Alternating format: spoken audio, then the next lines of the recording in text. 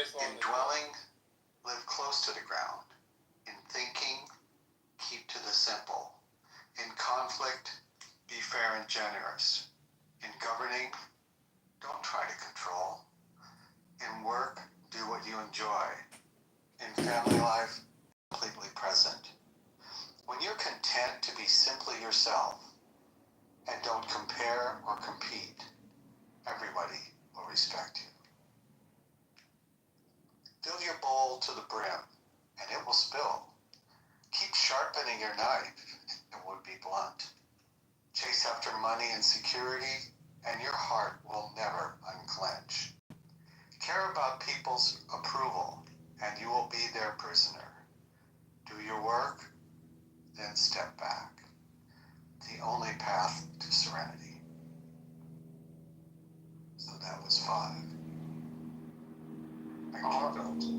Let's go to Hakima. Hakima, you want to start with number 9? I think we're on Number 10. Number 10. Okay. Go for it. Thank you.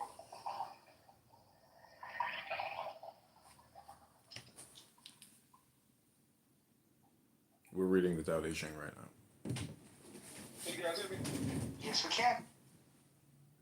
Can you correct your mind from its wandering? And can you keep to the original oneness? Can you let your body be calm, supple as a newborn child? Can you cleanse your inner vision until you see nothing but the light? Can you love people and lead them without imposing your will? Vital matters by letting events take their course. Step back from your own man and just understand all things. Giving birth and nourishment, having without possession, acting with no expectation, leading and not trying to control. This is the supreme virtue.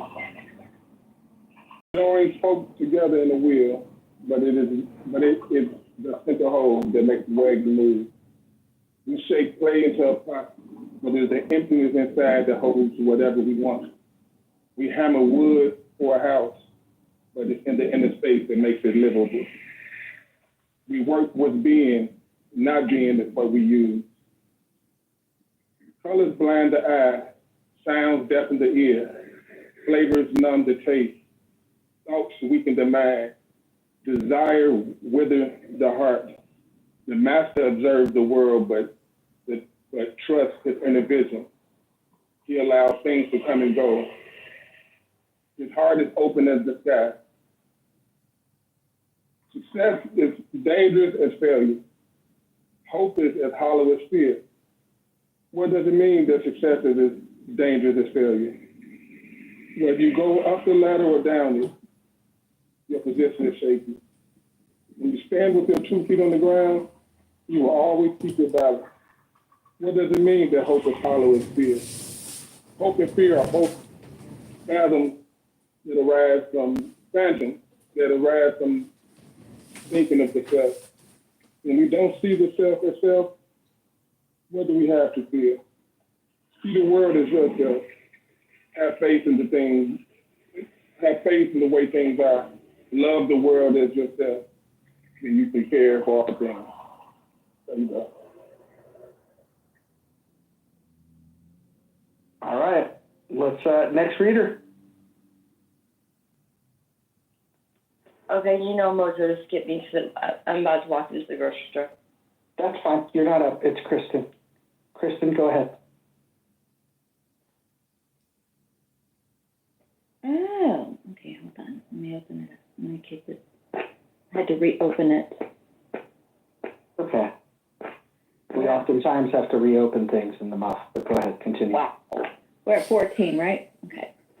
16. I think we're at 14. Yeah, 14. Oh, That's okay. Look and it can be seen. Listen and it can be heard. Reach and it can be grasped. Above, it isn't bright. Below, it isn't dark. Seamless, unnameable, it returns to the realm of nothing. Form, that includes all forms. Image without an image. Subtle, beyond all conception. Approach it and there is no beginning. Follow it and there is no end. You can't know it, but you can be it, at ease in your own life. Just realize where you come from. This is the essence of wisdom. The ancient masters were profound and subtle.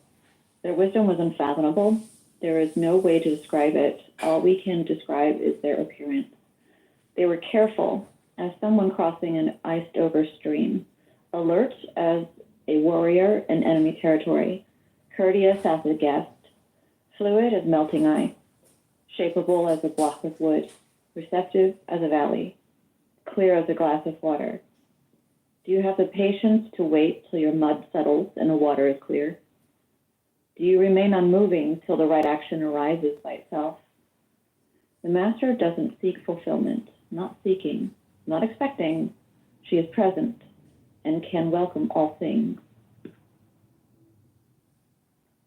Empty your mind of all thoughts. Let your heart be at peace. Watch the turmoil of being, but contemplate their return. Each separate being in the universe returns to the common source. Returning to the source is serenity. If you don't realize the source, you stumble in confusion and sorrow. When you realize where you came from, you naturally become tolerant, disinterested, amused, kind-hearted as a grandmother, dignified as a king. Immersed in the wonder of the Tao, you can deal with whatever life brings you. And when death comes, you are ready.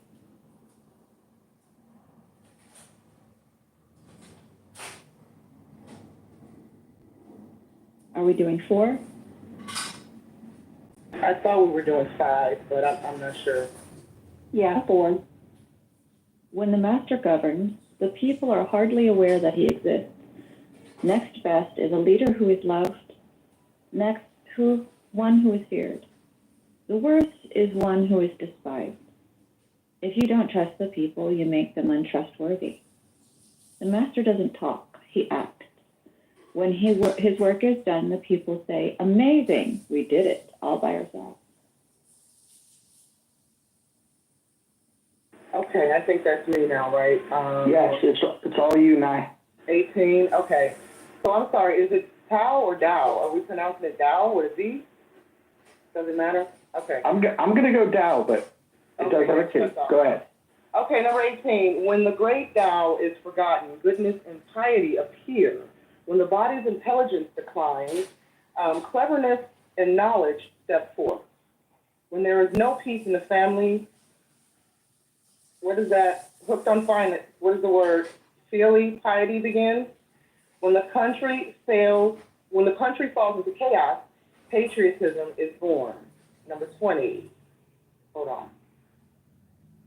My page reloaded. Okay. Stop thinking and end your problem. What difference between yes and no? What difference between success and failure? Must you value what others value? Avoid what others avoid? How ridiculous.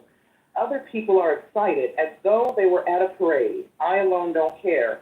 I alone am expressionless, like an infant before it can smile. Other people, scrolling, other people have what they need. I alone possess nothing. I alone drift about, like someone without a home. I am like an idiot. My mind is so empty. Other people are bright. I alone am dark. Other people are sharp. I alone am dull. Other people have a purpose.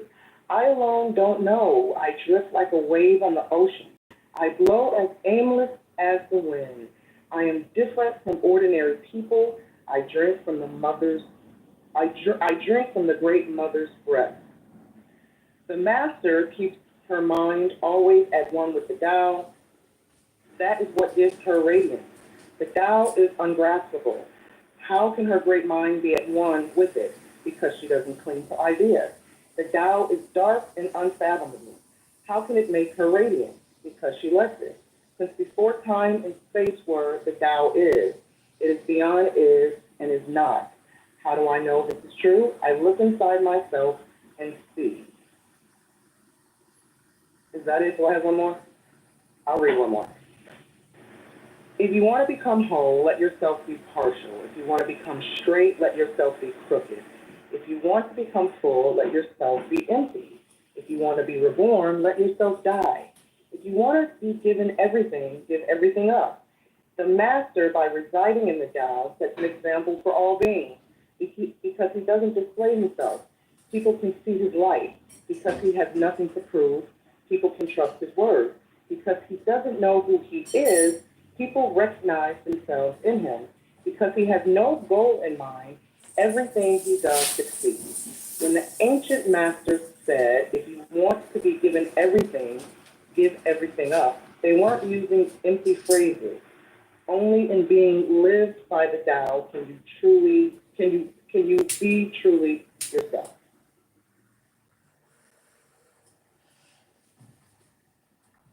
I think I'm done. Okay, I guess that means I'm up. Express yourself completely, then keep quiet. Be like the forces of nature. When it blows, there is only wind. When it rains, there is only rain. When the clouds pass, the sun shines through. If you open up yourself to the Tao, you are at one with the Tao, and you can embody it completely. If you open yourself to insight, you are at one with insight, and you can use it completely. If you open yourself to loss, you are at one with loss, and you can accept it completely. Open yourself to the Tao, then trust your natural responses, and everything will fall into place. He who stands on tiptoe doesn't stand firm. He who rushes ahead doesn't go far. He who tries to shine dims his own light. He who defines himself can't know who he really is. He who has power over others can't empower himself. He who clings to his work will create nothing that endures. If you want to accord with the Tao, just do your job, then let go. And then I'm going to read one more. Is that right? There was something formless and perfect before the universe was born. It is serene, empty, solitary, unchanging, and infinite, eternally present. It is the mother of the universe. For the lack of a better name, I call it the Tao. It flows through all things, inside and outside, and returns to the origin of all things. The Tao is great. The universe is great. Earth is great. Man is great. There are four great powers. Man follows the earth. Earth follows the universe. The universe follows the Tao. The Tao follows only itself. Is that it?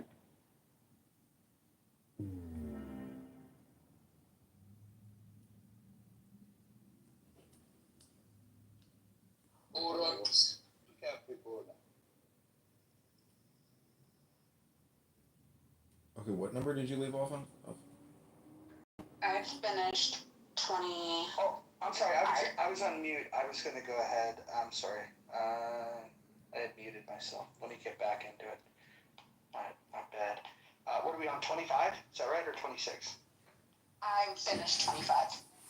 Finished 25. Okay, so we will go into 26. We will get through 4 more, and then we'll just we'll take a break. The heavy is the root of the light. The unmoved is the source of all movement. Thus, the master travels all day without leaving home. However splendid the views, she stays serenely in herself. Why should the lord of the country flit about like a fool? If you let yourself be blown to and fro, you lose the touch with your root. If you let restlessness move you, you lose touch with who you are. A good traveler has no fixed plans and is not intent upon arriving. A good artist lets his intuition lead him wherever it wants. A good scientist has been freed himself of concepts and keeps his mind open to what is. Thus, the master is available to all people and doesn't reject anyone. He's ready to use all situations and doesn't waste anything. This is called embodying the light. What is a good man but a bad man's teacher? What is a bad man but a good man's job? What if you don't understand this? You will get lost, however intelligent you are. This is the great secret. Know the male, yet keep to the female.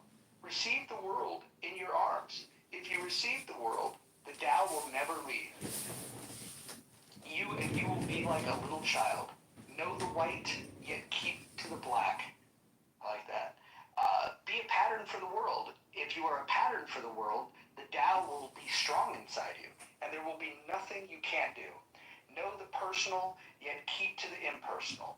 Accept the world as it is. If you accept the world, the Tao will be luminous inside you, and you will return to your primal self. The world is formed from the void like utensils from a block of wood. The master knows the utensils, yet keeps to the block. Thus she can use all things. This will be the final one. Do you want to improve the world? I don't think it can be done. The world is sacred. It can't be improved. If you tamper with it, you'll ruin it. If you treat it like an object, you'll lose it. There is a time for being ahead, a time for being behind, a time for being in motion, a time for being at rest, a time for being vigorous, a time for being exhausted, a time for being safe, a time for being in danger. The master sees as they are without trying to control them. She lets them go on their way and resides at the center of the circle. We'll go ahead and stop there. Unless Scarlett wants to read. Scarlett, do you want to read? We do have 10 minutes before we start the next room. Appreciate the offer, but I'd kind of like to digest and maybe talk about what you heard, what we heard and read. I wanted to get the quote right in the chat. What is a good man but a bad man teacher? And then the second one is, what is a bad man but a good man's job? Yeah. Is that right? Yeah, the Yeah. PDF link is above in the room. I wanted to ask Mojo. This is your house. I would just offer a suggestion. Can you maybe mod everybody who has read today?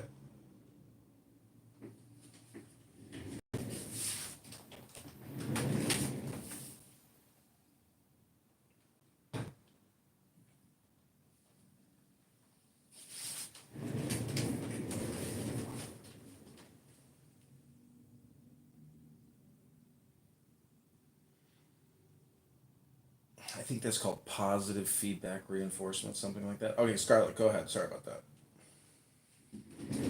So I get that a good man is an example for a bad man.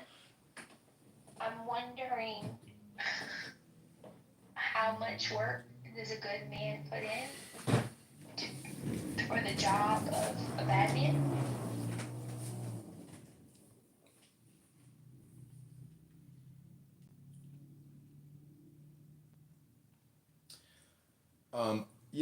It's like there's this book called Tanya, and man and women have both a positive and a negative, or a good and an evil inclination. And, there is this gray zone or shadow that you have to pass through to get back to the paradise or to the good zone. So without, as I'll quote someone from this app, without my lived experience, I don't think taking a course on morals and ethics is gonna, it's gonna help you with your experience. But what I'm trying to say is, sometimes you don't know if you're the good man or the bad man, but it's just the pairing of opposites. The Tao Te Ching deals with opposites, so it's a contemplation, a meditation. So again, this is like called reading a book, and I think that when you run these scripts and you have the conversations, the purpose should be enlightenment or going within self-reflection, self-analysis, and asking yourself, how can I be a better man or a good man?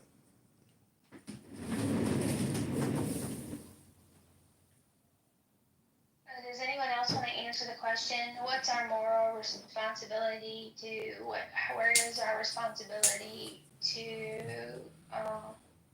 guide and shepherd bad people, especially since they're disinclined to be guided and shepherded? And then what is our responsibility to our innocent fellow man or men in protecting them? Or do we protect them at all? Because if they're exposed to evil, then they're more likely to be able to defend themselves by themselves from evil. What I took from this was that it would be wrong to try to control them, and it would be pointless to try to control them, and that the teacher is your own positive actions. If you're worried about yourself, maybe you'll be an influence over people, but trying to control them, I think, is the mistake. interested in controlling anyone. I'm interested in the value of mitigating harm, and I don't have an answer. But thank you. Well, if you're a good man and you're dealing with bad men and you believe education is the solution to curing a bad man, well, then you have to become the teacher or the master to the bad man who is. So that, in a way, allows you to try to like live out game theory to a certain extent. And so, if Did you know we did a room on game theory? Were you there? I think so. But what I'm saying is the communication component in the game theory to me is extremely important. Now, if you study mythology or mysticism, Hermes or Mercury is, the god that represents communication. So I think talking about communication in a technical way is very helpful. That's all I'm saying.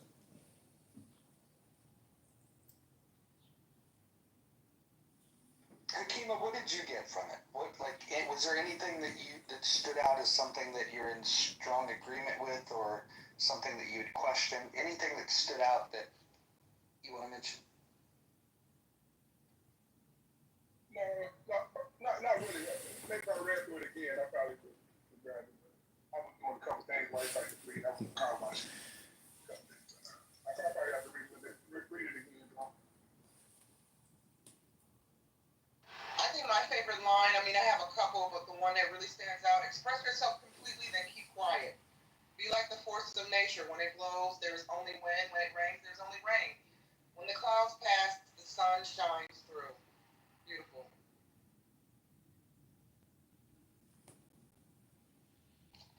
What is all this reference to the she, though? Why does the Tao have to be feminine?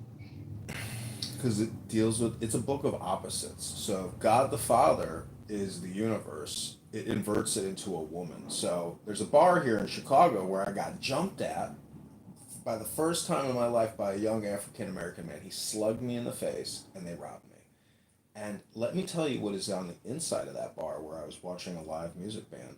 There is a black woman on the wall in an erotic astronaut outfit, and it says, "She is God."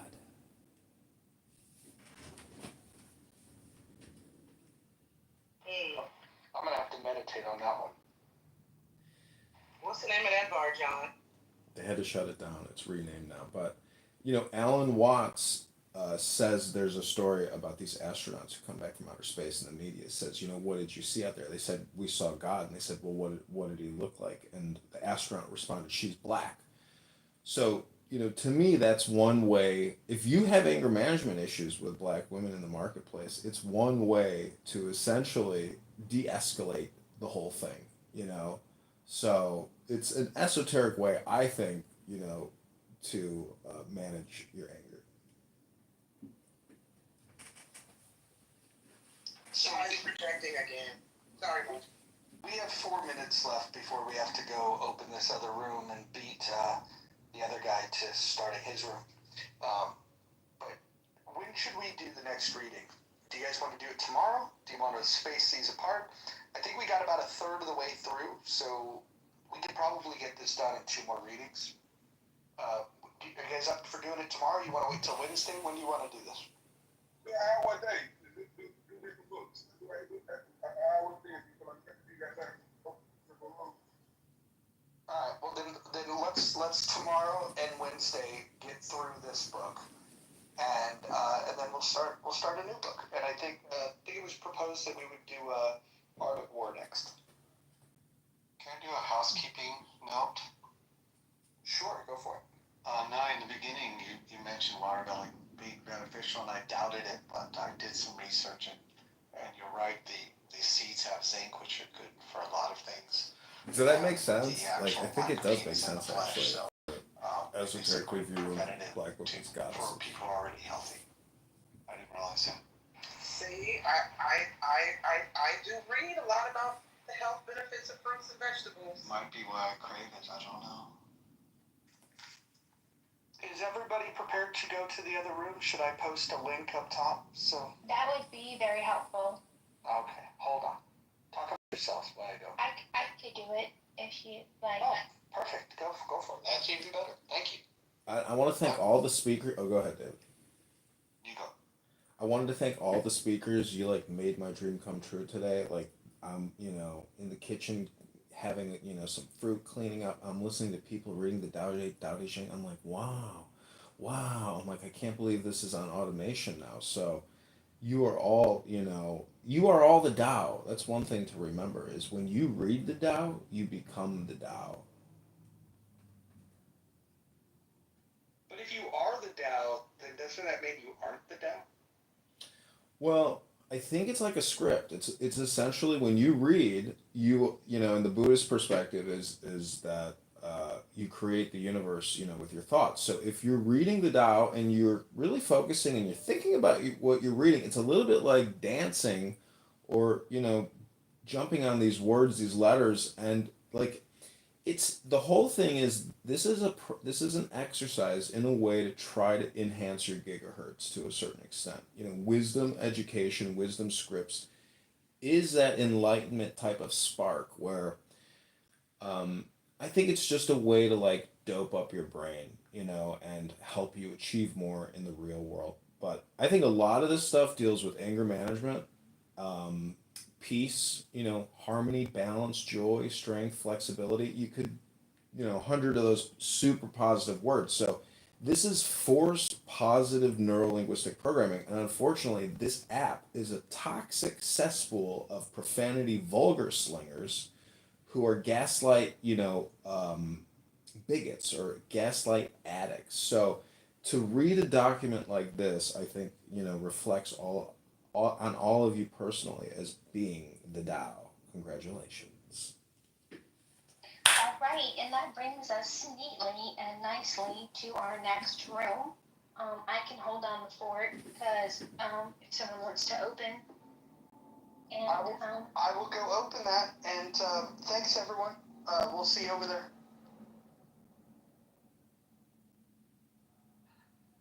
I'm going to return some phone calls real quick because I always miss them when I'm on Clubhouse. It's my only disappointment when customers call me and they can't reach me.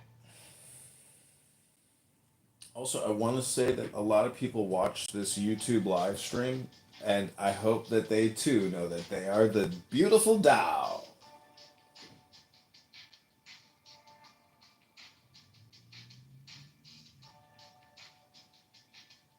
Well, I hope we earned some cool points, John. I know you were always calling us clown house and saying everyone's not intelligent and stupid and waste a lot of time on the app. So I hope we earned some cool points with you today, sir. Yeah, I felt great, I really enjoyed it.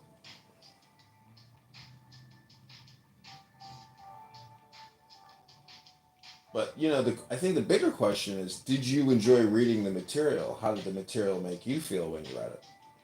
I loved it. I posted in the chat, thanks for recommending this title. I might actually finish reading it on my own before we meet again. But I don't know, that is tomorrow, maybe not. But I probably will read ahead. Because it was, I really enjoy the messaging behind this. It resonated with the spirit. And it is something you absorb more, I think, the more you read it again. I had my doubts and I liked it more than I thought I would. Yeah, every time you read it, you discover something new. It's that kind of a book, because there's a lot in there. It's a large language model system, I think, in a way. I could see how you would absorb more, also reading the written word yourself. Yeah. I have read this book. I've picked it up probably 100 to 500 times and read it, and I've recorded it into the internet. The more you do it, the more you become programmed by it, and it's a very intelligent program.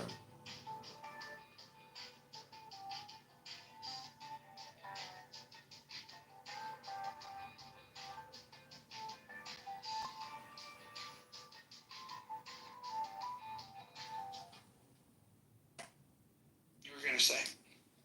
Oh, no, I didn't know. Oh, I thought you did. All right. This is going to be a fun room, I think. I think that we got ourselves a good topic. Similar topic to what a lot of people on this app are talking to. I think it's similar to the topic that Gary's going to talk about in the critical thinking forum with no chat. So imagine that we get to have a conversation on the stage, keep the chat open, and we're not requiring anybody to go to Facebook to be able to communicate with each other in a written form. So I think that we all the advantages, all the bells and whistles, everything that we need in order to have a good, stimulating conversation. Welcome to the room, everyone. Hey, Rod, I do want to say this about the last room. That was the longest I ever spoke on Clubhouse without being interrupted. It felt kind of good.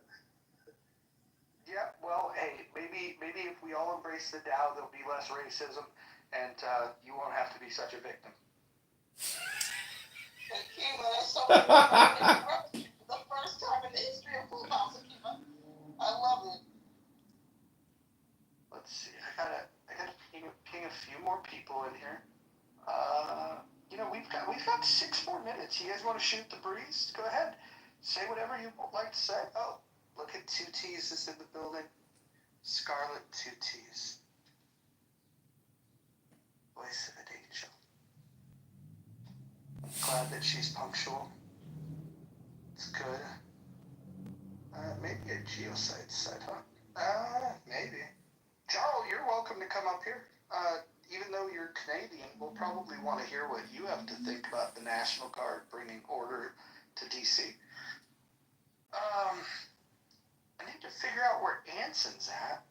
He can't really do this room without Anson. Not properly, anyways. Anson led the slave revolt to exit the critical thinking forum. He is the there he is. That's my guy. All right. Hey, welcome, Christy. You've made it. You're on time. We've got about 5 minutes before we get started. We really like to get in here early. I also wanted to point out that this house is growing very, very fast.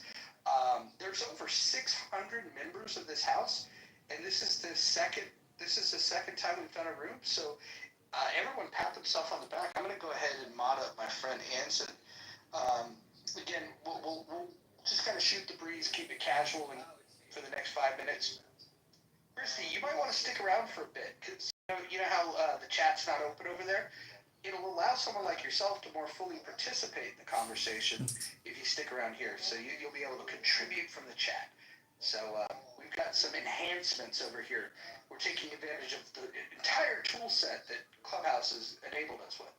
So feel free. Anson, how you doing, buddy? I'm doing great. Looking forward to the conversation. I'd like to offer a guideline. I know everybody's not here yet, but I'm going to go back to is there a problem, and get agreement or disagreement that there is a problem. And then if we all agree on the problem, then we can have different views on what the right solutions are. If we can't agree on the problem, then that's an issue in and of itself. In my view, the problem, starting at 10,000 feet, so to speak, are our cities clean enough, safe enough, in general, particularly our big metropolitan areas? Are they the kinds of cities that normal people want to live in? And I believe that there is a patina, a haze, a smog over those cities involving crime, cleanliness, respect for individuals, respect for authority. I think that is a problem that needs to be addressed to make our metropolitan areas, even our small towns, cleaner, safer, more acceptable to normal people, that they would like to live and flourish in such communities. So I believe there is a problem that needs to be addressed. And now we can take it to, is there a problem in D.C.? I think there is a problem in D.C. where we need to clean DC up. It is our national capital. Does it need to be cleaned up more than Chicago or LA or New York? I don't know. That's not the issue. Does DC, for the normal American, is it clean enough, safe enough, or should we do better to clean up DC? And yeah, I think we should. That sets the stage for the room, and that's where I'll start from. Yes, we need to clean up DC. Now let's figure out a way to do it. And Trump has offered a way to do it. We can agree or disagree. And I sure hope that we get the most progressive, woke person we can find, or group of people that we can find to join in with what might very well be a more right-leaning room, because as I said last week, I really want to have a discussion. And I don't want to be calling somebody a woke asshole or a communist any more than I'd be calling somebody a Nazi or, all those other things. I hope we can limit our characterization of ourselves and others as liberals and conservatives and not go on to the super extremes of accusing a person's position as being super one way or the other in a disparaging manner. We can sort of stick to liberals and conservatives without all the flaming rhetoric, and I hope that we'll be able to find some agreement. Yes, there is a problem, and yes, this is the right way to go about doing it, or the wrong way of going about doing it. I hope we can come up with a consensus when we reach the end of the room. Thanks for letting me share. I love it. I thought that was an excellent way to start the room, asking the question, is there a problem? And I think there's a problem. I don't spend time in DC, but I do spend time in big cities, and I see crime that is not dealt with. In fact, some cities will allow people to shoplift. Homelessness is out of control. Drug use is rampant, and they just lost control. And there's a couple of choices that we have. We can continue doing nothing as we're doing now. We can do what Trump's doing, where he's mobilizing the National Guard to try to solve it and be a little more heavy-handed. Or we can loosen the restrictions and roll the dice and see what happens there. I think the good news about this, and I'm open to hearing all of the critiques, is that Trump is making his attempt to clean up DC. I think that there's going to be some negative externalities that come from this. I think there's going to be some positive externalities that come from this. And most importantly, I would hope that as Americans, we would look at the negative and the positive and weigh it honestly, rather than just allowing our partisanship to determine or predetermine whether we think that this is a good thing or a bad thing. Again, if we can agree that there's a problem, then somebody's got to come up with a solution. And if the solution that Trump is offering is not what you like, I would welcome people in this room to offer up a solution that they think would work. I'll go ahead and yield and welcome Moose to the room. Thanks, Mozu. Hey, Hanson. Yeah. Interested to see what the folks' perspectives are. It's concerning to me. I think it's a good idea. I really wish we could try this at a Republican mayor-run city, just to flip the script. So you don't have the expectations of someone like myself on the left coming up here and saying, "Oh, no bad Trump, dictator Trump." I don't like. I think people, it's like this knee-jerk reaction. I think people are underestimating their own movies. It's not just about catching the bad guy. I mean, most police departments, urban police departments, populations of similar to DC, which I think is like approximately 600,000 or more, have a whole dedicated task force specifically to address gangs in their areas.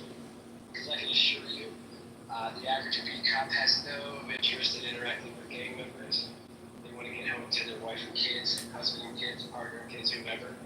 At the end of the day, there's a whole different kind of training that they do for gang task force.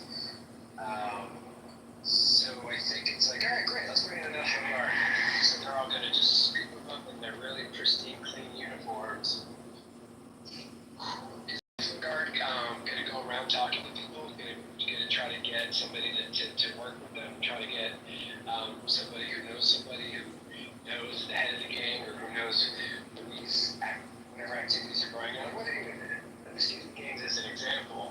But it's far more than just getting the bad guy. It's knowing the streets. Like the National Guard does not know urban streets and how to navigate within them. It's just not their training. And it's not any disrespect to the National Guard. They, of course, have their own special skill set. So I think you're absolutely opening Pandora's box here to send in the National Guard for any type of indication that whatever city's violence or crime is out of control, send in the National Guard. Send in the National Guard. It's a bit of a knee-jerk reaction. I don't know, and I don't know if there's anyone here who can speak. Anthony, I know you have a strong military background. I don't know if anyone can speak with the legalities and logistics. I know DC is a very unique, district because it's technically not a state. Obviously, he told me a similar stuff in the LA situation. ICE had sent them there, but the governor was able to overrule that. So I don't know how it works with DC, but I'm interested to see what folks' perspectives are. Again, I urge you to look at this not from which side of the aisle you're on, but as a matter of practicality and sending in the National Guard. We love trained law enforcement who know the streets better than anyone. I want to say this real quick. I think this is important. Like some of you guys said, like they think it's necessary, but there is a problem. But like the numbers is simply there. In Washington D.C., the numbers in 2024, violent crime was down 35% from the prior year, which made it a 30-year low in violent crime. And this year, to build on that, violent crime is down another 26% in Washington D.C. Robbery down 32%. Murder's down 32%. Robbery's 39%. Carjacking down 53%. Assaults with a deadly weapon down 27%. So for him to frame that he has some violent crime problem, it just falls. And that's his fault about most things. Violent crime is down in most things. So this whole So this whole we need to do something about violent crime. This country has been doing something about violent crime for 25 years. Well, just to counteract that, the DC Commission and the police, they were cooking the crime reports. There was it came out recently that actually not reporting on them, but they get bonuses. So, yeah, I wouldn't really trust the stats that they're being published by the police force in DC. Yeah, I think that's a fair point, and I don't know enough about DC to get into the specifics, but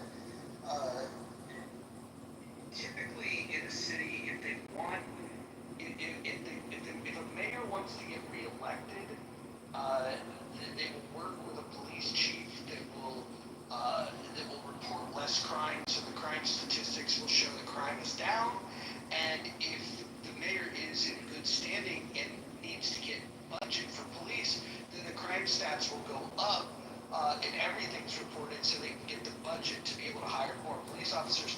So the collection of stats, of criminal stats is, once the methodology hasn't changed, and if you do a quick little search, it looks like the methodology in DC for collecting crime stats has dramatically shifted since 2019.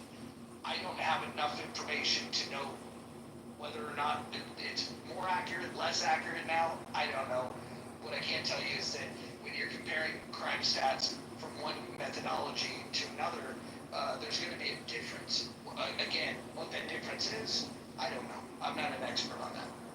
I want to say real quick, the Metropolitan Police Department, the U.S. Attorney's Office, and the FBI, all with the data, all show the same trend. All report is show the same data. I just posted a NBC article that reports that one of the police officers was actually suspended for cooking the game in DC. So check that out. Hey, this is John. Moderators, I would like to tell you the prompt that I put into Grok and then the response I got with regards to this question.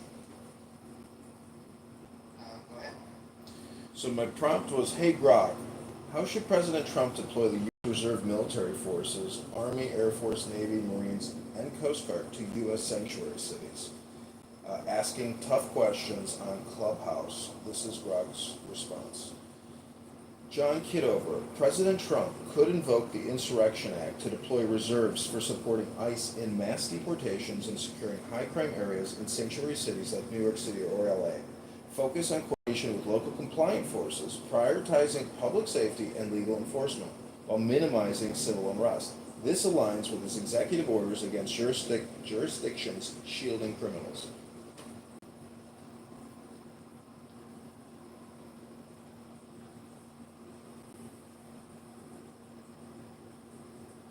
So it sounds like he's got the legal tools to utilize to mobilize this. That he's not outside of. He's not over his skis. Is what Grant is telling us.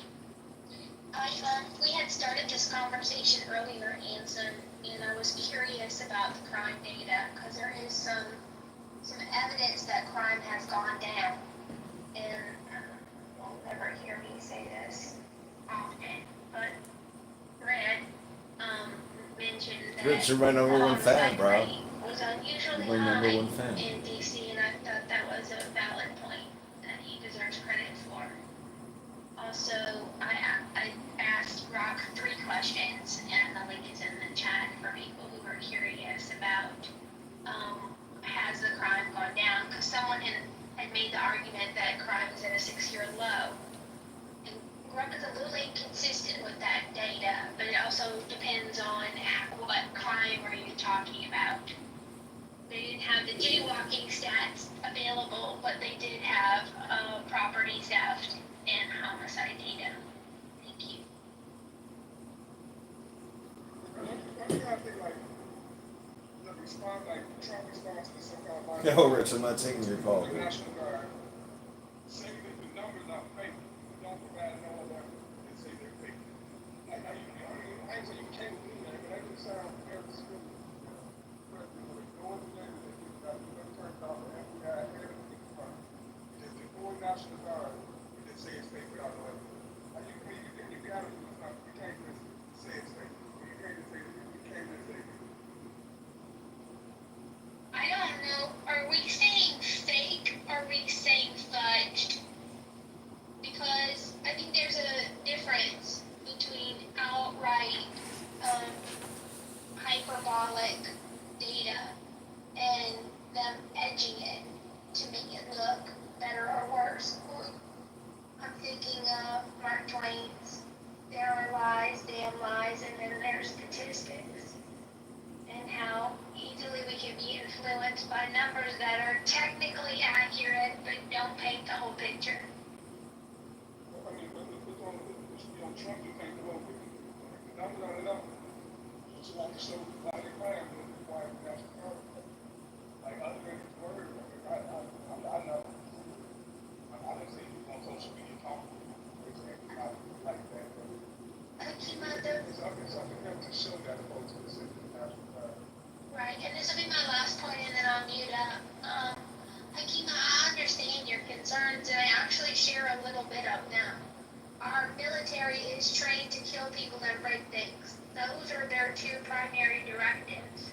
So coddling spoiled, entitled white Americans who will go up to them and spit in their face and scream racial epithets at them like we saw during the Black Lives Matter protests, they're ill-suited for that gig.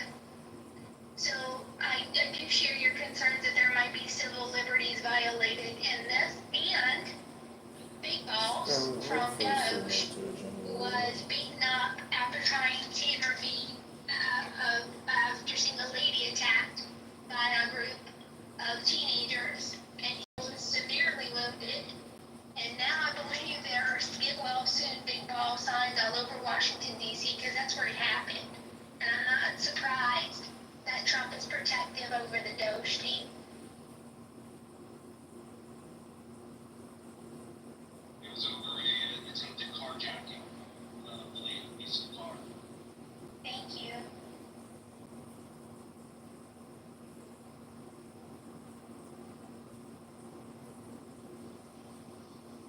Okay, I'm gonna offer a play, trying to figure out, again, I hear you, okay? Scarlett, I hear you too. And, I began it by saying, I believe that there is a major, significant issue in all of our major metropolitan areas. And then, so I still believe that more action is needed to clean up DC. Okay? I am very hesitant. Absolutely, it's not bad enough that active duty troops need to be put on the streets. No question about that. And I challenge whether or not it's necessary to put the National Guard on the streets. But I do think that the competence of the entire legal system, the competence of that system needs drastic improvement.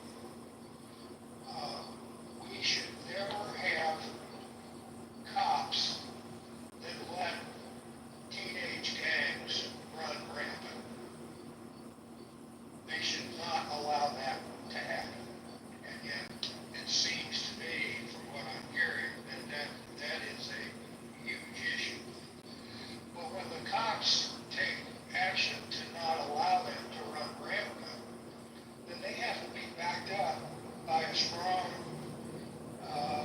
prosecuting officer to find a way to prosecute teenage gangs running rampant. And then we have to have judges that don't allow them back on the streets to run rampant again until sufficient rehabilitation and corrective action has been taken. So I think that whole circle of law enforcement in DC and other major metropolitan areas needs to be tightened up. Now that doesn't mean I'm asking for stormtroopers and kangaroo courts and prosecution for 10 years in prison for jaywalking. No, that's not exactly anything like that. But I do believe that that whole circle of law enforcement needs to be tightened up. And when I listened to the press conference today, and the new judge, I forgot her name, the new judge was talking about that. How they need to strengthen the enforcement of existing laws with the cops on the street, more competent cops, willing, able, and allowed to do their jobs and do them legally, and then backed up by the prosecuting system and by the judges, so that this laxness, this malaise, this smog of crime and unsafety, and I'll include the homeless population. I absolutely, when Trump said we're gonna clean it up, we're gonna clean out all the homeless, where are you gonna put them, Mr. President? I have no idea. So I'm hesitant to enforce the National Guard out there, and I would be watching them carefully. And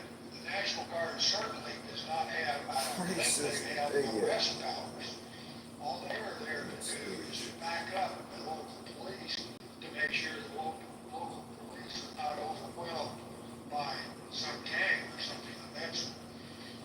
So I'm willing to tolerate that for a while until I see examples of jackboot thugs, stormtrooper like National Guard. And I don't think we saw that in LA. I don't think we've seen that at all of the National Guard. I'm not going to get into ice agents, but in terms of the National Guard in LA, I have not heard us speak about the National Guard causing, acting like stormtroopers. I think they've been pretty successful in backing up the cops, and we haven't seen the problems in LA that we've seen already.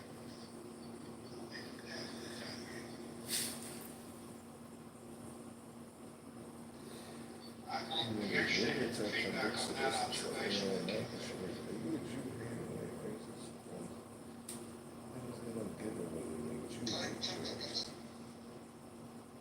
Your point is that, the district attorneys, they don't support the cops who do arrest,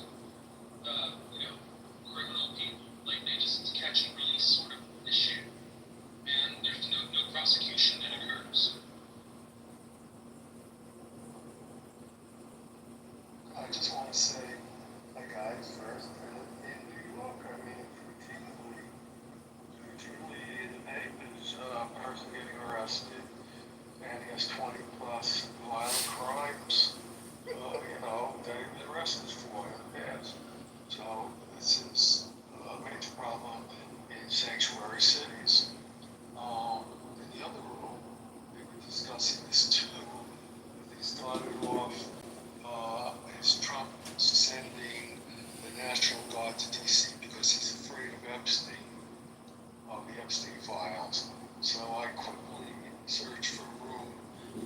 Good old Mojo Roger has normal concepts of how to arrange a room. That's ridiculous, the Epstein concept. And I'm putting them here. Anson, I agree with you once again. Prosecution. Again, it's the cops, prosecutors, and judges that all need to be tightened up in the interest of safety and keeping our streets and cities the way normal Americans would expect their cities to be.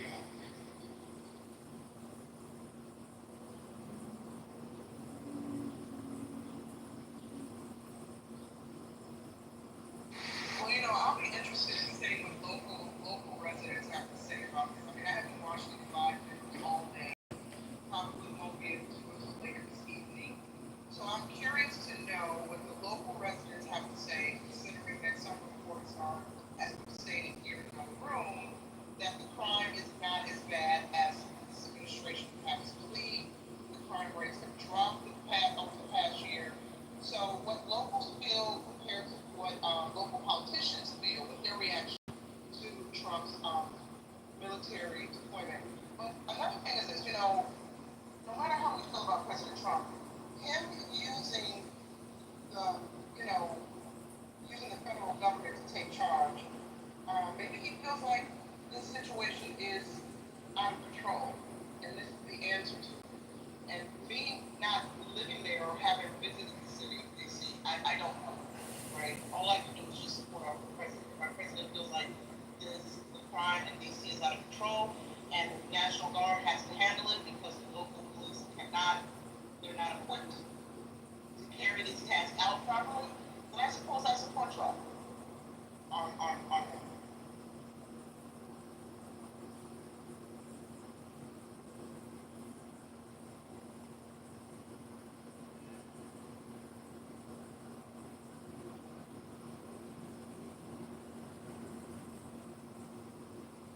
Has anybody been to DC lately? I'm not aware of, do they have like the San Francisco issue of like human poop on the sidewalk? The crime statistics aren't necessarily the most compelling thing for me, but in my lived experience, when I was in San Francisco last, there was human poop right outside the hotel room that I was staying at. And I think there's definitely a problem with crime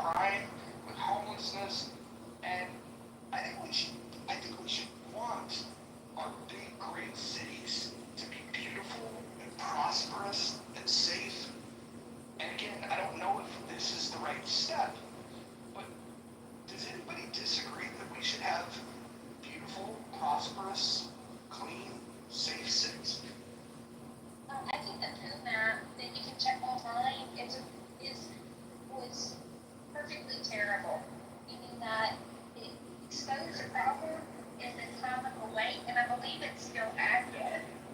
And when you click on it, the demographic is brown, the visual.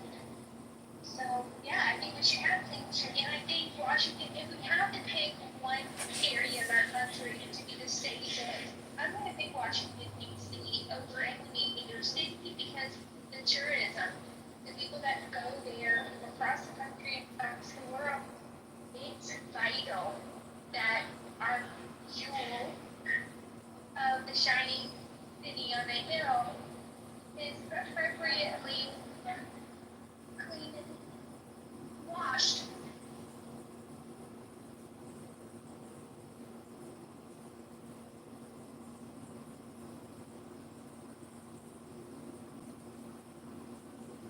Yeah, city should be clean, graffiti free, free from homeless people, free from liberals walking up and down the sidewalk, passing out free crack pipes to the drug addicts.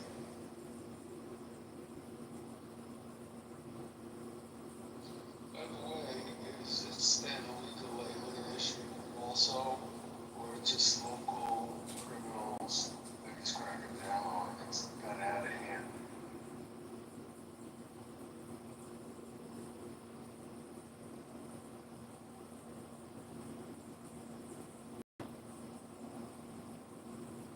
Is it possible that he has information that we don't have, and that maybe there's threats that are emerging that he's not telling us about? That's a factor I hadn't considered, but since we just celebrated the 1 year anniversary and we're almost dying, I think we should be there. It's 100% possible, if I could just state from my perspective as somebody who's worked in media for a long time, I get these tips from my colleagues in legacy media, you know, they work with mainstream outlets, AP, NBC, et cetera, et cetera. And oftentimes I'm given information and other folks in the media that, hey, what's being reported mainstream nationally is not what's actually happening behind the scenes. And, you know, I've had a number of instances where, you know, certain terroristic threats that the media might report on and the masterminds behind them are actually not the masterminds behind them, but they tell the public one thing and, you know, and they blame it on, you know, they cite national security as the reason for the lies and the propaganda. So it's 100% possible that Trump has information that we may never have, or if we do get it, it will be some whitewashed version of what's really actually happening behind the scenes. Hey, this is John, and I'm on the dc.gov website looking at the 2025 year-to-date crime comparison. And, you know, there's in 2024, it says that there were 2,100 violent crimes total, and in 2025, 1,500, down 26%. Only 112 people got murdered there last year, and 100 this year. 110 sex abuse cases, only half this year, I guess because the Democrats are gone. And assault with a dangerous weapon last year was 667, down to 534 this year, and robbery last year was 1,300. This year it's 900. So 900 robberies this year alone. And if you've ever been to DC, I mean, that's a lot of robberies. I mean, why is any of this even tolerated, or why is all of this happening in every major city? Because if we were to really look at every major city's total crime stats and contemplate that, you'd shit your pants. You'd be like, I can't believe this is happening nonstop in every major U.S. city. Why is society and why is reality like that throughout the whole country? Well, in Illinois, there's a Congressman, Illinois state vote tabling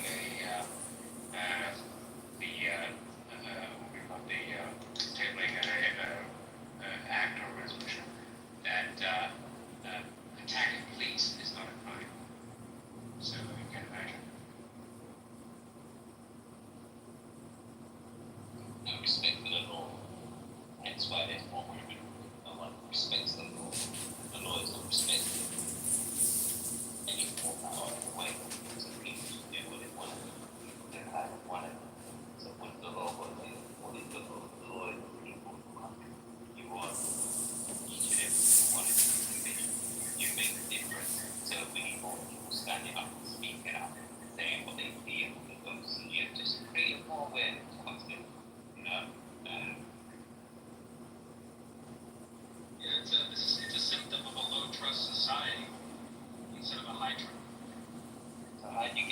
ask them the question, go get in there, get down with the nitty and the gritty, you know, and then see what's really going on, you know, step into the back, put the spotlight on, you know, the dark corners in the power.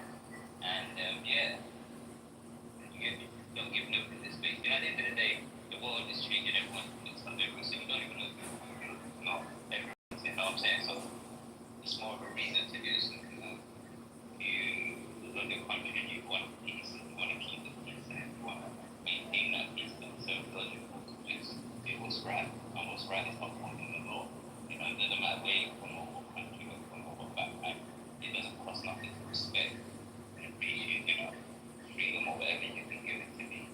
You know, I think the world that's things they like that simple and everyone's far away from the simplicity. Yeah. Yeah, speaking of trust, trust is built from the baseline, which is punishing the robbery, thieves, murderers, and the lawbreakers. Definitely face the business stuff, you know, but not enough people do. Everybody's scared. They go quicker than get that. And time we live in, everybody's hiding all things. So it's more of a reason to get and to get aware of everything. And then having the same mindset and awareness and educating people, knowing what's what, the characteristics of what that for, you know. Some people going through something and they might just, they're going through something too, they're doing it. It's just, it's like a sickness in it really, you know, where sickness really comes from. Victoria, what are your thoughts on this? Hold on a second. Moose, I think you're in the matrix. Either I am or you are.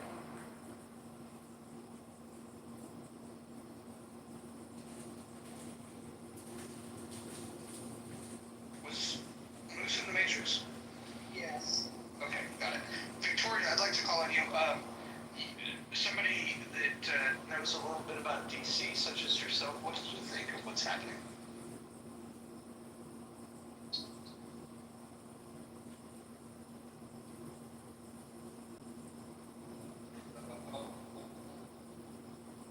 No, that's still in the matrix.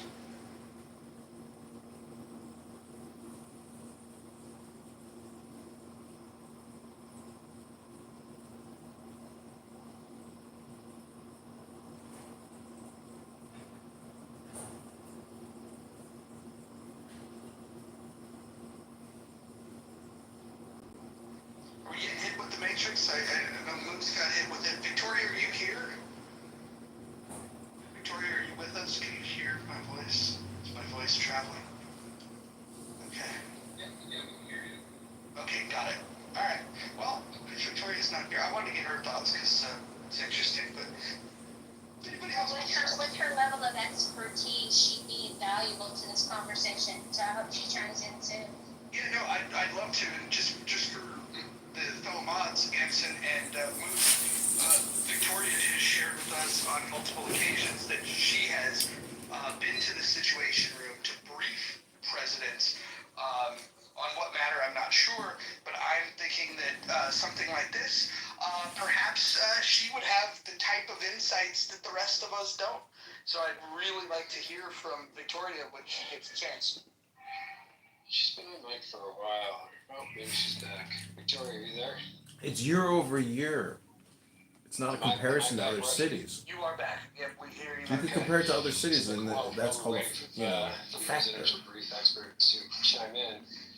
I think it was Hanson that said earlier that, was it Illinois that does not Illinois consider attacking or assaulting a police officer a crime? Did I hear that correctly? Yes, that's right. And this is a new law, you said? It's being tabled by a congressman. So it's tabled, which means it's not passed yet. It's not passed yet. Oh, okay, because the way you spoke earlier was that it was passed, which is very misleading. Yeah, not yet. I think, I pray that Illinois have some senses, still have some senses remaining in their heads. Any idea what the grounds of that would would be, because if you attack any individual on the street, that's assault in pretty much every state, let alone an officer. You can ask that guy. That guy? Obviously, I think yes. What guy? The congressman tabled that. What do you call it? Act or suggestion. Tabled means to put it aside. Put it. Proposed. Correct. Proposed. Correct. Okay. Tabled. Yeah, that's why I was just asking for clarification. It's not proposed. Yeah, because that even seems kind of wild for a democratic state. I mean, like I don't even see how anyone on the left would get behind that. I'm gonna ask a little bit more detailed question. Is it okay to spit in the face of a cop that is trying to enforce the law? And the second question, is that illegal or is it legal? Actually, just one quickly. Yes, you're right. The table proposal means postponing. Yeah, no, that's what not what I meant. Thank you for questioning that. I mean, actually proposing the proposal that the attacking, assaulting a police officer would not be a crime. Maybe it has to do something with like the hierarchies of power, you know? The police have power over the individual who isn't a police officer, and they're thinking, oh, well, that can't be assault. I'm wondering if you mean it's the difference between a felony and a misdemeanor. Yeah, it certainly wouldn't be a misdemeanor. Are we talking about spitting or attacking an officer, which are very different things? That would never pass. I don't think we're talking about. Yeah, that's the craziest thing I've ever even. Let's not even give that idea any more oxygen. Victoria, I see that you're in chat. Are you back and able? Are you in a space where you're able to talk? Roger was asking for his opinion earlier.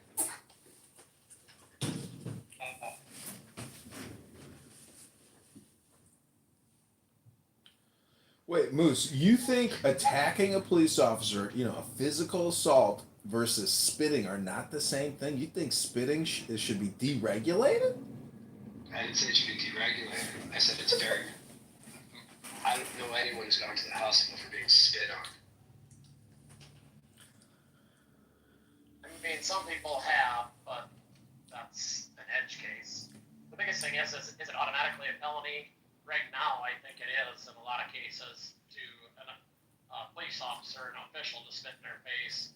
It can be straight up charged as a felony instead of just a misdemeanor civil disturbance. So I think that's the difference. That whoever's talking about a law right now, I think that's what they're trying to change. So it's a lesser penalty than actual being a felony. Why should going to the hospital be a factor? I mean, you could slap someone in the face. It's not going to go to a hospital. We should have respect for our police. Exactly. I mean, I wasn't saying that it was. I was just using that as an example to show the harm that typical spitting would bring versus physical assault. I agree. I am very much against any interference with an officer, spitting. You can say whatever you want. All you beautiful free speech absolutists here. You can say whatever you want, although I think it's odd that some of you take issue with someone telling an officer to F off or give them a finger, because you can certainly bring them physical harm or saliva to their face.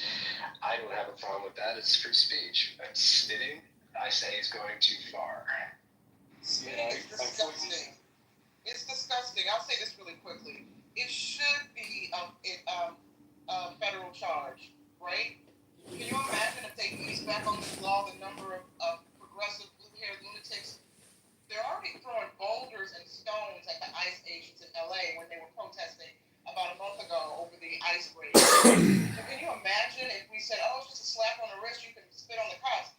The number of people who would be spitting and hurling loogies at cops. Spitting is disgusting, whether you do it on a cop or a civilian. You should be charged with the fullest extent of the law. Go to jail for the weekend, for all I'm concerned. No, we shouldn't ease up on people who want to spit on law enforcement. Sorry, God. Akima, do you have a response to that? I'm really interested. To what y'all just got to talking about?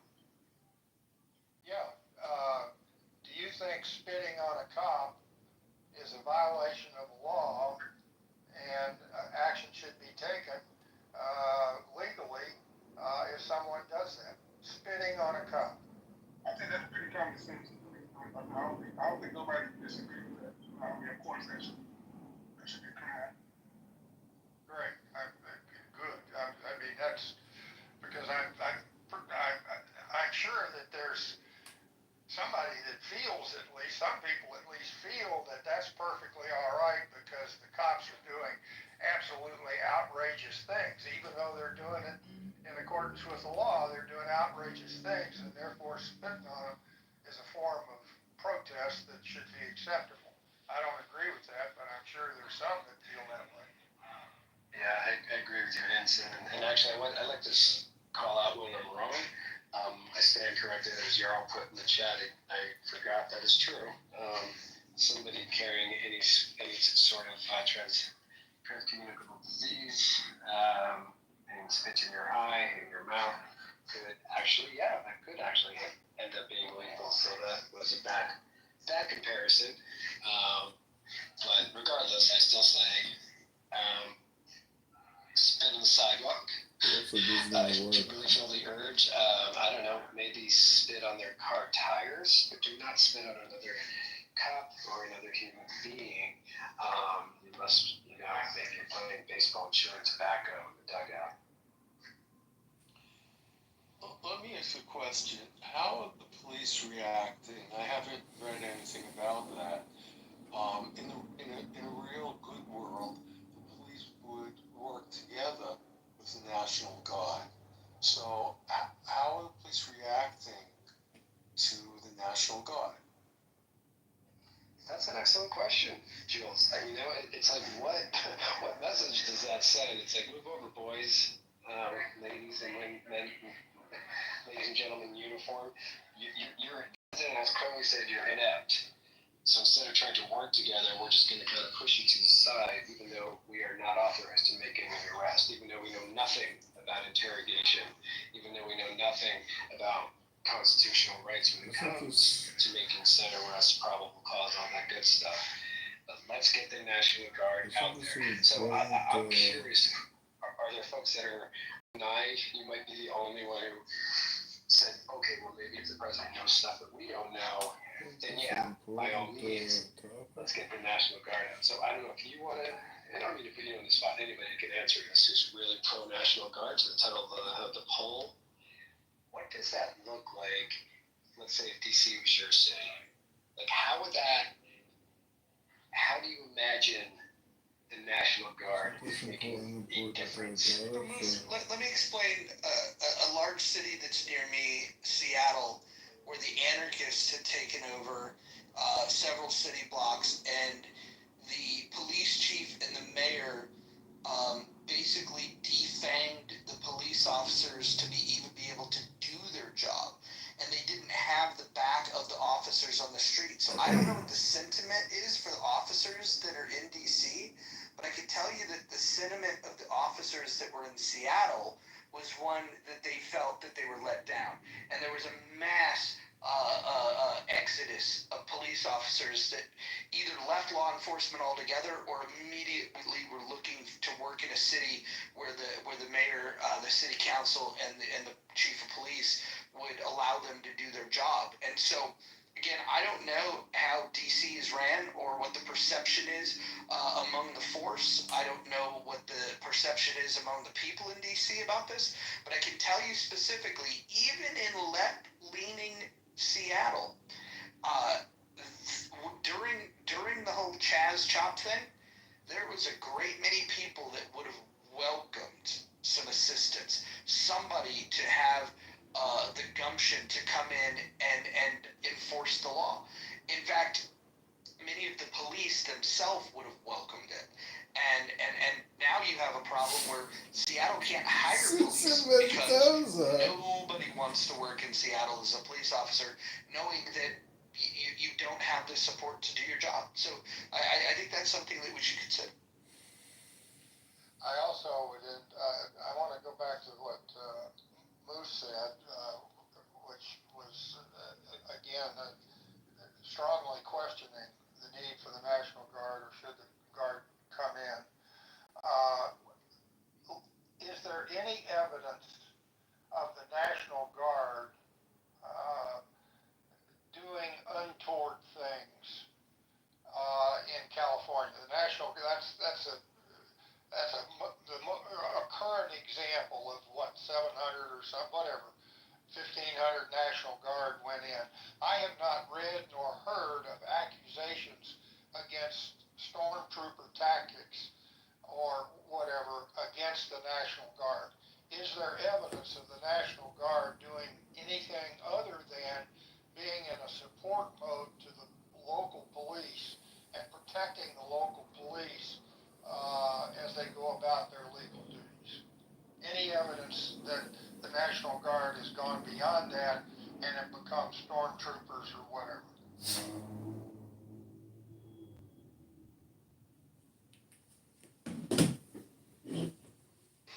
Not that I've read. I don't know if that question was directed to anybody in specific, but I haven't read any stories about the National Guard ever turning into rogue stormtroopers. But maybe we have some fact checkers in the house.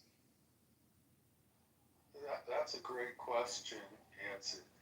And I wonder if anybody knows what instructions the National Guard are getting. You know, they're just not going in blind. They have to have instructions on what they can do, what they can't do, what their role is, what their role isn't. And you just can't. That's why I checked off I don't know in Mojo's question. I'm not sure, because there's a lot that goes into play. You just don't bring them in and say kill, shoot to kill. You know, there's got to be some working together and kind of cooperation with the local police. Well, I would offer the suggestion that if the National Guard, and for lack of a better word, I will call it stormtrooper tactics, if there was a hint of the National Guard having done that in California and Los Angeles in particular, I am sure it would have been headline news. If they caught one guy on video, beating somebody up with a baton or punching him in the face with the butt of his rifle or something like that, I'm sure it would have been headline news. So the absence of any significant reporting on misuse of the National Guard, other than the fact that they're there and they're backing up the police, I'm sure we would have heard about it. But again, if anybody's got evidence that the National Guard has done anything other than be a force behind the police to guard against attacks against the police while they're executing their lawful duties, I sure would like to hear about it.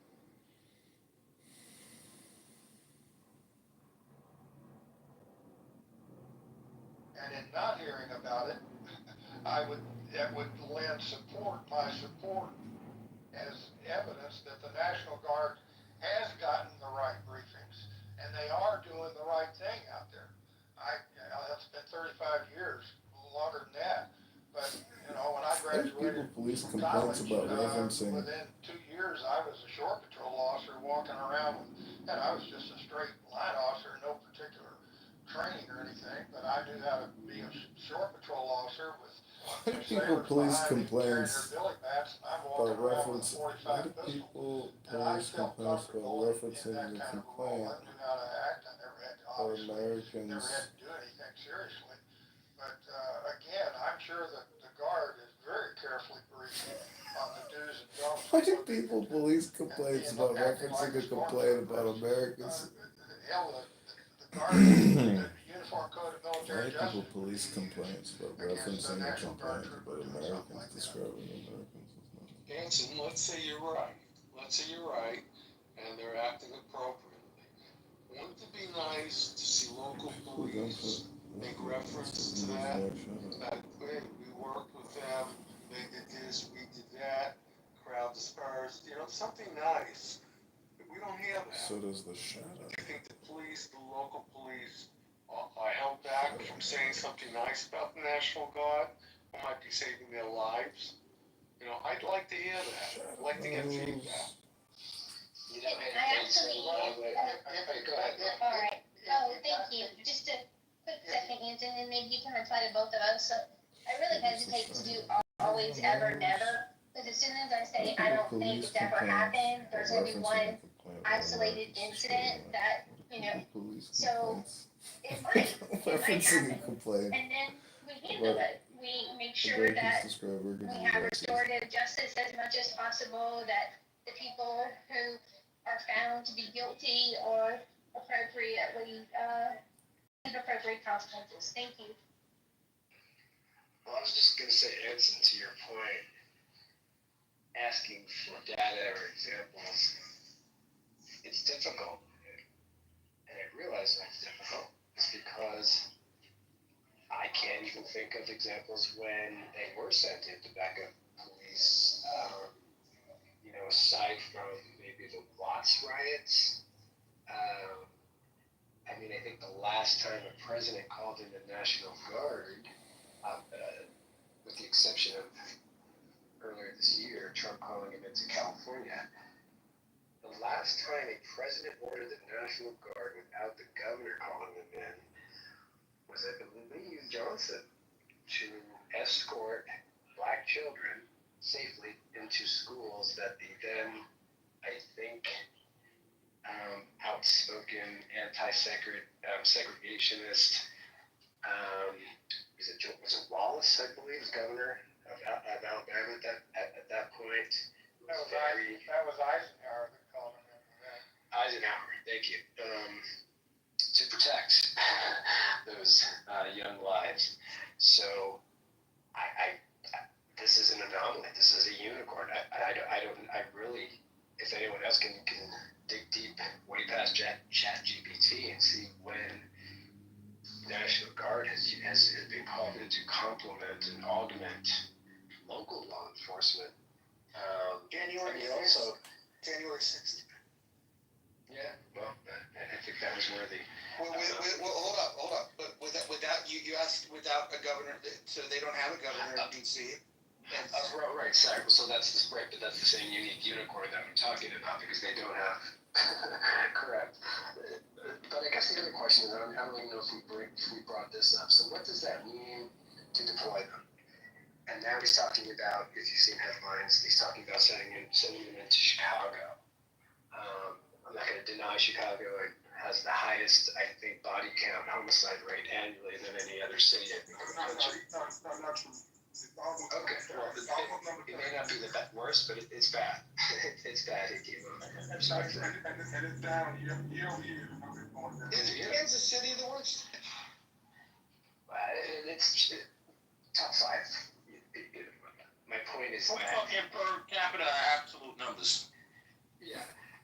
Anyway, if I could get the point out, if the president continues to send in National Guard, and to your point, Roger, of killing the morale of local law enforcement, and then thus depleting them, and then they end up leaving, what do you think the National Guard is going to stay? No. They're a Band-Aid. So if the president continues to send in National Guard to various cities around the country, is that not taking away from their active duties, heaven forbid, when our actual borders do need to be protected? Moose, hasn't their morale been already defeated by local judges and that let people, the revolving door of crime? That's what's true. Yeah, that's why I want to know. I'd like to know if they welcome the National Guard. This internet edition That's where I'm stuck in limbo here. I don't know if they welcome them or resent them. Well, back to Moose's original point, very few times has the president sent in the National Guard, and I'll agree with that. But there are numerous times where the National Guard has been called out, and I mean numerous, over the course of history. So I think to determine whether the National Guard has acted like stormtroopers, whether the governor calls them out or the president calls them out, take the whole picture. Whenever the National Guard has been called out, is there strong evidence to indicate the National Guard have become stormtroopers to trot on civil rights or just back up the police? That would be my counter to it's just looking at the microcosm of where the president's called them out. Let's look at all the times that they've been called out and see what the statistics would be. As far as this term stormtroopers, which we know what that relates to historically, I haven't heard anybody complain about treatment from National Guard. I have heard people complain about treatment from ICE, right? So if there's any force of the law at the moment on a federal basis has at least the impression, if not the reality, of abuse, it would be coming from, or you leave out the word abuse, but illegal actions could potentially be coming from ICE, not from the National Guard. With the National Guard being deployed in a city, is the president saying, I have more power than you? This was what was said about Kennedy when he sent in the National Guard in 1964. That was the first time that ever happened. That wasn't asked for by the governor. And you leave out January 6th for the moment. That's the only other time that's ever happened before Trump sent in the National Guard to Los Angeles. And this is a factual statement, whether anybody likes it or not. During the time that they were in LA, they were not working on fire prevention and they were literally working on putting out fires when they got diverted to Los Angeles.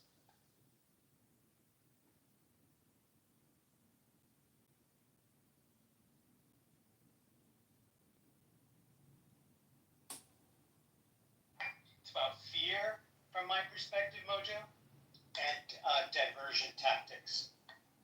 It's red meat. I'm going to take over the city. I'm the president. I can do that. And he can, actually, until statehood passes. Which at some point in the future, you all know that, sometime in the future, the left is going to control the power. And that's probably what they'll do, is they'll make D.C. into a state. They only need to pass a law. It's not a constitutional amendment, right? Sorry. Hold on, dear. I don't want to step over your beautiful voice, but I just wanted to say that when it comes to DC, I think fighting for statehood is the wrong thing to fight for. I think what they should be fighting for is the idea that they don't have representation, and they should, if you live in DC, you should be exempt, in my opinion, from paying federal tax. That would be my take. But I think something that, because something we're not talking about is what was the headlines prior to this happening. All of a sudden, nobody's talking about Epstein, and everybody's talking about the National Guard. I don't want to change the subject, but what I am going to say is that the timing is very convenient. Totally. Agreed. Hard to ignore.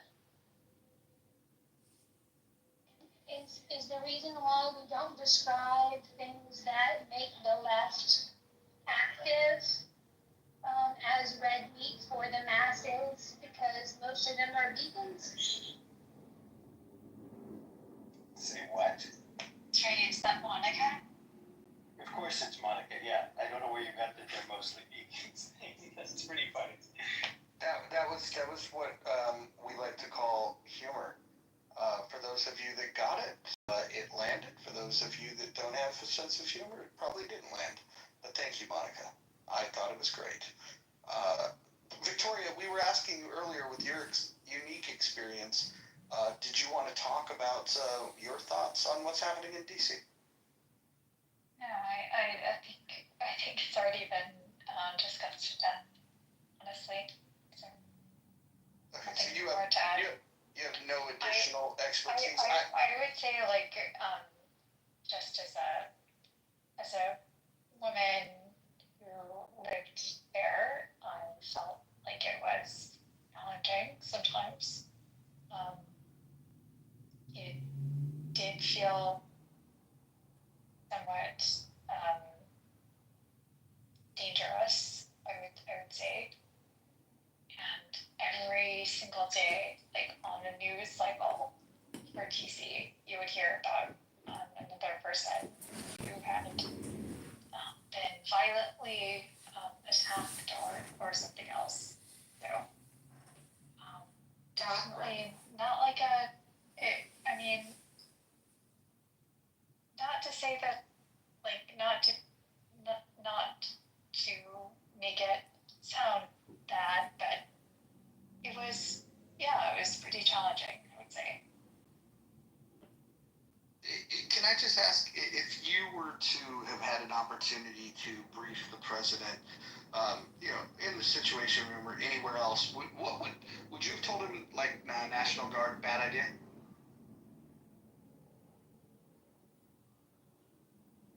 This president doesn't get briefed. My dear friend, no, he doesn't. He doesn't listen to anyone or experts. Or to whoever he spoke to last, Victoria. It's one of the two, right?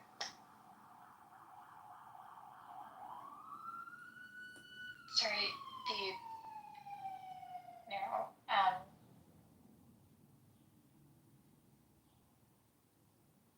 I wish that you would actually have like a better or broader perspective, but you don't.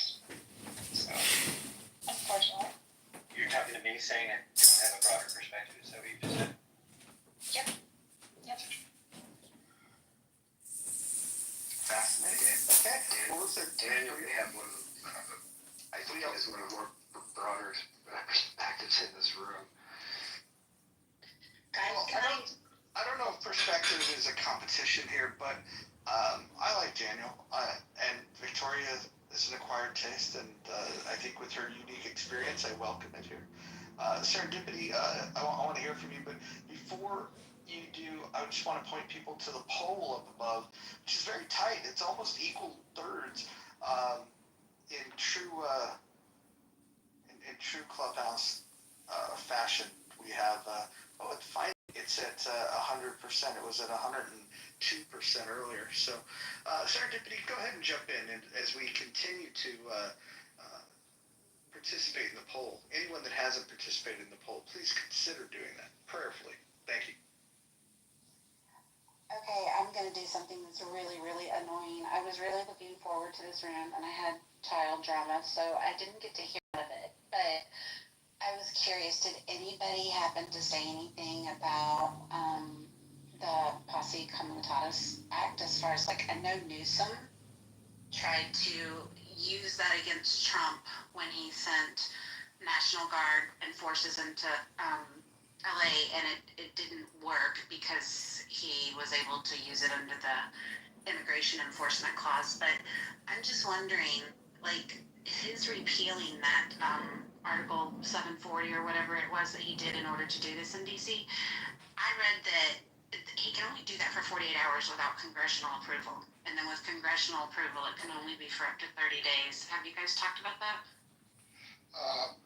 Serendipity, as I understand it, Posse Comitatus only applies to active duty military forces.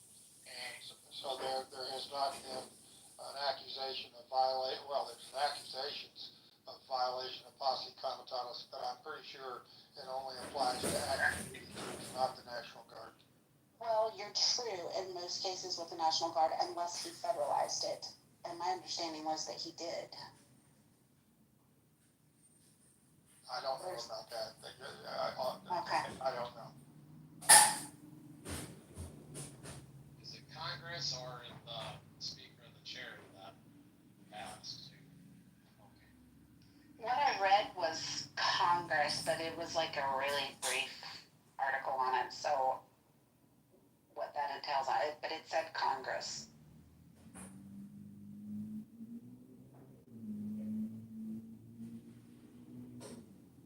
So just to clarify, Rod, do you think that it should have representation but not statehood, right? If I heard you right, what does that mean? They should not have. They they should not have to pay federal tax because they don't have representation. I think fighting for statehood. I think fighting for statehood would be a silly choice when they can make a very logical argument. I think they would win legally if they really push the envelope. On the tax thing, like basically, since we're not a state, you can't tax us. Yeah. So They don't have representation. So why would they pay federal tax? So if it came down to a choice for most people, you can either have representation or no tax. Sure, some people would choose the no tax, and some. It's just really a question of what. I think it'd become an IQ test. Do you want corrupt politicians to represent you, or would you like to not pay federal tax? It's an IQ test at that point. Well, they don't pay state tax because they're not a state. So that's that. And their representative, they vote, so that's representation. Tell me which senators are in D.C. We live there? Does D.C. have senators? He means No, every other state has two. Yeah, they don't have another If state. they have a state, if they were somehow able to pull that off, I'm just saying, they would end up with 2 more senators. Most likely going to be on the left as well. Without doubt. Yeah, but the point is like, again, I can understand why the Democratic Party would want statehood to have representation to try to ram their weird wokey agenda through.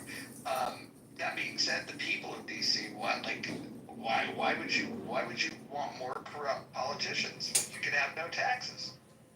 So that's basically saying no government is better than even some government, according to you. Because I heard you say the other day that some regulation is okay, just like as little as possible, but some is not zero, right? You're going to say people are better off with no representation just because they're politicians? They don't have representation now, Daniel, but we're drifting off topic. I'll tell you what, the after party in the Muff, you could please bring this conversation to me, because I'd love to go deep and wide into this thing and call out the little magic trick that you're trying to play right now, where you're suggesting that somehow if you gave people tax relief in DC, that means that there's no government. I mean, come on, grow up. No, I offered it as a choice, and you said if they get a choice, they're just going to choose. If they don't have the right IQ, they're just going to choose the no tax thing. I'm just simply saying that. Well, listen, if you have a choice. Like you said, Roger, we're getting off topic. But go ahead. Yeah, we should get back on topic. Just about DC. In order to, in effort to get back on topic, I would really like somebody in the somebody in the 32% that says no, they should not, explain why specifically you voted that way, that they should not have deployed the National Guard.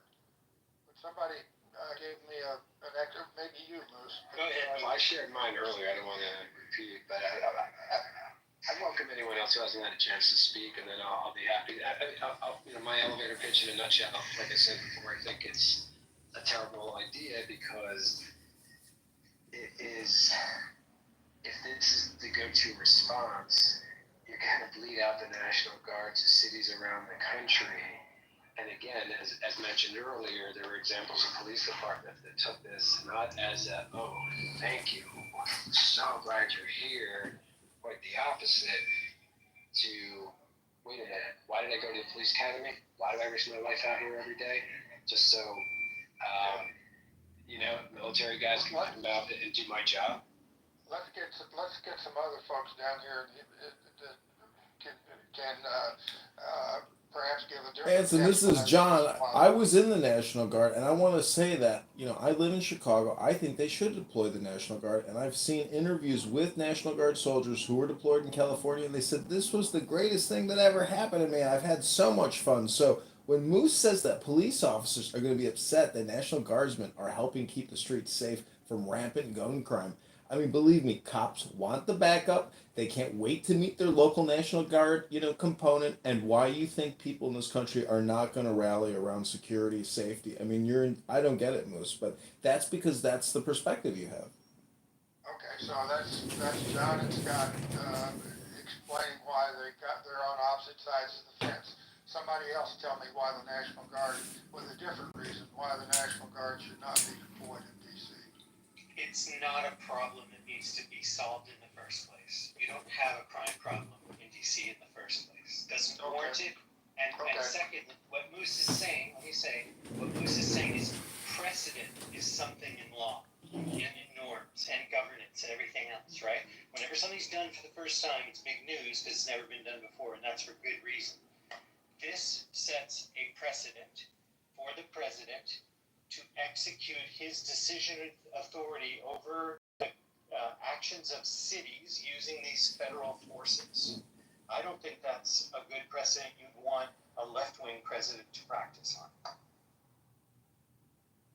I would suggest that the precedent has already been first established in California of late, but I understand what you're saying, Daniel, and thanks for the input.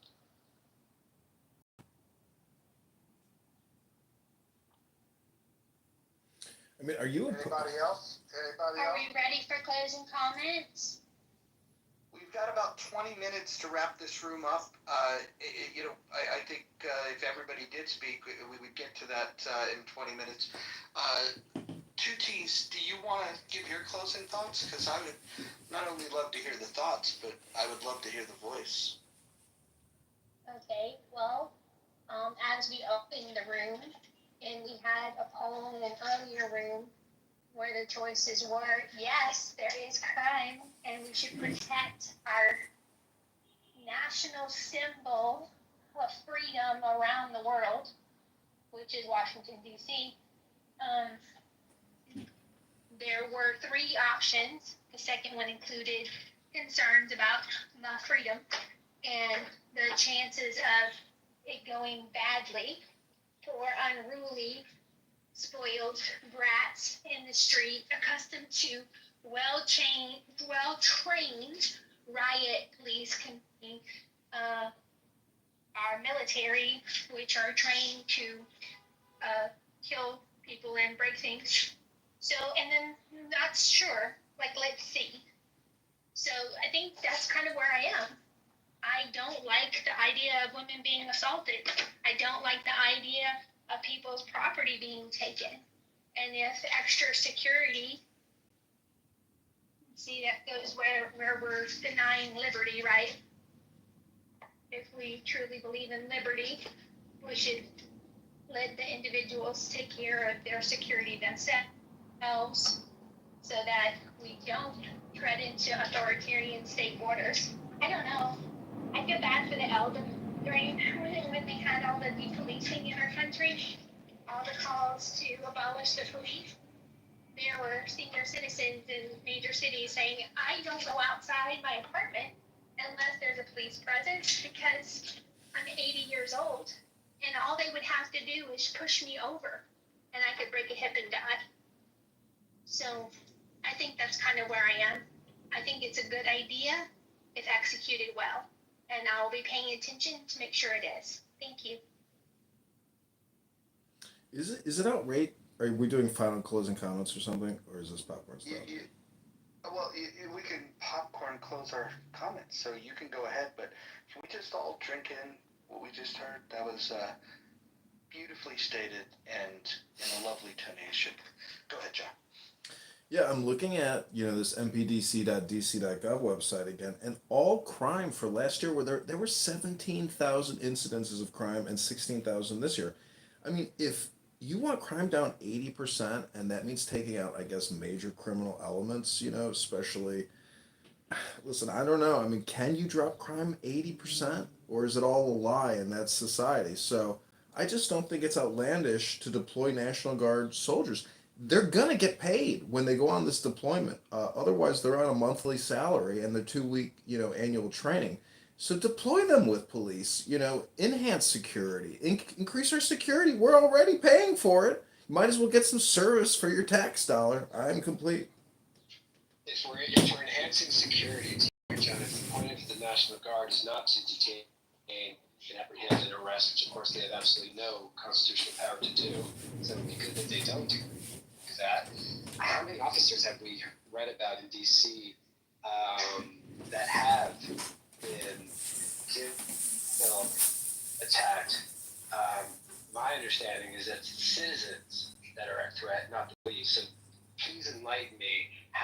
National Guard would protect police that are not being it.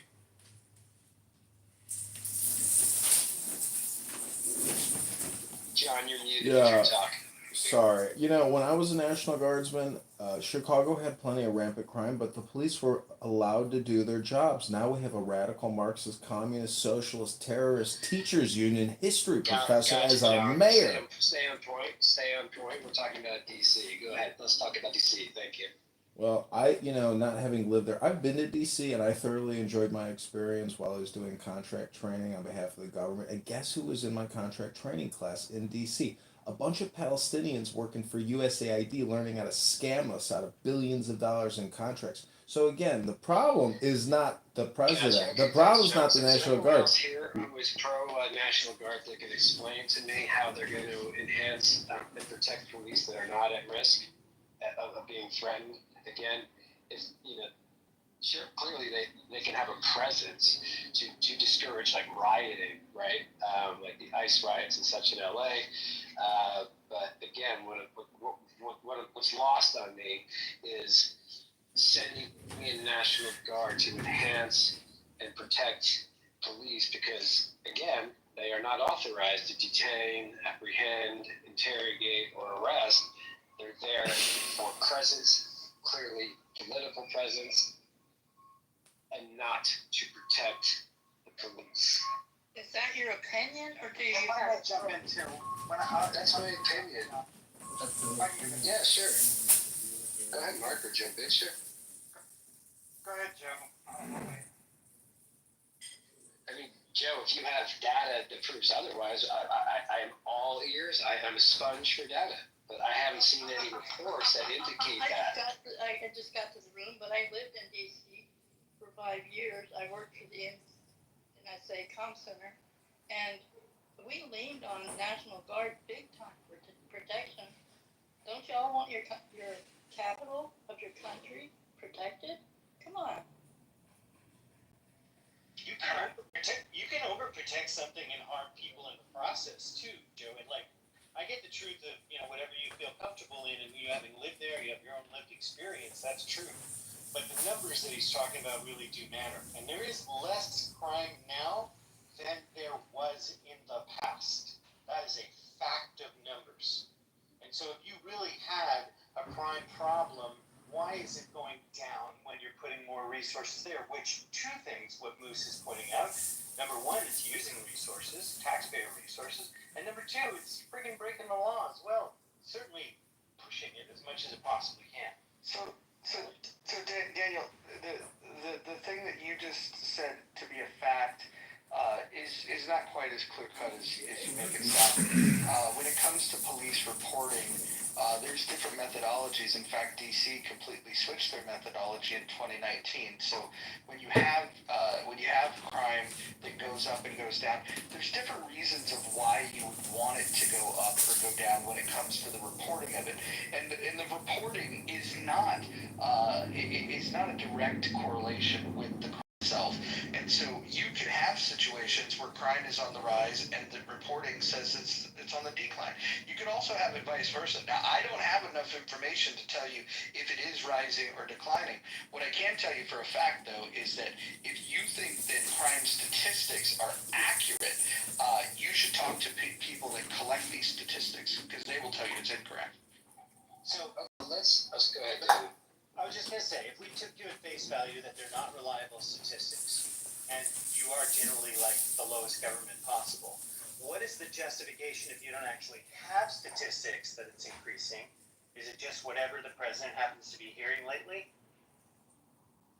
Does that make sense? I hear what you're saying. I'm simply pushing back on the narrow point that you were making about it's a fact that the crime has gone up, and you're pointing to the statistics. I hear you. Yeah, that's all I'm pushing back on. And I think everybody would agree that that's true, that statistics can be manipulated. I wouldn't agree that they are not reliable, but I don't have to agree with you on the fact that there isn't a justification for the use of this force in this situation. That's what your room is asking about. Yeah, and if you notice in the poll, which right now the leading choice is not sure, you can see that I've selected, if you double check the purple icon in the upper left of my PTR, I'm not sure it's the right thing to do. But circling back to what Anson said at the beginning of this room is, and I think this is true of any room that we do on these topics, is we should ask the question, can we all agree that there is a problem? Because if we can agree there's a problem, then we can debate what the solution is. And I would say that the problem statement that I would agree on is that U.S. cities in general, not just D.C., have a crime problem, have a drug problem, have a homeless problem, and I think we have a duty to make wise decisions to try to reduce those things. We want safe cities. We want prosperous cities. We want cities where women can feel safe to walk down the street. And when I'm visiting San Francisco, an area that I spent 40 years of my life in, I shouldn't have to stumble outside of the hotel room and nearly step in human shit. And if you don't believe that, I can PTR the photograph. That's all I'm saying. Roger, why didn't you say sanctuary cities? I think everything starts with sanctuary cities. I mean, that got to be outlawed. These narratives. So can I say a couple things, short? You certainly can, but for housekeeping, just so everybody knows, we are going to end this room in 10 minutes, and there will be an after room. For those of you that like clipping the polls, do that, because at 3:25 Pacific time, 4 minutes from now, I'm going to take the poll down, and I'm going to replace it with a room that we can go and kind of have a more casual conversation about this and other things. But yeah. But go ahead, Joe B. We've got 9 minutes. I never take that much time. We voted for less government, but today we need more government to protect us, to gather intelligence, to be prepared for war. Like it or lump it, we're headed that way.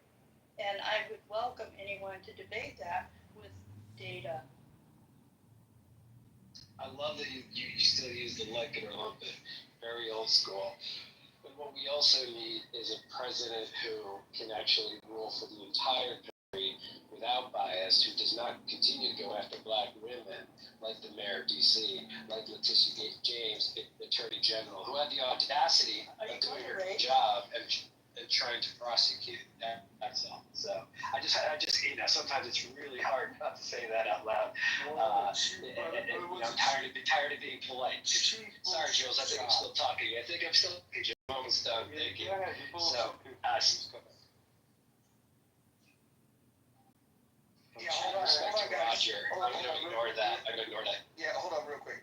Let's show respect to the mods. The one thing that we want to do is create a space where we can talk about these issues, have an open chat where people can put their opinions, and the moderators have been selected by me to make sure that we have people that represent a more broad spectrum of politics. And if you disagree with what a moderator says, when it's your turn to speak, you can do that. What you shouldn't be doing is disagreeing with somebody while they're speaking. That's just rude. So, Moose, go ahead and continue. Thank you. I was just going to finish up. Yeah, it's just hard not to call it out.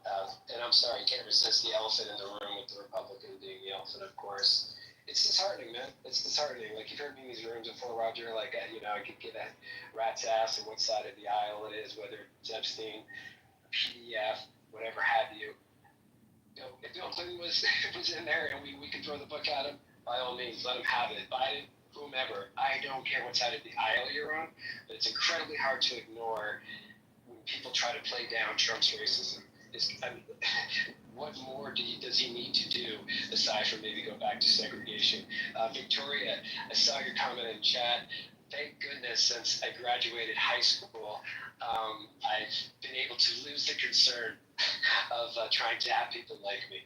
But thank you.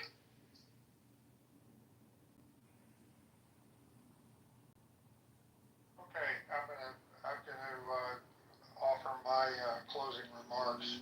I voted yes, they should, but I can certainly understand. I really like the poll, and it shows balance in the room.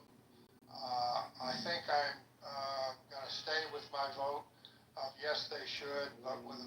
strong caveat that if it starts looking like stormtroopers, then get their ass out of there in a flash and never allow it to happen again. Um, but I also want to disagree with Daniel, who basically, I think, Daniel, and I'm not trying to I'm not trying to diminish your, well, I hope I don't misrepresent, but you basically said there's not a problem, therefore they shouldn't have been sent in. And I disagree with that in accordance with my opening remarks. I think it is a national problem. The smog, as I called it, across our, at least our major metropolitan areas. And yes, Jules, I agree, the smog is thicker in sanctuary cities because they perpetuate diminishment of respect for the law. But still, there's a smog across our major metropolitan areas done to clean them up, to make them cleaner, to make them safer, to deal with the homeless problem. All of the things that, the graffiti and everything else. And I believe we still have a long ways to go in that regard. And if this is a trial balloon that shows significant progress in reducing the smog over Washington, D.C., then I'm all in favor of it. Thank you. And well done to everybody in the room. It was a good discussion. We weren't screaming and yelling and interrupting and all that. Way to go. Good room. Cheers, Anson. Anybody have any final thoughts? I am going to post a link to a room that's going to start here in a few minutes, but any other final thoughts from anyone? Yeah, I'll give a quick final Yeah, if I thought. may, after Julius, if I may. Okay, just a quick final thought. When I see all these rooms broken up into two parts, one with Trump derangement syndrome, one part who thinks Letitia James, of all people, was right, one part that thinks that Obama and Hillary setting up Trump with Russian spies and all that, I don't have to go into it anymore. I mean, that kind of diminishes the room and diminishes a good discussion. Moose, you're not a dumb guy. I don't mean to say that. So it just diminishes a good discussion on what's going on. And when I hear cheap shots at President Trump, it just gets me. Well, Gavin, you need to know that wasn't what the room was about. And maybe John Kitover can share the stream with you, and I would hope you would reconsider and listen to it, because Anson and Mojo did an excellent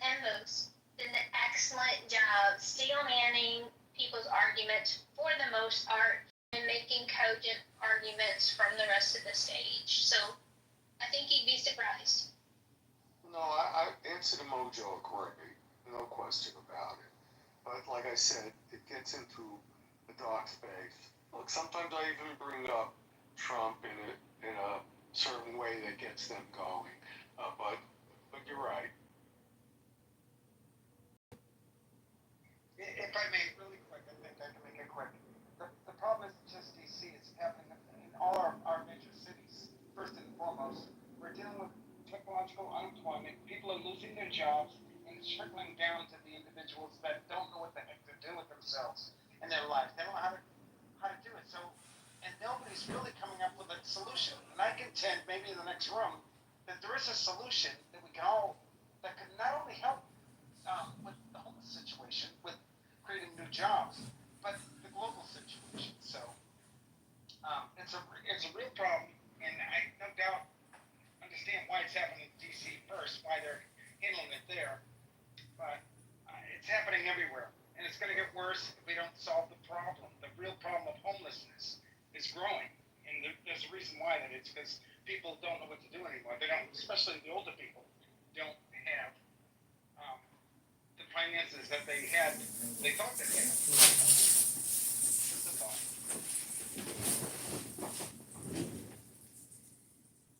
All right. Well, hey, this is the second room that we've done. We're going to do these daily, 2 o'clock Pacific time, 5 o'clock Eastern. We will have daily topics. We would invite people from all different political opinions to come and talk share your thoughts, push back on other ideas. We want to have a conversation. We're going to keep the conversation going in another room. I'm going to go back over in the muff. If those of you like being in the muff, you're welcome to join. If you're not a fan of being in the muff, you don't have to join. The muff is a voluntary thing. If you're in the muff involuntarily, we call that rape. So thank you. We will go ahead and see you guys later in the muff. Thanks for Jeff. Good working with you guys.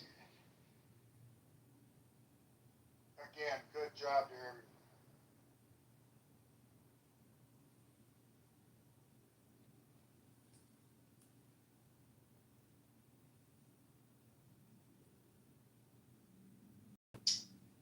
Kristen, if you want to mod me and maybe now you could back channel me the new room, I will post it and then share this one out.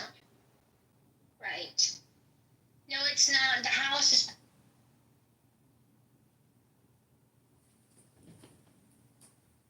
Serenity.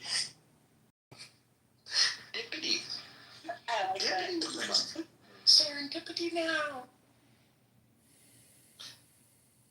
Oh, deep in the muff. Darren's deep in the muff. Let's see.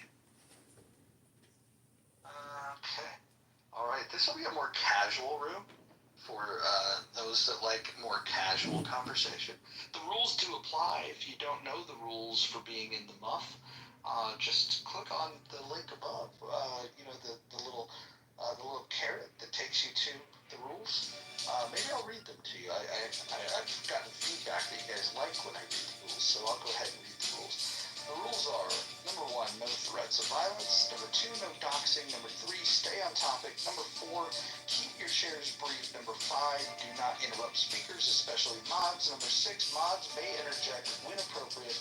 Number 7, the N and K words are forbidden on stage and in chat. Number 8, don't spam the chat. Number 9, do not bring drama here from other rooms. And number 10, English only, please. Those are the rules in the muff.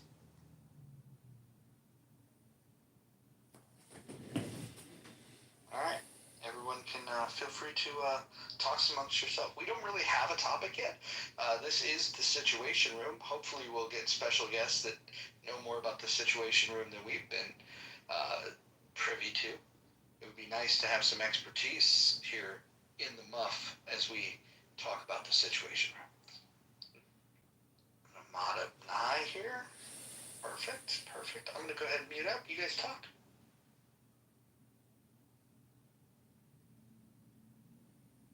Well, if I could just say that last one was very informative, very good discussion.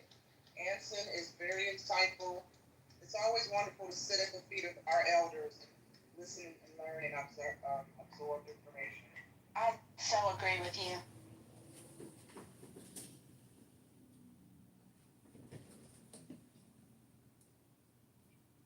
Hello?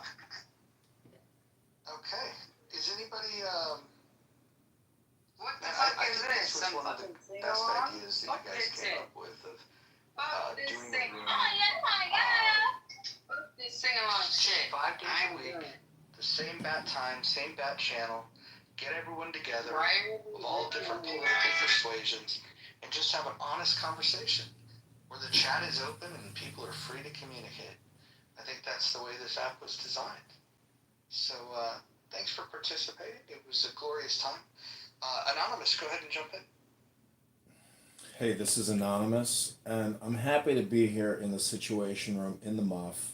And, I keep trying to create my own in the muff situations, but I forget that the muff, apparently, to the muff owners of this app, it's a profane word. You can't say the muff. Who would have known? But I feel like there's not a speck of dust out of place in the whole universe. And everybody needs to get a little bit of sun in this room. Some vitamin D, some exercise, some hydration, some delicious Summerfest food. Crime is rampant. Wait, please, Jane, don't unmute. I'm not finished with my thoughts. I understand, but I'm not finished with my thoughts. Go back and forth. Well, Jane, go ahead. You know what? You got this, Jane.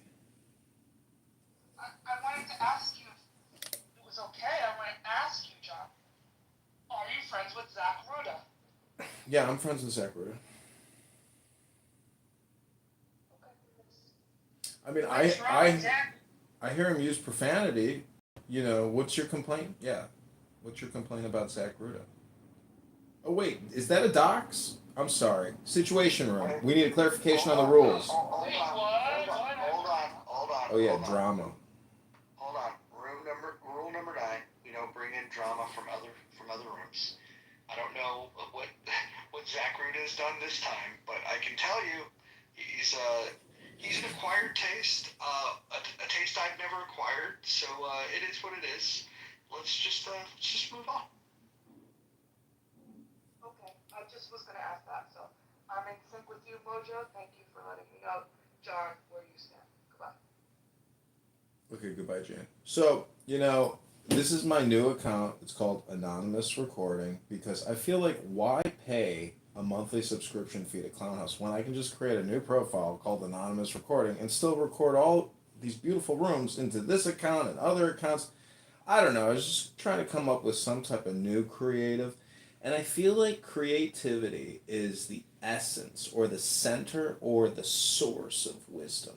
So I think, Mojo's a very creative person. And I think, his profile, the rooms, the content, the topical, the Clownhouse really is like the butterfly effect in a way. But this is anonymous. I am complete. Well, now it's not anonymous if you just told us who you were.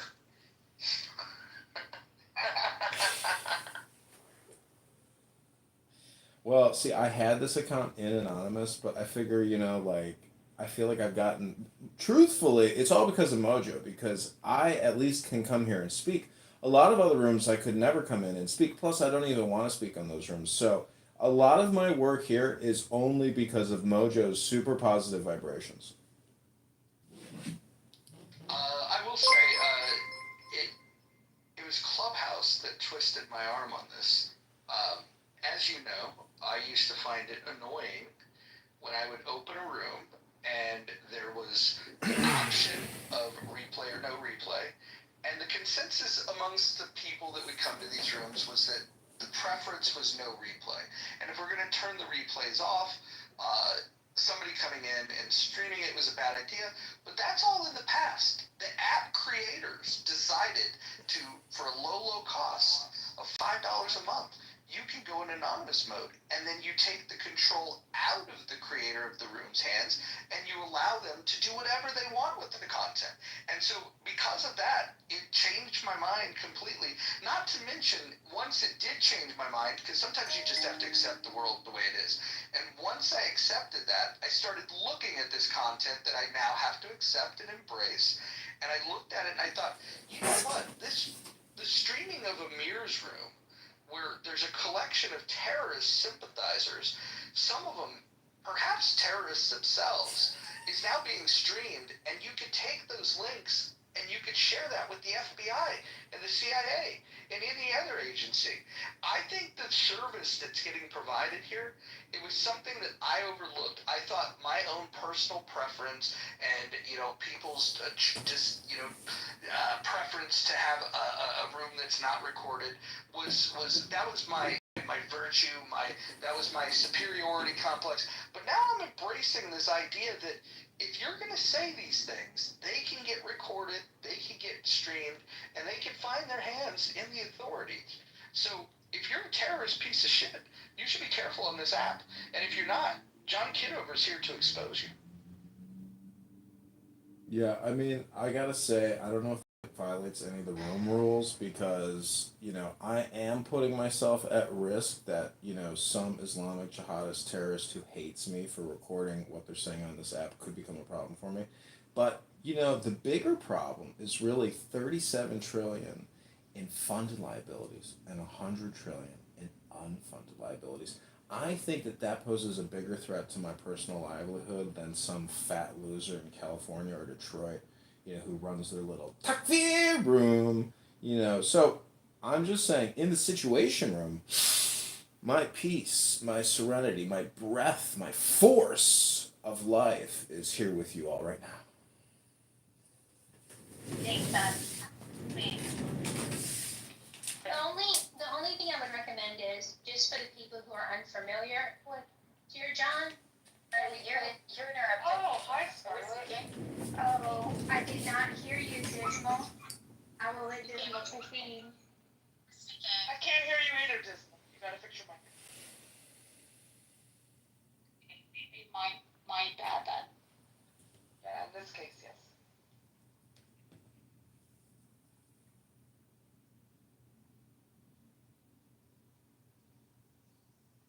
Okay, that was anticlimactic.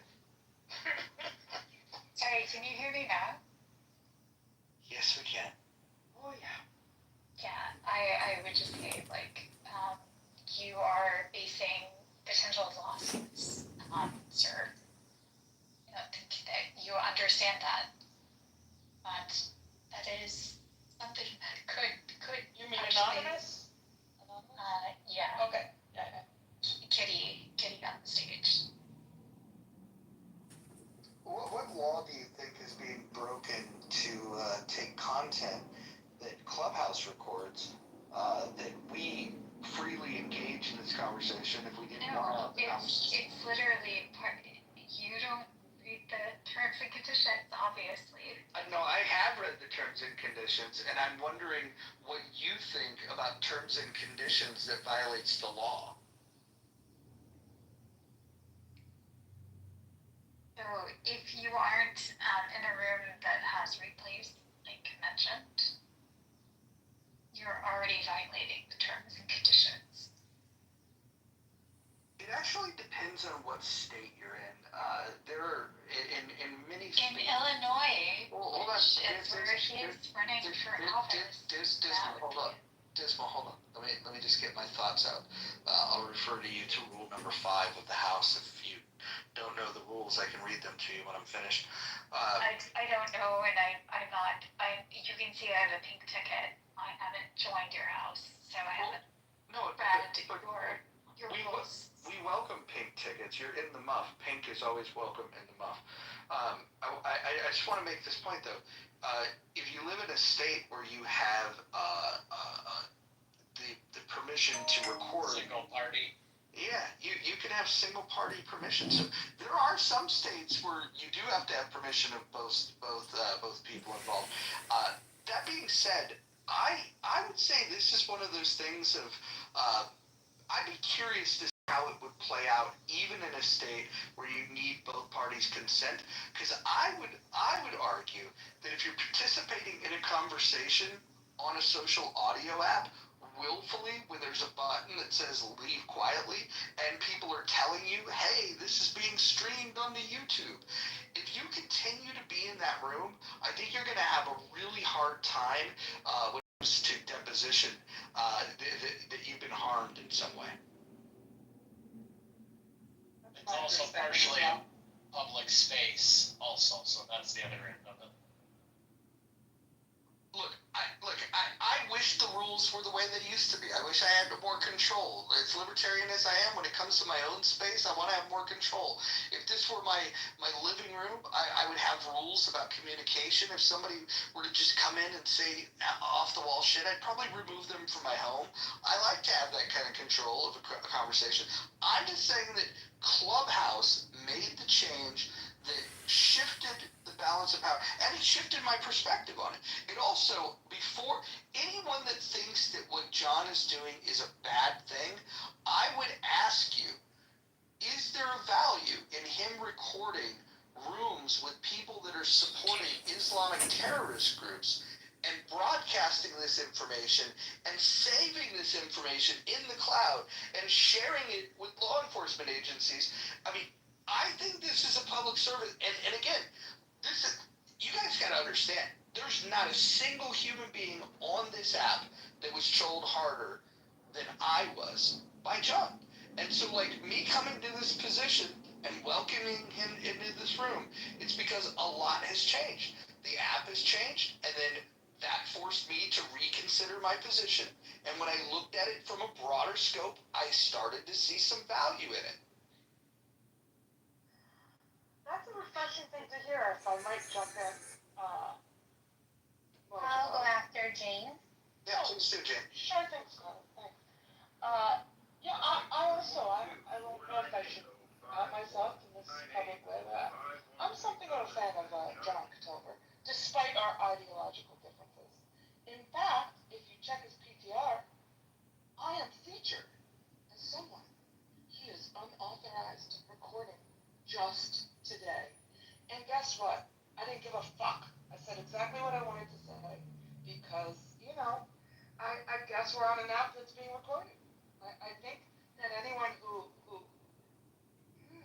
I want to be more friendly than this, but if you didn't already know people could fucking record shit, that's why I just had a reawakening, don't you? I'm gonna go completely against you, Right? honestly. I think it's Scarlett's turn. And it won't take me long. I just think the situation is neatly solved by updating the title to put rec on it, that people know that they might be recorded in here, even though they're always recorded, and their words may be used against them. Like, I agree with Jane. This is season 1, season 2 stuff. People have been illegally recording us since the inception of the app. To act virtuous and offended now seems like the lady doth protest too much. But go ahead, Dismal.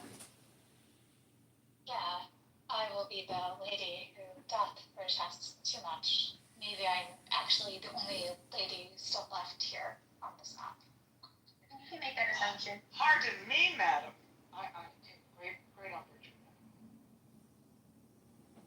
Well, it's not every day that I get. Besides that statement, do you need a Kleenex? Are you good? No, I don't, and I don't need any tissue. Thank you for your tissue recommendations. Well, Dismal, I can speak to you directly here if I can ask you a question. I mean, when you were in the White House briefing room. In axe, need a question, axe, you're using a term that obviously isn't ask. You can ask a question, but you can't ask a question. Okay, sorry. Otherwise, Let me. Make you ladylike. Sorry, Do you Dismal. correct everyone who makes this mispronunciation, or just? Yes. Yep. Yeah, I do. Really? I taught English language. Yeah, I do. Dismal, can I ask you one? I'm sorry. Ask you another. Oh, did she leave? Sorry, I didn't mean to scare off the most beautiful muff on stage next to you, Monica. Ow. Thank God, I was about to have to slip her an Adderall. If I knew that mispronouncing ask is ask, man. I really didn't think she was gonna fall for that. Clubhouse. I really didn't think she was gonna fall for that. Did you really have a question?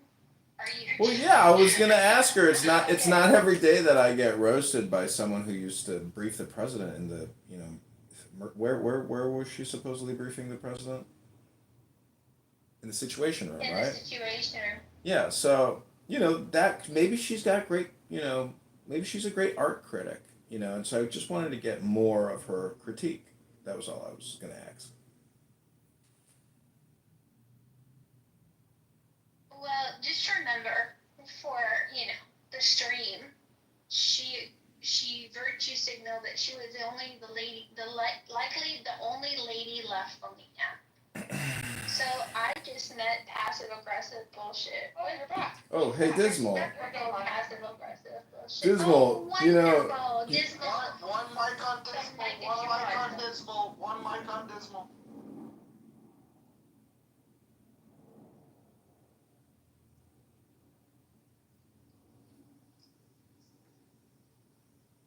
Well said.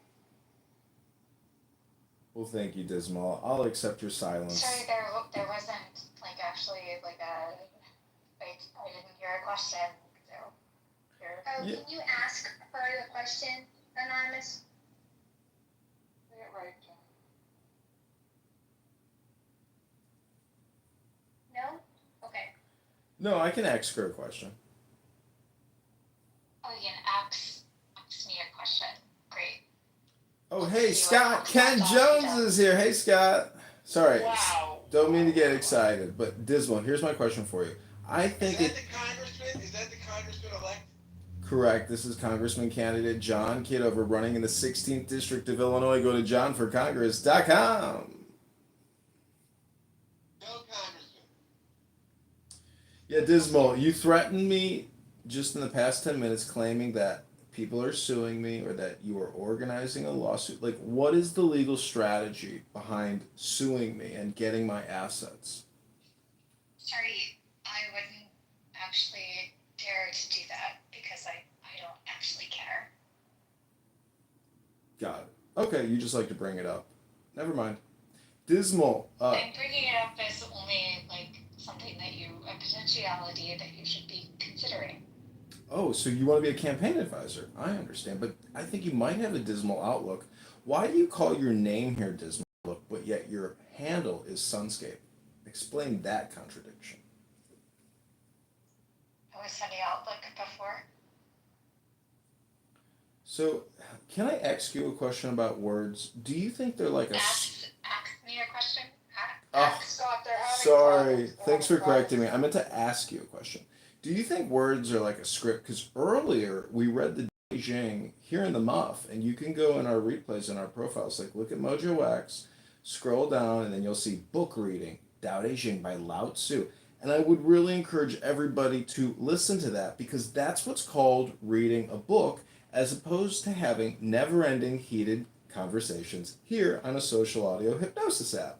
I am complete. This is anonymous. Oh no, I've literally read that book and read different interpretations because, of course, for something that was written in a different language, there are different interpretations, right? So that's something that in White Club I actually read, and we read different interpretations of that book.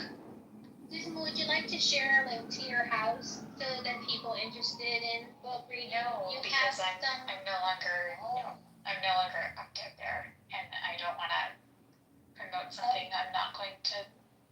Yeah. Oh. Okay.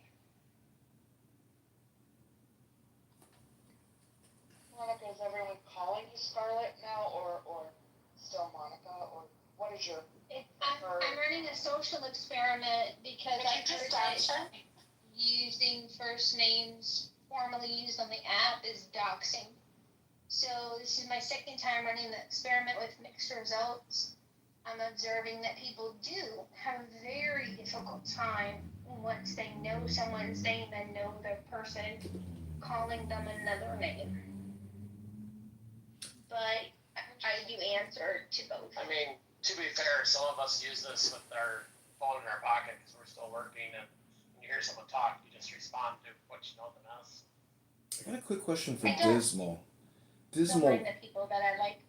Dismal, can you maybe tell us like your top 3 moments in the White House? This is anonymous speaking to Dismal. Dismal, can you maybe tell us your top 3 moments in the White House?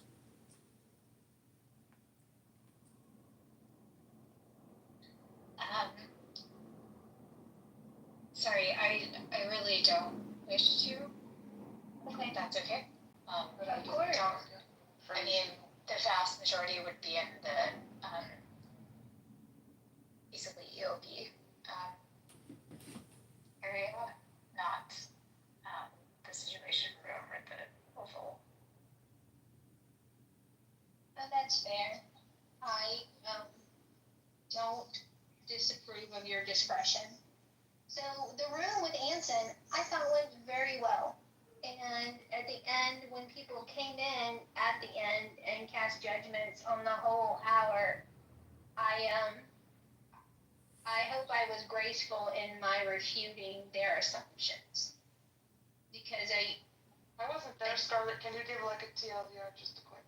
Well, I believe Anonymous might be able to hook us up with the recording, but Anson led this discussion, and Moose and Mojo were the co-hosts of the room.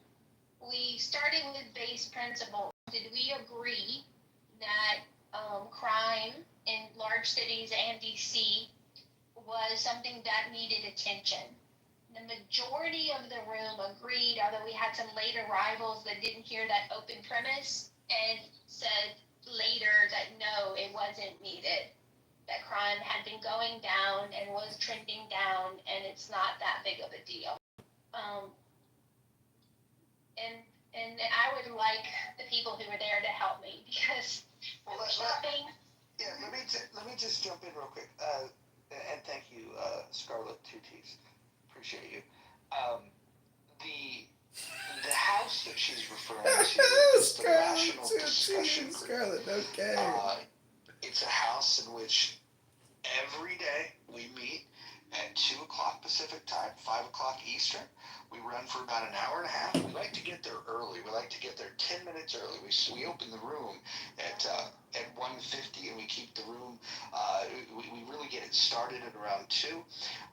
We welcome diverse opinions.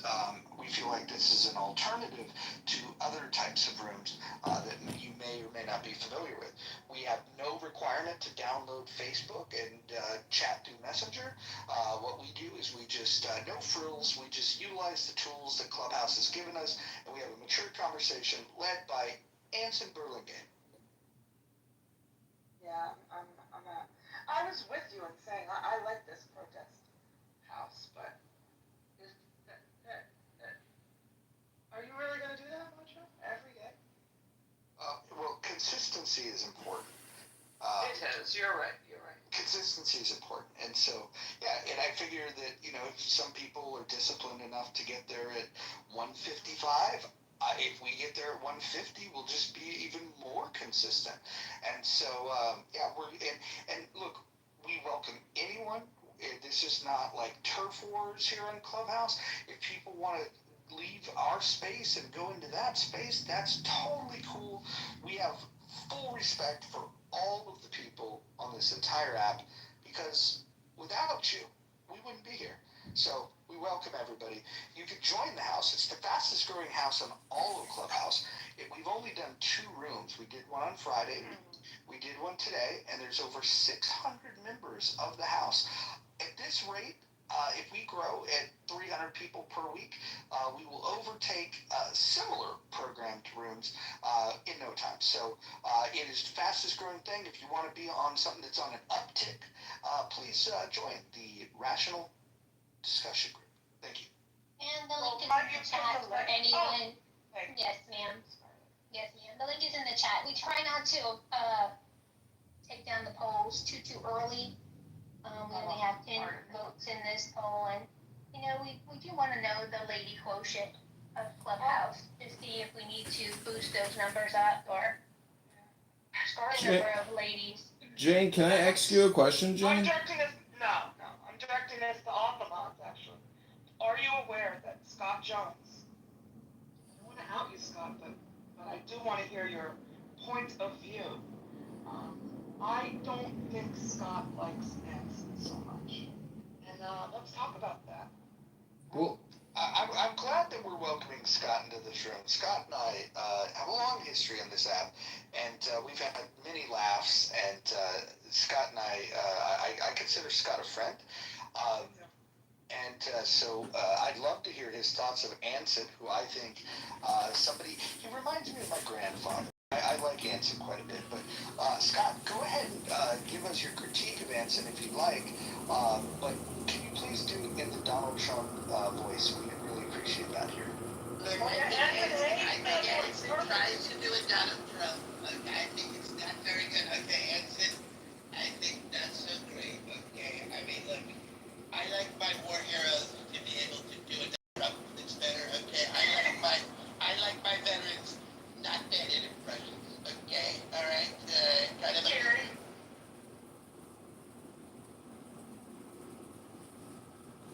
I will say that is a good impression of him while drinking Magnum.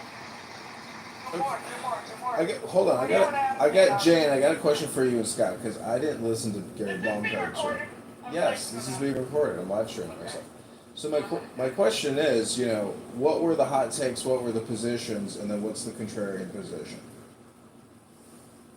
I'll be back. I gotta go. of Washington D.C. National Guard takeover, Federal FBI takeover. Like, what were the opinions in Days Room? You were there when I spoke, and I left. No, I left. I don't want to listen to it. I came in here to have a conversation and other. Oh, okay. I went to the pool, so I didn't know. Okay, thank you. One take I objected to. Good. Remark, John.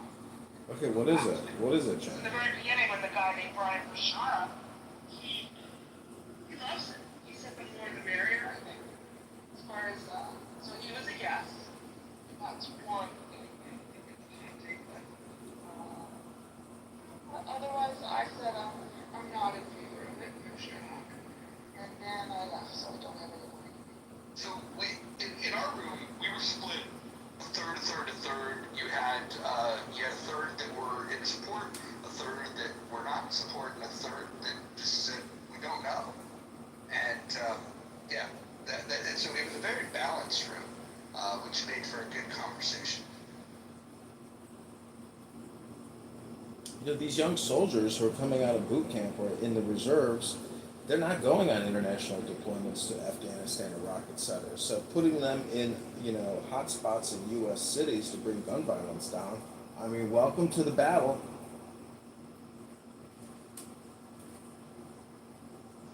I thought it was a pattern. The scope of your question. Hot takes, but I was noticing a similar ethos underlying the share right? It sounded a lot like frequent time. Critical. He said he found the whole Jeffrey Epstein thing fun. Period.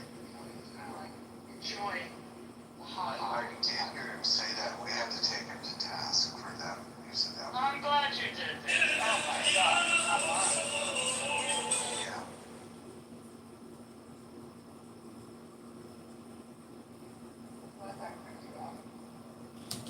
Everybody.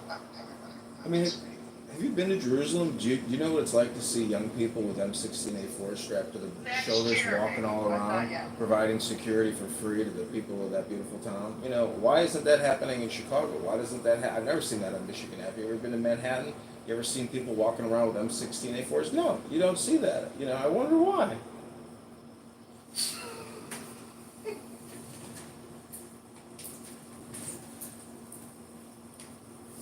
I have a question from previous Congressman. Hi, Dima. Welcome to the Muff Podcast, Mojo Positive Vibration. No.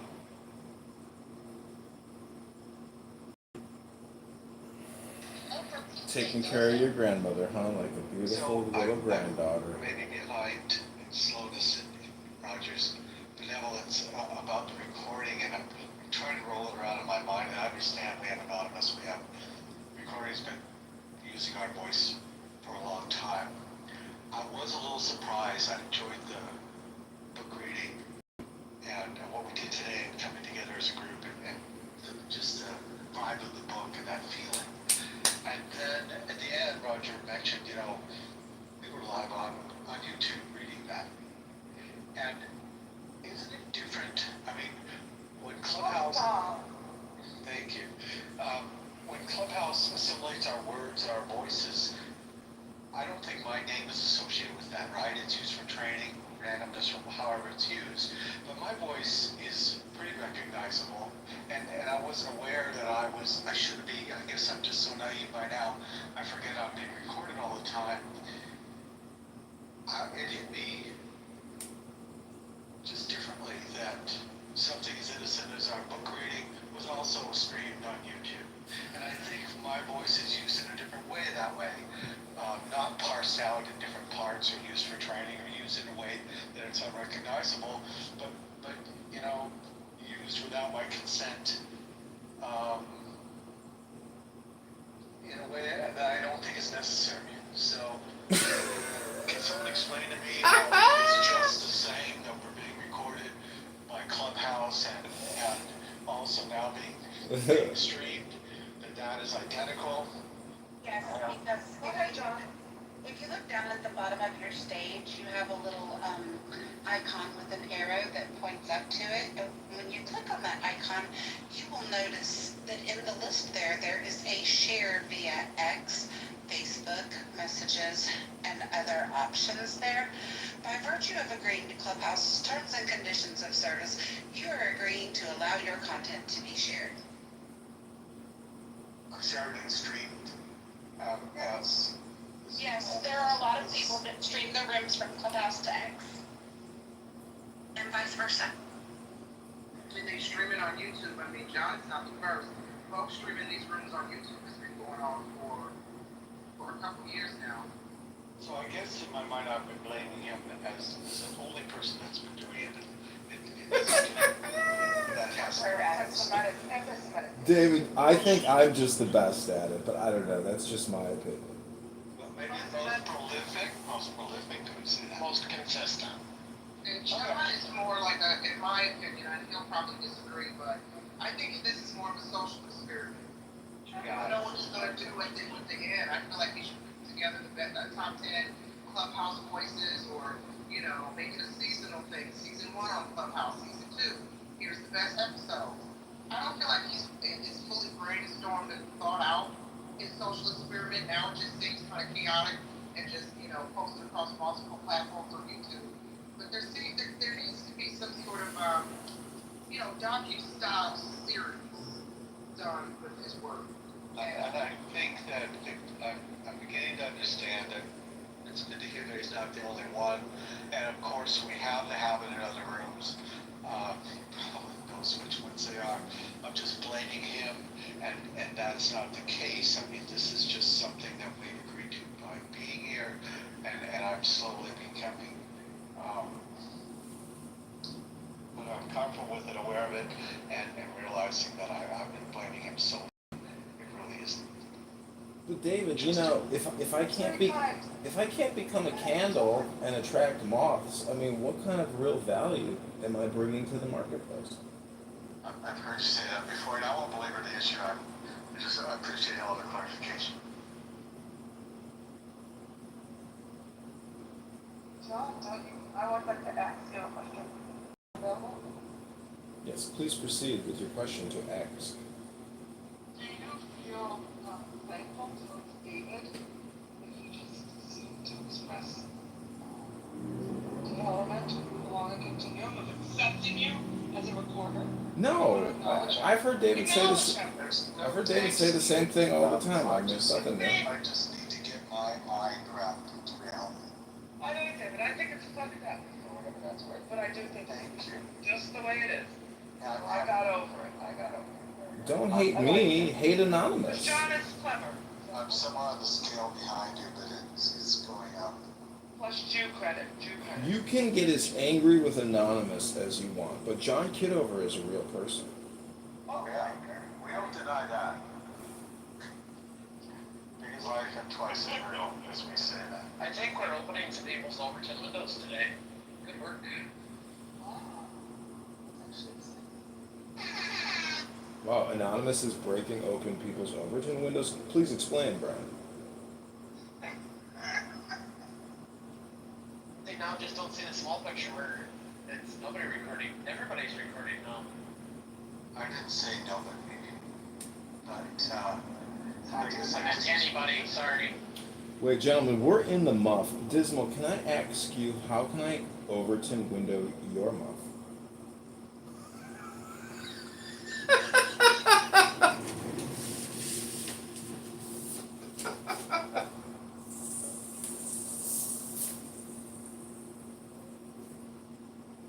Sorry, do you mind essentially changing the topic? Sure, I'm sorry to belabor that.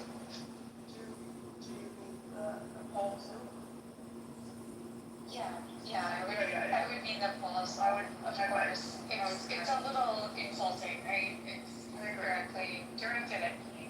So. I would like a poll to ask how many of us want this poll. And I would. Well, it violates the principle of the room. Sorry, Jean, are you saying that you would want me removed? No, the poll. I agree. The poll removed. Okay, thank you. Get that poll down.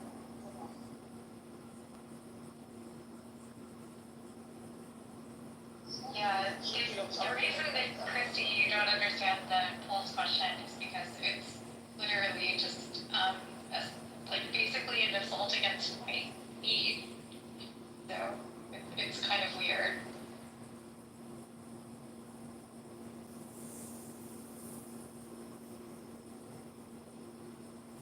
I mean, to be honest, it's calling into question the accusation that was made in the room, which was done multiple times by a poll feedback.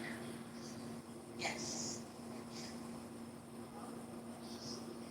Sorry, what was, sorry, this was not something, this is, my name is digital.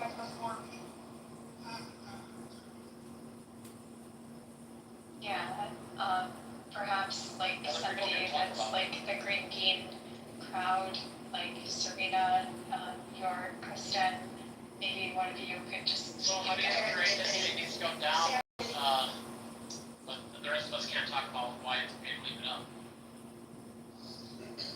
Yes, Victoria, I will be happy to remove the poll that was because of your claim that you were the only lady left on the clubhouse. Let me remove that right now.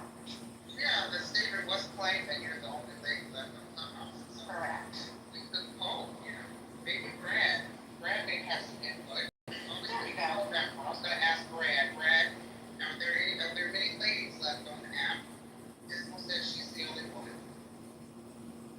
This is a definition question. No, I didn't say that, and, the three ladies that have to. I'm actually glad we have a recording of you saying that now. We do.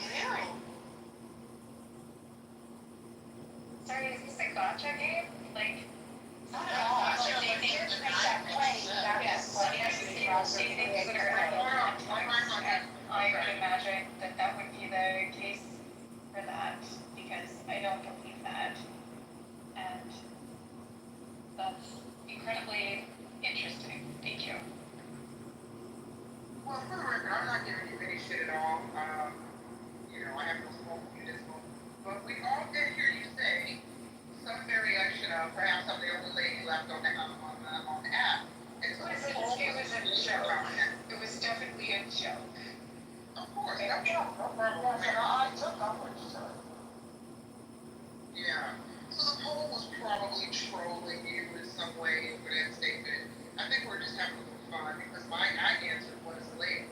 I mean, I know what a lady is, but I just wanted to put on my liberal hat and go full-blown liberal by asking what is a lady. Are you sure you know what a lady is these days? I don't. According to the liberals, the ladies have this, so I don't know. That's also kind of trolling in a different way, like a very far-fetching manner, and that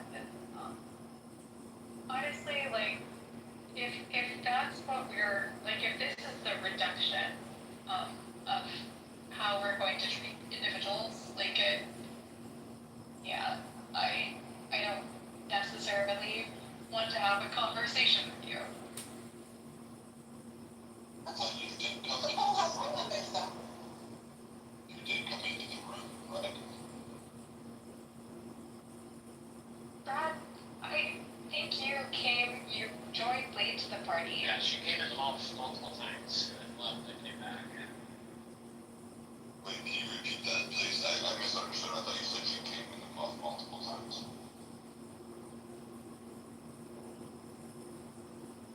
You heard what you wanted to hear, Brad. Fine. Thank you.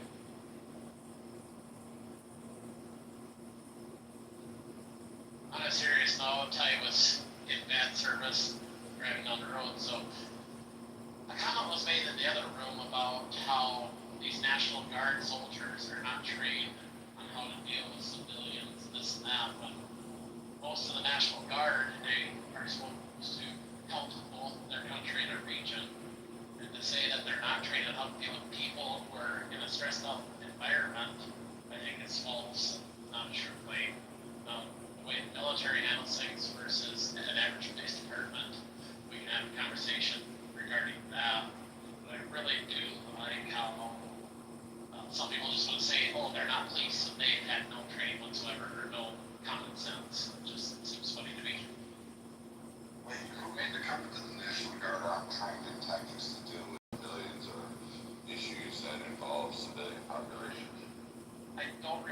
that's what I heard about why they should be unleashed in DC.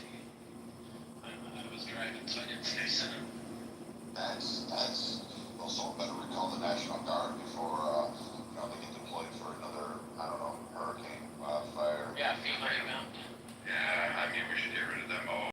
Flooding events. I mean, it was Black Hawk helicopters I saw in the sky during the flooding event in Texas. I was down there trying to pull people out. I mean, shit. Like, we get those guys out of there. They don't know what the fuck they're doing. Yeah, so I just want to bring that point up because that kind of rubbed me wrong. Even though I don't agree with some of the people that are in the National Guard and how they overuse their power like anybody else who has power over someone. They're not that powerful. So does the National Guard, like when they're deployed, right, in this particular case, oh, a little louder, and in English, please. Okay, what is, oh, wait a second, no, so who controls the National Guard? Is it, I know this is a stupid question, is it Trump directly? No, it's the governor of the state. West DC. I'm from Washington, D.C. born and raised, right? So you gotta understand this. D.C. is a federal city, so precedent is the okay? We can do whatever we want as far as when it comes to, excuse me, the Congress, all of that, they're in control of the city. Yeah, DC famously has taxation without representation. That's one of our, thank you, exactly. So he's doing exactly what he can do because it's a federal city. And unfortunately, like they say, I don't know, like the National Guard city. Most of the people in the National Guard are actually from the city. And like your National Guard personnel is made up of the people from that state. Like you understand that if you're from Washington D.C., you want to go to the Army, but you don't want to go to the you don't want to be active duty. You be in the D.C. National Guard because it's the state of Army and all that. So listen, but tell me. Yeah, Trap, so what, my question though was like, DC is. Can you allow him to finish? I'm gonna get up here. DC National Guard is they capable of the crowds because it is Washington D.C. They get crowds every year, all year round. Thank you.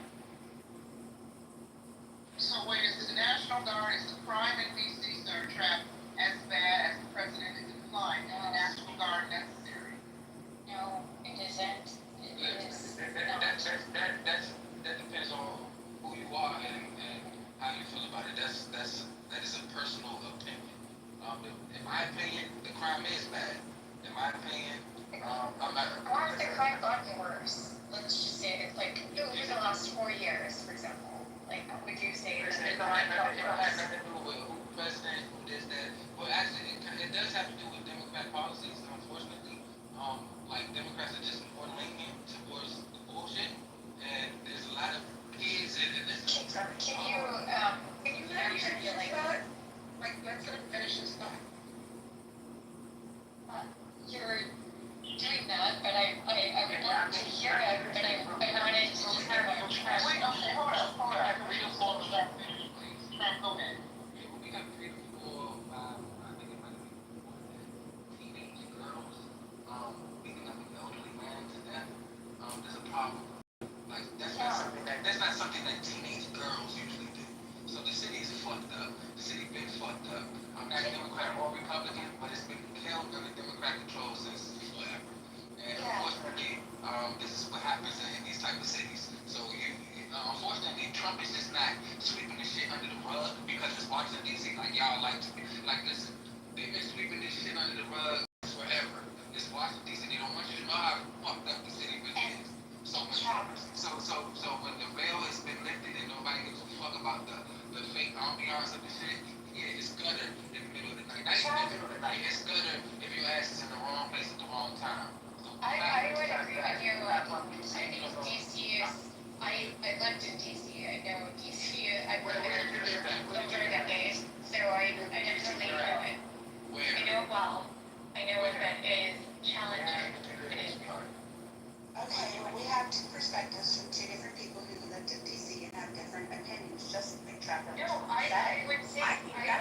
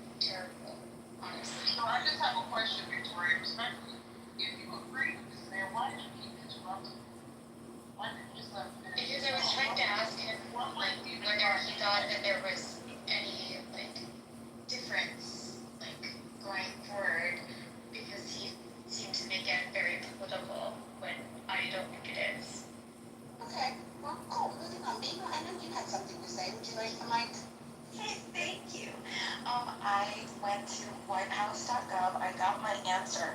Section 3, this was published today. So it's not the governor, this is interesting. Okay, so this is an executive order from today, August 11, 2025, and the Section 3 says that the operational control would be, so the authority of the president conferred by Section 740A of the Home Rule Act, he directs the mayor with respect to the current, to control the MP, the Metropolitan Police, but then he delegated it to the Attorney General. So the Attorney General is going to make the decisions. Yes, sweetheart, I think you're missing. I don't know why you even brought that up. The point is that the president is the governor of Washington, D.C. Right, it's the governor in other states. DC is not a state. D.C. is not a state, so we don't have They also don't have a governor. That was only my question. My question was who was controlling, who was directing. I just wanted to know who's going to be directing it, and I didn't get a clear answer, so I just wanted to share that. So I just wanted to jump in. So is somebody like did I hear this correct? Victoria, you're opposed, or what is it? Dismal, whatever it is. You're opposed to the National Guard being in DC. I think you're trying to stir up something that, no, that was not It was a simple question. No, she doesn't think they should be here. Listen, my mother drives I'm out of DC because it's not what she does. My mother drives an AMG Benz, right? I want her to be able to ride around DC and go get her wine and do whatever the fuck she want to do, nice and safe and sound. She worked hard for her shit, put herself on salary. Listen, there's a lot of crime and bullshit that's going on in that city that y'all don't know about. Okay, it's not safe for an average resident. It's not even safe for the white person. Yeah, that wasn't also, like, I just want to be very clear, that wasn't the conversation. I didn't oppose the idea of the National Guard being deployed. I don't think it needs to be deployed. I think that the crime rate in DC is about, it's consistent with what I experienced, which isn't worse. And so for the idea of even deploying the National Guard would indicate that something has changed, that there is something that is problematic, and I don't think that is the case here. Dismal, can I ask you a question? So what, maybe if you know, and this, obviously I'm going to open this up to anybody, but if Dismal knows or Trav knows, since you guys have lived there, so the National Guard gets deployed, what type of, authority do they have? Do they have the same authority as, the police? Meaning, what, is this like a martial law type thing? Yeah, it becomes, that is the problem. So in many states in which the National Guard would be deployed, they would have to respond to the governor. DC is special. Taxation without representation, as Trav and I earlier discussed. It would be basically that the National Guard would be responding to the president. It wouldn't have the same. It's weird to even think about this, and that we're even considering this or even contemplating it. It's all ridiculous. I hate to interrupt you, but these are extra two people. So this is damn near basically like a backup measure to police. I don't want to give up my fucking job. Another thing, let's say it's one primary thing that causes these types of things. Y'all use terms, or people have used terms such as nihilism, such as pessimism. Q2 total revenue grew 27% year over year to $104 million. If you remove your atrocities, there ain't a whole bunch of atrocities left in Christianity. So that was the nature of the conversation we're having. I mean, that's the base of what you were saying, but then you agreed to a damn, and well, I think maybe he said that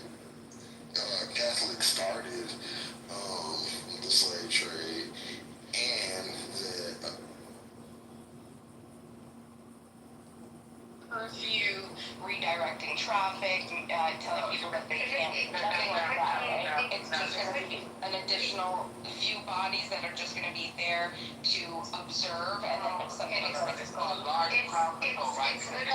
we can only hear one person speak at a time. So if you are not speaking, go on mute, please. can I speak?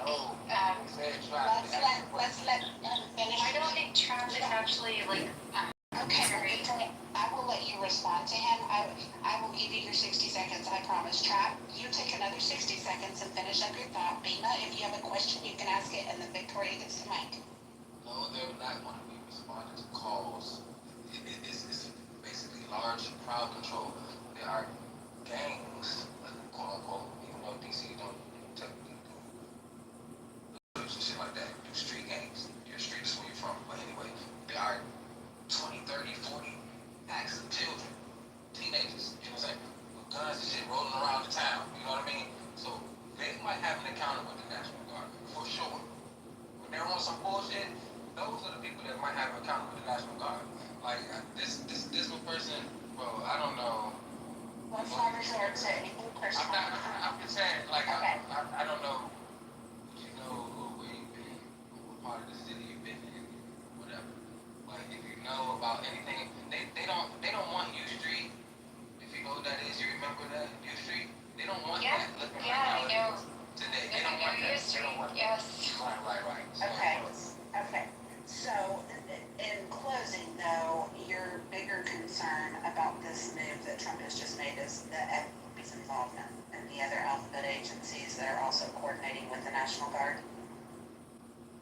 Is that correct? My issue is the FBI. I mean, Okay. I was going to say, I feel like I understand. Victoria, I promise I am gonna give you your minute, okay? I promise you can have the mic. I just It's need to have a question. more to him. But I told Bima she could ask, she could ask first, because they were actually conversing earlier. So let's just, Bima, did you have something you wanted to ask? Thank you, Sherry. No, it's okay. I just wanted to get clear on, why there would be any concerns to what, these people are coming in. Are they gonna, like I said, is this a martial law? Yeah. Well, let's hear what Victoria has to say on that then. Dismal. I'm sorry. Yeah. That's okay.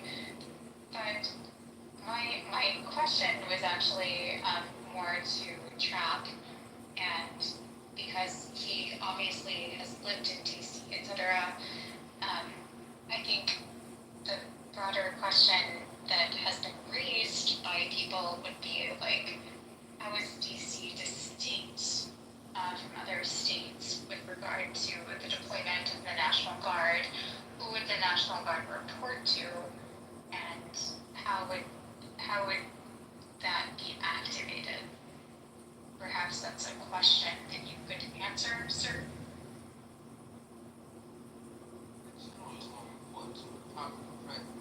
Whatever general is above him, that reports to the president. Like, I mean, I don't.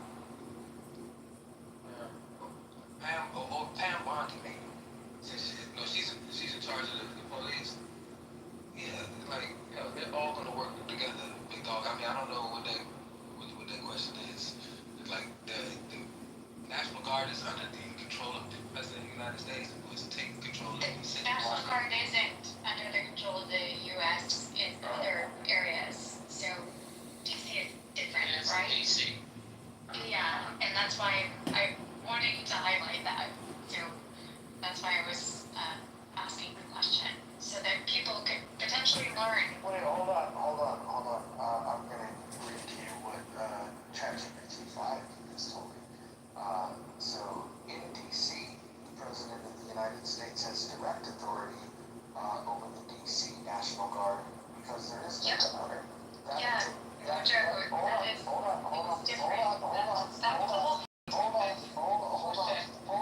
Hold on. Let me finish what I'm saying. Refer to rule number 5.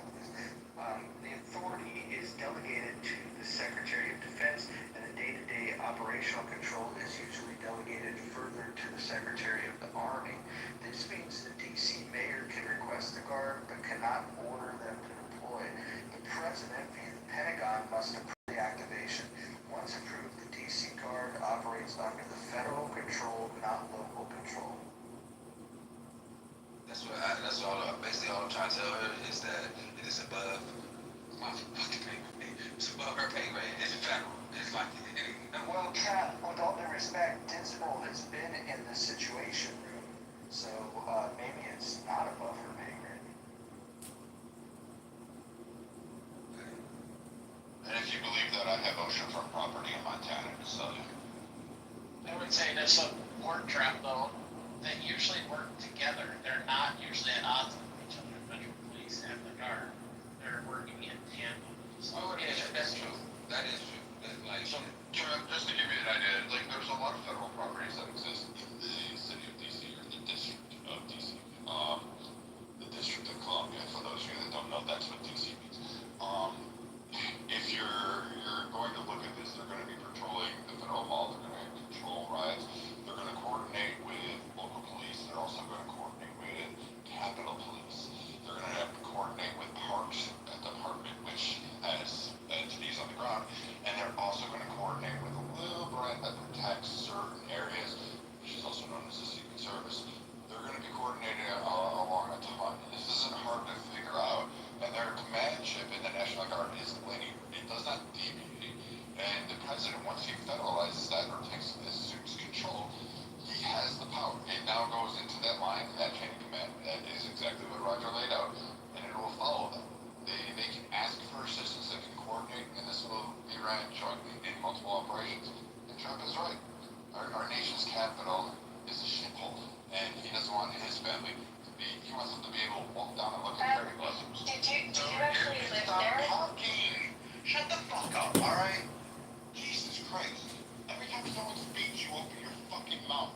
You've never been in this situation room. You're a retarded fat lady that sits in a rocking chair eating fucking cucumber sandwiches, thinking somehow or another you missed the boat because at one point there was a guy that was in. Finish your thought. Finish your thought. I am finishing my thought. Not that one. The one you were on. I don't finish that thought. Like if you're gonna come up on stage and say a bunch of shit, at least learn about it. Fuck. But Trump, you're right. You know what? I'll tell you what. Because DC has outlawed guns on absolutely everybody, you can't have it for home protection because it's a gun-free zone and it's a safe gun zone. I mean, there's no crime there. I don't know why the bad guys aren't really, paying attention to the laws there. I don't know why the DC police and the council isn't fucking enforcing crimes. Why they're allowing people to just get out overnight because they carjacked somebody. I don't know. Personally, I think you're right. You want a stronger presence there because you want your family to be able to walk down the street to just go to a corner fucking store or go look at the mall. Like, I don't know why you're asking such high demands. I mean, obviously you have resistance by the lit parts who think it's okay.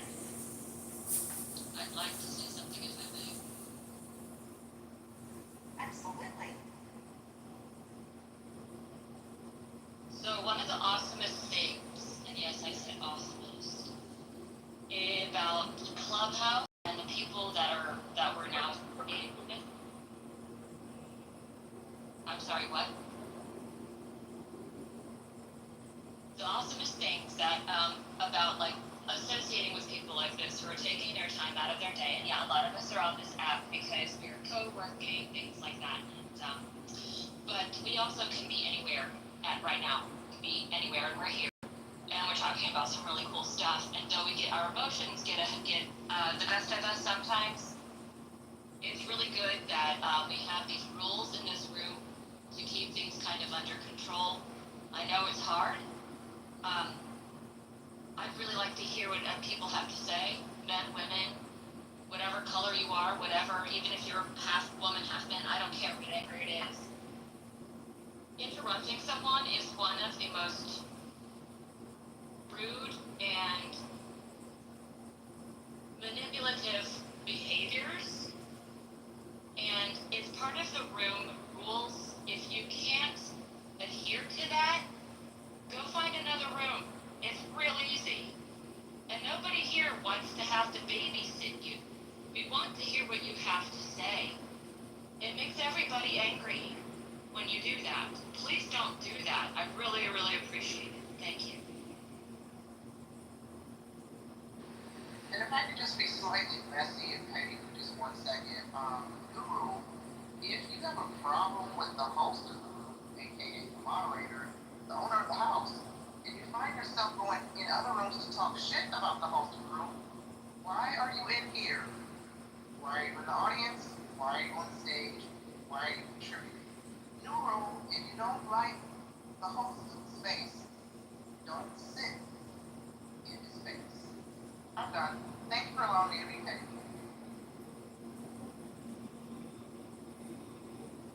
Who's next? Wouldn't let me finish like a cat in drugs. Brad. Brad, do you want to share your feelings? Do you need a pillow to punch? Because It won't be me. It can't be me. I do not volunteer as tribute. In the month designated verbal offender.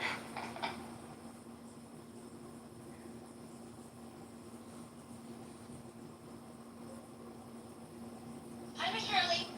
I would love it if we could steel man people's arguments just to see if we can make the best out of an argument we get checked with, too. That would be kind of cool. I like that, Scarlett. I'll go first. I made this statement in the other room, so apologies for the first people that heard it here a third time. Our military is trained to kill people and break things. That's their two jobs. So our police and law enforcement are trained, especially the riot police, are trained not to respond to lazy, indulgent, angry brats in our country who will yell in their faces racial epithets while the police are ostensibly protecting them and property. So the concern I have is that some civil liberties will be violated because our National Guard, as awesome as they are at their two jobs, might not have the training and the patience to deal with the brats. That's not what we're fighting. Wait. I promise you can go next. Hold on. Because I want to show Monica that I can still man. Okay, so Monica, what I'm hearing you say is that you have concerns that the military is a more brutish sport than our civil law enforcement agency. And so you're concerned that they're going to get out there and they're not going to know what they're doing. However, I would just like to point you to the did I get that right? Did I still mean it correctly? Anyway, I would just like to point out, we had a gentleman by the name of Trapp, and he's still here. And he was just explaining that the National Guard in DC is there operating all of the time anyway because of the crowd control issues and problems from all of the events and everything that go on in DC. So this particular National Guard, this is stuff that they are called in for regularly and frequently. He had actually said that what he was more concerned about was the FBI involvement. Okay. Hold on, Trev. I'm just going to quell this. So, the National Guard are not trained killers. These are not war fighters. These are not the 225,000 plus or minus, whatever you want to add, that are the ones on the battlefield that go out and rip somebody's spine out and make bowls out of their skulls. These are not them. They're trained in rescue operations, crowd mitigation, crowd control, disaster preparedness, disaster relief, the logistics. The idea that every person in the military is designed and picked up and serves at the point to just kill people, and God forbid they go, again, military personnel are involved in your everyday society. They're delivering you foods, they're delivering you power, they're delivering you medicine, they're airlifting you out of rescues, they're out on the seas pulling your stupid sailing asses because you watched a fucking movie, gained some money, and thought you could buy a boat and go sail the Atlantic. I feel so judged. Until someone like me has to go fucking jump from a boat or a helicopter and come swim to your stupid ass because you got lost. Let me get it in. Right now, everybody get this going on the right. Trap. Hold on here. Give him 30 seconds. This is a weird rant. He's kind of right. So I don't give a shit. Like, again, a bunch of posties that are at the behest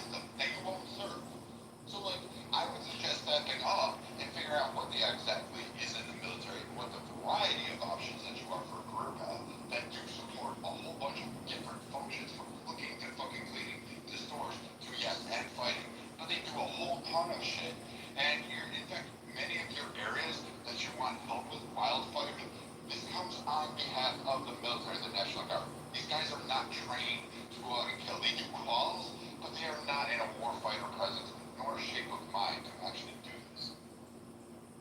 Understood, yeah, you ain't the only one that served. And I just take docs on myself, but I'm in law enforcement and I was in the military.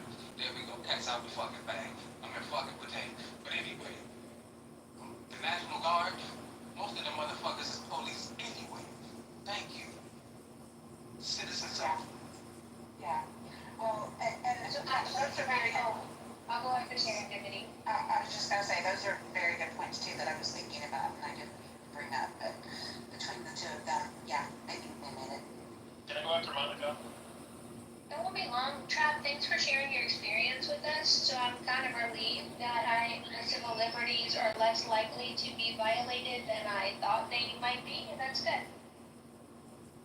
Go ahead, Mother. Sorry, I was starting a long review. Just we gotta get fixed. But anyways, what I was saying was, yeah, I don't get the big hoopla about this. Maybe it's just because, you know, like usually, I'm Dominican, right? We use the military for everything. They supplement the police. They help with monitoring of high crime areas. They help with, you know, I mean, they're obviously on the border, but that's not like they help run the country alongside the police. It's never been a problem.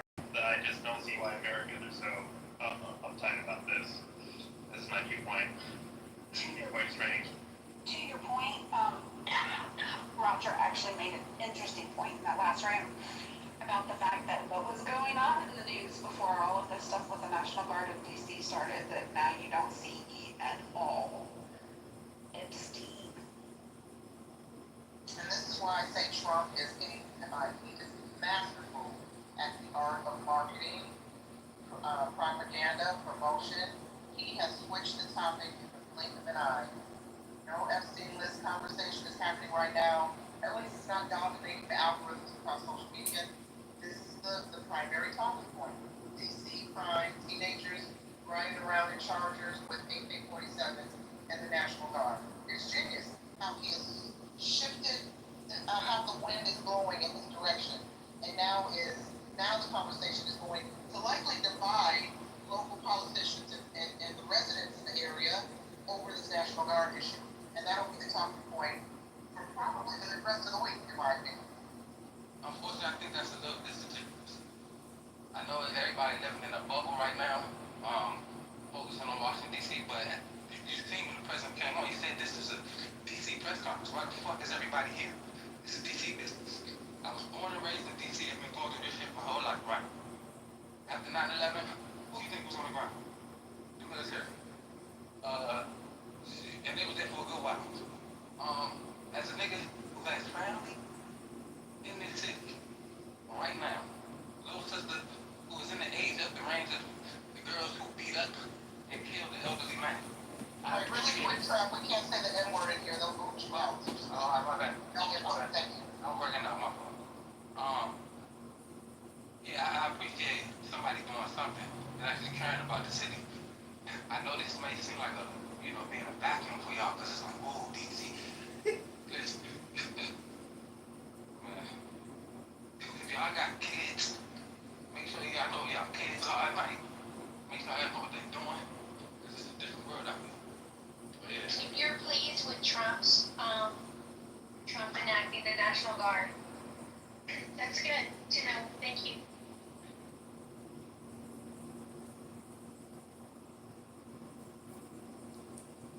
Yes, I concur, Trav. And I'm glad you stopped by today to give us your 2 cents, because it's interesting hearing from somebody who's kind of like right there in the center of it. But all these, nobody's talking about the FBI though. I don't understand why FBI agents, they don't patrol anything, ever. That's not what they do. How are you gonna, is there an announcement that the FBI will be involved with the National Guard? Yes, Okay, it was. so I apologize, because when Trump's press conference was going on, I went to several rooms saying, hey, there's a live press conference going on, and nobody paid attention. So I've heard like 5 minutes of it, and then I really need to go back and listen to it. Trav, I invite you to join in the MUP.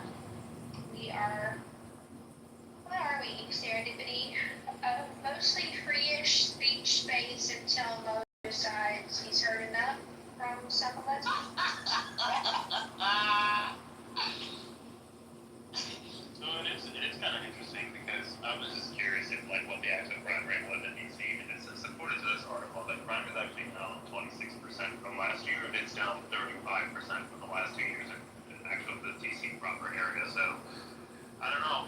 Someone brought that up. It's a little bit weird that we haven't done this earlier. How we're gonna do it now?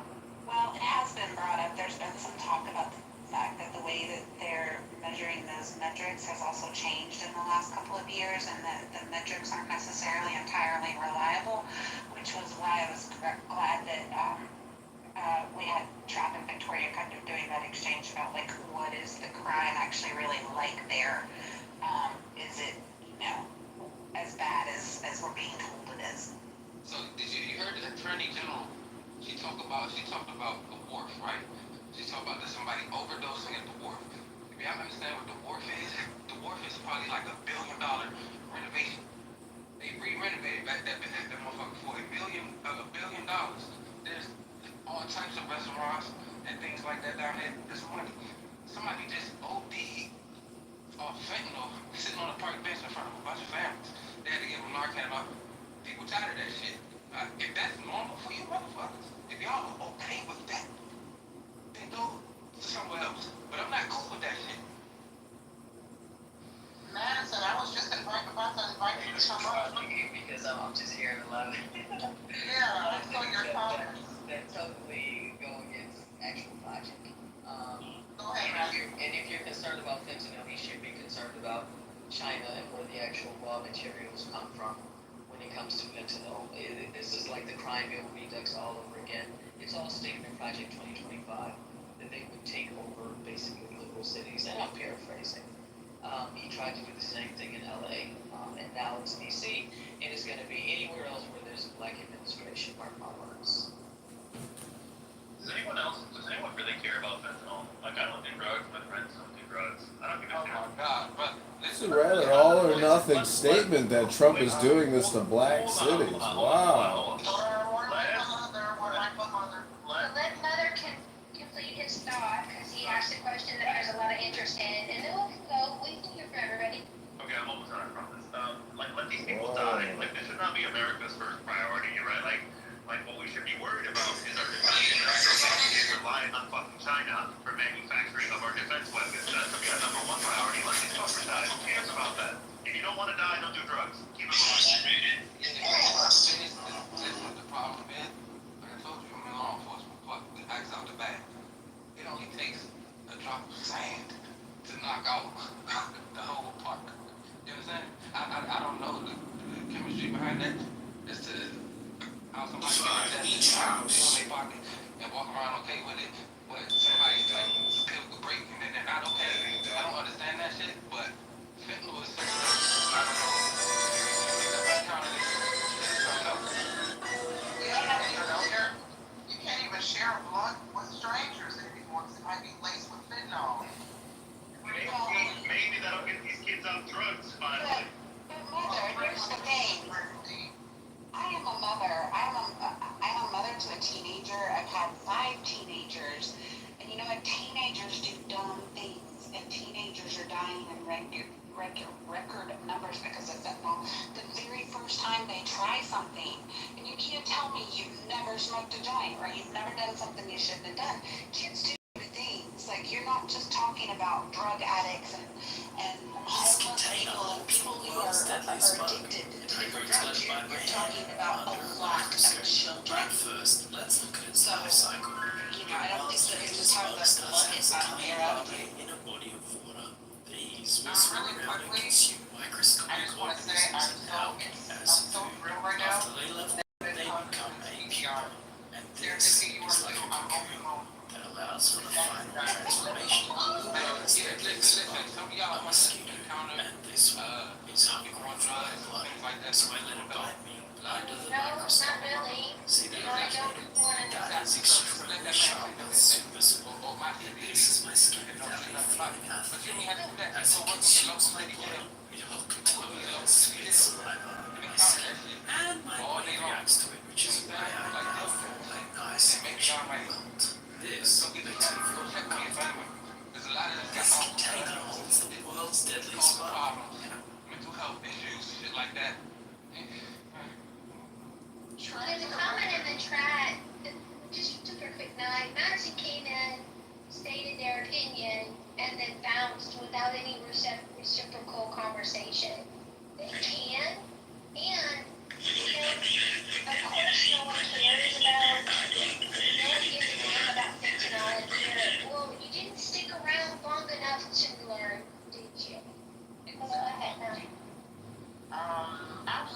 Trap's point, first of all, the chemo, why are you in school? Come up.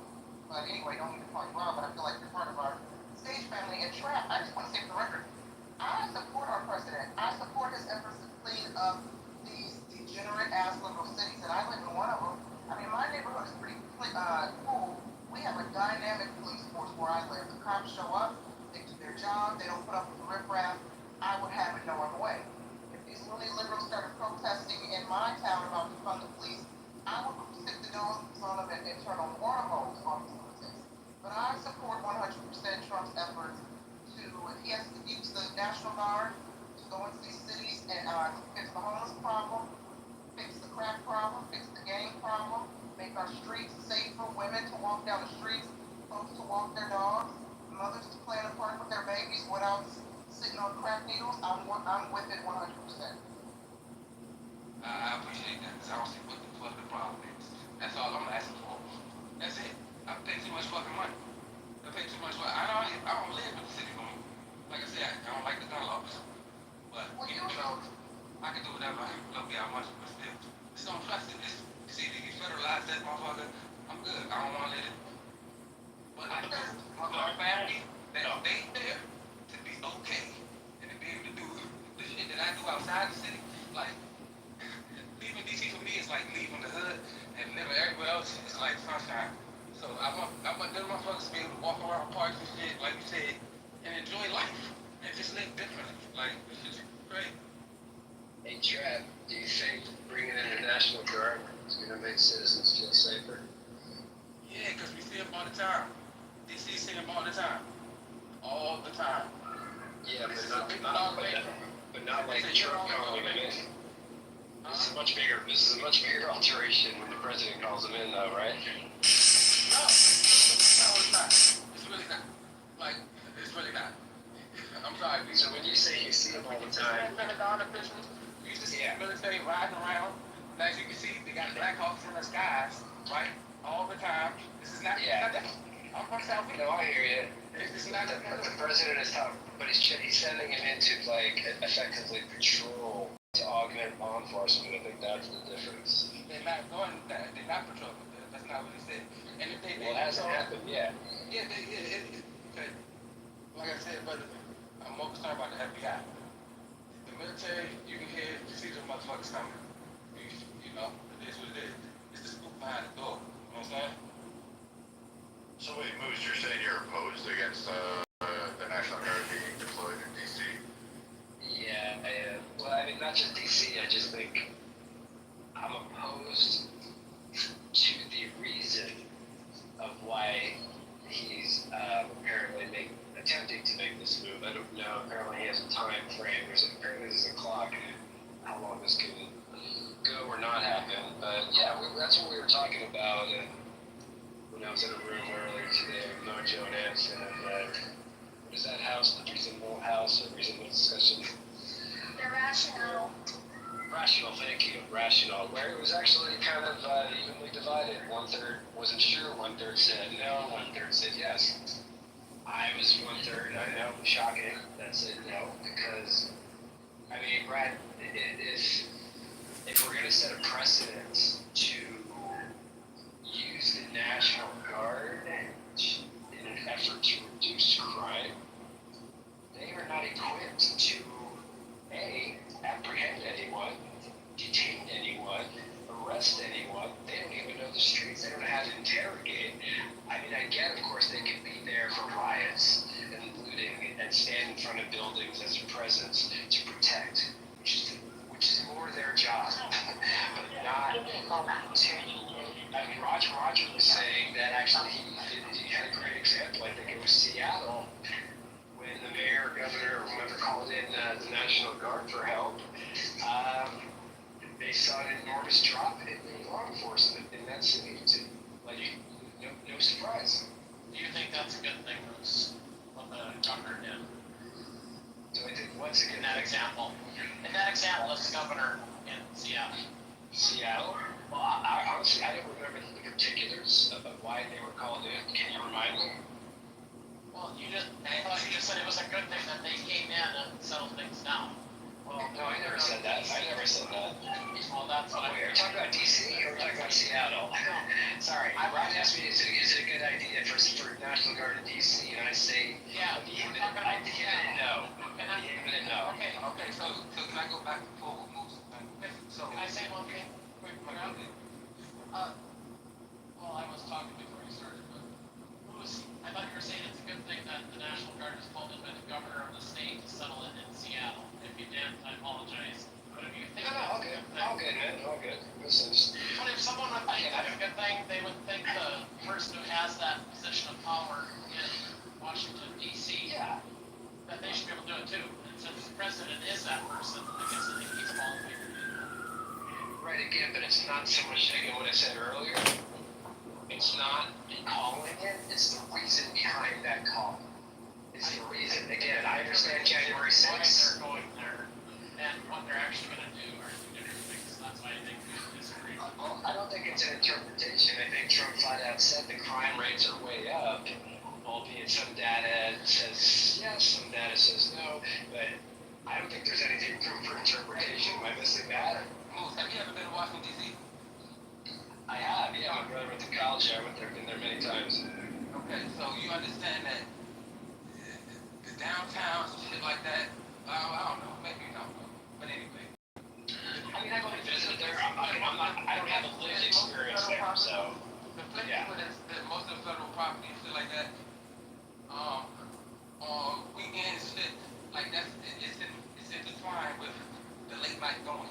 You know what I mean? So, you know, like I said, there's a lot of people out roaming the streets doing certain things on those type of nights. Those people, the National Guard is going to be there protecting property, but they don't even have the equipment to be riding around. You think it'll be in Humvees? DC streets not even big enough for Humvees to be patrolling every neighborhood. Let's just talk about that. Yeah, I agree. They should protect property. So like I said, they should protect property, sure. So like I said, bro, I forgot. I was gonna say something else that you said. You stated Moose's concerns were not founded because you live there and your sister lives there. Well, not you no longer live there, or you still live there? But I'm 2 hours away, man. Right. So you're, and with Moose, when was the last time you visited Washington, D.C.? That's what I was trying to say. Like, anyone who was living there as a tourist, it's like, You have to go? Like, we can't hear when there's 3 mics. Yeah, I just wanted to say real quick, I don't have a lived experience. I'm not going to pretend that I know what the streets of D.C. are like. I visited there, but being a tourist and living there are galaxies apart. Yeah, so that's what I'm trying to tell you. I have more concern about. So he's talking about bringing in. This one, he's talking about bringing in active duty military. Now that's different for me because they're not fucking from there. They have no ties to the city. National Guard got all ties to the city. It's different bringing active duty personnel in. Okay, so let's use that example. So why is that? Because active duty? Because the National Guard will be fake. Because they are citizens of that town. And so for you to think that they're just going to take out orders and just take everybody the fuck out, hell no. That's never going to happen. Why? Because they're citizens of that town. That city, that's easy. You think that military, that might get lost on military who are just there for business and don't care about the citizens because they don't live there themselves? Is that what you're saying? Yeah. Unfortunately, it's like that. Unfortunately, people are beings. We are human beings. Okay. Let me ask you this, Travis. So let's take the DC example, albeit a unicorn because it doesn't have a governor. But let's apply it to another city, be it Democratic or Republican. I don't care. Where there's high crime, wherever there is apparently need, where law enforcement is not doing their job, do you think, in general, the president sending in the National Guard, again, not to protect property, but to apparently augment police, and again, National Guard are not authorized to detain, arrest, interrogate, and they're there for a military presence. Do you think that in general is a good idea for the president to do, to send in National Guard where there is is wherever in this country there is high crime versus perhaps reaching out to that governor and that mayor and seeing why there is high crime there. Look, we should definitely reach out to the governor of that state. Since Washington D.C. does not have a governor and it's not a state, do what you gotta do. Mojo earlier, go ahead. Yeah, so I appreciate your honesty, Chad. people say the National Guard can't detain people. They can if those orders come down, whether they come from the government that day. So let me finish here, dude. Like, chill out. So, like, the idea that they have powers that are appointed to them. The president can't say, hey, you know, if you see a woman being attacked by a group of an individual and they're beating her up, please detain them. They just don't have the powers to, like, throw them in jail. They'll detain them until, like, police officers come back and to go further and conclude the arrest. And they'll do that. But yes, the National Guard can be enumerated. California has done it. Every state has pretty much done that with their National Guard at some point in their history. And the National Guard. Okay, I was wrong. Hold on. I was wrong. DC is deployed every year or every time there's an election. It has been deployed so many fucking times. It's still on active deployment in there. They're rotating people out. Still in DC. Through the war of terror since 9/11 for 20 years, we had National Guard deployed all over the protecting areas. We've had, Biden brought in 25,000 troops and gave them powers for 3 months there. So, I mean, we've had multiple times throughout the bonus favor about it. And here's another thing. The National Guard can also be deployed to protect protests. The most famous one being I Have a Dream speech by Martin Luther King with 250,000. The National Guard weren't there to just, make sure nothing got out of hand, which they were, but they were also there to protect the protesters from any kind of violence that would have been conducted upon them. So they do a it's actually really weird how they'll operate and what orders they did during George Floyd. They were there to protect property. They were there to protect even some of the protests that go on if they're large scale. Think the Million Man March. Again, National Guard was deployed to actually ensure that did not get out of hand because they're an asset that can contain and help route and control crowds.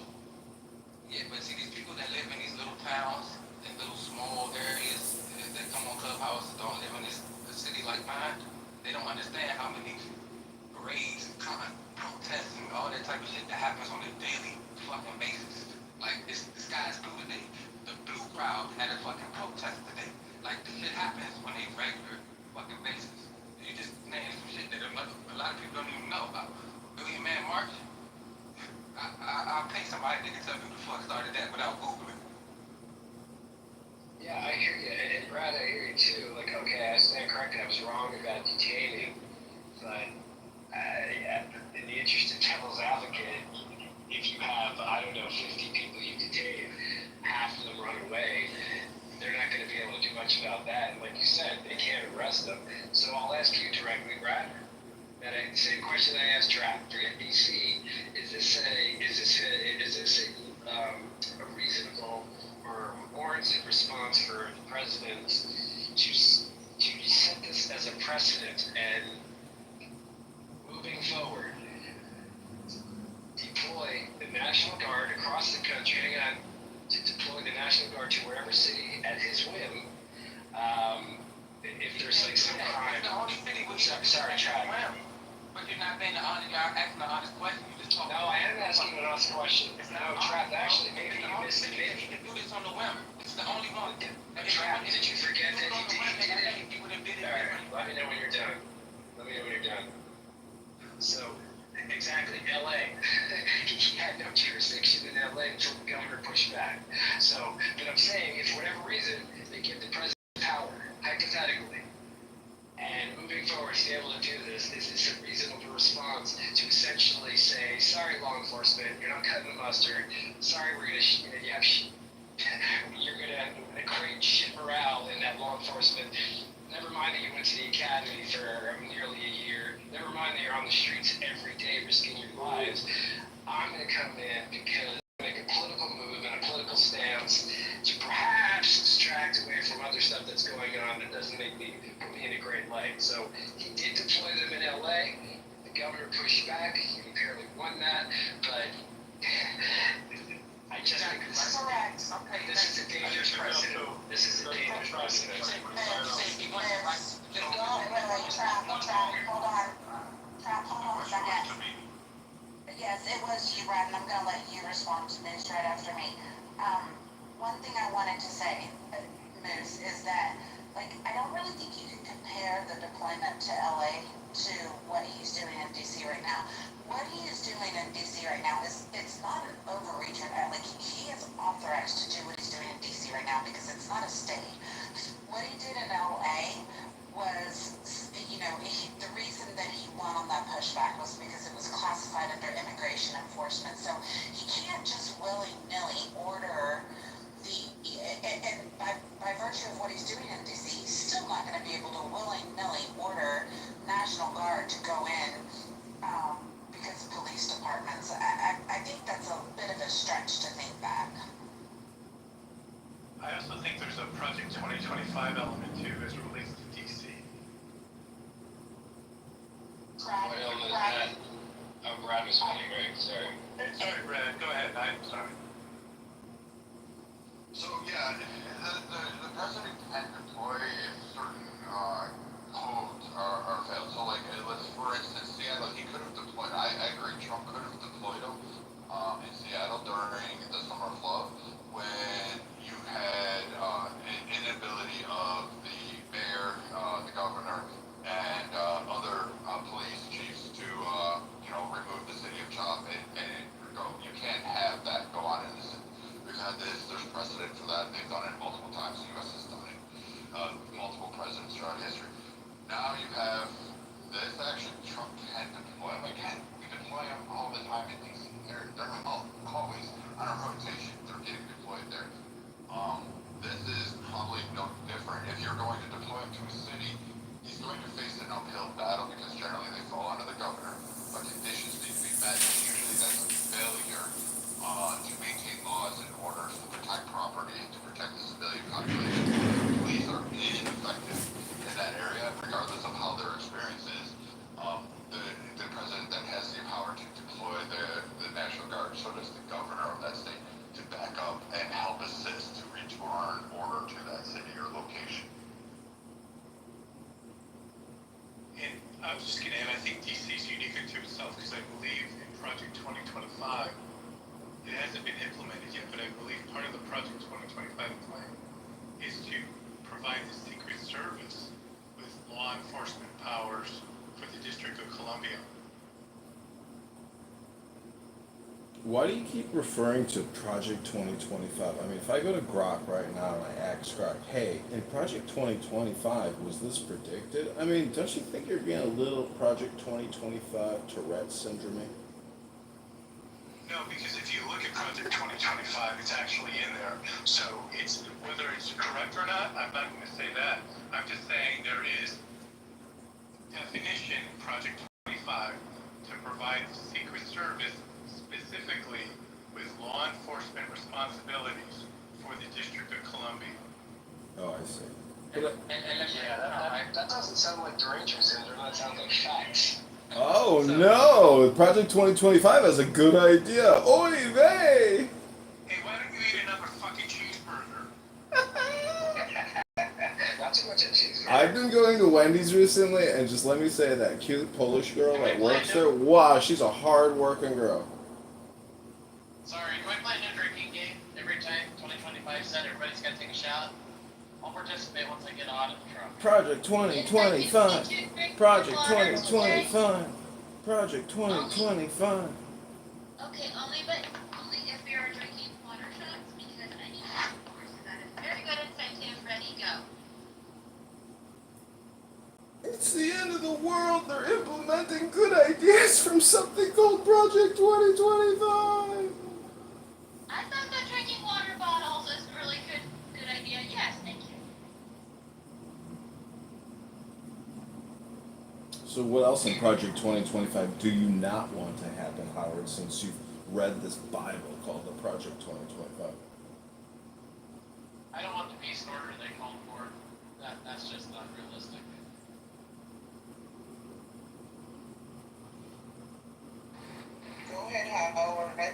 so you can. No, again, I was addressing specifically about the District of Columbia, which I know we're talking about the National Guard, and I'm just saying that there was some reporting that it's only for 30 days. It may or may not be, but I'm just highlighting that one initiative that hasn't yet been implemented provides the Secret Service law enforcement responsibilities specifically for the District of Columbia. That's all I'm saying. They already do have some though, by the way. On federal property, they do. Like I said, man, I really, it's like y'all don't really understand how DC works. It's probably a foreign concept to y'all because y'all understand. No, actually, I used to live in DC, so thank you. Cool. It's still probably foreign to your ass. You probably live uptown and then you really go outside of it. Are you the only one here who can speak on DC? Is that what's happening? Yeah. If you feel like if that hits your heart like that, then it is what it is. If that's how you feel. But until somebody can give you some better knowledge than the generic bullshit that's coming out your mouths, then challenge becomes harder than that. You fell for the trap, Moose. He got your ass. Hang on my face. Well, listen, I appreciate you coming up to the stage to offer his perspective, especially for those who don't live in the area. And we're trying to figure out if the National Guard is actually necessary. Is the crime as bad as this administration claims it is? Well, the media claims it's not as bad because the crime rates have dropped since last year. So, Trav, I appreciate you coming up to share your perspective as someone who's actually in the area. If I'm not mistaken, Trent, did you say you moved out of DC because of the crime problem, or do you still reside within the urban areas of DC? I live in Virginia Beach, 2 hours away. All of my family lives in what? How long ago did you move away? Brother, I'm a man that chose to do better. Like I said, I didn't stay in the city. No, kudos to you. Absolutely. I went to college. And I chose to live life. So, yeah, like but I go back and forth to DC all the fucking time. Like I said, I'm 2 hours away. I'm actually ready to go get my heart. Boots on the ground experience, though. I track you have boots on the ground. Yeah, I mean, I don't understand. Yeah, that's my point. He might not be there right now, but he's lived there. Like what?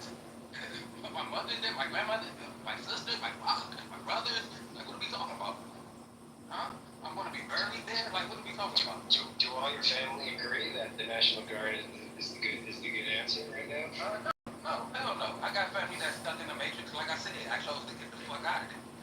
I definitely got family that's stuck in the matrix, but I'm not that. So like I said, I live in Virginia where I got good gun laws. I got me a nice little piece of land. Come on now. I don't need to be in that little Democrat ass city. You can't do shit. No. No, sir. Moose, you never served in the military, right? You don't understand the beautiful simplicity of following an order. Correct. Okay. Correct. I had parents, though, so I know what I had strict immigrant dads. So I'm very familiar with following orders. Okay, so what do you think the National Guard will do? What do you think? What do you think a sergeant? What do you think a corporal? What do you think a second lieutenant or a captain in the army is going to do when they deploy to a hot spot somewhere in Washington D.C.? What do you think they're really going to do? I don't know. That's why I was asking. I would imagine they would secure property first. Maybe reach out to the chief of police. And that's why I'm really trying to wrap my brain around it. Like, how would they actually assess the problem? That's a great question. How would they actually assess the problem? Boots on the ground and get those gangsters. Well, I don't know if you've observed the police recently, Moose, but let me pretty much tell you what the police do. They sit in their car and they look at their cell phone. Am I wrong, anyone? So, Moose, the National Guard is not going to be doing interdimensional or interstating policies. They're not going to be targeting gang members and going and kicking in doors to, at least at this juncture. Now, if that does happen, that'll be eye-opening. But they're currently, that's not the crux of their role. That's not even in their, what's outlined by even Trump on the podium. What's that outline is that they're going to be there as a force on the corner so that people can walk the street. They're going to protect national or federal properties. They're going to coordinate with police and other entities to do crowd control, to do, again,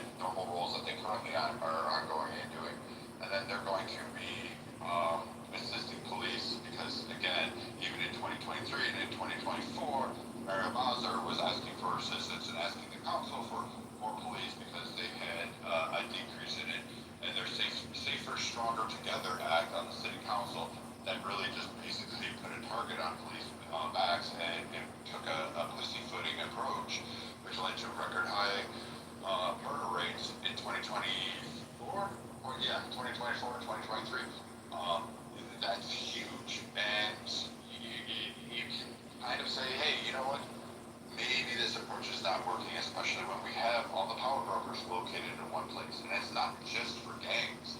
Like you wanna make sure that there is nothing bad going beyond. We don't want it at the Capitol building, do you? I mean, you don't want it at I don't know, at any of the other federal buildings. I don't want to see the Washington Monument blow up.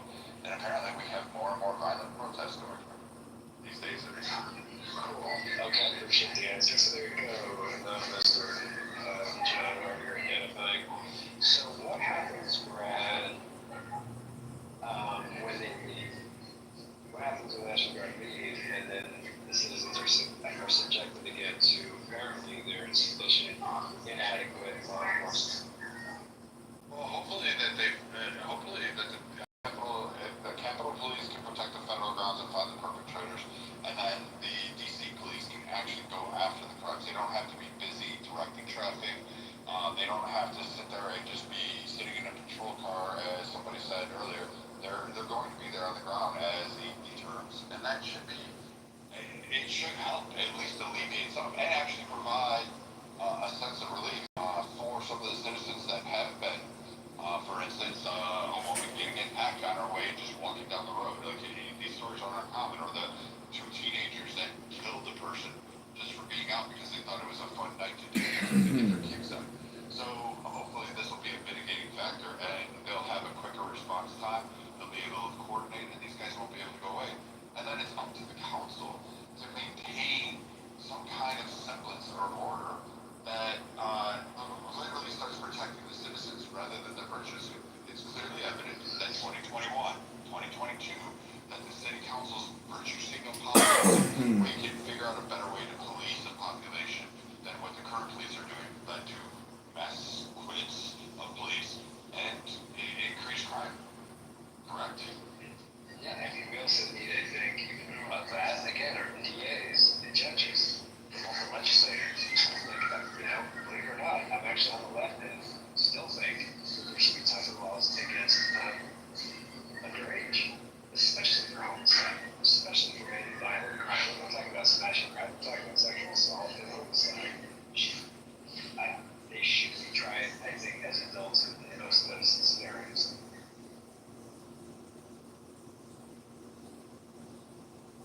They won't get it up. Okay, I'm on your side with that one.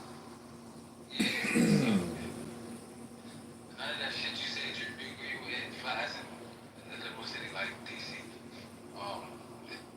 The dude who was speaking kind of has it correct. This is just a federal fucking takeover because the city council, the mayor, that motherfucker who wear them glasses at that police press conference that spoke to me. They come to that podium every time there's some bullshit going on.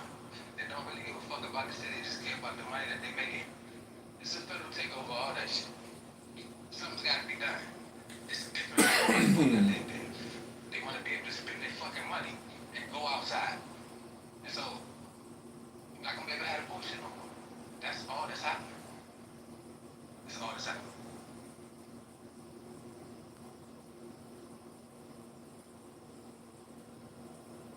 You're not gonna act like the city ain't been gentrified. Oh shit, that's crazy. What can I expect that is? So how would people rate this topic in terms of priorities if you were president and this is what you were doing for your people? Is this a top 10 priority for you? Sounds like a goal. I'm on it.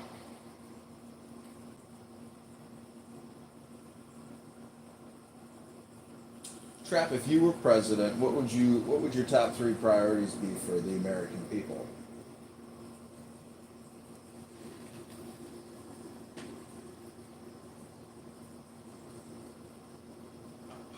I'm a Christian. You know, I know what's up.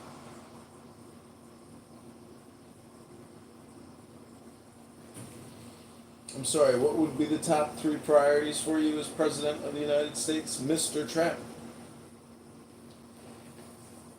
The Trinity.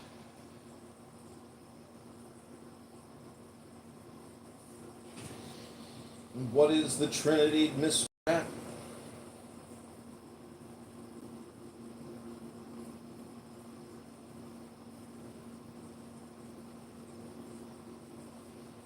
Does the Holy Spirit have your tongue?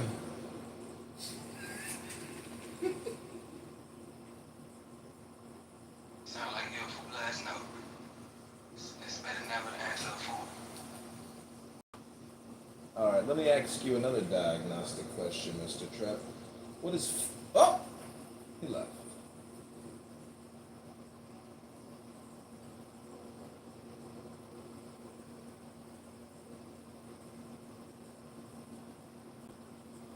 Hey, Kima, did you enjoy reading the Tao Te Ching today? I felt like that was a good group bonding moment.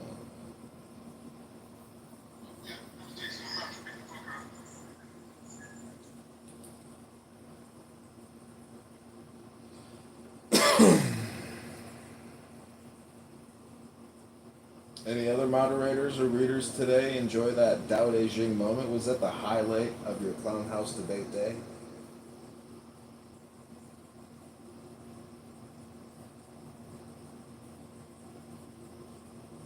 I think it's fun to do group things.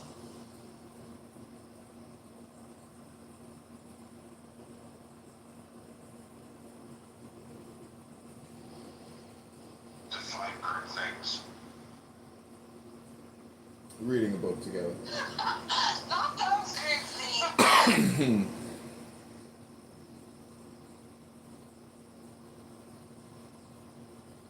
It was saying, be the actual talk and hopefully education some people got on Washington DC and just how it's different from everywhere else. But most of all, I think that should be, maybe it's not going to be the example for safety, but if it's the head of our nation, everything trickles down and if there's chaos there, it's going to trickle down everywhere else just as fast.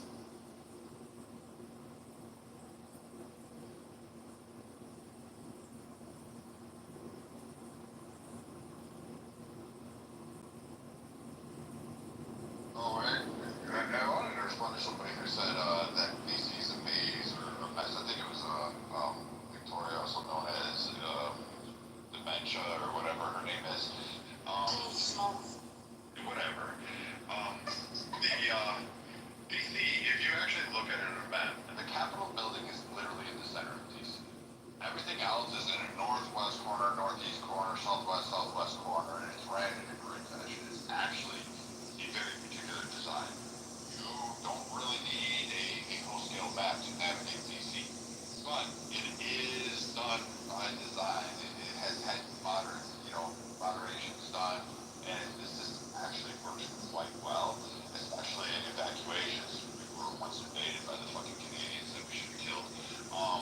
And then, we should take care to just understand, like, these quadrants exist and how to navigate those quadrants is very simple. You just see it on a basic map, pull it up on Google if you don't believe me, but the National Guard will have no problem navigating DC. It's really very basic.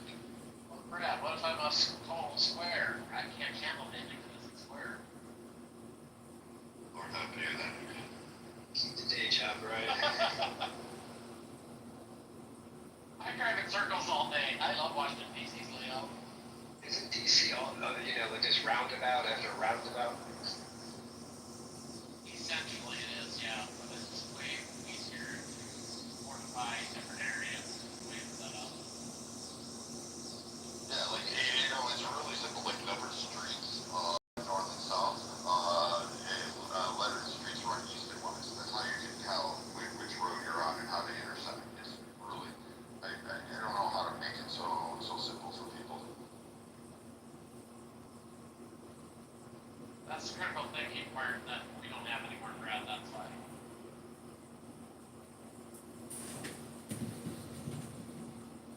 The three orders are pretty simple for these soldiers. I mean, carry out the commander's intent, protect your men, make sure they're safe and sound, and your women, don't sacrifice their lives to go get a bunch of little thugs. And then third, protect the property, protect the assets, protect the value in society.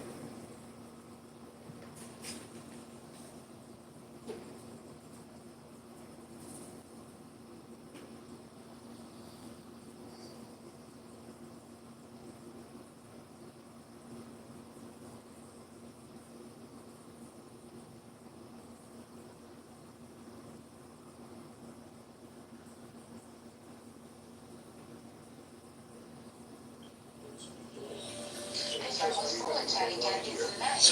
Sitting here. How is the poll? Like, I love that Serendipity picked the same one I did.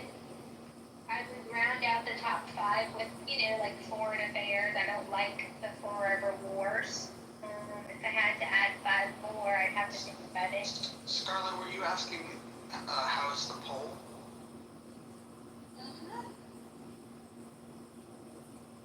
The P-O-L. The P-O-L-L. Oh. Serenity? You instigator. I'm not. Roger's the one that said that. Can you imagine I was anyone? just asking if I heard her correctly. You guys, your minds are in the gutter. I don't need to talk to her. It's Kristen. Kristen's mind is always in the gutter. To be fair, Serendipity was talking about group activities together, and then talking about Gosh. Exactly. I like group activities. Like reading Hold on, I books. gotta polish my halo. Hold on. Hey, Roger, go ahead and put a poll for how many women here have taken a pole dancing class, but make it anonymous. Oh, wait, Clubhouse doesn't allow you to do that.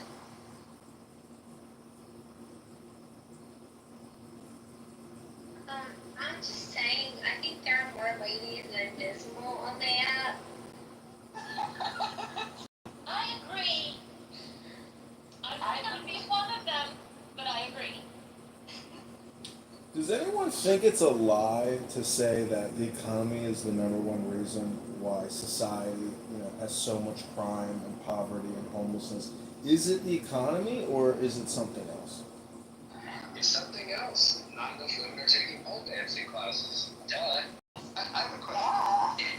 If we let economics, which is the number one issue that we should care about, get so out of control that we have $37 trillion worth of national debt and $100 trillion of unfunded liabilities, if now the situation is so bad we just don't even do anything about it, what's to stop us from feeling the same way about all of the other issues, such as crime? Well, what I'm thinking is, if you find yourself high on fentanyl in a street in Philadelphia, can you somehow reverse engineer $37 trillion in debt? I mean, should you have another $35,000 in your pocket, and not be in the street high on fentanyl? Like, is it just one system? Is the system one, and they are a victim of this system? Is that the right approach to reverse engineer your position if you're a fentanyl addict on the street in Philadelphia? I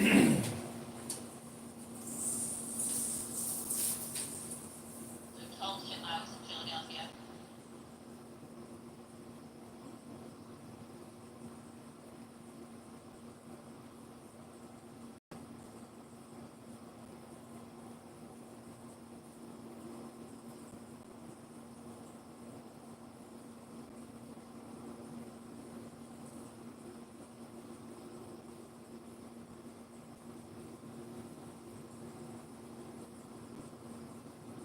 What's going on with you guys? He's been so quiet, so well behaved.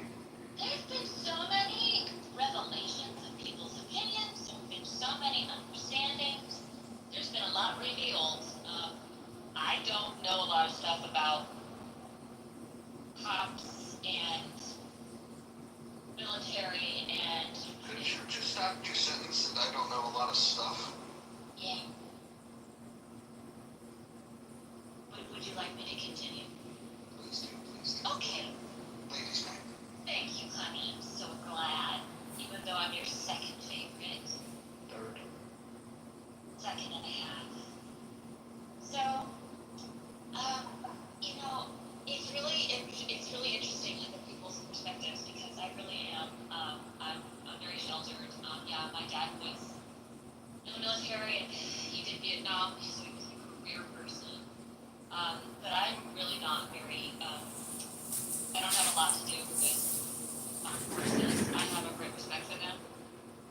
And it's really great to get insight from people who are in the environment. Multiple kinds of opinions that are shared. It takes a lot of courage for people to share their experiences and to be heard. So I appreciate that, and I've learned a lot today. During the discussion, residents did not hold back, voicing their frustrations. He can have his poem Many tonight, questioning why kids aren't being held accountable. We as a city and a community need to be much more focused on prevention and surrounding young people and I had the mother today, Roger, because she decided to like go have a life and do their things. families. Yeah. You did a great job. It happens. It happened every now and again. I was out looking at beautiful flowers that I had sent to my favorite clubhouse crush.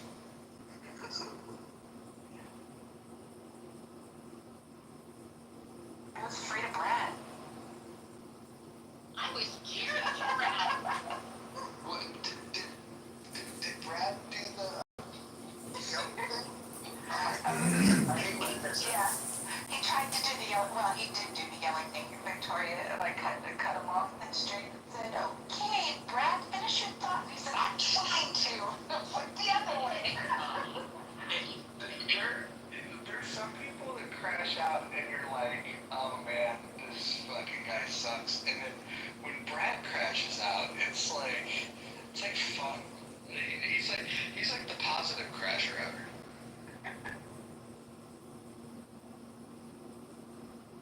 I remember back when progressives weren't afraid to debate people and they would come in rooms, like the Brad goat discussions were fucking amazing.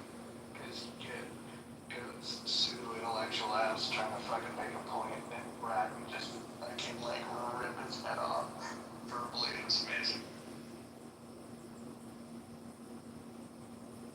Those were the days.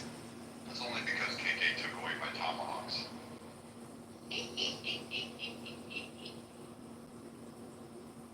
Christy asked a question in chat. She said, "How do you define a leftist versus a progressive?"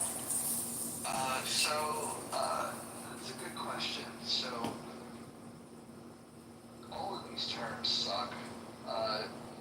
Lefties want to fight against tradition, right?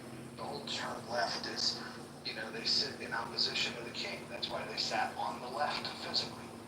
The people that wanted to uphold tradition, this is in France, by the way, so I don't know why we have to use their terms, but if you sat on the right of the king, you were really saying, hey, we're going to defend the king, and we're going to essentially defend tradition, and that's then gets into these ideas of like, okay, well, conservatives, they want to uphold tradition, so I guess right and conservative can have some sort of,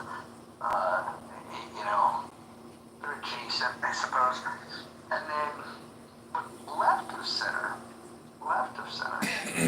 when you're fighting for change, you can do that in an authoritarian way. That would be the progressives, or you can do it in a liberal way, at least in the classical sense.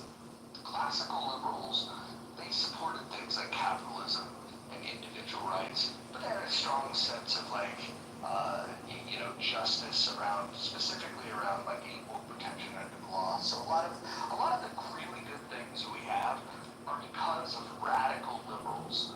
The Constitution was written by radical liberals, but then later, conservatives were, hey, that's pretty bitchin', that seems to work, maybe we should protect that.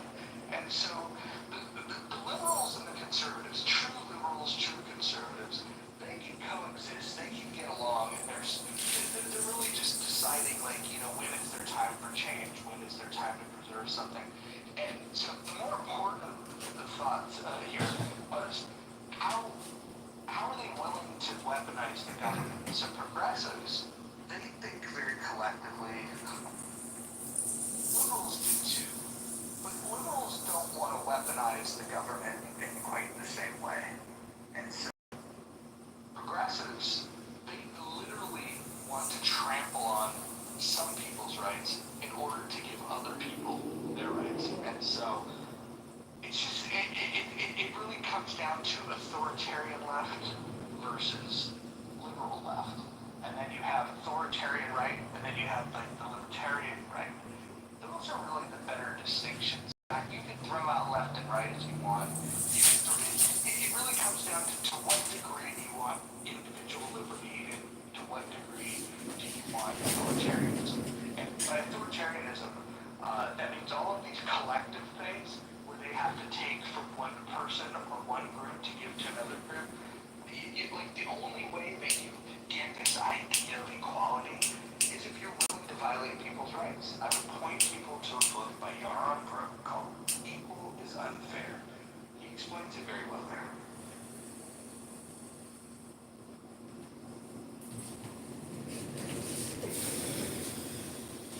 The thing that like bugs me is that we're all squabbling, fighting, or competing for borrowed money. Like that alone should cause panic. And then secondly, people should try to work together and depoliticize and stop the gaslighting and the fake outrage when everyone is a hypocrite because they're fighting over borrowed money. That's a good point. Necro said something interesting in the chat. He said, I consider myself a classical liberal. Necro, the rest of the world considers you a faggot. That's not nice. Which part wasn't nice? Oh, you!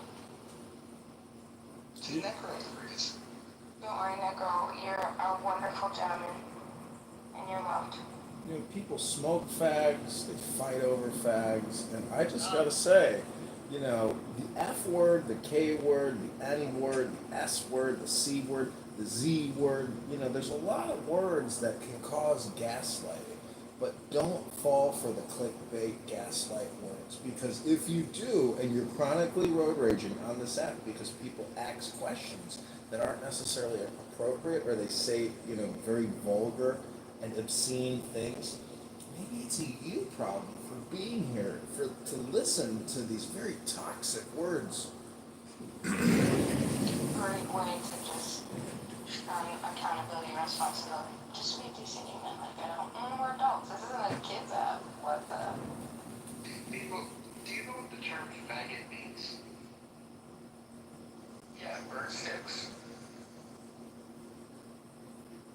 I was asking people.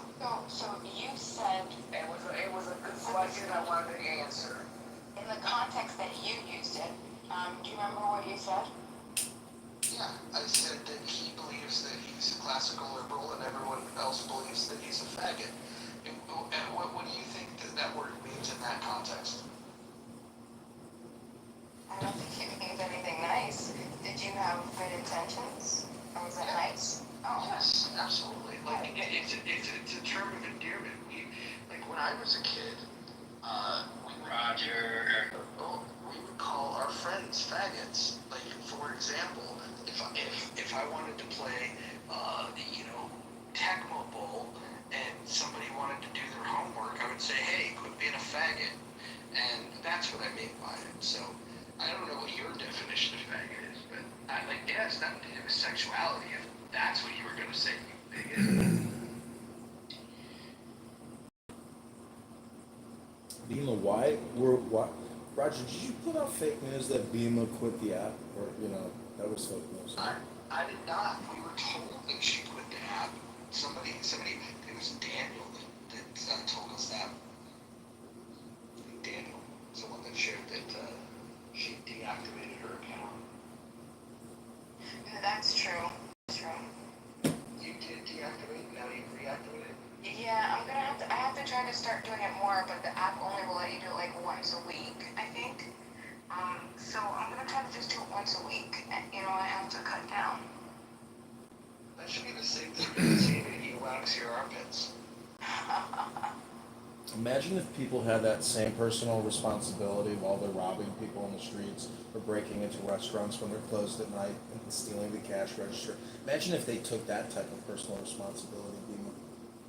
Imagine if you made sense. Can I just point out the people that felt like they needed to rescue people in the chat, people on the stage? Do you guys not realize that Necro and I are friends? You guys not understand that? Necro, can you tell them about our friendship? Are you more than cheat on Monica like that. Yeah, but I might win it for Monica secretly. For my dead body. That just has to do it when you're not looking.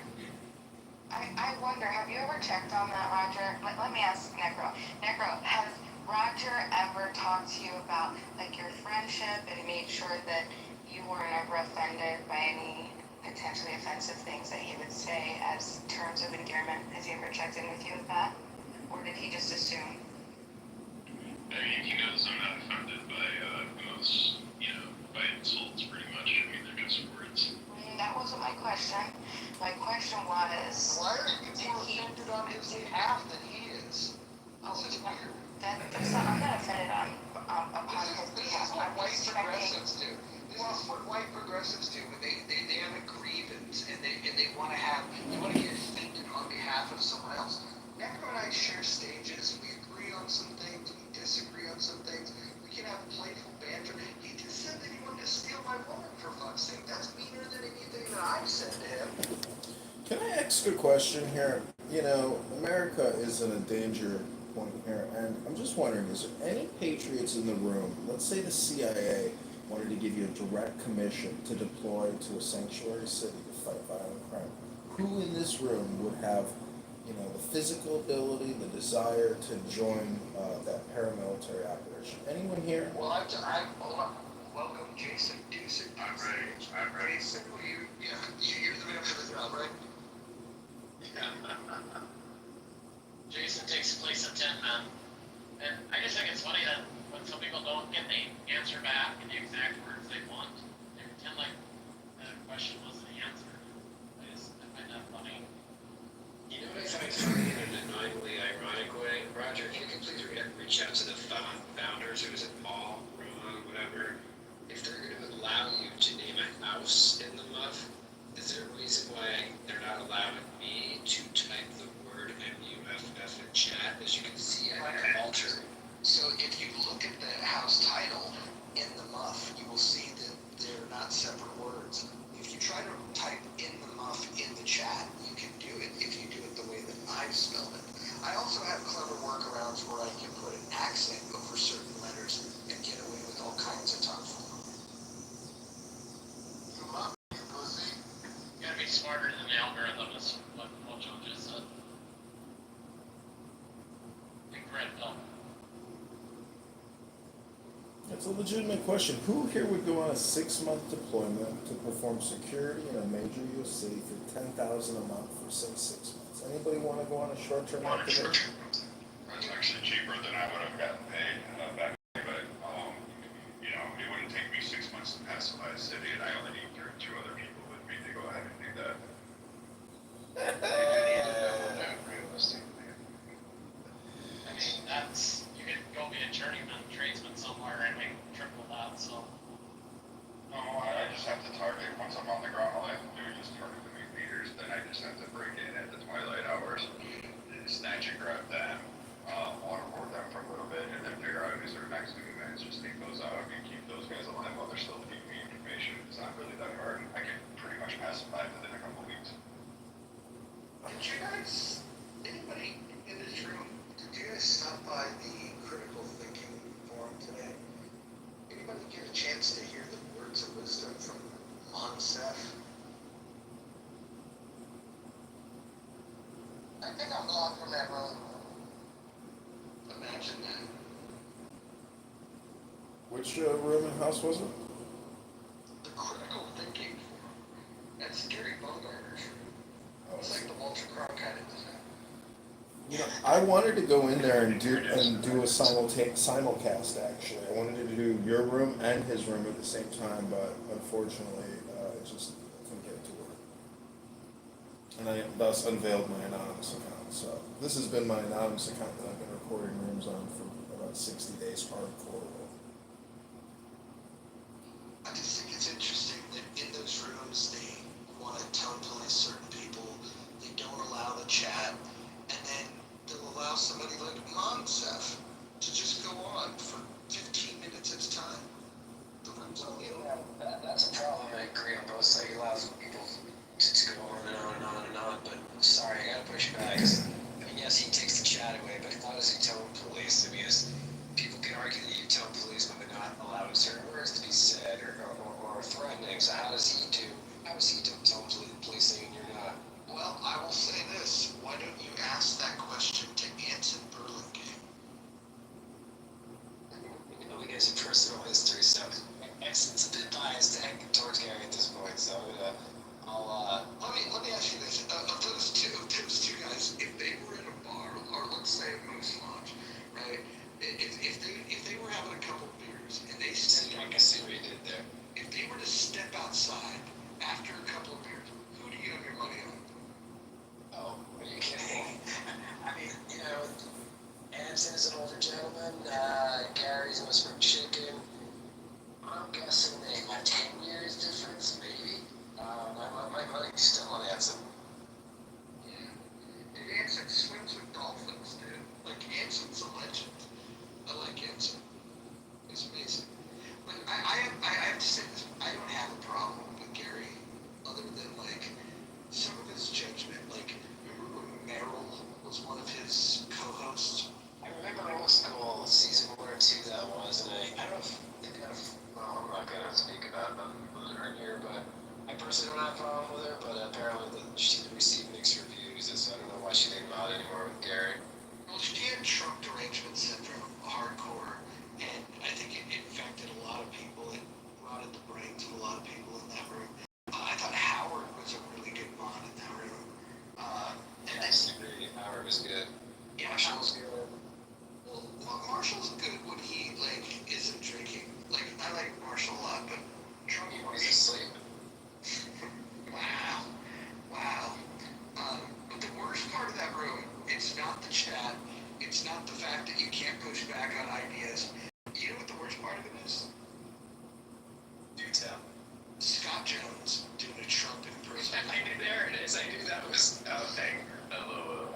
He did it just do it in your room before? Oh yeah, I heard him do it. He did it like he was like winning. It was hilarious. Nails on the chalkboard. Do you know who does a better Trump impression? Dorothy Reynolds. No. I mean, like, it's like impossible to tell the difference. Darth Ariana's incredible, like insane. Actually, Jamie Foxx does a really good Donald Trump. I don't know if you guys have heard that.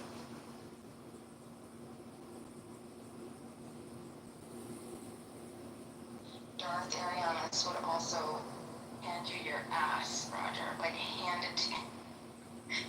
In pretty much absolutely any topic, anything, he would just destroy you. He'd destroy anyone on that stage.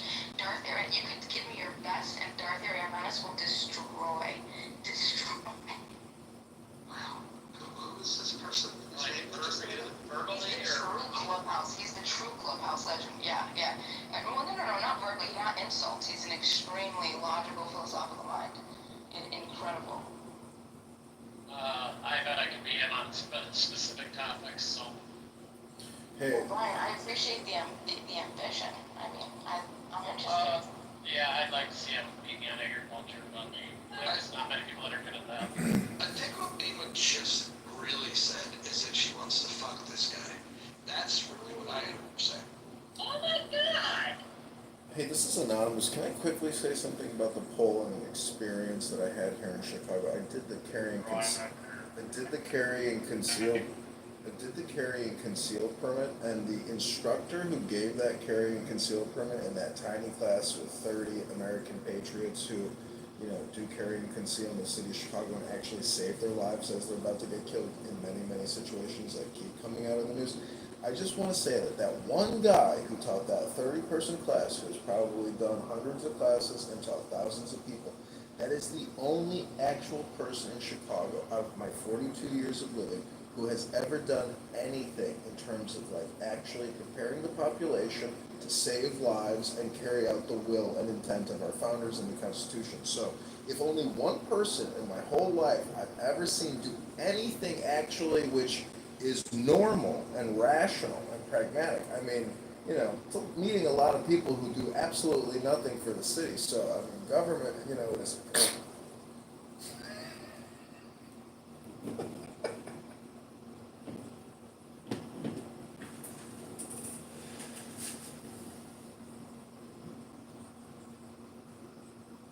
Let's hear your Bill Clinton, Negro. Give me a minute.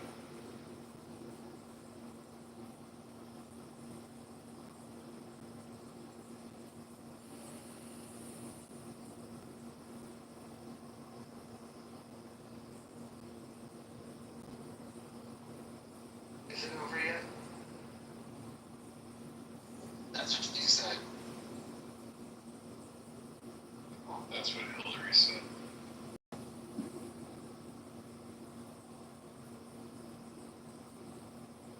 Tomorrow's rational discussion group is going to be amazing. I think it might be the biggest one ever. Oh, what's the topic? Is there a topic? Tell us can you give us like the 411 on this? Time? Yes, they're always 2 Pacific, 5 Eastern, but actually 10 minutes before. It's a pure coincidence that Roger does it at the same exact time as the aforementioned room of Gary and. This is a little passive aggressive, isn't it? Or is it just aggressive? It's just aggressive. This is McDonald's and Burger King on opposite ends of the corner competing for cheeseburgers.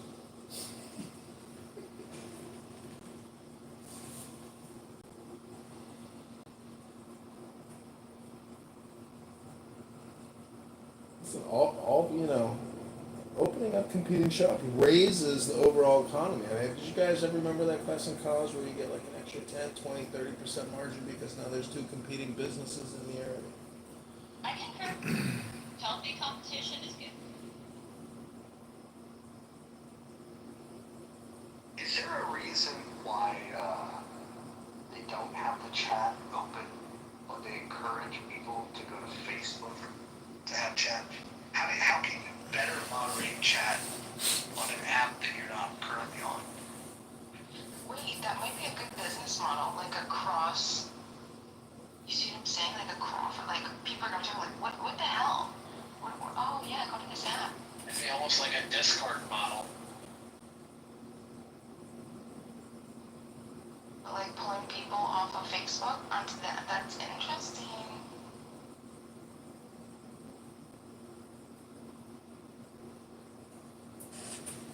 What would you know about interesting people? Way more important for the Absolutely nothing. Except, let me direct you to my PCR. This is a begonia Darth Vaderiana. Oh, a Terraria begonia, very rare. It is absolutely incredible. If anybody knows of where I can buy one, I'm interested. I've been looking for about 6 months. What is it about I would if I knew someone who had it, and that's I think it's crappy because these are so rare that I can't find anybody that has them. I bet you if you paid enough, you could.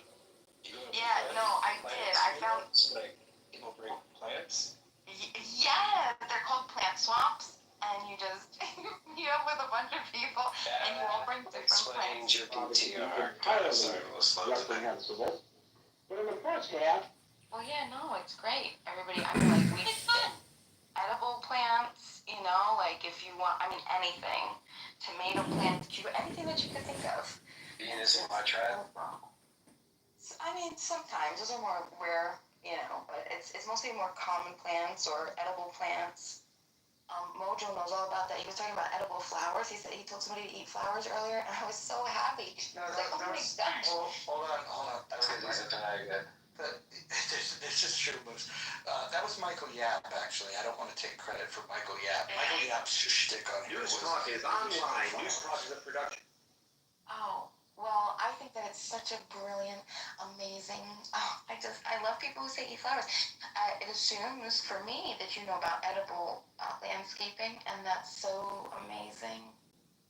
Ironic, the guy, I don't think it was flowers, it was berries, the infamous story of the Harvard grad who there's a whole movie about it, Into the Wild, where he goes on this journey to find himself, and he eats berries and dies.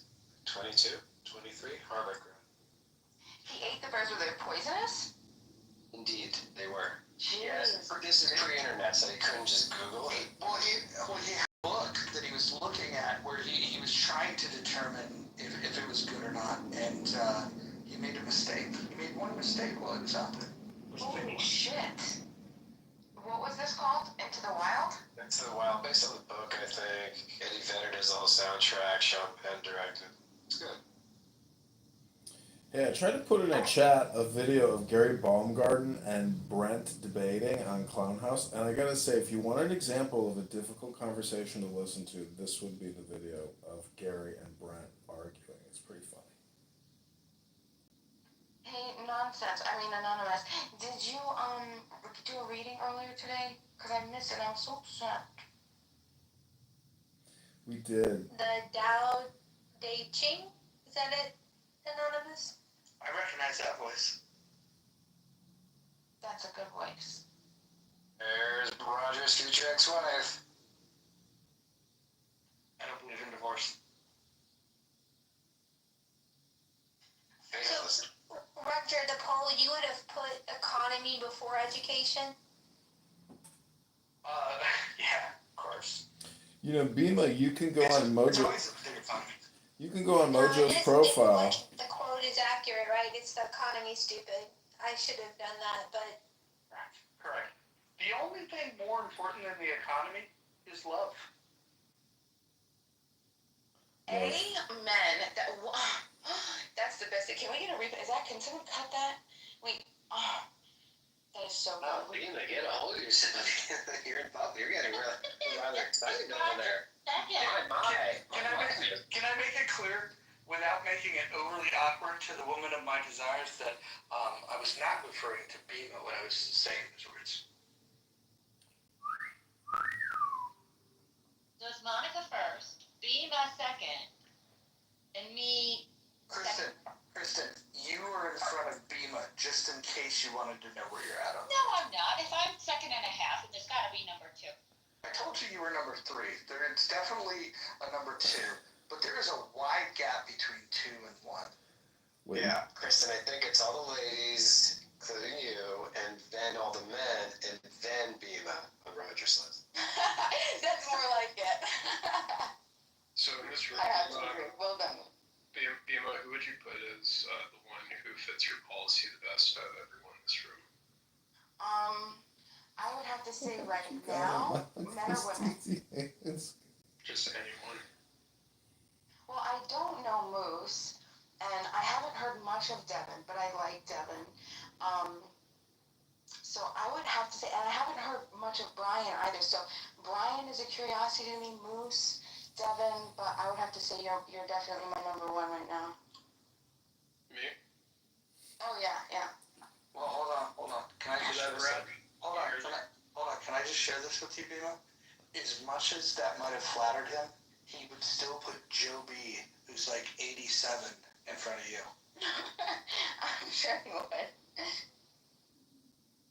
God damn it, Joe B's in here. She heard that. I'm just kidding, Joe B. Tall Lady is in the audience. Tall Lady is top 10 in my Clubhouse fave list, and that's not inconsiderable. I mean, that's considerable. That's Scarlet Tutis, where do I rank on that list? yeah, probably shouldn't have said that.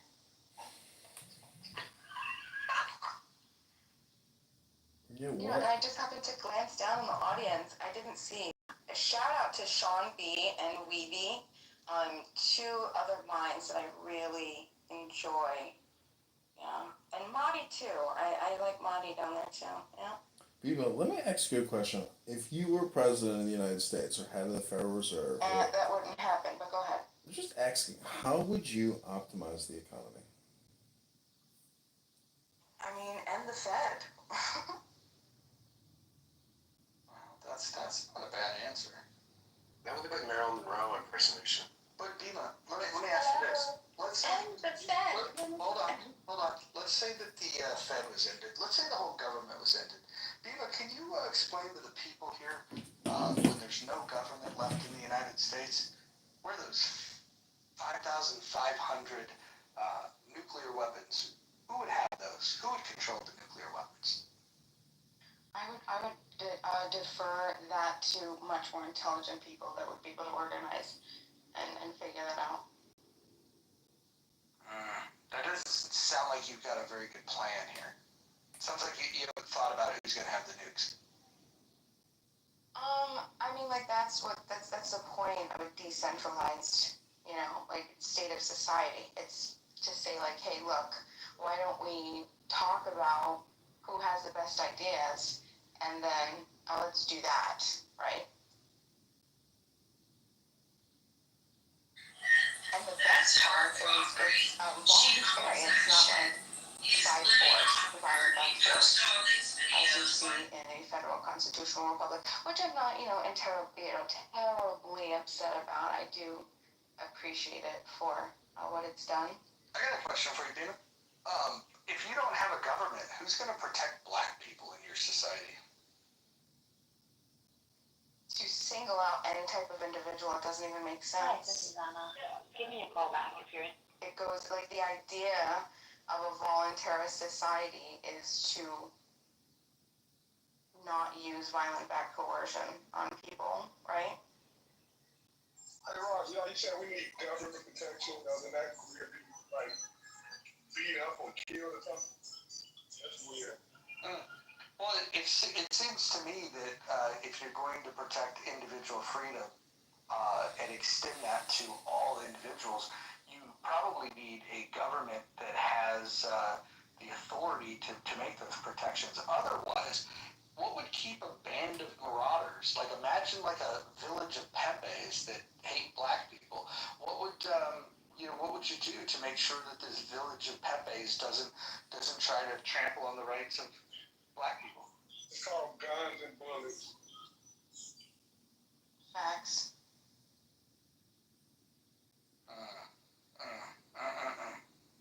What if the battle was in the water?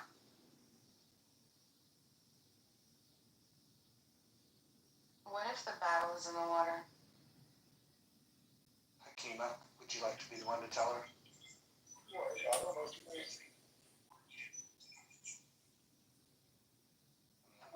When this conversation's over, I would love. Sorry, Charlie. No, I interrupted you guys, so go ahead and finish this conversation. If you have a question for Tall Lady, I'll just put it in the chat so y'all can keep going. I was gonna tell Mojo he gotta spread his own lazy jokes. Much say about water. Wait a minute, hold on. Can you repeat that? I didn't know if you're cutting out. What was that, Hakima? I think Hakima was saying that the stereotype of black people not being able to swim is incorrect.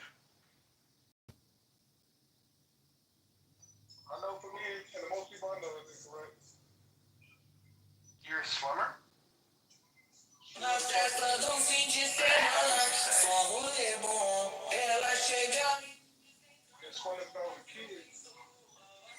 we're done with this survey, can we get a survey that asks if we think that Hakima is a strong swimmer? Absolutely, we can take it down right now. It was just a filler poll. I got a filler poll. I guarantee y'all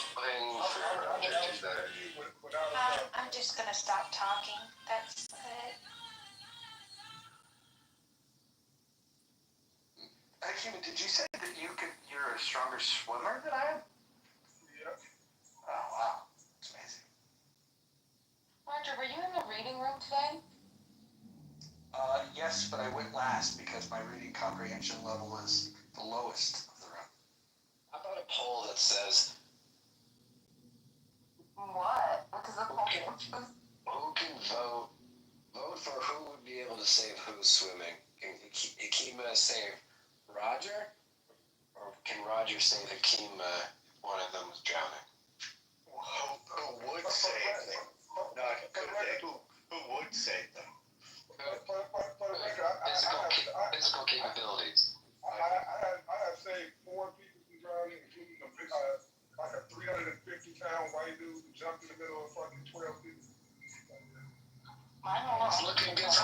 Roger. It's looking really Hold on. This is like lefties. They hear one side of the argument and they've made up their mind. Here's the other side of the argument. When's the last time you've seen a world-class water polo team that was all black? Well, fat people float too. That just means we got better shit to do with our time. Like play basketball or football. Now that is stereotypical. That's bordering on racist there, Hakima. What? I'm just saying what we like to do. We like to play basketball and football.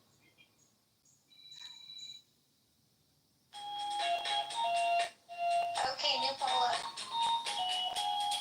Damn. All bags on Hakima. Oh, so what was the reading? What did how many verses did you do, or like what did you get through to as a We got through a third of the book, and really? yeah, got through a third. So can I ask a question? I'd like to ask Roger. Excuse me, Mojo. Mojo Jojo. What did you? Is this a manic episode? Should we be concerned? Manic Monday. So. What's your question? From the reading, thank you. From the reading, how many of those principles would you be able to apply to what Israel is doing currently? Well, I think the first principle I would put is that you shouldn't try to control them. The fact that you want to control what Israel does would put you in violation of the principles of the Tao. Fabulous deflection, but the question was what Israel is doing. So I'm a third party, or it doesn't matter what I think. You can say that what Israel is doing. How many of those, master principles could you apply to what Israel is current policy? And we can, pretend that we're all in support of what Israel is doing right now. And there's no genocide, and they're defending themselves, okay? So if we use that baseline, how many of those principles line up with the current policy? I would say there's very strong alignment with the good people of Israel when it comes to the Tao. The main thing is that we have to accept that you can't change things. You just have to accept things the way that they are. This is the Tao. I think I got my answer. I think that answer is none. I'm pretty sure. I mean, you didn't get through the whole book, so I'll ask again when it's finished. Yeah, you simply can't have your cake and eat it too. Hold on. That is the stupidest fucking thing. Why couldn't you buy a cake, eat a cake? In fact, in what situation would you buy a cake and not eat a cake? It makes no sense to fucking that saying. That's gotta be a white person saying. Like, Hakima, correct me if I'm wrong. I am a white person. I guarantee you came from England. Roger, you have to say the quote right. You can't eat your cake and have it too is the correct quote. Damn it, Joe, with your reality facts. Jesus Christ. So what you're saying is Necro got it wrong. Most people get it wrong. They say it backwards. Wait, how did I say it backwards? It's the OG of this misinformation. Well, wait, what's the right way of saying it? You can't eat your cake and have it too. It means you've eaten it, it's gone, so you can no longer have it. And you also can't have it if you eat it. I didn't write the quote. I believe the idea that grows in it's chronological matters. Chronological order matters. Who told us that we were having that quote wrong? Joe did. Joe, you get an ad, man. You solved one of the most irritating, and I love cliches. I frustrated with that quote because it made no sense. And when you said it, I had to rock it, and like it's beautiful. Thank you, Joe. I'm just surprised. My pleasure. I have a moment. I'm just surprised you hadn't run across the true way it was said before it started. Brian, you knew it, and you were holding out on me these last 4 years. Yeah, I just thought it was common sense. My bad. Well, but that's because you feed us. You're a farmer. You provide, like, you have the common sense of being a man of the land. So I can't blame you that I was ignorant. Thank you. We should do a whole room on that. Cliches and quotes that don't make sense, and do origin stories to find out why. The other good room is music lyrics that people think they are and what they actually are. Like Hold Me Closer, Tony Danza. Yeah, I want Tony Danza. That's the best song ever. Hurts So Good by John Mellencamp. He doesn't really say that. No, he does actually. Okay. Jesus Christ. My eyes are tortured instead of my eyes adored her. Oh no. Maybe it's only Something like a deuce. Keep going. I interrupted you, Jones.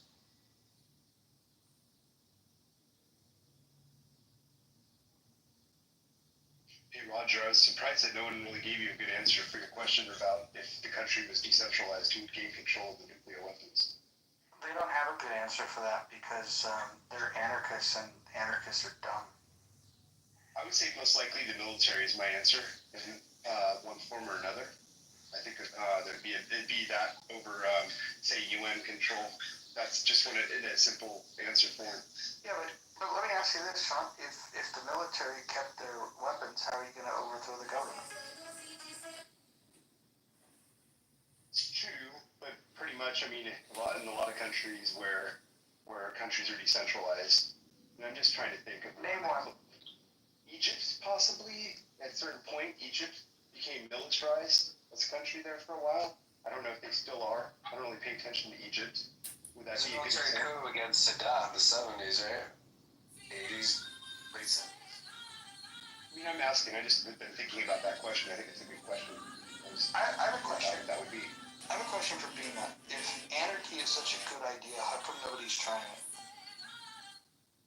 I just think it's, like one of those short-sighted, trained, indoctrinated programmings, and we just continue to pass it down, right? Because we could say, why didn't anybody choose a federal constitutional republic, 1,000 years ago? Why haven't we been doing that forever? You know what I mean? I think it's just a little bit, also, this is interesting, and I don't actually have an answer to this because it goes back and forth, but do you believe that our morality as humans, like humanity as a whole? Did you say humans or humans? I'm not sure. What did I say? Humanity as a whole? Do you believe that morality? Humanity or are you saying humanity? Humanity. Well, those would be sheep people. Hold on, wait a second. So do you believe morality evolves? Do you think that we've evolved with our moral, underpinnings of what we believe society, you know what I mean? Do you think that it's... Well, we don't do any public hangings anymore, so I would say yes. You know why we don't do public hangings anymore? The real story is because of botched hangings. It was never banned or outlawed. It was because of botched hangings that we stopped hanging people. What about public shootings? We still do that. It was done in Utah. Was it North or South Carolina? Where was the other one? It's a firing squad, but I'm not sure it's firing squad. public. Yeah. I don't think it's public. Well, actually, I heard it's not public, but it is bizarre that you can still. On the streets. Yeah, it was the guy in death row, if I'm not mistaken, who killed that young mother like 30 years ago. He actually requested a firing squad. Can we go back to Beavis' question about, does humanity evolve? I think that Morality. Morality. Yeah, I think the civilized societies do evolve. But if you take like a pedophile death cult that's 1,000 years old, they haven't evolved much. They still want to fuck kids.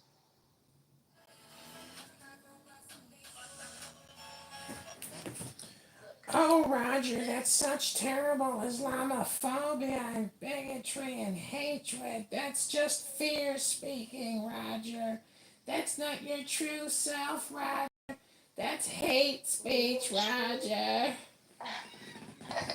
So wait, so this is the question. Do you believe that morality has evolved? Like we see, anarchist societies. Well, I'm not sure it goes deep enough into like the what and what we know and how we know and like just like there have been mutualist societies, anarchist societies throughout time. Name the one that thrived the most. I don't know which ones thrive the most, but Kropotkin. Wouldn't that be a good thing to examine if we're going to advocate for a society? Shouldn't we look back in history and you're going to say, hey, we should look back to these societies. Which one thrived the most? Well, I don't know about that. Yeah, because it was just a long time ago. Like we're talking, like hundreds and hundreds of years ago. Just few, not enough documentation. You know what I mean? So why are you convinced it would work then if you don't know anything about it? Well, I mean, like I don't think that that's a good argument to say it's not going to work, right? For the same reason that we're going to say. What the fuck are you doing? Who? Which one? Unfucking believable. Can I name some anarchist communities that have been fairly successful in the past 100 years, perhaps? So Can we just get a check on David real quick? David, are you okay? Sorry, Eleni, go ahead. I'm okay. My mic was up. Oh. I hope that was a crap scaler that didn't pay out full odds. That was it. We never on film. So I wish John would there to record it. The guy who requested firing squad was Jack Henry Abbott. The book was The Executioner. There is a book, The Executioner's Song, Letters from Jack Henry Abbott to Norman Mailer. I read the book. It was pretty good.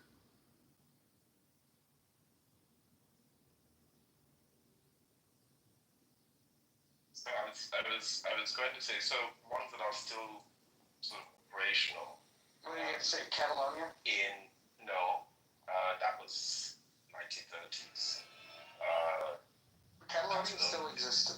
Catalonia still existed. Not as much, but like the most successful part was sort of between 1936, 37. Are you familiar with Catalonia? Yes, I just told you the years in which it was first. Yes. Hold on a second, real quick. Let me just finish my thought. Well, I will, but I want to just ask you a question. Are you familiar with their tradition of the Kagane in their nativity scene? No. So the Kagane is the shitter. They have a character within their nativity scene that squats and takes a shit, and it's kind of that like soft swirl shit that you get out of like a McDonald's like freezy thing if it was working. But go ahead. You were saying something far more important. Go ahead. Chocolate right now, Roger. Bad timing. In Korea, there are among like certain Korean refugees. This was also in the 1920s, 30s. But in Copenhagen, there's been like a very long-running sort of self-governing commune that lives in. How many people live there? How many people live there? I'll have to check, but it's a small community. And they've been running since the 1970s. I'm not making an argument for or against it. No, this is good. No, listen, you sound like an intelligent person. You're well-read. I'd like to think of you as a man of letters. I'm just curious, though. Would you agree with me that in a country of 350 million people with a sophisticated system of infrastructure and government intertwined in every aspect of our fucking lives, and a military that has nuclear capabilities, do you think that type of society could collapse into anarchy and be okay? But you're conflating the sort of normal definition of anarchy with anarchism, the philosophical idea. So for some people, descend into anarchy. This is not what anarchism is. Anarchism doesn't. Listen. I've written the books. I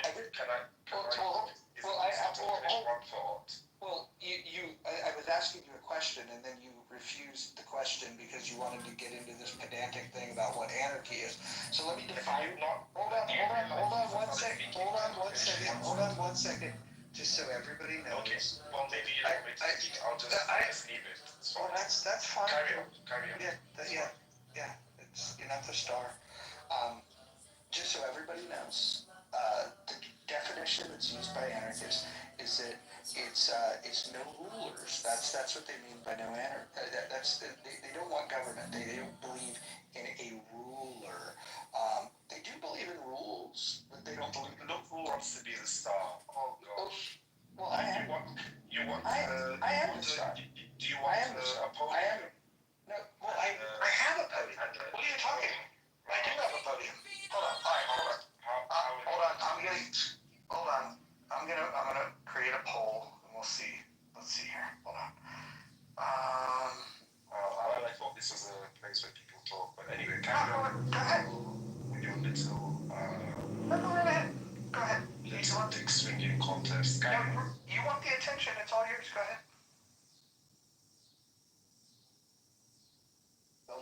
What's up? Nah, I'm not speaking. Yeah, I'm just idiot. Wow, why did you even say anything, man, dude? No, but like. Why do you say that and then just do that? That's stupid. That's like what chicks do. No. This is idiocy. If you want a small group where you talk to your friends, that's fine. If you don't want people to come up, don't invite them up. Well, you were given the stage, but you apparently wanted to throw a hissy fit. Stupid. It's not hissy fit. You're an idiot. This is not how people talk. Yeah, I'm not an idiot. You don't even know who I am. I know who you are. You're an idiot. Okay. Making it personal doesn't help your argument. It brings you down.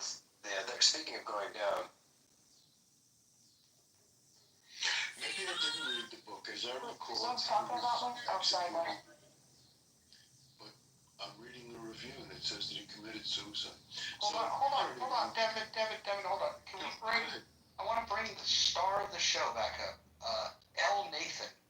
L. Nathan, come tell us all about anarchy. Get up here. We got a poll in your honor too. Get up here. Come on, L. Nathan. If that is your real name. This is what happens when you challenge an anarchist. It's funny. I disagree. You have to call Dylan the thumb. Shown that he's an anarchist. We don't know if he's an anarchist, first of all. And two, this just goes to freedom of association. If you want to have civil dialogue, he set his boundaries. I respect him. I'm sorry, Nathan. I would have liked to have heard you. I would like to have heard him. I actually said I would like to hear him. I invited him up. He's refusing because he's afraid. Yeah, Nathan, you're never likely to be anybody's professor. I don't think he's afraid. He didn't sound afraid. He said you wouldn't even qualify to sit in my class. Listen, I wouldn't pay money to go and get a fucking education to be taught by fucking morons like yourself. What are you gonna do? You're gonna tell me about these thriving anarchist communities? It's fucking amazing. Like, Jesus Christ, you guys hear yourselves? Do you understand that that's like an appeal to, what is it? Is it an appeal to history, right? Like, you're saying that it's literally a logical fallacy, saying just because something hasn't been done in the past means that Do you think appealing to reason is a bad idea? To appeal to reason, well, I mean, not for the sake of just saying something is reason, but if there's if there's actually reason in the reasoning, then sure. Bro. Jesus Christ. Listen, I'm not gonna lie. I hope this is streaming. I want to. You heard that, right? This should be. I'm done. Please mute yourself. This should absolutely be a fucking PSA of why young people should not use drugs. I just don't. I don't get it. I do not use any drugs. I'm a Maybe, teetotaler. maybe I'm a that's your problem. teetotaler, and I no, actually I've been told that. But I do love begonias, specifically the Darth Vaderiana. If anyone knows where I could buy. Is it edible? Is it an edible begonia? No, but there are edible begonias. They're beautiful little pink ones. There's like the double pink Francises. They have a very sweet. You can put it on, salads and things. It's very nice. You know, it's like my saying is Beautiful presentation. you shouldn't do drugs or else you might have to become president of the United States. Hey, hold on, guys. Mojo, breaking news. Elton John blames the democration, democratization of microphones. Idiots like this who are nothing in real life enjoy this, but yet he takes the time to stay here and somehow feel gratified that he's putting this professor has sunk to our level apparently with his hubris and his ego, but yet he takes the time to put that message in. The irony is hard to ignore. Listen, they're all here for the dopamine hit. I'm here for it. You're here for it. We all collect it in different ways. I think the issue is that Bima collects her dopamine. She overindulges. This is why you get ideas like anarchy. Bima, let's ask you a couple questions. So the collapse of the U.S. happens, and I know you don't want to talk about the idea of who gets the nukes. Can you explain to me, like, who would set age of consent laws if there was no government? So the point is it's decentralized. So you all would. Everybody here would. Wait a minute. But what if there's a compound of people that decided that they wanted to throw all age of consent laws out the window? Where would the authority be to say, hey, that's a bad idea? Well, you had talked about appealing to reason, and I think that's a good, I actually, if you want to use the appeal to reason, okay, we've gotten to the point where we have a great structure. We understand the psychological damage that, like the Eric Erickson model of, psychology, the children's psychology and how they grow and how their brains develop. So like, obviously there's limits, and we can use, great with our science eyes and objectivity to incorporate. And so there are going to be better ideas. There's going to be lesser known ideas, or take a breath. Take a breath. Take a breath. Better and lesser. Take a breath. I'm trying to help you. Take a breath. You gotta break a record, Mojo. Let her go. Listen, I just want her to breathe. Do I sound like I'm not breathing? Correct. Yeah. You sound like you're so hungry. Oh my God! Wait, I sound hungry? Did you take any nitrous? Wait, hold on. Why do you keep saying that, Moose? That is like such a it's a weird thing. Like, can we talk about how you know about this nitrous stuff? Where do you get it? How would I do it if I had it? It just gives you the giggles. Yeah. I want to go back to this thing. So, Bima, in an anarchist society, who has the authority to set an age of consent law? The people, the decentralized. Decentralized communities. Where do they derive their authority? They derive their authority from mutual reciprocation of agreements. Okay. What if so this is the part about age of consent where you need a government is because some people aren't old enough to even consent. And so how do you have mutual consent if you're not legally able to give consent? Well, that's a good question, and voluntarism. Well, yeah. Well, what you're asking me is like, things that we don't even have figured out right now, and all that voluntarism is saying is that we're decentralizing the power to say if age of consent, if there's a community where they have children that are 10 years old and they are able to take full accountability of their successes and failures, they're fully self-sustainable, raising in their own themselves and are able to fulfill contracts, right? Who's to say that they shouldn't be able to be a part of the moral calculus, right? That's all that is. But I think for the most part, We already have a lot of great structure that we can agree to, and that we would say using reason. Yeah, that's a reasonable thing to Okay, do. can you pause right there? And I don't even, I'm not even gonna interject. I'll let you continue, take your deep breath, all that. So I just want to ask the people that were listening to that, was there anything within that that resembled a point that you pulled out of it? I'd love to hear from the people in the chat if that made sense to anybody. And then we'll give it about 30 seconds, and then Bima, you can go ahead and talk more about how age of consent laws are just going to be, I guess, decided based on mutual respect with no authority. Amazing. Go ahead, Bima. I actually liked your exercise. I wanted to hear from the crowd.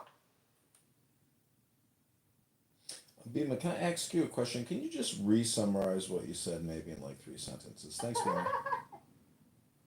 Yeah, Just like, yo, dude, wait, hold on. No, we just need a moment, dude. We just need a moment of stop.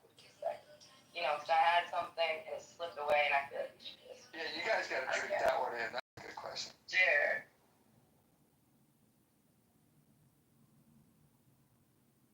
Okay, Bima, you didn't like the question, so let me give you a different one. Okay, so if you have no government, and let's say you have these different territories, you have your little compound, I've got mine. How would an interstate highway get built cooperatively? Do you think that is there demand? Do you think that there would be demand for something like that? No, there very well could be demand, but I'm guessing who would organize it and who would gather the resources, and what happens along this path if there was some old codger that said, "You're not going to put this road through my yard," would you just have to build the road around his house? I mean, like, if you believe in private property, you want to be consistent, right? Yeah, of course. I did. You have to make it. That's why I'm asking. That's why I'm asking you, in an anarchist society, how would these decisions get made? So I mean, I know you ask me this question all the time and you don't like the answer, but the idea is just to decentralize the power structure. So when there's better ideas that pop up, we can voluntarily associate and, put our productive ability and our money into those ideas. And I don't think most people in the United States are irrational, right? So let's use just the United States. If you think they are, that's interesting because there's still people that vote, and so that would kind of dissolve your argument that there's a system of control by the people that you think are irrational. So what do you think that the average American is irrational? Just out of curiosity. Yes. Absolutely. So then, do you believe in voting pockets? I'll leave it alone. I mean, if most people are irrational, and then you believe that we should, or the authority in the United States is derived by that group of irrational people, what are we really talking about?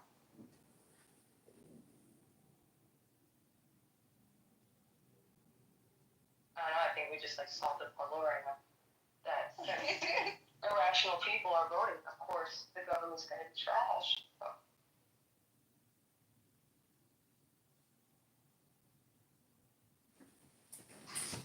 Well, people in California are not rational, so there you go.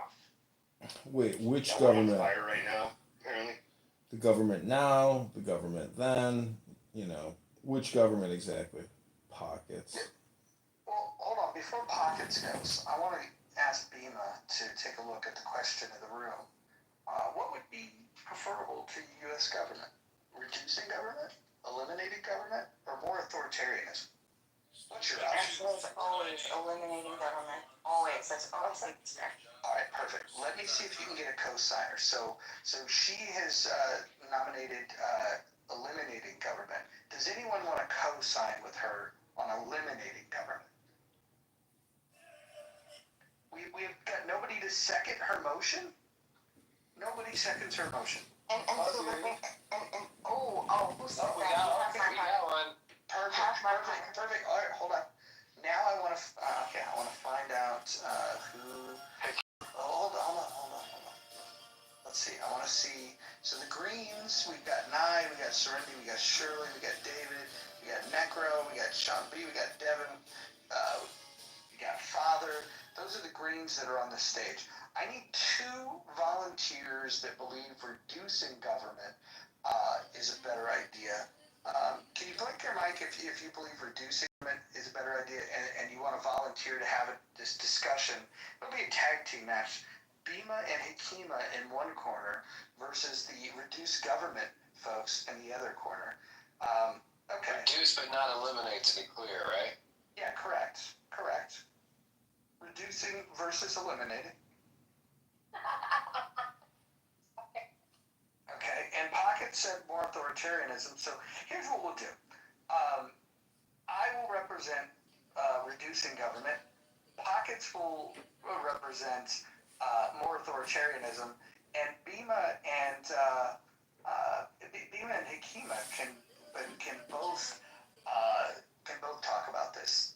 I want to give the eliminating government folks the first advantage. Just like in chess, whoever goes first has the advantage. So I want to make sure that I'm not using home court advantage here. So I'm going to give the position to you guys. Bima or Hakima, who wants to go first? I'm sorry, I was a little distracted. Can you give me your bridged version, quick? We're going to have a debate. I'm going to represent reducing government. You and Hakima are going to represent eliminating government. And Pockets, of all people, is going to represent more authoritarianism. So go ahead, Bima or Hakima, tell us, make your best case to the people listening down below why eliminating government is the best choice. Because governments are nothing but corrupt. Every last one of them on the planet is corrupt. And they just funneling money up to the rich and robbing the middle class, creating the poor. And it's never going to change. It's going to dress it up in another package, no matter what. And they're going to steady fuck the people, control the people. So I'm for no government, where we govern ourselves. I don't think it'd be some wild west scenario. I think people will govern themselves and protect their families and do what they gotta do. I think the world would be much better without some fucking corrupt ass government. Okay. Hey, that's one man's opinion. Bima, if you want to add anything to that before we get to Pockets to represent the authoritarian position, go ahead, Bima. I love what Hakeem was saying. I think that we, as human beings, have an incredible ability to innovate, create, and work things out. And I think the idea that, government is the necessary evil, I think that's I think that's honestly been a scam that a lot of people bought into, right? It was, I think most of the time it's actually the government and violent back force and coercion against our will that causes the biggest atrocities, the wars, this collectivist diseased mentality, and the idea that there are people that have a moral authority over you is insane. I don't think that anyone in this room actually believes that, and that's why I would appeal to your better judgment and your true sensibilities to say, if you believe that you are the arbiter, the writer, the author of your life, you should be able to make the decisions for what you do, for what you could deem moral and immoral, and what you'd like to, where you'd like to put your productive ability. I'd like to invite you to understand that coercive government, which is a federal constitutional republic, although not the worst, it's still a coercive institution that enslaves, that robs this of you.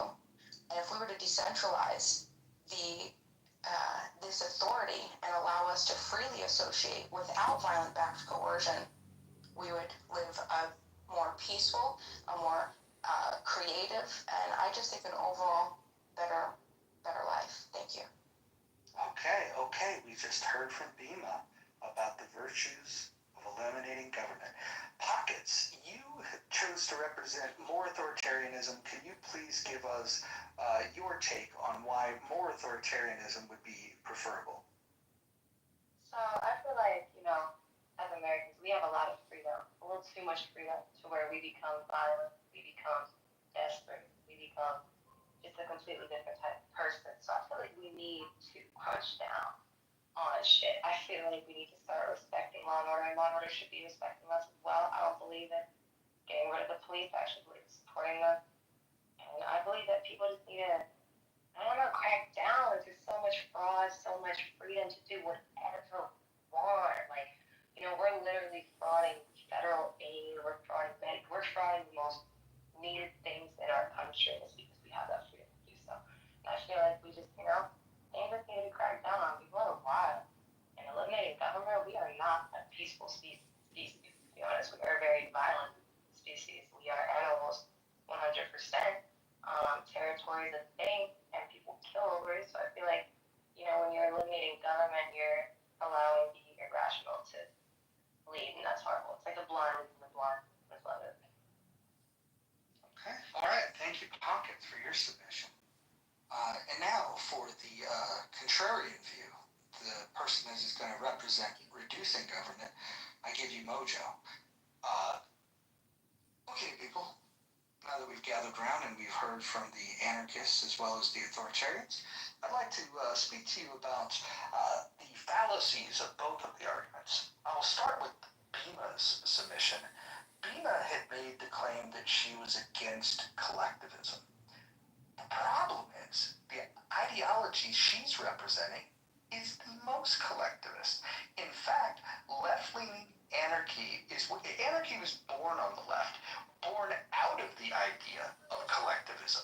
In fact, anarchists believe, and if you look globally, there are different versions of anarchists. There's the anarcho-capitalist, which is a very small number of people globally, although it's more popular here in the US. But from a global perspective, the majority of anarchists are left-leaning collectivists. They're actually communists. They're anarcho-communists.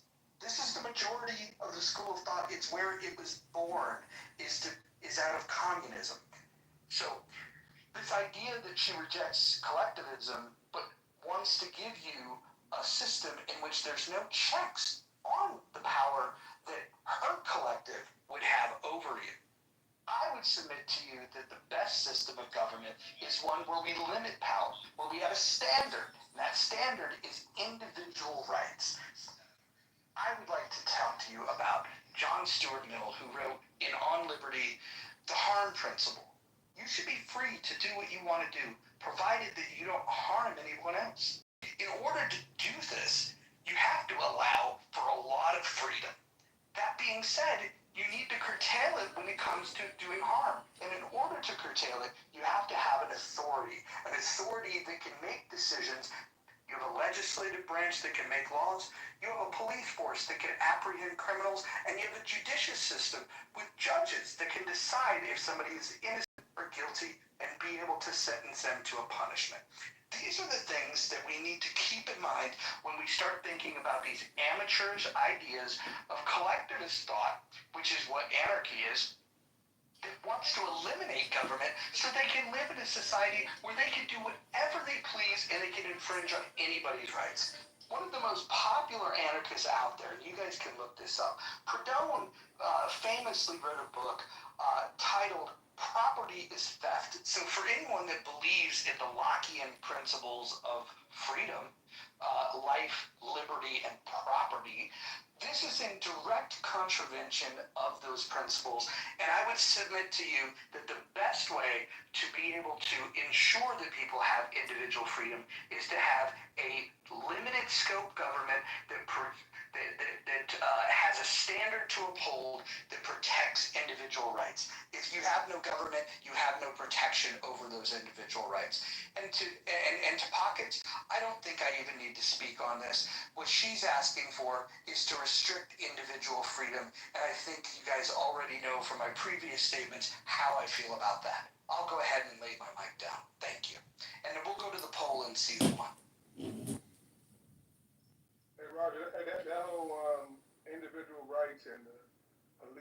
sheriffs and the judges are gonna protect it. They haven't been doing it.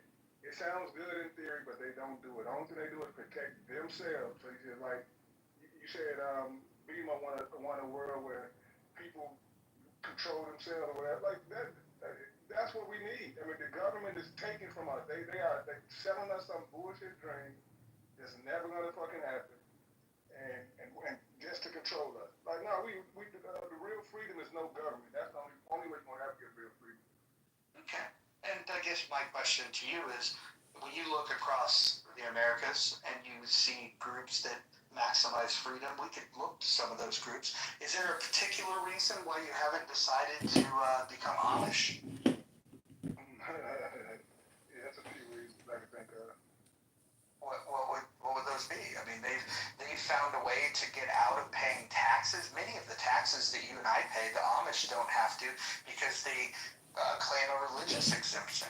So they have thrown the yoke of government off of them. They have figured out how to live in a society that has a government and to live with the government having minimal intrusion in their life. So my question is, if you guys are so committed to be an anarchist, why don't you move to Amish country? I'm working on my own country, Roger. Don't worry about it. I have my own. I'm not gonna become Amish. Where you going, Liberia? No, right here where my ancestors come from. Right here. I'm not leaving. Okay. Pockets, did you want to weigh in on this? No, I'm good. All right. Well, I guess the last thing that I would say is that we have to look at the threats realistically.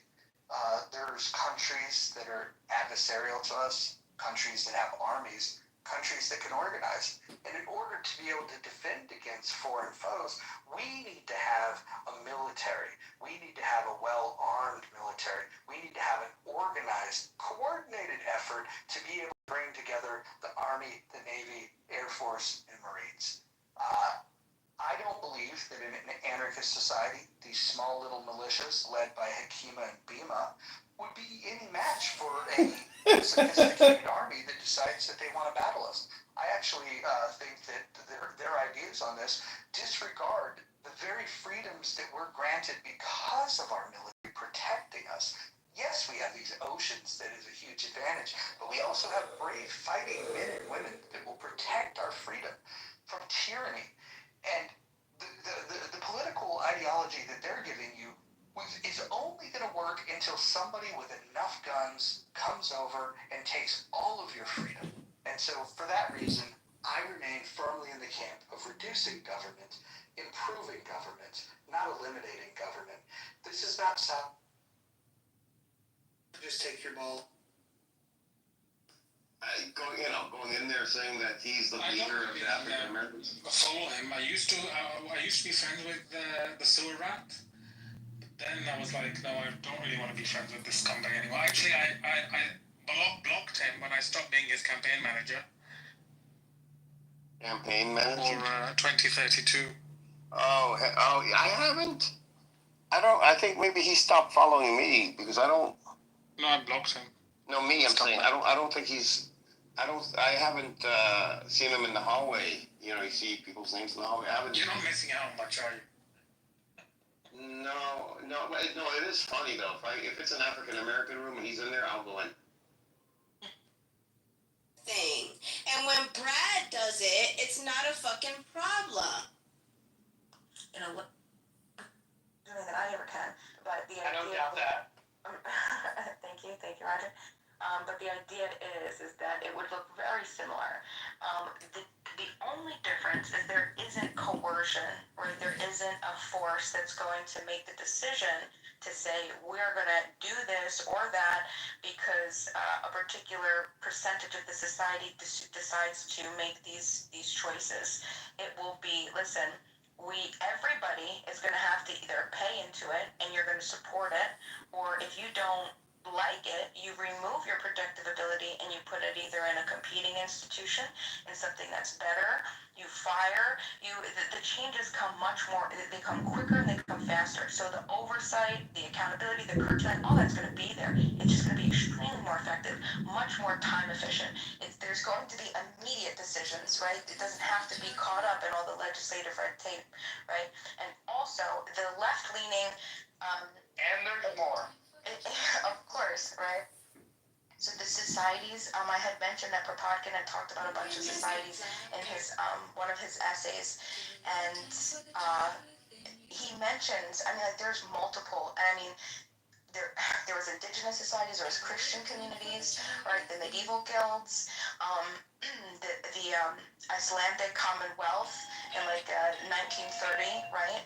And there were multiple Christian communities. So I mean, like, even if you're a Christian, right? Those I don't know why that wouldn't be appealing to you. So you know, the Apostolic Church, the Pauline communities, the I mean, I don't know. Can I ask you a question? Yes, anything for you. So I've heard you make the comment a few times while you were explaining this that, you know, like immediate decisions to be made, immediate response. Who's making those decisions though if there's no government? So it's not that. Okay, so we use the term. I'm sorry. The word government, we say it's not government. There's still going to be a governing structure. The only difference is it's not coercive. So there's going to be a government, there's going to be a governing structure and an organization.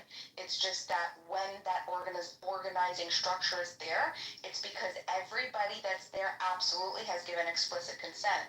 Because if they didn't want to continue to participate and support it, they immediately can withdraw their consent at any time, right? So that's the only difference. So there's going to be government, and there is going to be structure. There's going to be, just like as a business would run, same thing. I mean, May I ask a question? So the anarchist position is typically that you need to end the monopoly of force that the government has. And the answer to that is essentially the democratization of force, where everybody can initiate force should they choose to. Now, my question for you is, in this society where you indicated you had this vision where you believed that if it made sense, we would just keep the military intact because that would be in everybody's rational best interest. I think that's what you meant to say. My question for you would be, what about these anarchists that believe that they would be safer if they had their own little community of defense folks, and they decided, well, in order to best defend ourselves, we need a nuclear weapon. Do you think in your society that you and your family and maybe your neighborhood, maybe you've got like a little neighborhood watch, a little cul-de-sac somewhere like in Alabama or something like that. I don't know where you live, but let's just picture that it's in Alabama. It helps for people with a visual. And you're in a cul-de-sac and you and your neighbors are anarchists. If you decide that you want a nuclear weapon, what's the authority that would tell you that, no, Bima, you can't have a nuclear weapon?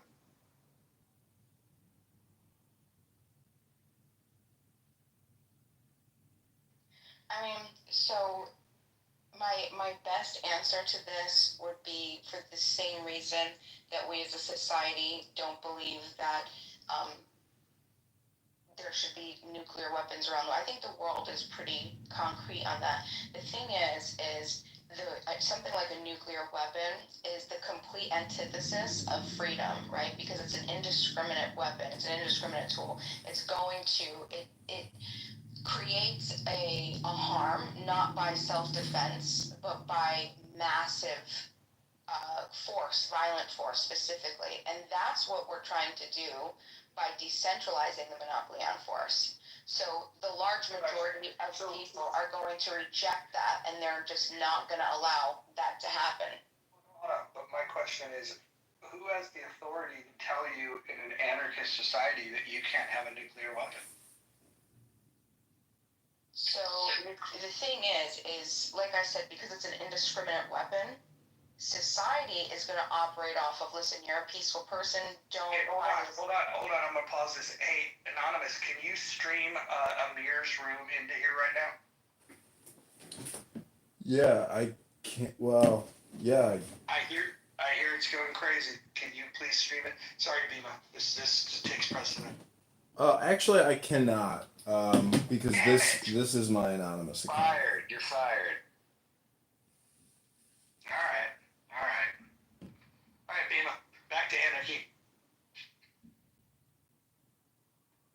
on in Amir's room? You know, if there's any real in the muff patriots and you have a burner account right now, now is your time to go into Amir's room and give Mojo that extra dopamine bump he's looking for. Mojo is experiencing FOMO for Amir's room. Lima, did you say what's wrong with Amir's room? No, I said what's going on in it. Well, it's typical hate mongers. Do they need backup? Why, you want to go join their hate circle? Amir is not a hateful person. Okay. Anybody want to contradict that statement? I don't think he's a mean person either. Back to the debate. Jesus Christ. Not a mean person. He's a terrorist promoter, a potential terrorist. He platforms hate speech, and he's obnoxiously annoying and low IQ. But you can go in his room and say whatever you want about the Jews, about murdering them, about creating terrorism. It doesn't matter. He'll listen to it. He loves it. The worse, the better it is for him. Cool story, bro. So, Bima, who would handle the allocation and usage thereof of nuclear weapons if there's no government? Thank you. I'm going to answer that, Bruce. But I just want to counter that for Anonymous. Anonymous, he also gives stage to anybody else. Like, he prides himself in being able to... Okay, you're going to force me to have to go into his room so you can get a quick little sample, okay? Listen, I want to go on record right now, and I would really caution you to back yourself away from this, because this guy's literally going to go to jail someday for this shit that he does. And I don't think this is the friend circle that you need. It's safer in the muff, Anne. Okay. Oh, yeah. I like that. Well, I know that. I'm just saying that, well, okay, I trust your judgment. How about that?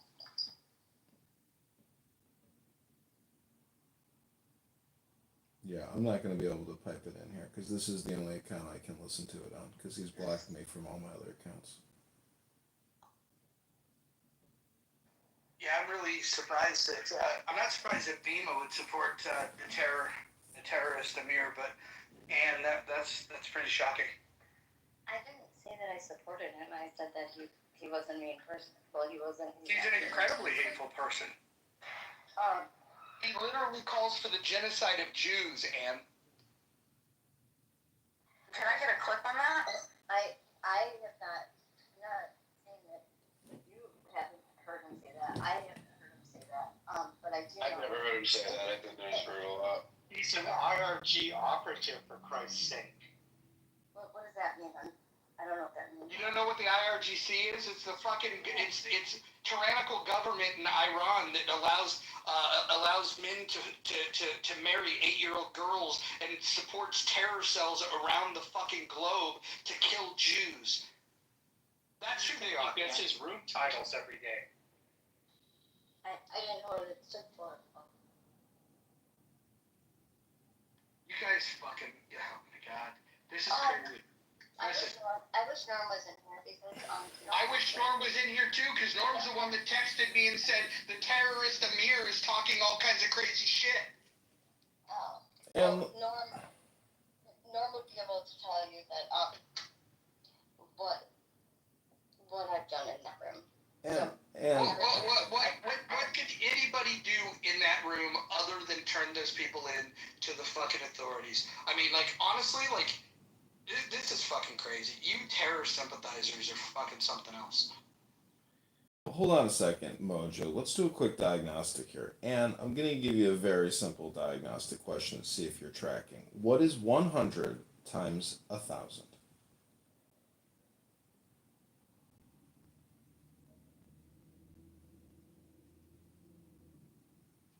Try to get some new lines. You can't, use the same one twice. No, I mean, that's a very simple question. I didn't even ask, what is 678 times 1,000? It's boring, because you've already asked, we've already heard it.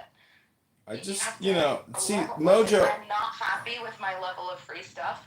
Bima, what I'm trying to demonstrate... See, you don't understand. I'm reverse engineering a problem. Bima. I'm reverse engineering a future problem here. That people get angry over what people say here, but then when you ask a simple diagnostic like what is 100 times 1,000, and they can't answer that, you have to question yourself. Why am I getting ticked off about this person who can't even answer a simple multiplication problem? Is it a me problem or is it a you problem? So, I think if that math problem was too complicated for Bima because there was too many numbers, Bima, we could try a different one. How about the square root of 25? 5. Well, she got that one. We're gonna have to work up to 100 times 1,000.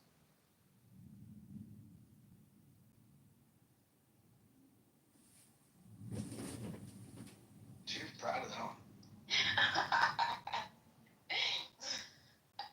Horrible.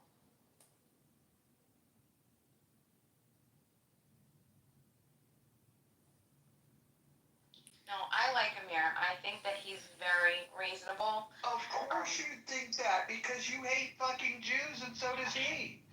Do you know what though, Roger? I think maybe you have a big mic because when there's like an ear popping thing that goes on, and my ear just like popping when you go over a mountain. You know what I mean? Oof. Does it turn you up? No, not ear popping. I mean like a little bit of the lip being slapped. You know, like I like that, but no. Shocker that you think that Amir, the terror simp, is a good guy. Shocker. Do you know he's never given me a reason to believe otherwise. I also really appreciate his dedication to providing source material. Like he doesn't just. How about say just the things. titles of his room? That alone. Just for future reference, 100 times 1,000 had the zeros and put one at the end. 100,000. Dawn, thank you. I know I did that last time and then I just messed up because I don't know. I think what did I say? Like 500,000 or something stupid. I was like add the zeros, but then I said like 5 zeros was like 100 times 1,003. That's 5 zeros, and I said like yeah, but I messed up. But yeah. I was with math in my head either, but that one was pretty easy, I have to say. Yeah. You got played on that one. You're very intelligent. I won't take that away from you. Oh, Sean. Thank you. It might just be my voice, maybe not the intelligence. But I appreciate it. Could play a role, you know. Everybody should grab one worksheet. Look, Marshall, listen, I am a simp. I don't know if I could say that. Is there like a female version for Marshall? This is the gentleman of the app, just consistent with an encyclopedia of information, doesn't ever get out of pocket with logical fallacies of insult and attack, always giving high quality commentaries. Marshall, I adore you. Thank you for being my hope. And I really like you too, Nima. You're amazing. See, listen to that voice. And it's angelic. See, sometimes when Roger talks, no, not Roger. My begonias actually surprisingly like Roger. When Brad talks, my begonias start to wilt. And I'm not even kidding. Begonia? Yes, all my begonias. I have many, many begonias. Many, many, many. You want to see my begonias? I didn't know begonias were allowed in the month. Maybe I have can do that. I have about 150, approximately, genuses of, or is it species? I think it's species. Species. The genus is Begonia, the Begoniaceae. Okay, you help me out. But anyway, I have a lot of begonias, and they're beautiful. But when Brad talks, his intonation, like the vibration, everything like just starts to turn away and wilt and curl up, and there's like it's horrible. But when Marshall talks, they perk up, they are excited, they want more, they feel like that angelic, like wow, give me more, Marshall. Thank you. Brad said something funny, and you know that Roger, you missed it. Now, I don't know if anyone remembers the exact words he said, but he said something about shoving cucumber sandwiches down someone's mouth. It was hilarious. I was laughing so hard. I was down below. He's in my shit. It's funny as hell. Brad is hilarious when he goes off. I don't know why it hurts your ears. He is funny as hell. He's a comedian. You should just go on stage and just talk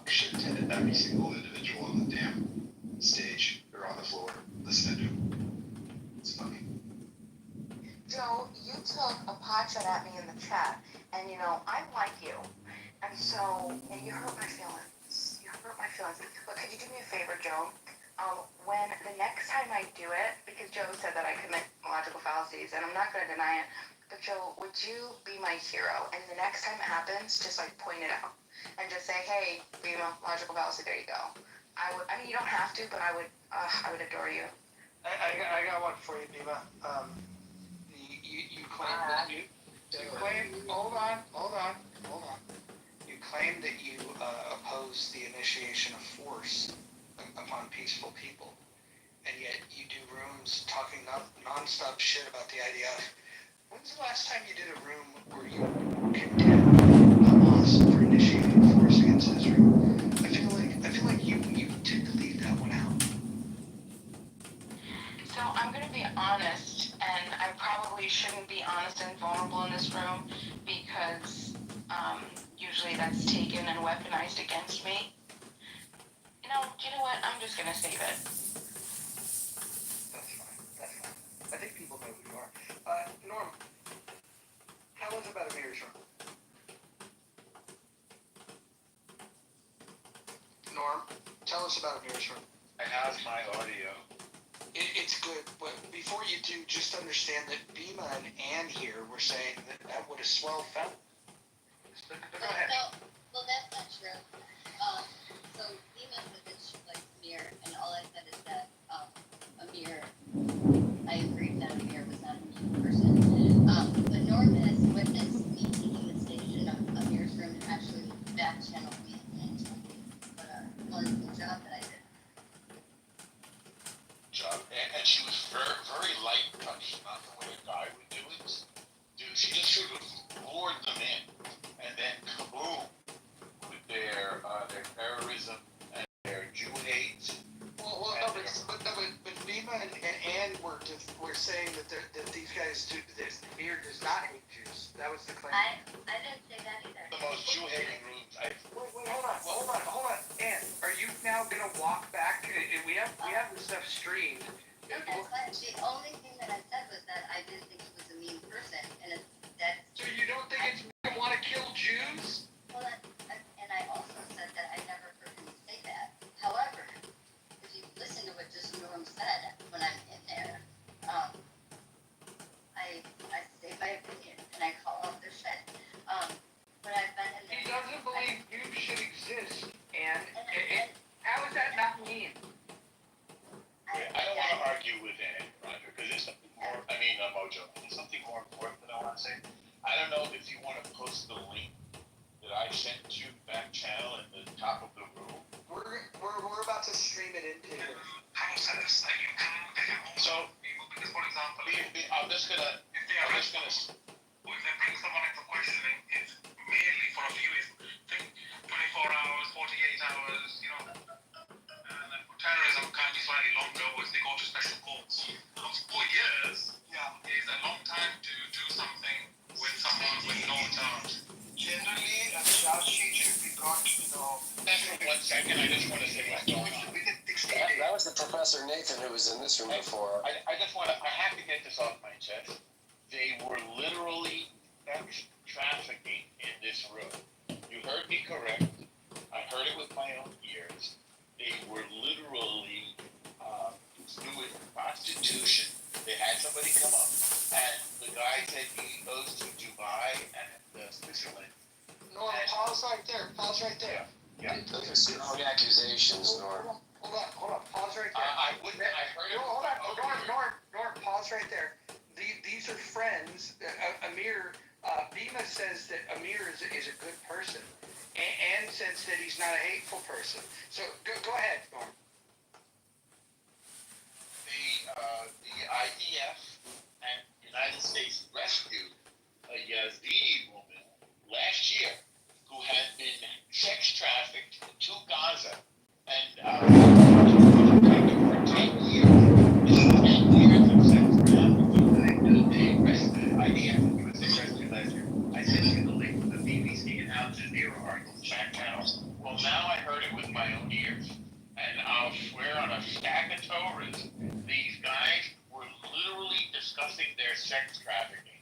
And then the fellow said, and then when I wanted to get rid of her, I told her that I was Jewish so that she would spit on me.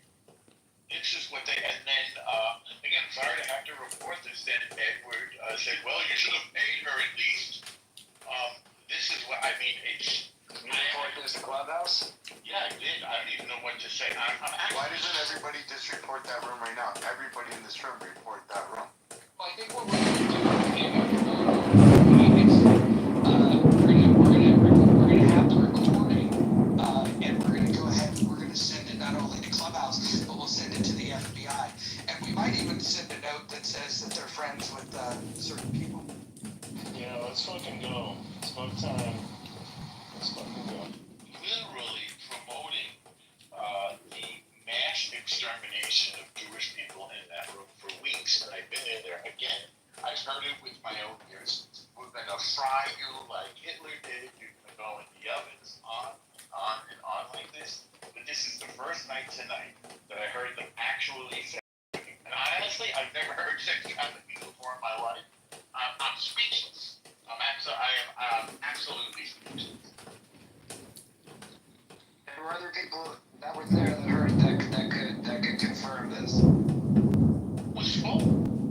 I didn't even take a picture of the room, but I heard Edward's voice. I wasn't even looking at the phone. What? And I think the guy who was speaking, his name was 111. You want me to go take a look right now? I can go look. I mean, the room was full. The woman who calls herself Chat GPT with ampersands in the name was in there. Yes, go take a look. Take a screenshot if you haven't already. Well, you guys can do it too. Wednesday was in there. I mean, I reported the room as soon as I heard that, and I left because I don't even want to get the filth on me from listening to this. And they were very casual about it. They were joking about it. Oh, you should have paid her. Oh, that's funny. You told her you were a Jew so she would spit on you. That is a quote.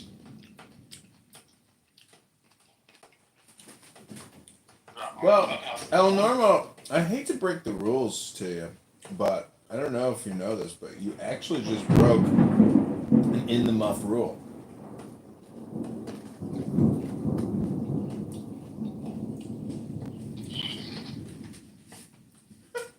Well, we're not supposed to be bringing drama from other rooms in this house, but we do appreciate this bit of tea, though. This is informative reporting. We have to do our due diligence now and report this room. All right. Yeah, that's not like gossip about so and so's whatever politics. Like that is literally criminal. Needs to be reported and re-reported and reported. And I think some of y'all need to reevaluate your friendships on this app.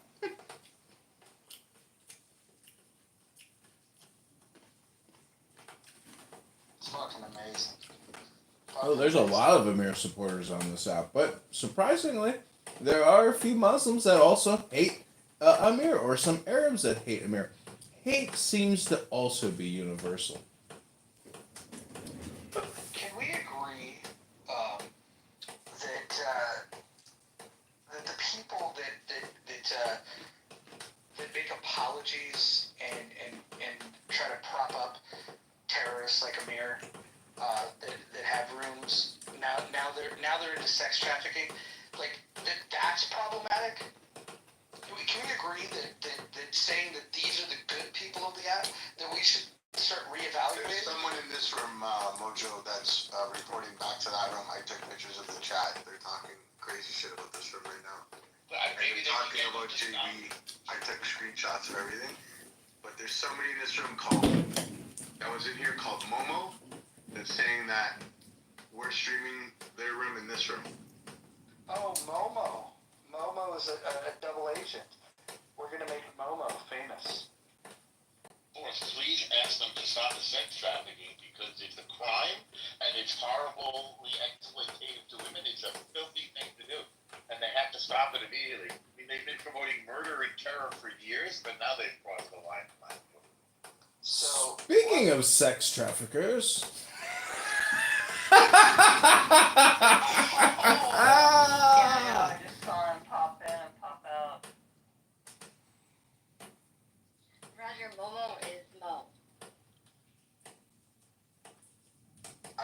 you the screenshot, Ryder.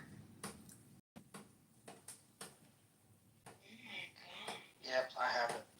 So, Mo is, we're gonna Yeah, get Mo very kicked off the yucky. app today. It's How very about that? disgusting. Yep. We will get Mo kicked off the app. But Today. going back to the news, we do have. What And else do they're we trying have? to dox the shit out of JB. They put his first and last name in the chat there. Let's see. I mean, a lot of people know who JB is. Oh, hold on. If they're doing that, then we should Oh yeah, that ask soccer report them player. for He was doxing, waiting in and line we'll get them kicked at off the the app. 8 side, It's very simple. and Very simple. actually a football player, right? Suleiman Al Obeid was killed in Gaza. And apparently, IDF is coming and saying that we don't know anybody. I'm already famous, bro. Some of these pieces of shits like to pass articles around about me. Why don't you just step to me and say what you gotta say? Otherwise, shut the fuck up. How about that? Bunch of fucking phonies.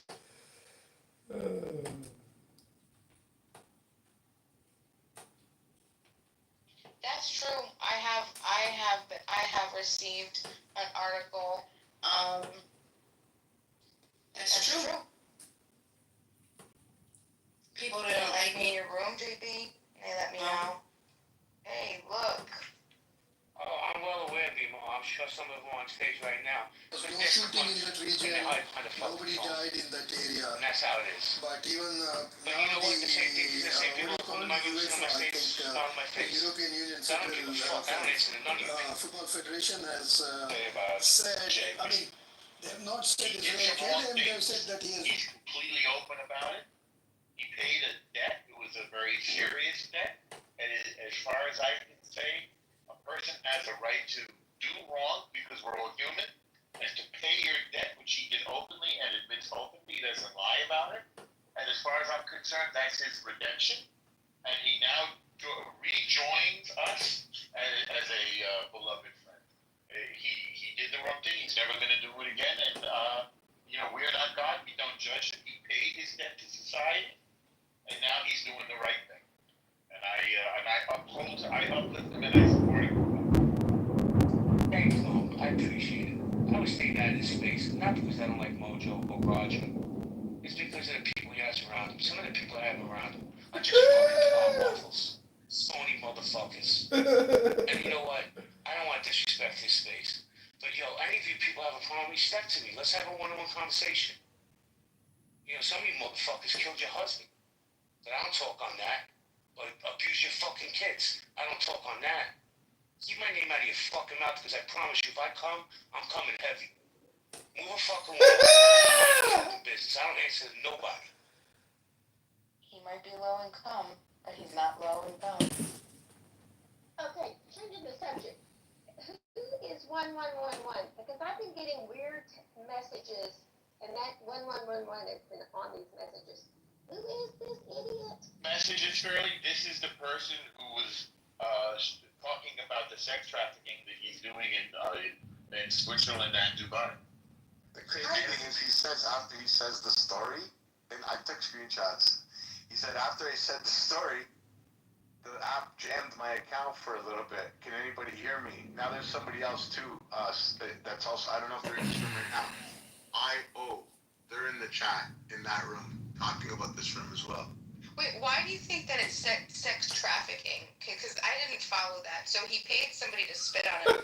That's like, how do you know it's just not like a He kink? goes to Dubai and Switzerland and gets women to go with him and to have sex with him, I'm just saying, for money, and then doesn't pay them and tries to get rid of them, and then says, oh, I'm with you, and get them to spit on him. So I don't know if you understand the concept of sex trafficking, but it's prostitution. It's taking advantage of women for sex and exploiting them monetarily for sex. Well, deep state patriots. Well, I gotta say, Ben Mendelsohn was talking about the same thing in Deep State Patriots. How he went to the Bunny Ranch in Vegas and had sex with a 21-year-old nurse from Santa Monica College. These people run in the same circles. Liberals seem to love prostitution. Do you know what's interesting? Is we've describing as theft, right? If he didn't pay them for it, he contracted. More prostitution sold at the Republican convention, my friend, than any other convention. So stop. What I'm talking about is the sexual exploitation of women, which is known by the crime, and this is an international crime called sex trafficking, and it's a huge problem in the world. So prostitution is sex trafficking? Sex trafficking. These women, they take advantage of them. They're not free to come and go. They have other people who are like they're exploiting them. They're like running them. They get the money. Yeah, that's what sex trafficking is. Okay, so these women. Okay, well, you know, the prostitutes I've met, trust me, there's a. Listen, I'm not sure. We're in New York. Bima. There's no we here. Don't give me a we. If you don't know what sex trafficking is, I'm not interested in your experience with sex trafficking. That's between you and your God and your parole officer. I'm reporting to you what we just heard in that room. If you don't understand it, look it up. It's a massive problem. The United Nations is dealing with it. They've discovered this in Gaza. If you want me to put the link at the top of the room. They take people of other ethnicities and nationalities. One example is Yazidi women. Another example is the Moroccan women, the 1111 described in the room. And they exploit them for sexual purposes. It's a horrendous thing. I don't know what their ages are, but this is Epstein level shit. It's disgusting. And I don't recommend that you try to apologize for it because you're only going to get yourself into a very bad light. I'm not, listen, I say what's on my mind. If you don't like what I'm saying, then, you know, express that. But yeah. I think you should probably think about what you're going to say now before you say it. Because you're right now in the process of trying to apologize for international crime of sex trafficking. And there's a room on this app of women. And there's a room on this app being trafficked to China to this day. Why don't you watch an episode of Trafficked if you're not familiar with what trafficking is? It's a really good episode that just came out. Might want to watch it. It'll educate you on trafficking. I'm not talking to you all, Norm. I was talking to those that don't understand trafficking. But we have children being sold at young ages of 6, 13, 16, underage women being sold by their family in the Chinese. Yes, girls. Trafficking, sex trafficking. We have women that are over 18 also being trafficked and being sold, put in dark rooms. 3 women in a room being sold for sex. With the promise, they're going there with the promise of getting married and having children, like wives, buying a wife. That's what's happening. That's the Vietnamese end. This is just the Vietnamese end. So yeah, it's happening everywhere. It's a major big deal. And they're being trafficked against their will, sex being sold against their will. They're being sold like cattle. And this is what I heard with my own ears in that room. That the fellow who calls himself Amir, that's not his real name.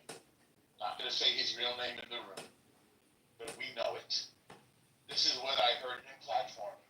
He's running a room that was dealing in sex trafficking and laughing about it. And he wasn't the only one. And nobody responded. Nobody said anything condemnatory about it. They were literally laughing about it. And it's one of the most Did you know about that, JP? What's that? Sorry, Norm. I'm wondering if JP knew about that. Did you report any of it? Nor did you report any of it? No. Did I know about what, Jane? What Norm's talking about. I thought you would. No. Norm hit me offline. He's like, hey, they're running this room. I said, all right. I was like, I'll open the room and have the debates. And then he hit me back. He said, he's in Mojo's room. Come in. I said, all right, let's go. But see these fucking twat waffles, right? All of them. Oh shit. You know, where's Aunt? Aunt's on stage. She'll tell you about the rooms that we ran, the people that we helped. If they want to stand on my dick.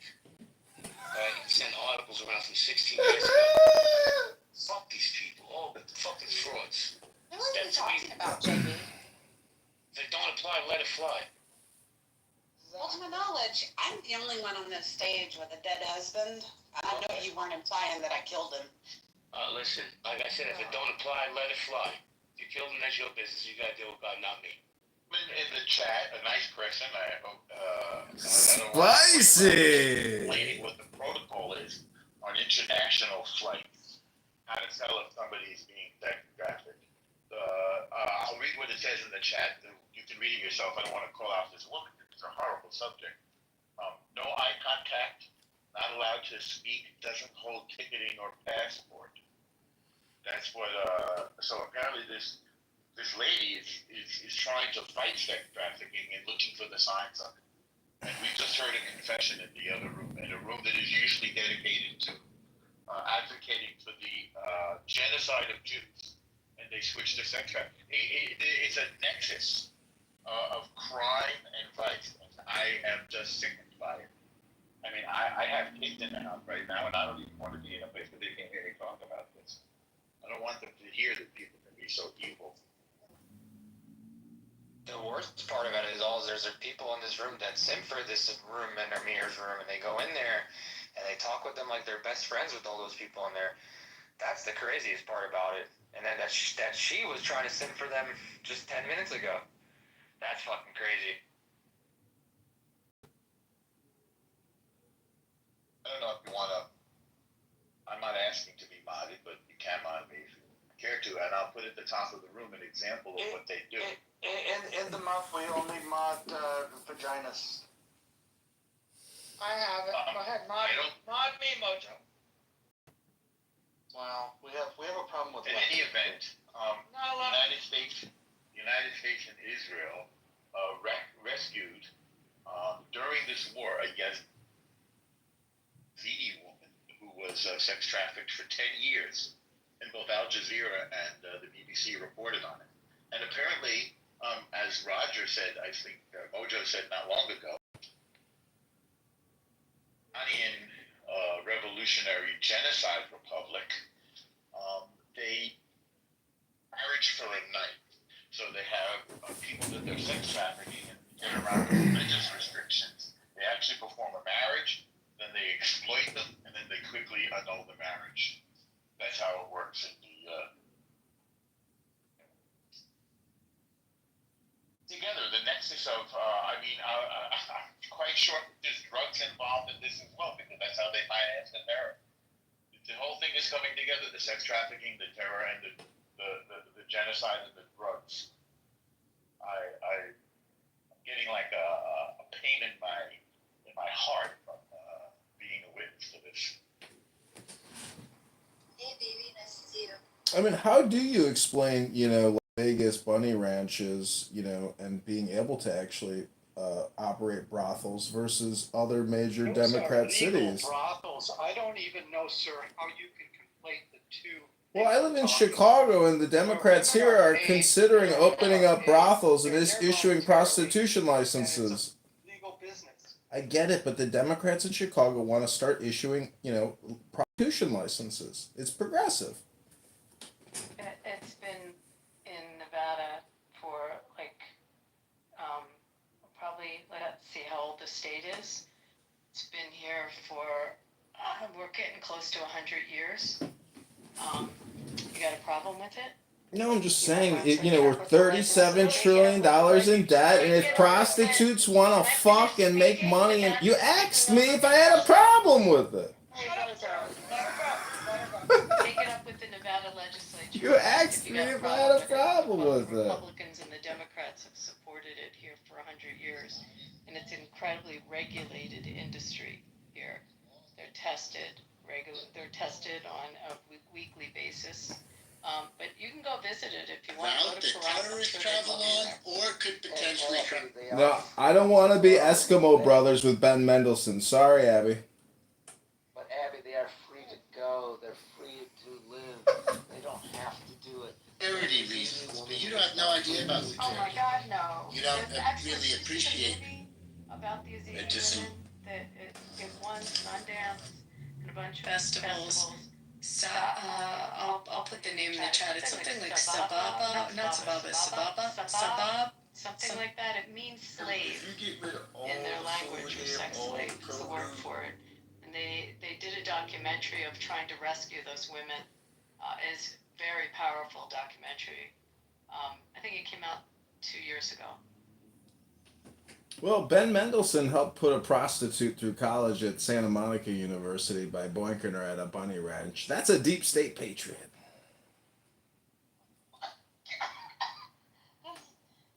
Where do you get this shit from? Where do I get this from? It's on my YouTube channel. Let me send you the link of Ben Mendelsohn talking about 3 minutes of him banging a prostitute at the bunny ranch.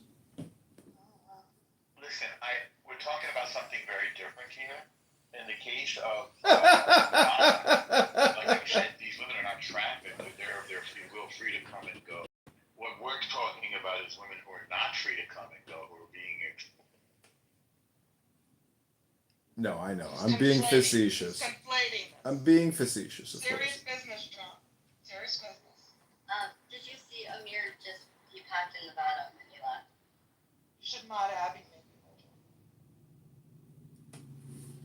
But isn't it an Islamic thing to traffic women? It's called Sabaya. I don't see any Jews modded. You know, because they. Sabaya is the name of the movie, but it's a real problem. Who said I don't see any Jews modded? I mean, if you got 4 wives, you are a player, you know, in Islam. This room is different. Like, all around podcast. Just like, No, not you. Just like all of it, the entire galaxy, the entire universe that's in the left right now. It's pretty good. Is there a douche in the muff?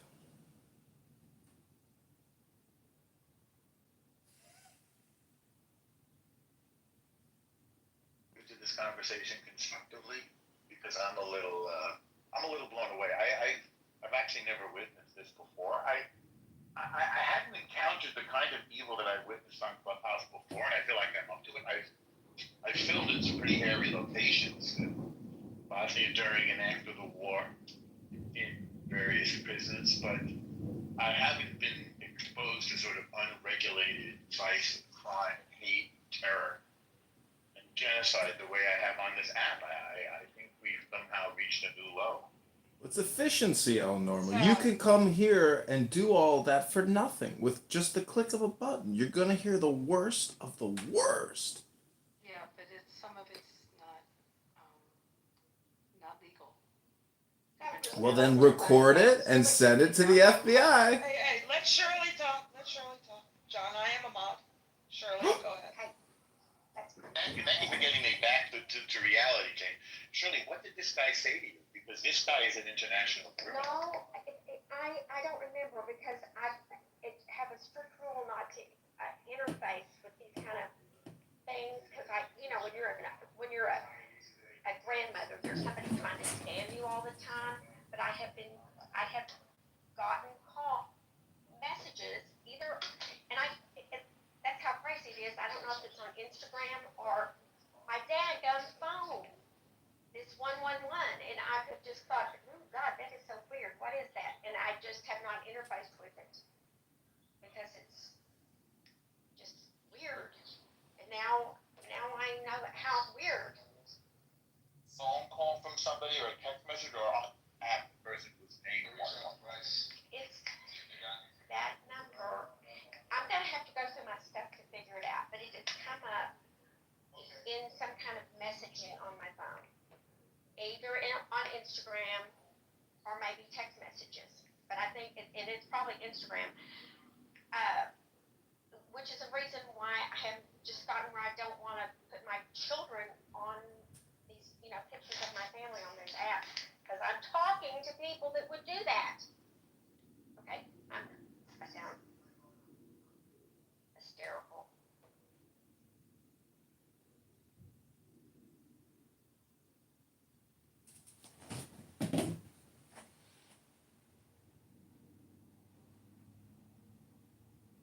Yeah, it's not that hard to pull out another little burner, little recorder. Wait a minute. Why is there another penis moderated? I did it. It's Jill. I had to talk for Norm. Oh my God. I know, we don't even get along. It's like a training matter. I didn't. No, I. Okay. Okay, so wait, hold on. So we're gonna have to redefine the rules. So, I can mod, women can mod, Jews can mod. That'll be rule number one. Okay, got it. All I'm saying is, What if is going on? No, hold on. If there's any other Jews in the room, please speak now so we can get them up. Well, Hey, what's going on? I'm doing I would like someone to give me a recap. I've been on an airplane. Could you tell me what I've been missing? our patrilineal Jews also offered mod Wait, badges. hold on. Can So someone just Abby, give me a recap here? Abby, yeah, after going into his room and hearing him promote genocide of Jews, terror against Jews, anti-Semitism, and violence against people in Israel, day in and day out, people in his room screaming the N-word for hours on end and not stopping and continuing. People in his room saying, we're going to Hold on. If I missed a woman or a Jew, please let me know. We want to make sure that we democratize the moderation. You got Abby. Need Abby. Abby's hearing people say that they're going to put us in ovens, they're going to grill us, they're going to hunt us down, and so forth. Tonight, I heard of your platforming sex trafficking. I'm just speechless. A person describing and going to Dubai and Switzerland and getting women to go with him to hotel rooms, being women of different ethnic groups and exploiting them. This is something that he does regularly. It was a person with the screen name 111, or maybe it was 41. I don't remember now. Unbelievable experience, Abby. It was shocking. Wow. That's anyone get recordings or I just want to sorry, I'm a That's woman. what I probably a asked. hotline. It's probably some kind of hotline. Mojo, I'm a woman and a Jew. Do I You get two mod You're a win-win. Wow. I have a question. Does anybody know this I'm loading that character? No. It's a troll.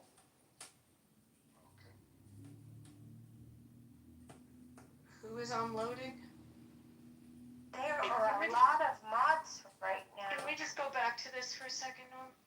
There's probably a lot, if there's recordings of it, that you can report that to. That's. Recordings, as far as I know, and I reported the room as soon as I heard it, and I left, because I didn't want to be anywhere near it. And I did. John, did you get it? John got it. No, I've been working this positive mojo vibration for a couple of days now. I gave up. Yeah, John, what the hell? Really, John? Well, I'm sorry. My mental health matters too. I can't listen to terrorists and pedophiles and rapists all day long. You record all this other dog shit, but you don't get a criminal trafficking room conversation. I encourage you all to get a burner account and an anonymous account and record these pricks instead of offloading it onto me, you lazy clownhouse clickers. All right, that's fair. Recorded a room in my life, and I'm not about to start now. It was Very easy, Norm. You're doing You lazy clownhouse No, clickers. I don't do it because I don't want to, not because I don't know how. Fair enough. Extremely adept technically. I just really don't want to. Come on, I'm not criticizing. Yeah, I don't feel criticized. I've done it a few times myself. I think you can only be in the audience though, right? It just makes a stronger case for law enforcement to have a recording. It really does. Well, you know who definitely has a recording? Clubhouse. Bingo. Bingo. So, I put something very funny in the chat. I don't know if anyone saw the John Oliver piece he did on Schumer and the imaginary couple. Has anyone seen that? And the Baileys. Anyway, I put it in the chat. It's very funny. Schumer's made up a fictional couple that he said he basically structured his whole political career around this couple and their politics, but they're fake.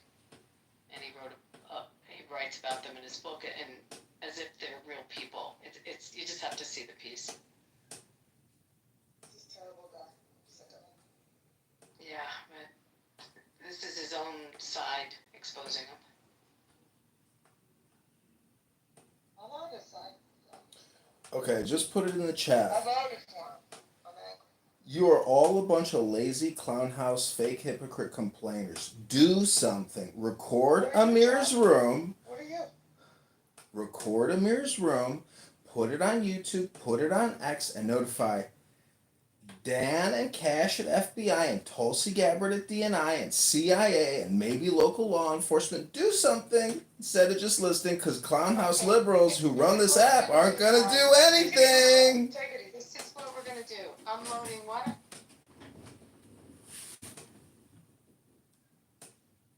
I'm loading. Why don't you Wait, speak? you moved, John? Somebody come back. Why did you move him? Hold on, everybody. Hold on, everybody. Hold on, everybody. I'm loading. Why don't you speak? I'm loading. Going once. I invited him back. Go ahead, I'm loading. He was there the whole time you guys were asking him to speak. He was there the whole time. That's my point. And he wrote in the chat, why would I speak now? So I'm also learning about these avatars that are not real. And this may be one of them.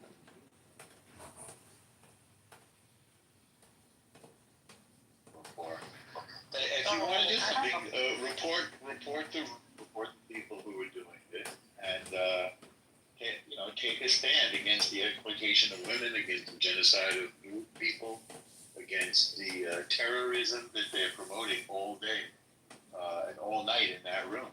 I mean, I've never made an appeal like this. I've never come into a room and I don't even talk about other people for the most part. I try to avoid it. But I felt this really crossed the line. And if you want to know whether the three-letter agencies are interested in this kind of criminal behavior, I can assure you that they are.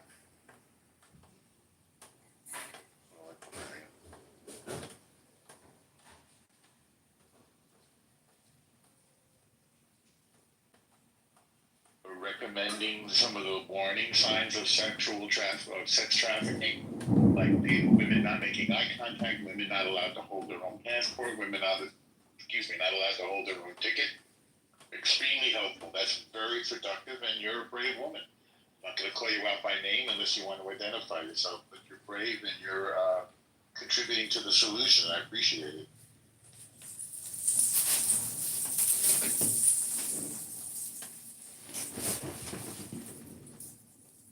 I mean, Clown House created Anonymous for a reason. It's because you can't police this unless you can do it anonymously. So take action now and do something anonymously.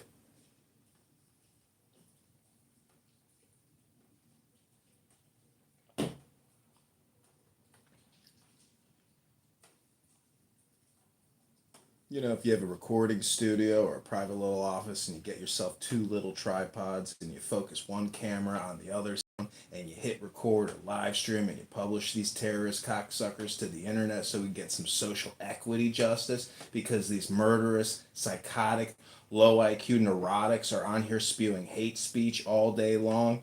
You know, don't just gossip about it. Take action now. I have a different suggestion.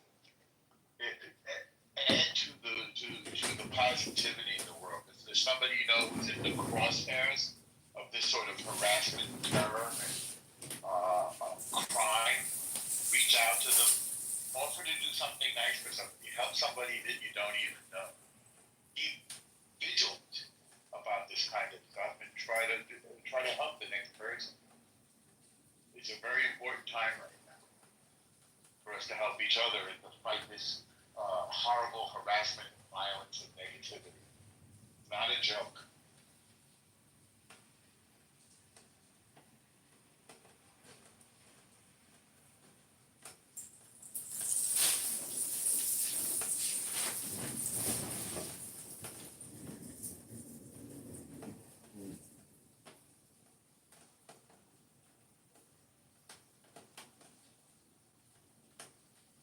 If you want now.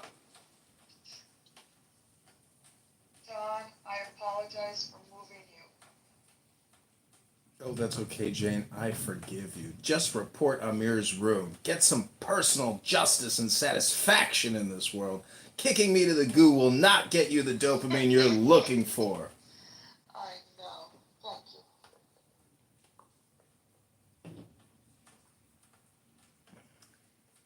See, if you want real good dopamine creation, you will all go get a track phone burner account, and for just $15, activate a new burner phone. Get anonymous for $5 a month. Set that thing up on a little three-pronged tripod.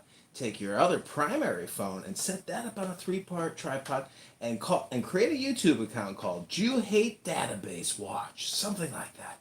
And then record Amir's room, post it on the internet, notify APAC, notify the Jew Hate Database, notify Benjamin Netanyahu, notify Ben Shapiro, notify Dan Bongino, notify Cash Patel, notify the DNI, Tulsi Gabbard, the CIA, and let the world know what these little rats in their bucket of shit are talking about all day long on Clownhouse.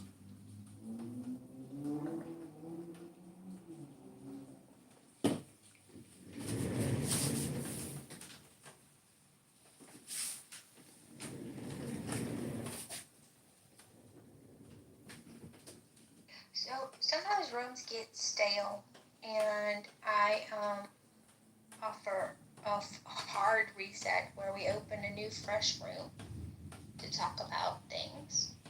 Is anybody interested in a room reboot like that?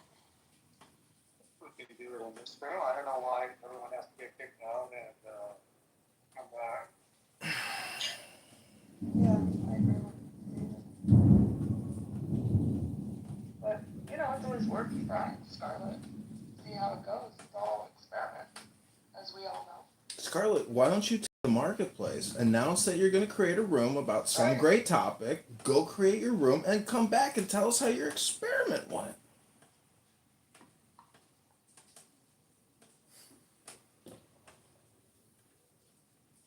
What were you thinking about recreating, Scarlett? What topic do you think is going to drive the next conversation? Well, what's the prompt?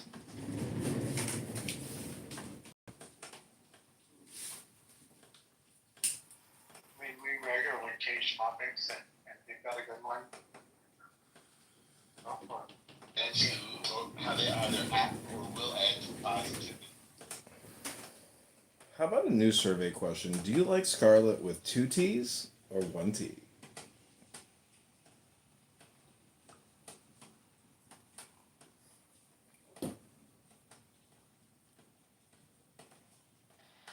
Well, every time I hear someone say 2 T's, it sounds like titties. So it works for me. Scarlett, why don't you make a poll? That's a great conversational catalyst starter. How about let me help you with that hard reset, Scarlett. Welcome to In the Muff. These are the 10 rules. Number 1, no threats of violence. 2, no doxing. 3, stay on topic. 4, keep your shares brief. 5, do not interrupt speakers, especially mods. Mods may interject when appropriate. The N word is forbidden on stage and in the chat. Number 8, don't spam the chat. Number 9, do not bring drama here from other rooms. And 10, English only.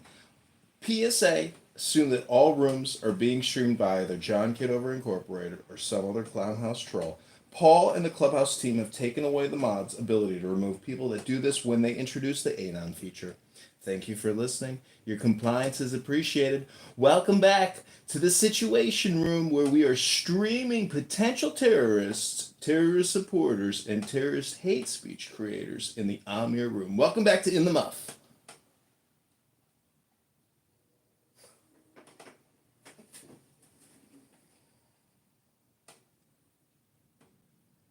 Is that just annoying, or did that entertain anybody?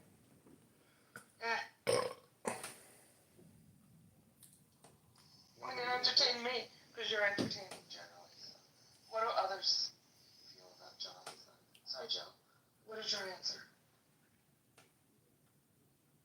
Were you entertained by what John said?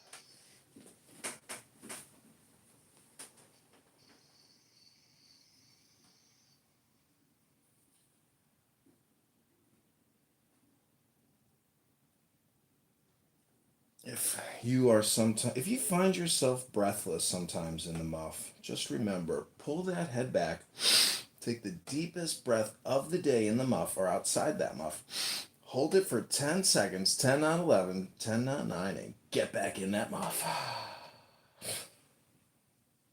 Seriously, how can y'all not think this man is funny? He's hilarious. John, were you a theater kid? Did you go to like performing arts school? No, but well, I was FDR in my 7th grade play, but I have I grew up on movies, so I've been doing impersonations my whole life. Wait, hold on. You were FDR in a play? Yeah, and Annie with Daddy Warbucks. Jesus Christ! So were you? Wait, hold on. Was it just you and a bunch of intern Japanese people? Like, was it recorded somewhere? Yeah, it's on VHS, and then I have the newspaper clipping where I'm sitting in the wheelchair with Annie for the head of our local newspaper. I want to see it. It sounds good. I had a full head of hair in the 7th grade.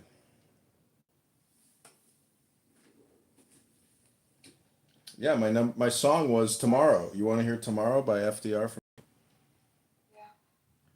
Tomorrow, tomorrow, you'll love me tomorrow. You're only a troll away. Tomorrow, tomorrow, I'll troll you tomorrow.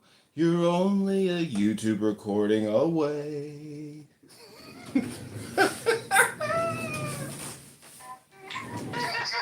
John, how is it that you had 40,000 recordings posted to YouTube, but the one room that we needed to record, you don't have recorded? Because it's always in the now, and I have recorded so many Amir rooms for so many nights, and Notified Cash and Dan and Tulsi and Clown House. I tag Clubhouse and a lot of stuff because I respect this app and like this app. But it gets views, but never a retweet, never a like. So I think people just want to put their blinders on and pray it away.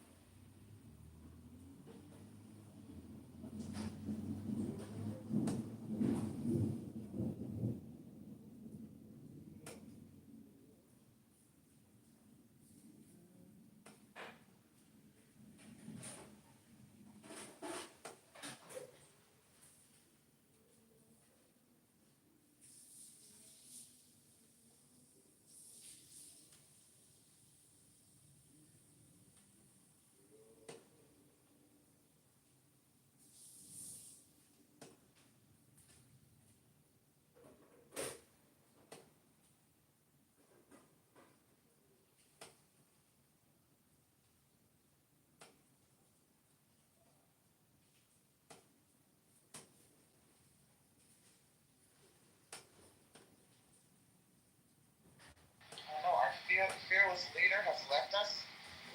It's just Harry and I. Monica's here. Serendipity's gone. What's up, Sandy Grace? Actually, I'm okay with closing the room. It's been a busy day on Clubhouse. We had lots of replays and recordings of rooms. John did a great job streaming on YouTube. I think Anson's room discussing whether Trump's new executive order to allow the National Guard to defend DC from criminals was a great topic. Were those rooms recorded? Because I missed that when I had to work. It was The Anson room? Yeah, the Anson room. I don't think it was recorded on the app, David, but John was brilliant in streaming it on YouTube.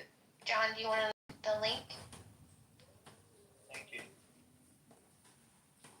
So you're gonna miss the links that people shared in the chat. but you'll still get some good value. Anson and Mojo and Moose did an excellent job moderating that space.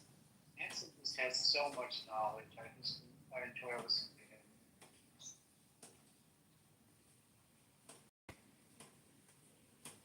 You're welcome, guys. All right. Thanks everyone who participated in all the rooms we had today. I'm sure when Mojo gets back to the app, look for another in the muff room. Because that's kind of what he does. Just open it up and see what happens. You guys have a great evening, and I'll see some of you around the clubhouse.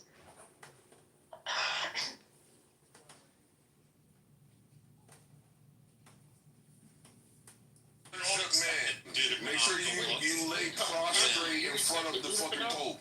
You fucking. I mean, if he's a Protestant, he doesn't. Yeah, lay in front of the Pope, you fucking weirdo, and pray to Mary. Try to pronounce and Hail Mary, and get the fucking rosary, and go and confess your sin.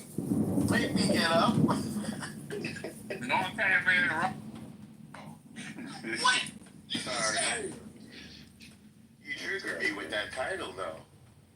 Because he can do anything, man. There's no limit.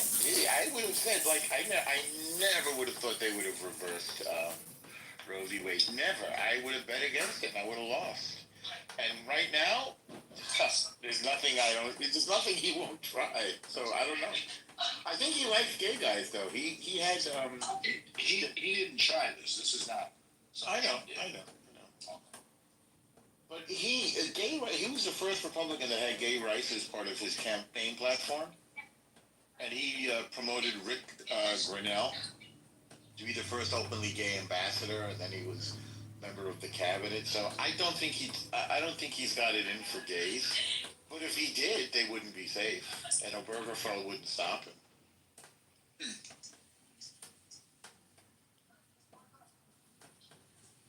Well, let me read the news to you guys. You guys ready?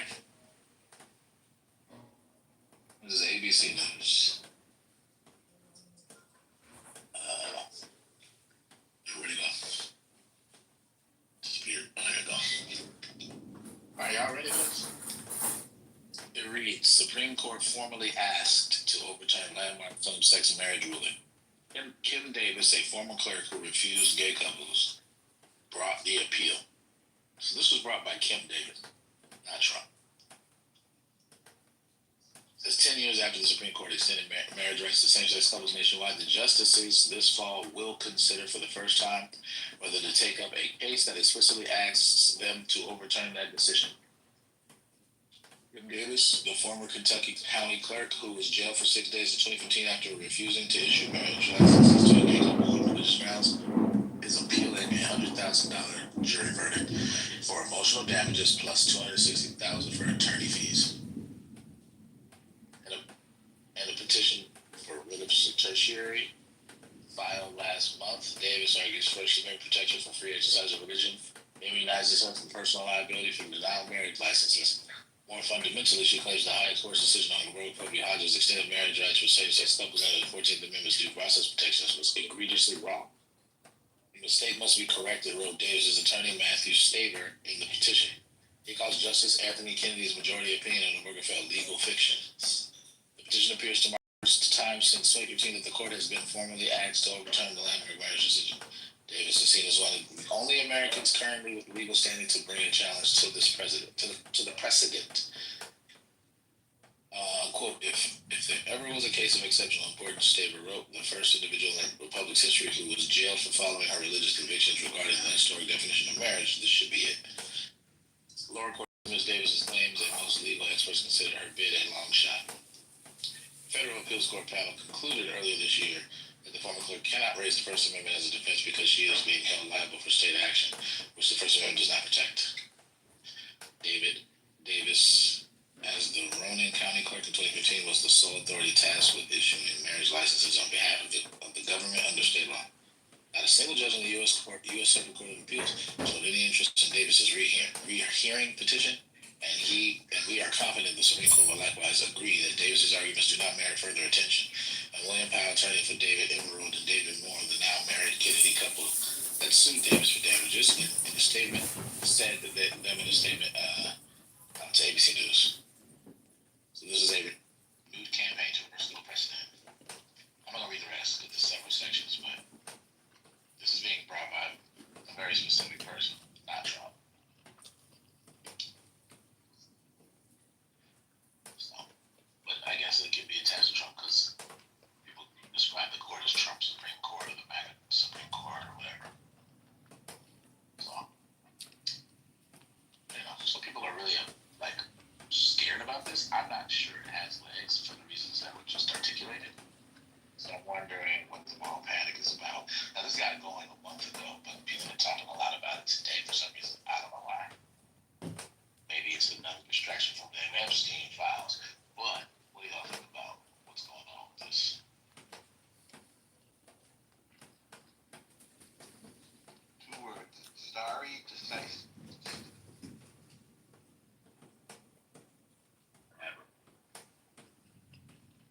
What's that? Elaborate, please. So stare decisis is a fancy Latin word for I know precedent. what that means. I'm just saying, like, Yeah, well, maybe others don't. So the Supreme Court has had a tradition up until Roe v. Wade of not making a dramatic reversal that will change people's lives in a negative way or that will deprive them of a right that had previously been granted to them. Now, please don't bring up the whole Dred Scott thing because obviously enslavement was a moral wrong and reversing that was a moral right. So I don't think that counts in what I'm saying.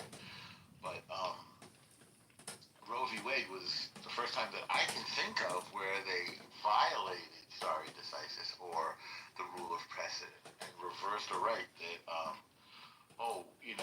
potentially half the nation, actually fewer than that because not every woman gets an abortion, but a large portion of the population had a right to count on, according to a previous Supreme Court decision, Roe v. Wade. In other words, stare decisis is precedent, and they don't usually reverse themselves because it undermines their authority, their consistency, and it deprives people of rights. I think this is a long shot for this woman, too.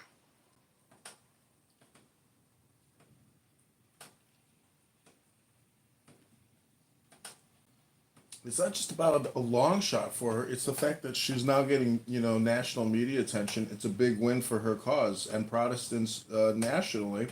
That as her position, she was able to essentially skate same-sex marriages and call it out. I mean, this woman is like the Mother Teresa of us, of heterosexual Christian normative behavior. So, I don't know, she has an important position. She's on ABC. I mean, that's Disney pushing her out. So.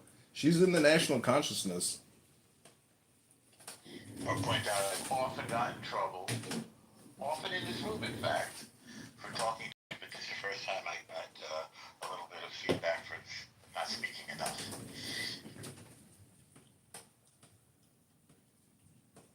Nobody said that. When did people give you feedback without speaking to them? Just now, you said elaborate. That wasn't feedback. I just wanted you to. I'm kidding. Joseph just making a joke out of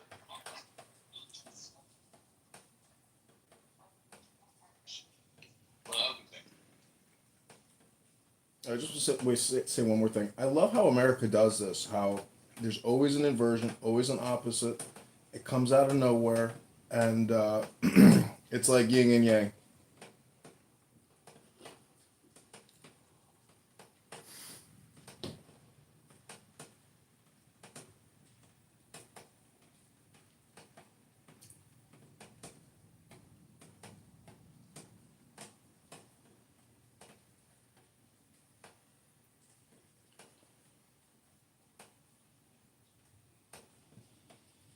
What other new thing?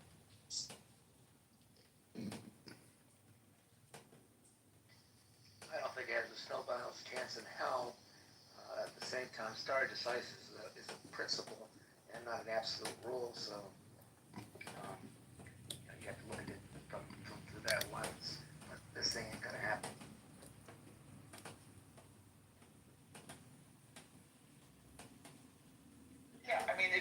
might call a norm, no self-reference intended, like the filibuster. So core issue will definitely like the nuclear option. So that is the idea of these kind of people. Not really a Whenever there is an issue on any issue which is related to our country, they will put another issue. They will put any. Kept it up until that moment. And Trump is like, he's unlike I think any president in history for violating constitutional guidelines. Now again, as Jason aptly points out, this is not a Trump thing. And this woman is a bit of a kook. And I think her case is a long shot. I think the Supreme Court won't take it up. But I have noticed you probably have to, it is payback time. And Trump is definitely famous for payback. Now again, this is not a personal thing with him. But the January 6th people, they've all, I think, been freed. Some of them have even been hired by the Trump administration. Anybody that went after him, they're under the microscope now. Like I was just thinking, he's going after Letitia James. He's going after Adam Schiff. You know, Trump is in payback mode. And the Democrats are not duelist when it comes to violating the norms, I believe. I can't remember. Maybe somebody will remember who through the filibuster who out of the Senate. And I believe that's called the nuclear option. I should get everything straight. Getting rid of the filibuster, I believe, was a nuclear option. They got rid of it only for judges, as I recall. So you could filibuster to avoid discussion of the judge in the confirmation hearing. But what we're seeing now is a combination of violating the norms. The Democrats and Republicans are both. But going after Trump as a candidate was also, I think, a violation of the norms. Those four indictments. So that's an example of the Democrats doing it. And karma is a bitch, you know, because people get paid back. Now, this woman, in my view, she probably should have said, listen, I'm not doing your gay marriage. But let this next flirt next to me do it, and then she would deprive those people of their legal rights. But she didn't do that. And because of that, she went to jail. It would be interesting to see film of her in her prison outfit or her jail outfit. But I guess she wanted to make a fucking case out of it. She wanted to make a publicity stunt out of it. So she did her little stint, her week in jail, and now she's looking for vengeance. I think it's really disgusting to tell you the truth. Why do you think she's disgusting, though? I mean, she's literally just doing what she thinks is the right thing to do. I think the abasement of our political discourse now just turning into tit for tat and action and reaction. I mean, they should not have indicted Trump on all those BS charges. I called them BS from the beginning. I was going to make Clubhouse rooms about it. And now he's paying everybody back who went after him. So now as attorney generals, the FBI people are getting in trouble. We're stretching the democracy is elastic, and we're pulling the rubber band to its limit, and we don't want to snap it. We want to break it. So you think retaliating as the disadvantage other members of the OPA with the president of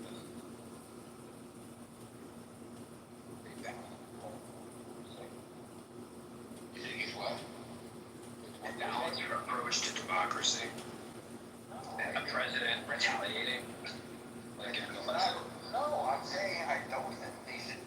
It was absurd for them to go after him, and they succeeded in getting him elected. I think because they didn't anticipate them going after him. It's absurd for them to have gone after the Dems and gone after him. It's absurd for them to have violated stare decisis. Absurd. Absurd with Roe v. Wade. And it is absurd for Adam Schiff to have gone after Trump, lying in Congress repeatedly, and lying on the news night after night after night about this evidence he said he had. He never ever produced Russian. So that was wrong. The Wendy Williams Show. And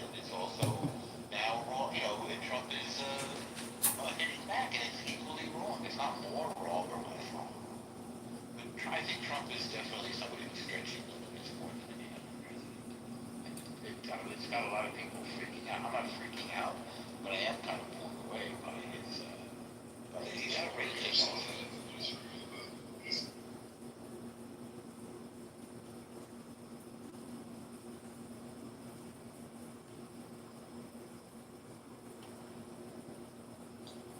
So, has the Supreme Court of you coming late to the party, have they accepted the case, or we don't even know that?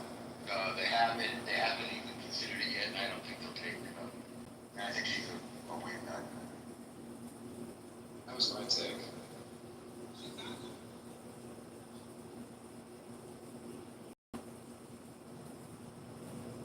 If I understand correctly, was it a clerk in Kentucky refused to give a license, marriage license? Was that the core of this?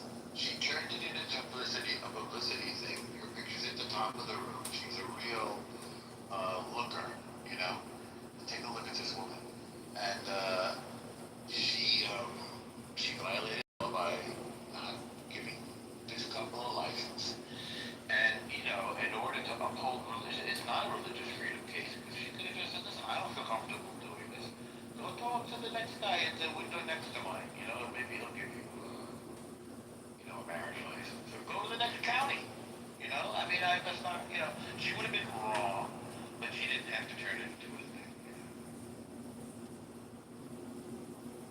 It's the same thing with the cupcakes, you know, wedding cake, graphic designing on the website, where it's like somebody going in and demanding that you make them a wedding cake. It's a little bit absurd. So they pushed the norms in that regard. If you remember those cases, the website and the wedding cake for the gay couple.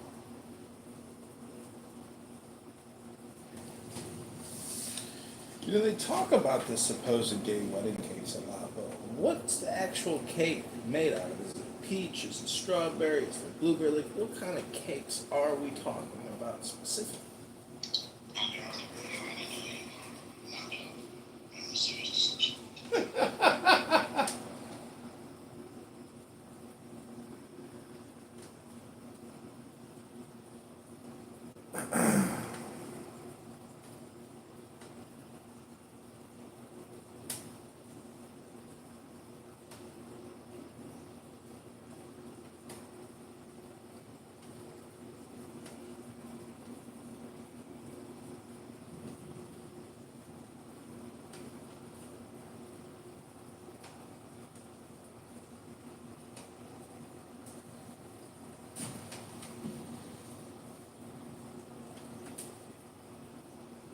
You know, when I saw Obergefell in the title, I didn't know exactly what that was until I read the ABC News article. But,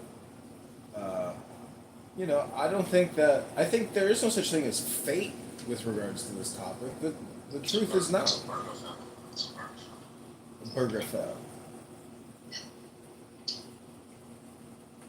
It's a German word, right? Last name?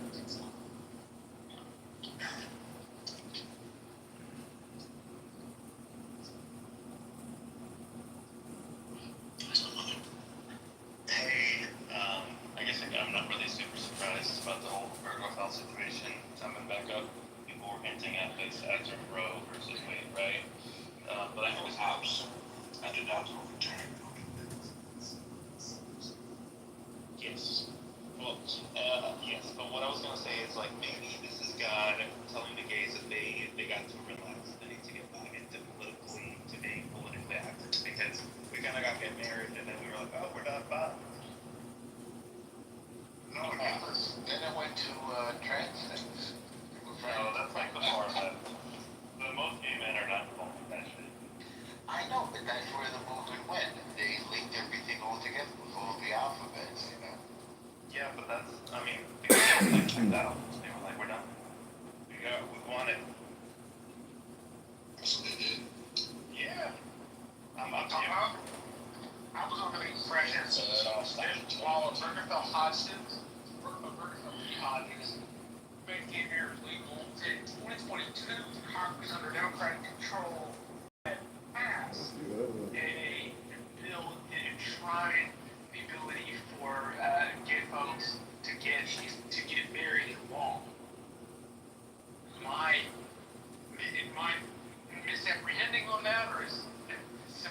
that too. I didn't understand, but I wasn't paying attention. I apologize. I didn't know quite I said that I was under the impression that while Burgerfeld v. Hodges in 2013 made gay marriage legal, in 2022 the Democratically controlled Congress had passed a law that Joe Biden signed that made gay marriage legal in actual law. It was legal because of a verdict in 2015. It's brought back in these symbols here. Will overturn that. So they passed it into law in 2022, right? So that couldn't happen. That was supposed to be like protection against overturning. But apparently they overturned it to defense. I don't know. I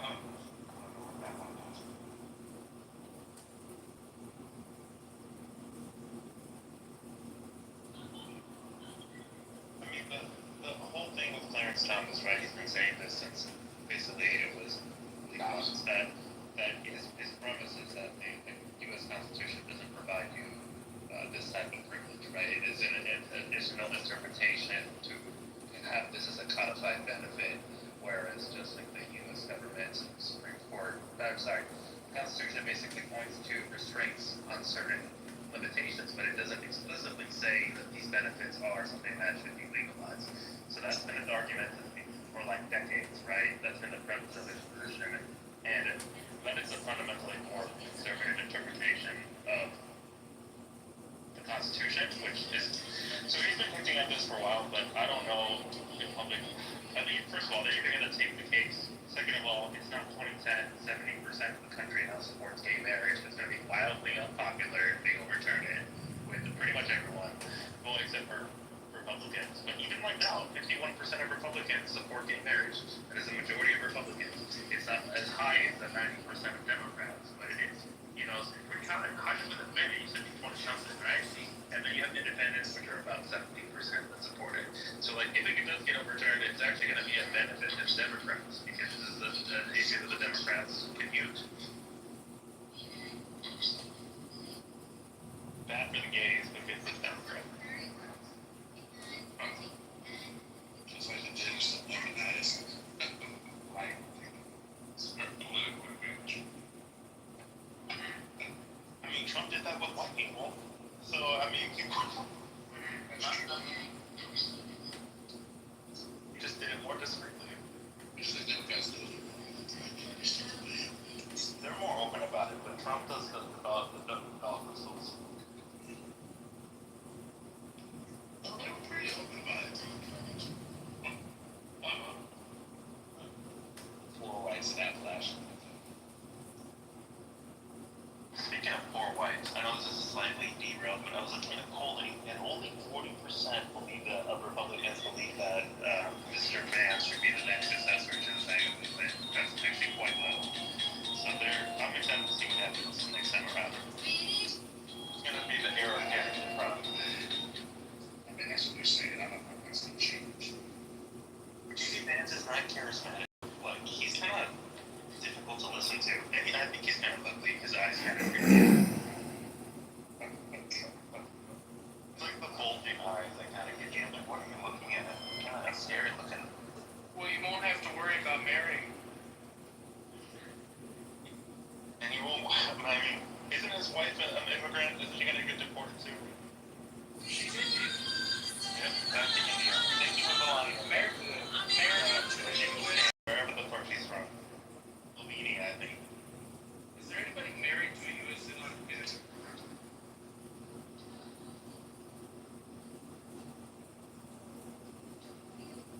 Jason, are you aware of people in marriages with U.S. citizens getting into trouble with us? Yeah, it's fake news. Oh, well, I don't watch that. I didn't find out about it. No, I'm asking if that's been a scenario rather than a scenario. Yeah, I got you. Because I was under the was under the impression that you pretty much, if you were legitimately married to a U.S. citizen, you could just get a green card by virtue of that. You can get like a bunch of like weird exceptions.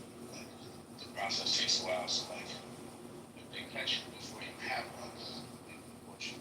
It's like all these weird reports. That's quite sad. People's lives actually. It's not like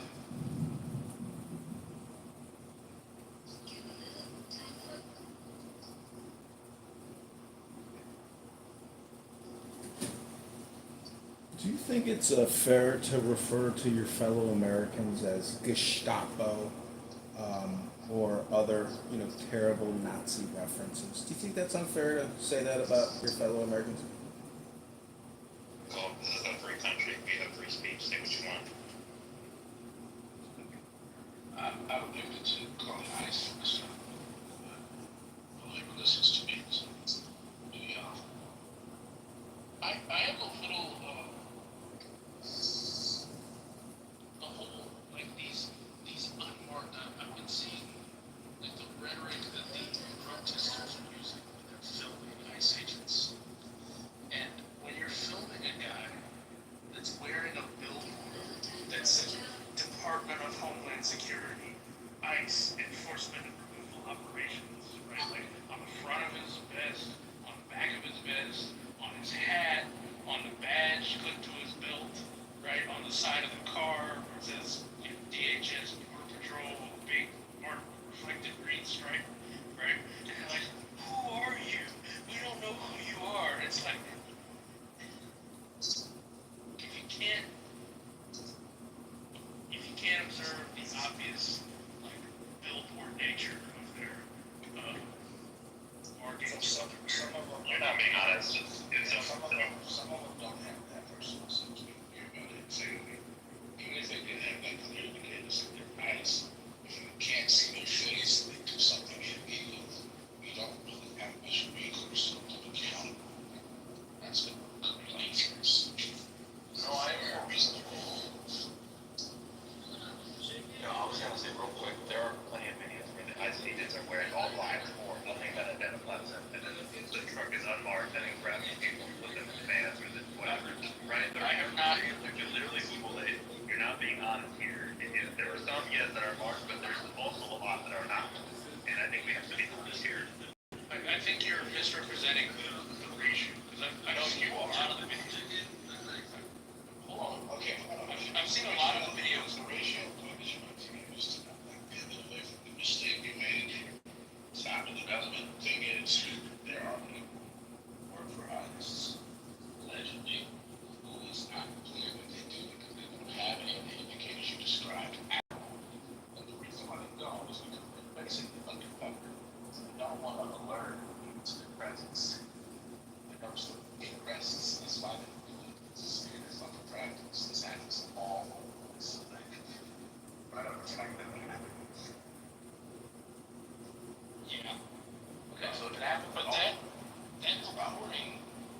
So what I'm saying is that I've noticed people with those talking points in mind who are talking to very obviously armed federal law enforcement, and the bulk of the federal law enforcement that I've seen actually on the ground being used to make arrests are mostly Border Patrol agents in their issue plate carriers, and a sprinkling of ICE deportation officers and HSI agents and other agencies, but the vast majority being Border Patrol in plain clothes with vests. Okay, fair enough. Like that does happen. You're not being criticism. They're being ridiculous because in some footage, it's obviously clear that there are ICE agents and stuff. That's weird because you're missing the point. Like, I don't know why you would point that. Why would you look out that way? There's legitimacy to their work. Because there are like they're taking. So there are absolutely law enforcement operations where they use unmarked vehicles and wear plain clothes and might tell you you're under arrest or show you something, but they're not very obviously, Yeah, bro. Easy to determine you. That's what they're complaining about.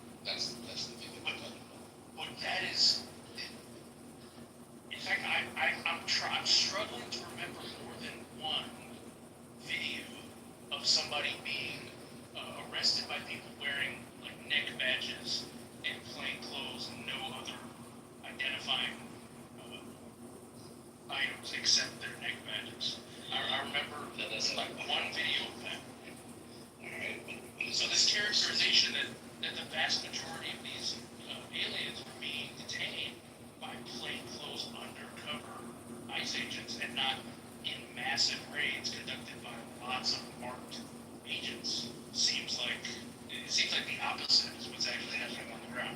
The majority of them are marked. Very few of them are unmarked. You're editing the argument at this point, right? Like your initial point was that you were making upset about people complaining about supposedly unmarked ICE agents as if they didn't exist. That was the initial premise, and now it's like we're talking about the majority versus the minority.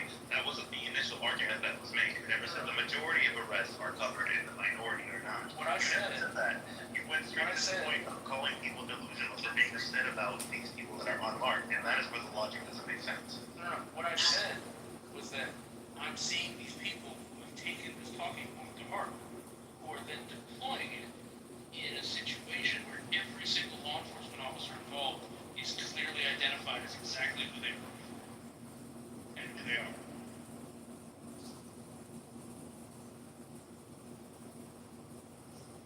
So there's no plainclothes undercover officer taking law enforcement action in these videos that I'm talking about, but they're acting as if they are. And that's what symbols the conclusion. But there's a lot of videos. I'm not saying that somebody's saying this, but there's like two guys that are looking. Acknowledge the truth of what you're saying. It's just what's disingenuous about it is you're not acknowledging the validity of the actual complete that comes from the left. Like that's what's weird what you're doing. But yes, there are examples. I've seen there are examples where people are like describing what's going on, and like the examples they have in the footage are ICE agents that are clearly marked ICE agents, but they're describing the issue of unmarked agents covering their faces in unmarked cars, quote unquote kidnapping people. That's how they're describing it. But what they're showing you is not examples of that. I've seen that several times. That exists. Like I'm not gonna pretend like that doesn't exist. But like, dude, what we're trying to get you to do is not pretend like what they're actually describing doesn't exist, because it does exist. Like, there are problems with it that are reasonable. Like so, I don't know why you're putting all this attention on this silly thing the leftists are saying. I mean, you could do that, but like, I feel like the steel man version, what they're trying to get at, is more interesting and fair. Because like, I don't know, bro. Like when the left like bastardizes strong arguments you think the right has, and you balk at that and be like, they're not even getting it right. This is not what we mean. We mean this. Like, so be fair to them. Like, I feel like that's just fair across the board.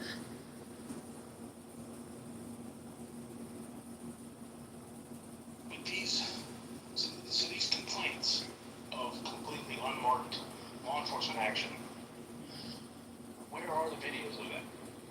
Because I haven't seen more than one. And I've watched a lot of videos on subjects. Okay, they're all over, and I've seen it in person live with my own eyes. I'm not saying the left isn't going too far, and it's utterly ridiculous to think that if 5 or 6 guys are coming up on you like that, there's no way they're there to kidnap you and rape you. That is like farcical to believe that that's going on. But I'm with Muse on this one. I've seen it with my own eyes. We rolled up on one of these situations. They were not marked. There was 12, 15 of them. They had an entire street blocked off. I've seen dozens of these videos. Both sides are being a little hyperbolic and kind of ridiculous, in my opinion, on this whole argument. Just both sides are taking their extreme opinions and not really getting to the argument. I mean, there were credible allegations that there were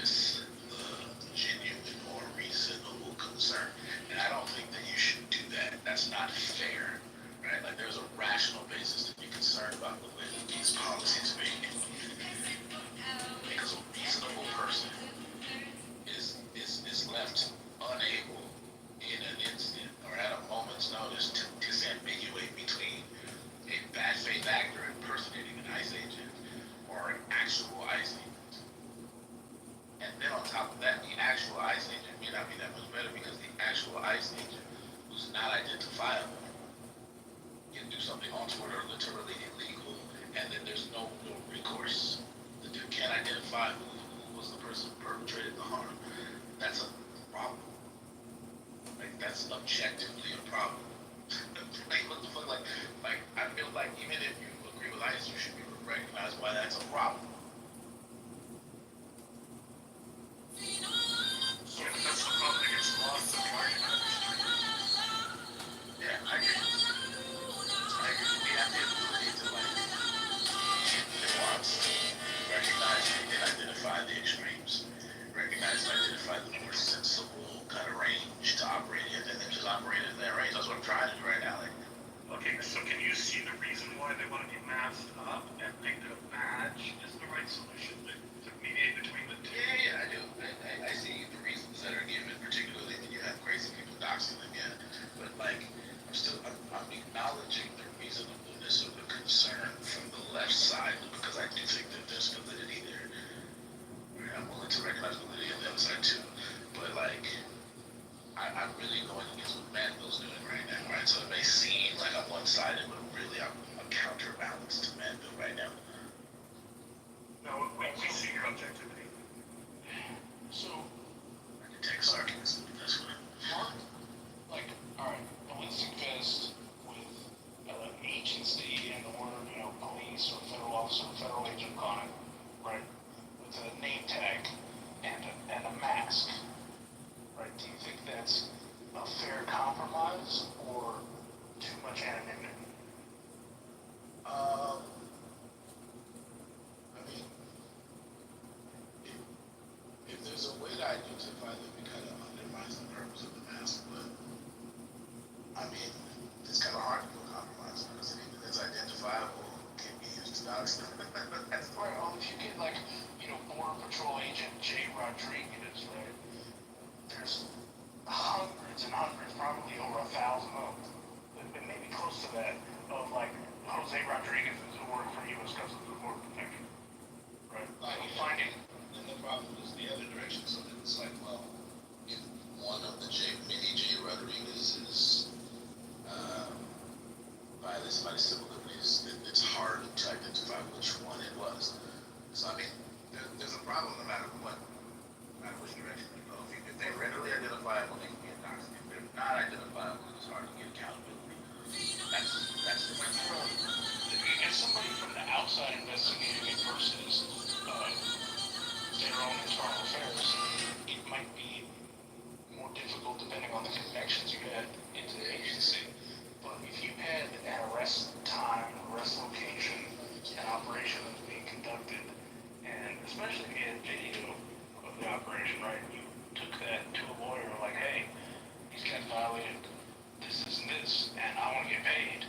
That lawyer can file a FOIA request and go, I want the rosters and the briefing and the personnel assigned to the operation that occurred at this date and time at this location. And they're going to have that. Okay. And on the arrest and the process, This FOIA request are often like not cooperating with me. Yeah, I mean, in a perfect world, I guess, like, it's just, you don't live in a perfect world. So, like, I don't know, man. It's dicey, which is probably, but I hear what you're saying. And I don't, people don't use, Axon body cameras usually, unless they're in law enforcement, right? Or it's part of their job. But those body cams, the way that they have integrated into the systems and it's not just the body cams, those motherfuckers own evidence.com. Like most agencies are using them to cloud store massive amounts of their evidence. And they will not only tell you, it's a very intelligent device, and it can not only tell you who it is and who's reporting it,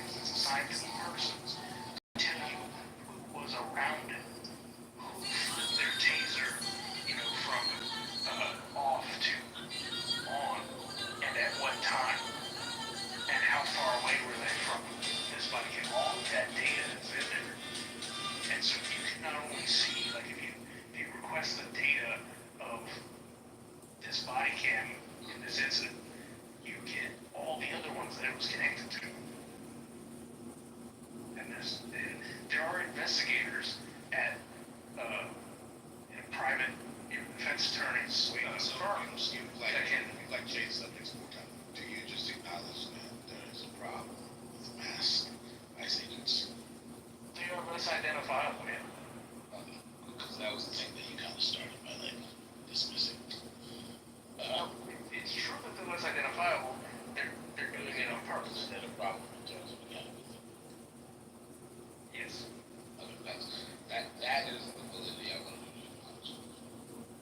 Because that I've been very stories that since the leftists have, and that the people you were complaining about are exaggerating in various ways.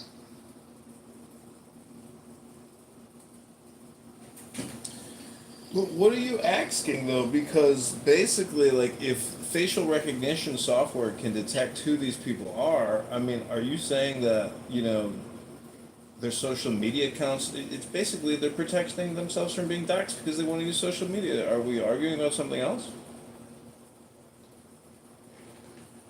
We're arguing about the merits of the concern with that practice. Yeah, because the argument is if they committed a civil rights violation, they should be doxxed to people that could file a complaint against them. Well, that's okay. I didn't imagine that. I think that argument is silly, but there are people who justify it for sure. I mean, they make whatever negative things come about doxing because they're the Gestapo or some shit. Like, I'm not saying I'm saying it makes accountability for untoward behavior in their official capacity as ICE agents really difficult, and that's the problem because they're violating people's civil liberties and it emboldens bad actors because they think they can do that with impunity. It's the same reason we shouldn't allow, masks in public now that COVID has gone back. And I have noticed a problem now with the way people behave, but it's when they feel wrong. So the law enforcement have a higher standard, not lower standard. So like, it's analogous. So like, if you can understand it in the context of black bloc rabble rousers from the left doing untoward shit, then I think you can understand it when it's ICE. Like, it's not difficult to grasp.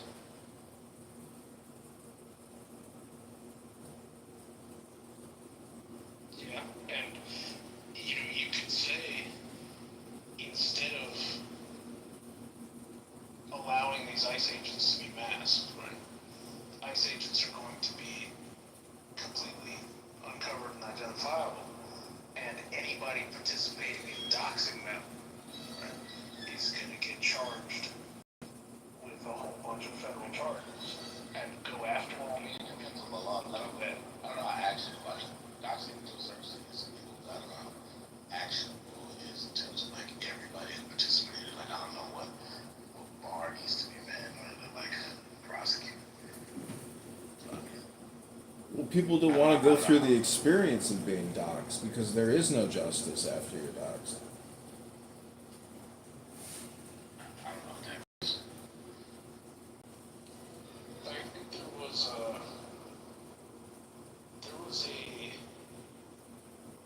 something going on in Seattle or Oregon. There was some kind of counter protest to some of the Black Bloc activities that were going on. Do you remember the like Patriot group with like shields and like Viking paraphernalia that kind of went toe to toe before Proud Boys really took center stage. But there was basically some counter protests that ended up in a street brawl at some park between Antifa and the right wing group. But what happened? Middle of the day. Yeah, in the middle of the day, like posted on YouTube, people getting in this fight. No. This was in like Oregon or Washington. I remember things like that. I don't remember it being Oregon, but I mean, there was like, was it Patriot Prayer or it was like some kind of prayer thing? There is a group that was involved in some of those events, but I don't know the specifics which you're referring to be honest. So, what happened to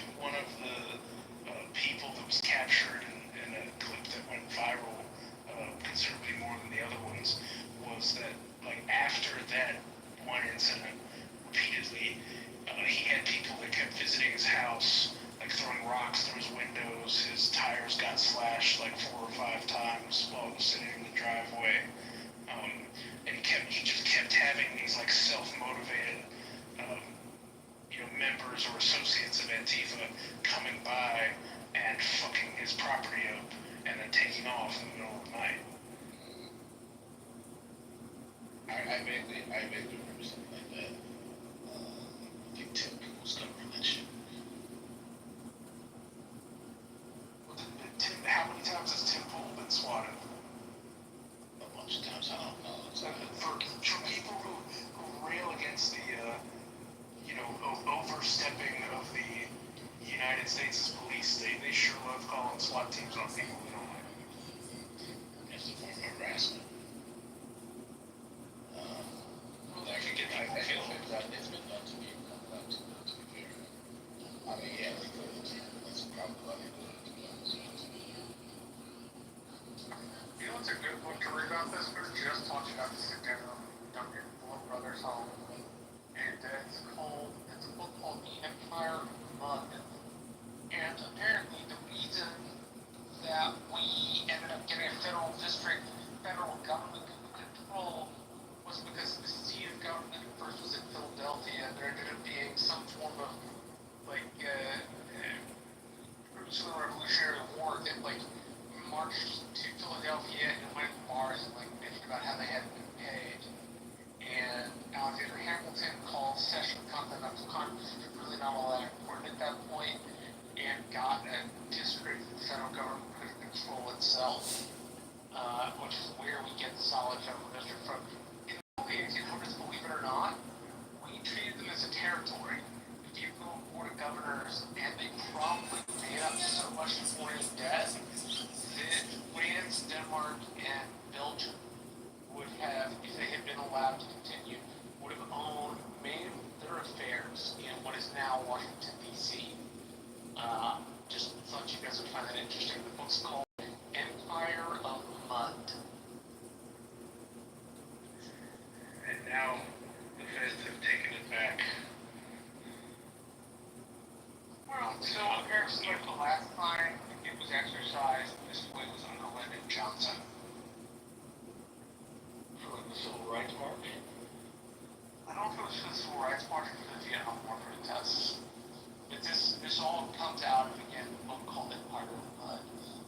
Apparently it's a very good book about the history of early DC.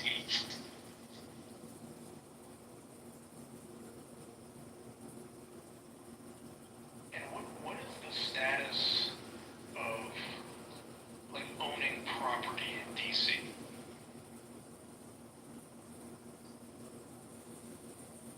That's chargeable. Now, it's a good question. I'll see if I can find a book and look at it. Yeah, because there are, obviously there's lots of federal, out and out federal property within DC, but there are, individual private residences too. Yeah, private homes.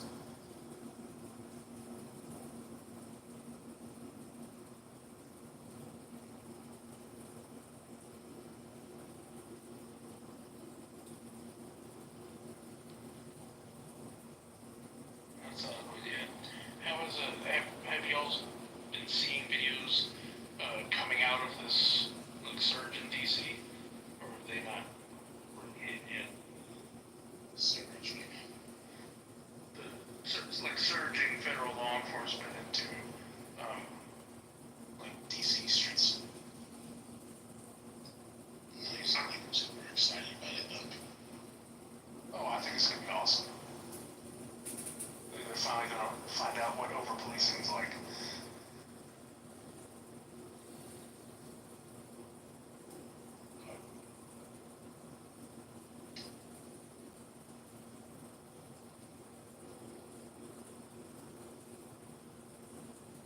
Well, then the other question is, who runs the jail in DC?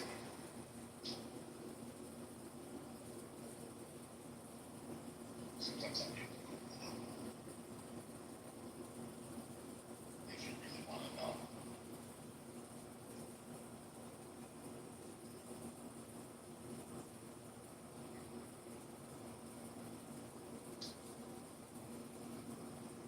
It's not a county, right? There's no sheriff of DC. Not that I'm aware of, no.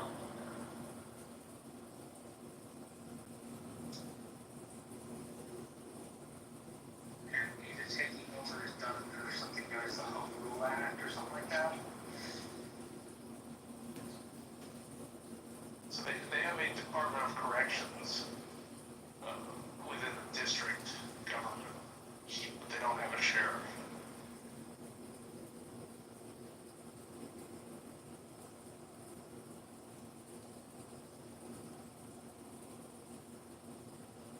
And they only have 2,100 beds.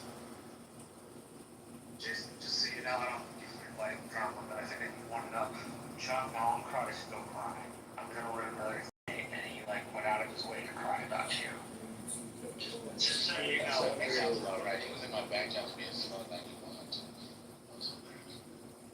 Just so you know, he has kind of chimed me about it.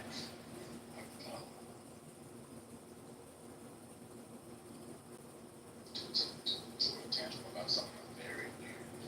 I got on it one day. They were like so mad about it. Like it was a bet he backed out of. I told him he backed out and then he got mad. So I was like, Chicago and Seattle. like to this day, I'm like, but then after that, he also did this weird take. So he's like, he thinks I'm still in the bet that he backed out of. I was like, what? You can't have it both ways. You can't back out of the bet and then you're still in it. Like what? That's weird, bro. It came up in conversation where he was like, we're never gonna have elections again, which is just such a retarded take. Yeah.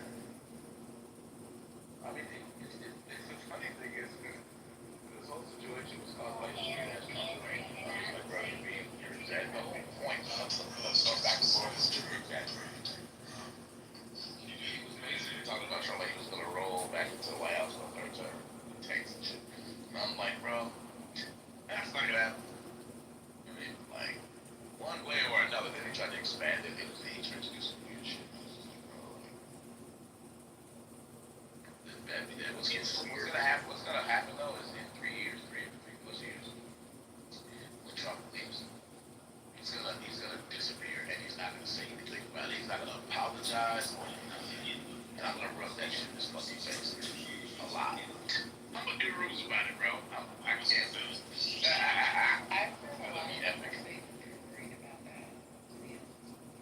Because they're over the goddamn top. So, I mean, you can join the crew. I'm just shooting. Yeah, I know. Trump like bugs with me. He thinks some shit. He says shit like that all the time. I think it's hilarious. Yeah, I mean, we'll see. Like, honestly, I'm so confident. Like, I'm just gonna wait 3.5 years and then rub y'all's face in it. That's what I'm gonna do. Because motherfuckers say shit like this and then they disappear. They don't apologize or nothing. They just wrong takes. That shit never comes to pass. They just move on. Yeah, I'm not. Sounds like you're projecting. I didn't make any predictions like that. How am I projecting? Projecting. Oh, it just sounds like the accusations you're lobbying against this party is kind of similar stuff that I hear you do. Oh, not happy with that one. Not that happy. Not that happy. Today he was a little calmer, to be fair. Maybe he's not wrong. Maybe he's not wrong. We will see. I'm gonna bring it up every once in a while. Like, do y'all still believe that dumb shit y'all said about Trump rally bombs? Let's make sure. He ain't wrong. Kitover ain't wrong. As you were. Kitover ain't wrong. So, yeah, theater rehearsal, that's what We don't need that. America can, the United States, it would be pleasant, but the United States has the resources to exist and service its infrastructure and food needs by by itself. France is the only other country, is one of the few countries who can also do that. But Germany can't, England can't, Germany doesn't have enough power. Most of Europe doesn't have enough power. That's why they were buying all that oil from Russia, and now they're going to be buying it from other countries. So, and Trump knows that. So, yeah, he's in charge. But I'm just curious. So, like, Armenia, a Christian country, which Israel sides with Azerbaijan. I mean,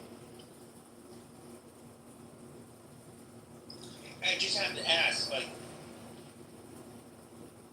why are they doing that? Why does Israel have an alliance with Azerbaijan? Because Azerbaijan is able to get intelligence on Iran. Azerbaijan provides something like 40% of the oil that Israel needs per year to Israel. Azerbaijan both buys weapons. Buys weapons from Israel. So that the trading relationship between the two countries is very deep. And they've had that alliance for a while now. So those are the short answer and most basic answer to that question is what I just said.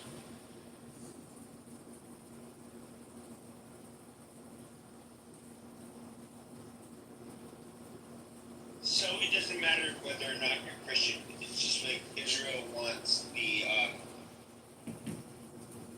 whatever benefits them the most. Oh, you mean in terms of Israel and Armenia? Yeah. All the districts down here, D+5, because they're using 2024 numbers for Hispanic turnout, and they're saying, oh, because they turn out. They had a flood issue, and they were trying to spit on the ground, and the Christians dove in front of the spit. And then the Christians is claiming that the Jews are spitting on them. It's anti-Semitism. And then they did fucking the USS Liberty. They fucking bombed the USS Liberty. And then to target these things. None of those programs have ever included deploying military units into the space. So is there crime? Yes. Has it been going in the wrong direction? No. Do people think that Trump lives in opposite world? Because that's what I think.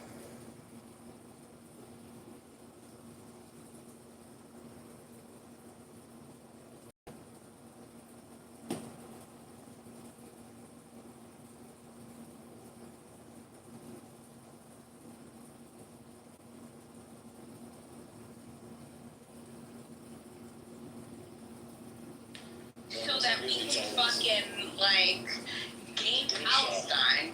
We want Palestine, so we're gonna kill all these damn British people. So you're gonna give us our shit. Regardless. There was a lot more text, not just about the kingdom, but about they didn't know what happened.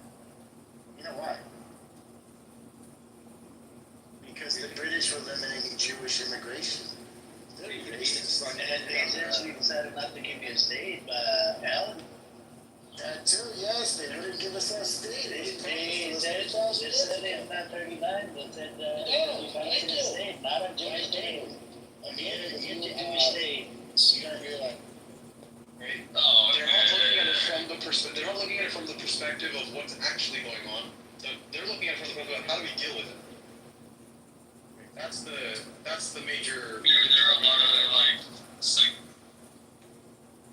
thank you for justifying our cause. Al isn't King Dave, wasn't King Dave. I got a question for you. Are you guys planning to destroy Al-Aqsa?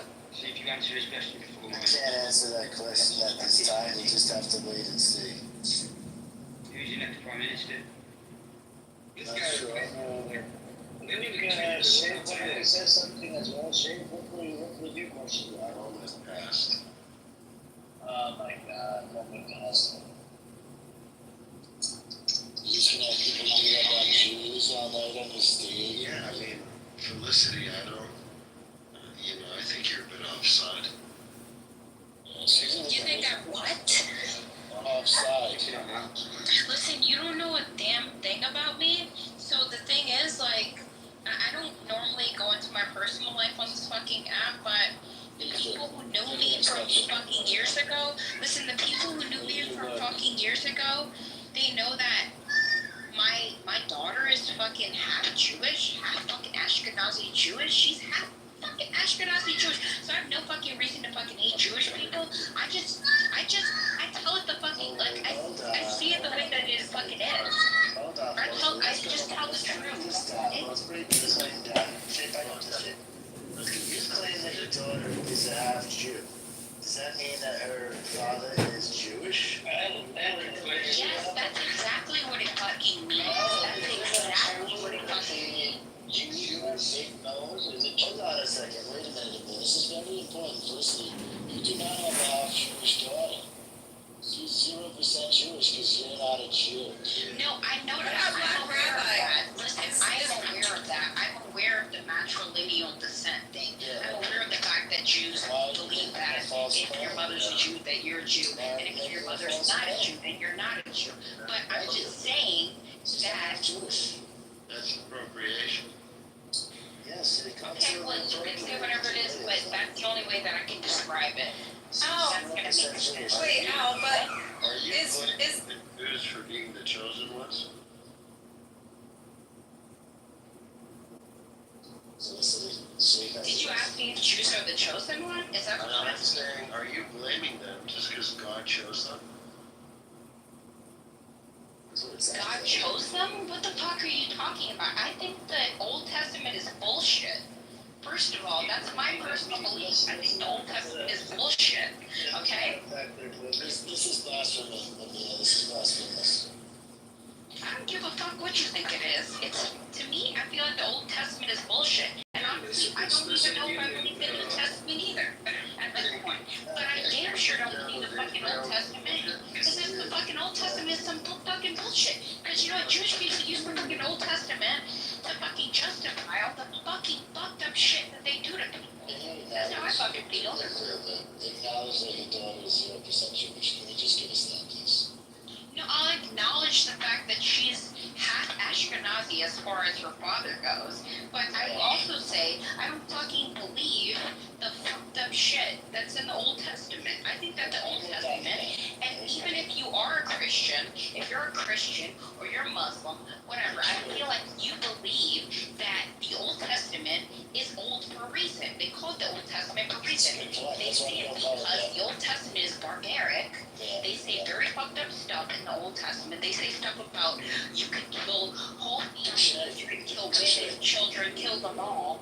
Because Amalek, they talk about Amalek and all this fucked up stuff. No, I got So, a question for you, man. When did it become the chosen people, man? I thought these people were Europeans. Yeah, Felicity, please, just leave it at that. We're not here to mock their religion, unlike themselves. I know there's somebody listening in the audience, Alien, aka asshole, that's recording it. Son of a bitch, go get a life. Honestly, I don't give a fuck about anyone who's fucking recording that. Fuck you if you're fucking recording this shit. Fuck you. Fuck Israel. You know that guy, right? Gives a fuck about Israel at this point. But Felicity, you know that guy, John, right? John records every room. You know that guy, right, John? That idiot? No, I'm not aware of John, but I don't give a fuck about him recording it because, at the end of the day, I haven't been on this app for a very fucking long time. I haven't been on this app for like over a year. And I just started getting on this app maybe like 2 or 3 days ago. And years ago, people used to tell me, because I went against Israel, they used to tell me, I'm gonna fucking dox you. I'm gonna figure out where you work at. They used to tell me that shit. They used to be like, oh, you don't support Israel? I'm gonna figure out where you work at. Oh, we're gonna find you. You're gonna be working at McDonald's for the fucking rest of your life. And I used to be like, okay, great. I don't give a fuck. Like, you people will never figure out who I am. You people will never figure out my full name. You people, like, you'll just never fucking figure it out. So fuck you. I don't give a fuck. We'll work on it. Especially because in 2025, most fucking people do not agree with Zionism. Most people do not agree with Israel, especially my generation, Gen Z. We don't give a fuck about Israel. Fuck you. Ma'am, I do know your name. Ma'am, I do know your name. Your name is Felicity. Okay, great. Fuck. Like, great. Good for you. Like, what else? Like, Felicity, so let me ask you this, right? Now, do you know other Jews out there? Like, so you know they did a survey in America. A lot of the Jewish kids, they actually side with Palestine. There's about 30 to 40% of them, or Hamas. So now, since you said you have a Jewish kid, when she sees these videos, is she old enough to understand that how disgusting and what they're doing to the Palestinian children over there? Is she able to understand that, Felicity? no, she's not old enough because right now I'm not gonna like give too much information, but I will say that she's under the age of 5, so she doesn't understand that. I'm young myself, so, and I've been a young mom. Like I'm a mom, and I've been a young mom for a long time, you know. What about your ex-husband's family or something? Do they support Israel? If you don't mind me asking, I'm sure you met them, right? I've actually never met them, actually, and because he's the thing about him is he's estranged from his own parents. But he's older than me, and his parents, I believe, are Zionists, hardcore Zionists, and they not only support Israel, but they actually send money to fundraisers that support Israel. But he does not support Israel. You've never been to Israel, Felicity? I've never been to Israel. Fuck no. I've never been to Israel. I'm not a Jew. I'm literally I want to say this. I want to thank you for the support for the Palestinian cause. I really appreciate it. Just don't let that shit get to your head. The anti-Semitic shit. If they bring this anti-Semitic shit in front of you, just ask them this question. There's one question I've been asking Zionists for a while. Wilhelm Marr, an idiot, in about late 1800s or whatever, or mid 18, he coined the term anti-Semitism. Okay, he was a Jew hater. Now, guess what? He married 3 religious practicing Jewish women. Right? Now, a Jew hater marries 3 religious Jewish practicing women. Why would he marry these women? Was he a Jew, okay? And this term anti-Semitic, this Semitic term, it was stolen from the Arabs.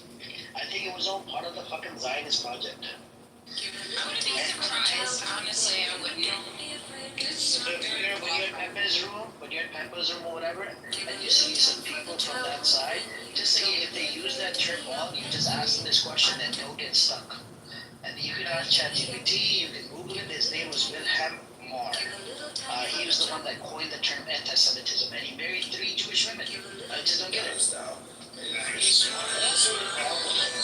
just that, I'm gonna give you all a little bit of knowledge. So I want everyone, listen to me closely. I want everyone in this room who's pro-Palestine, I want you to look up a Jewish man by the name of, so this Jewish man, he converted to Catholicism, I believe it was either the 1950s or the 1960s, and he was a wealthy Jewish man who was involved in I don't know, some sort of wealthy European Jewish family or whatever. His name is Benjamin Friedman. Benjamin,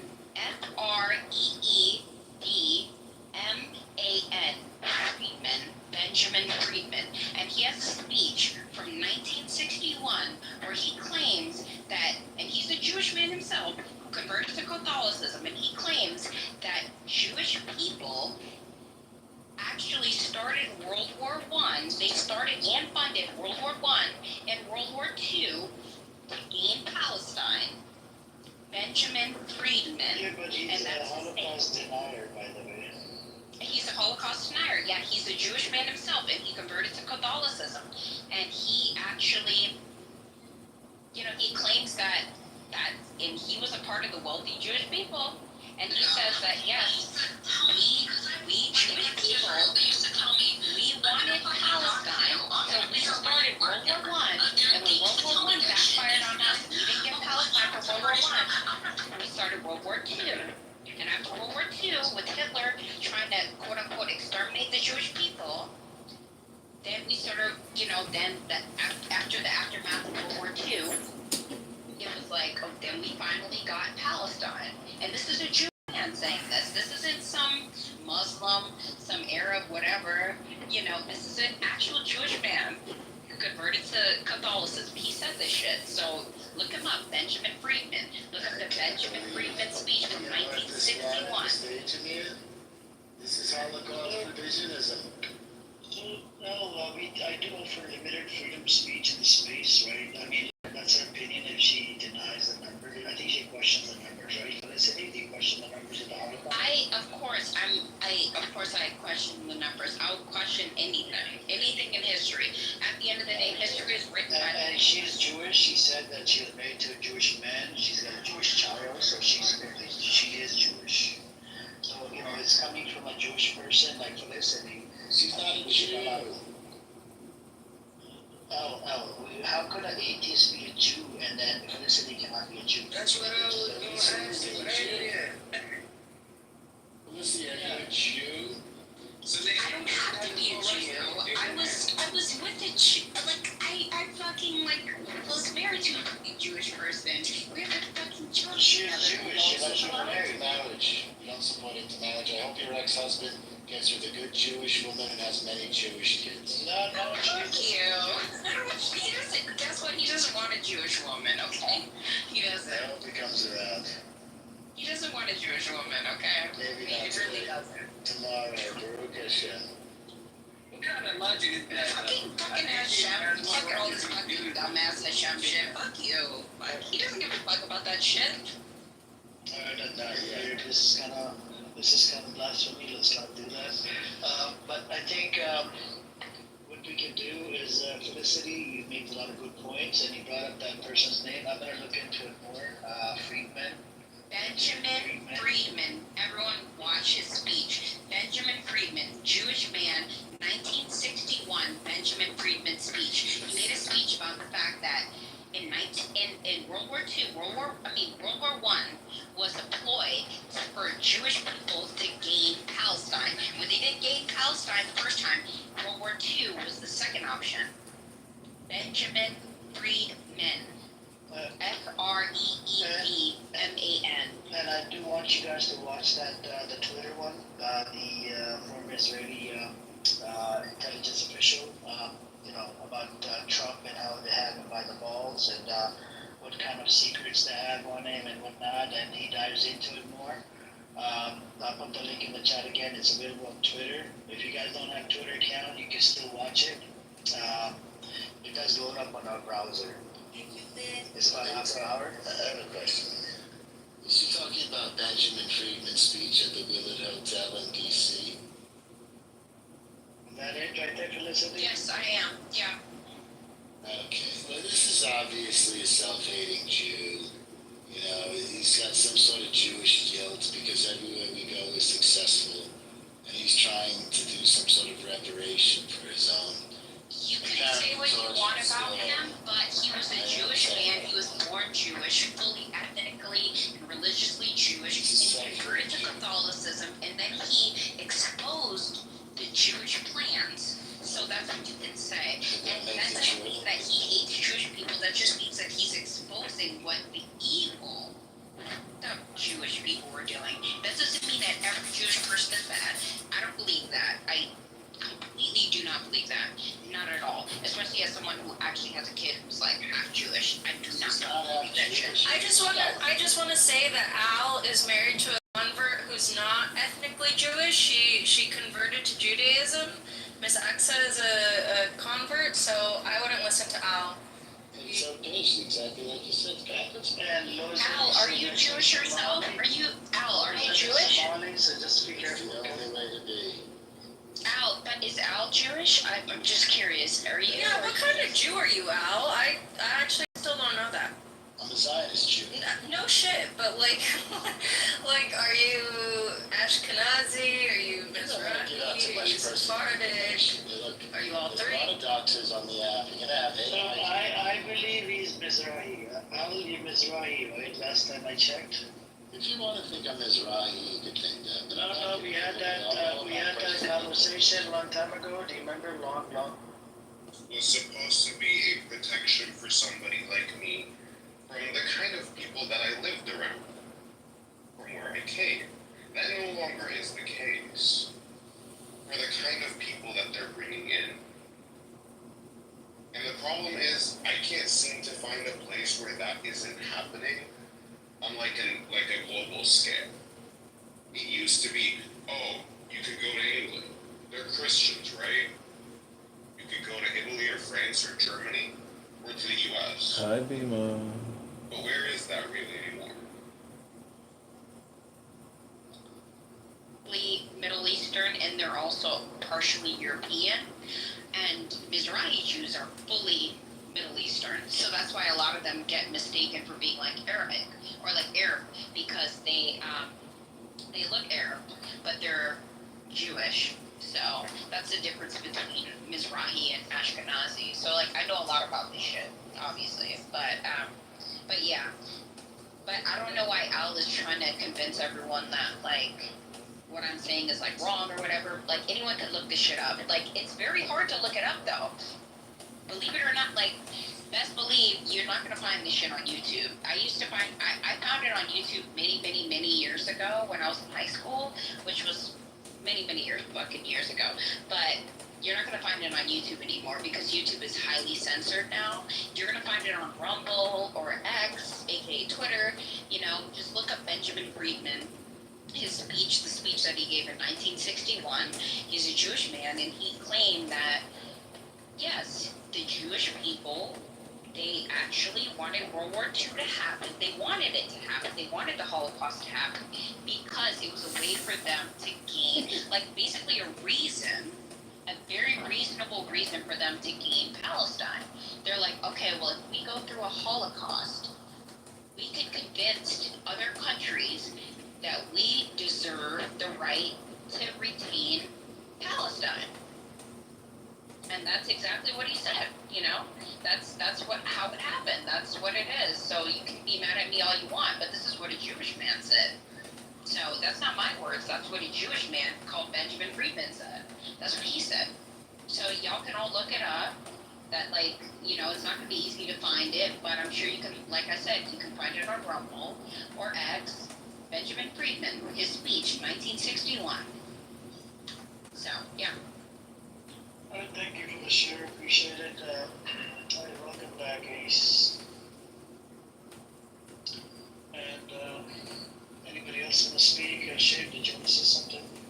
Al, I think you want to go answer for calling price. Probably got a call from Israel. Anyways,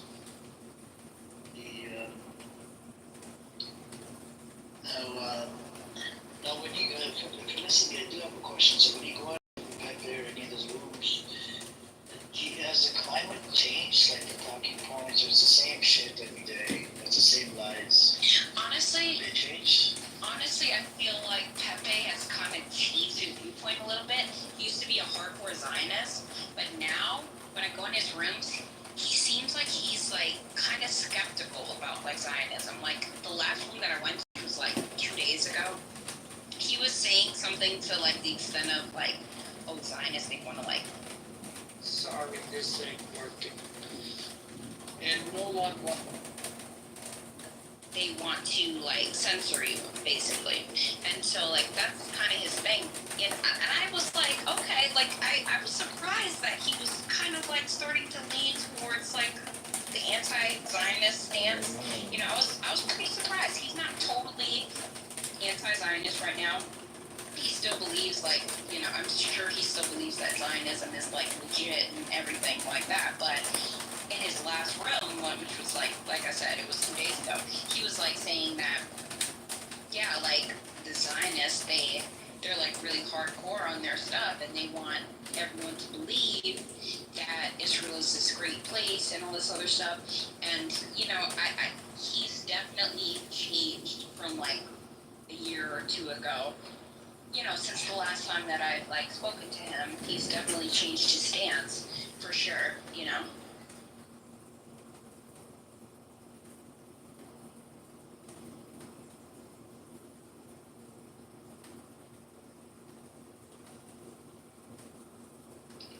That guy is actually a racist piece of shit, man. He's racist towards the black folks. He's racist towards the people, like the immigrants, Muslims, and just. I tried, you know. I said maybe I can bring him to the. He tries to copy what's that guy, Nick Fuentes or something. Yeah, Nick Fuentes. Yeah, and I feel like he's at the point.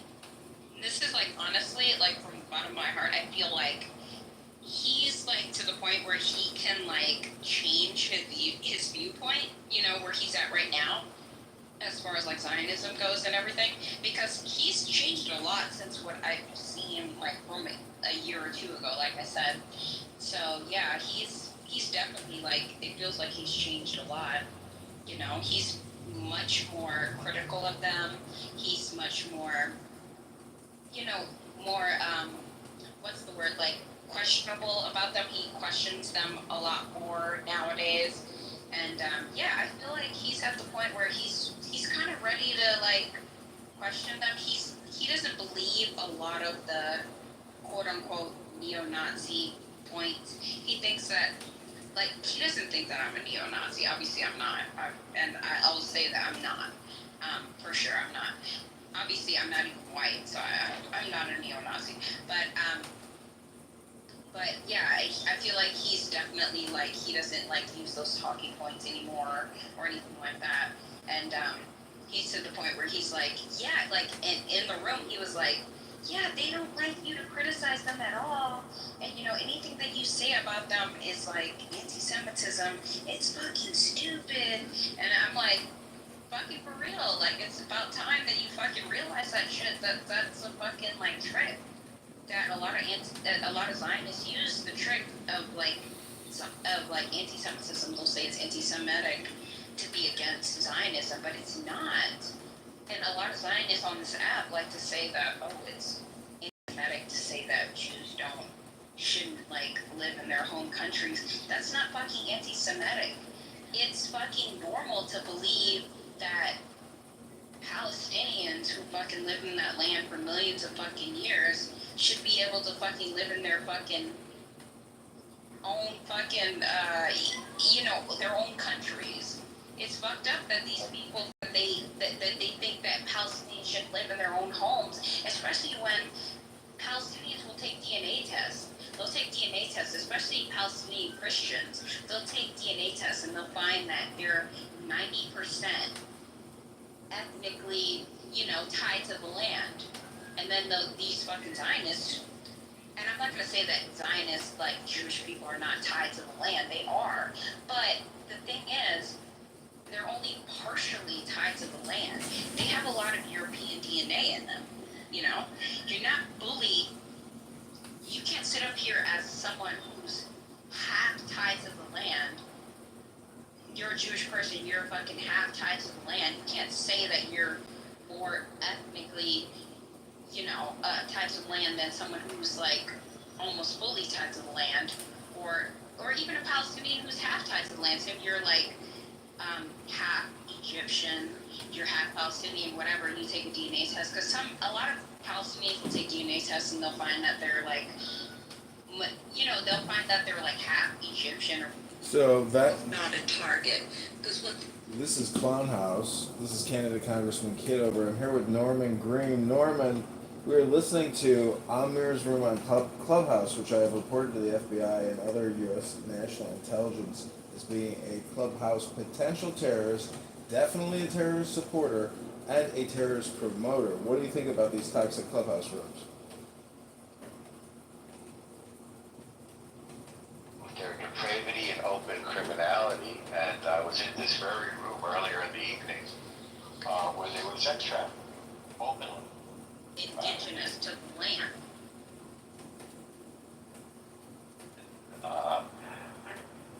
National sex trafficking crimes in Dubai and Switzerland. I was shot under assumed names, but the whole room was laughing about it. I think that should be in the title of the FBI reports.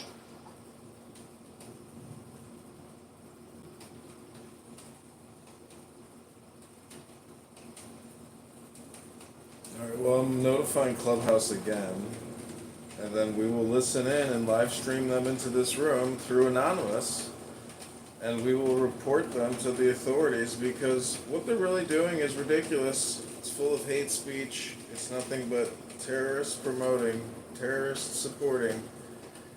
And, I'm all for freedom of speech, but I think that, documenting this is important. And the fact that it causes Amir pain to know that he's being recorded and he lashes out at me and says, F you, Kitover, F you, F you, F you, I think it's a worthy activity to shed light on this. I'm not physically afraid, but I think, he should be recorded and reported. That's just my belief. So let me jump back in Anonymous, and you will listen to what they're discussing. This is called Gaza Under Israeli Boots, Liberation or Colonialism in Amir's House.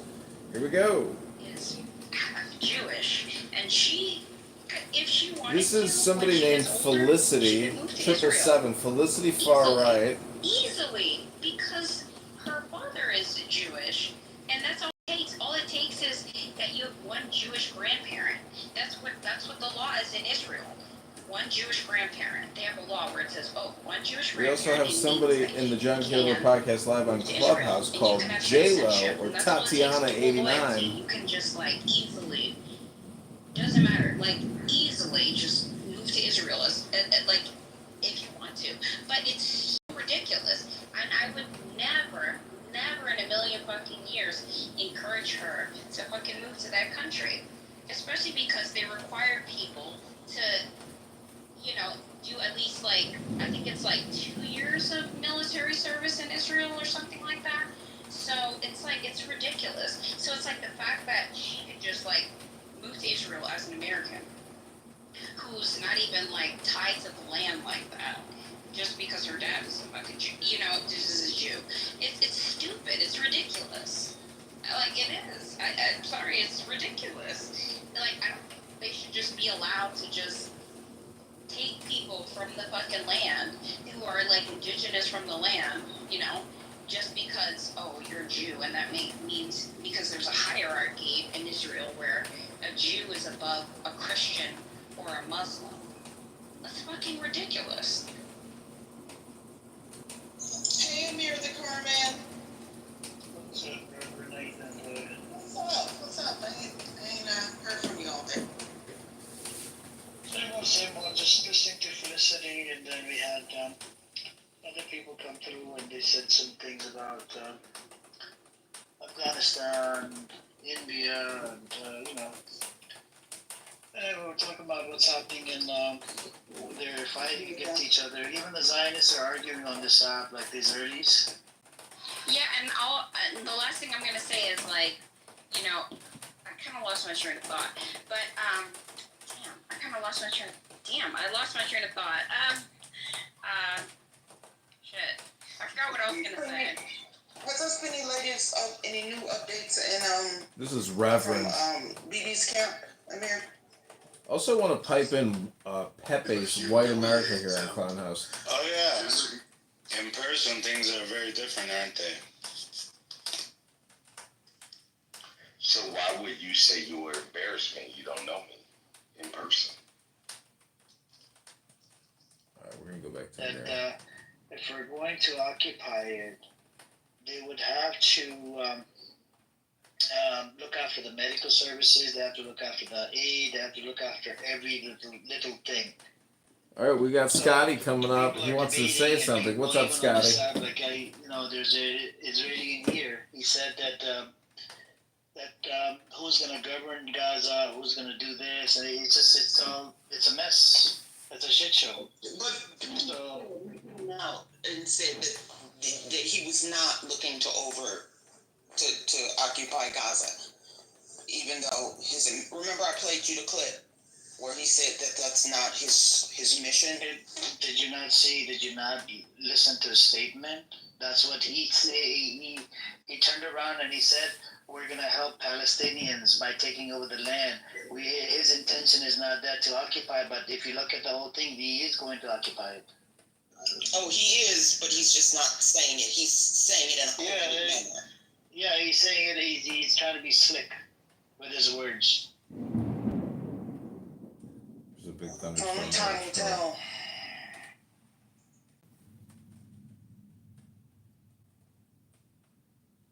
I guess I'm trying to hold out hope. You know. It's fucked up at the end of the day, especially like they did like a study where they showed like how do Jews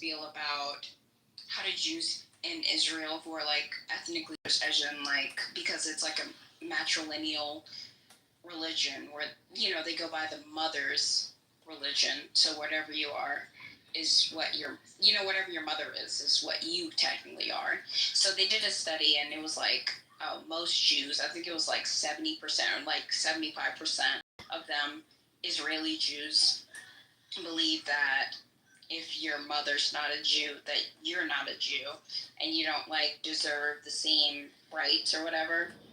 I think that's like pretty fucked up, honestly. And the fact that in Israel intermarriage is like illegal, I think that's also pretty fucked up because it's like kind of racist. Like if you think about it, if they did that shit in Europe, like where it was like, oh, if your parent is not a white person, you're not allowed to be with another white person. You're not allowed to be with a white European if you're not a white European.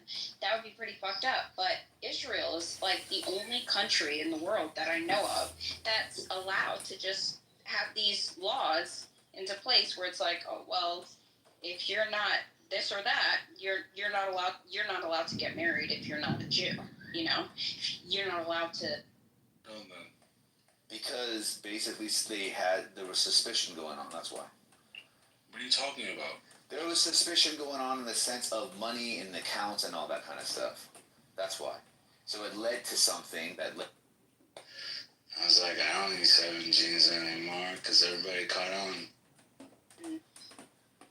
Like, agree with that shit.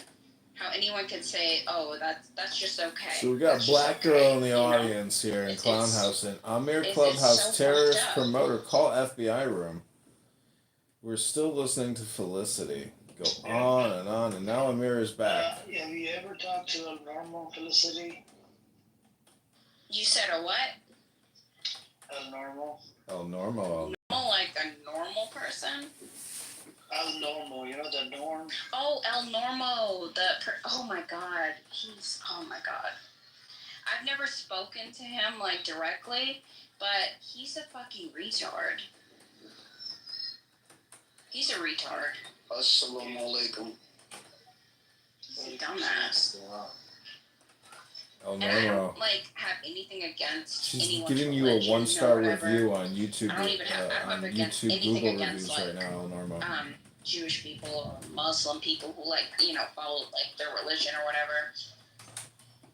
She's I know not. I said She's in the not comments, satisfied with saying your something services, fucked El up, Normo. but I was low key trolling, but no, I don't have anything against anyone because one of my best friends was a Turkish Muslim man, and he was very kind to me.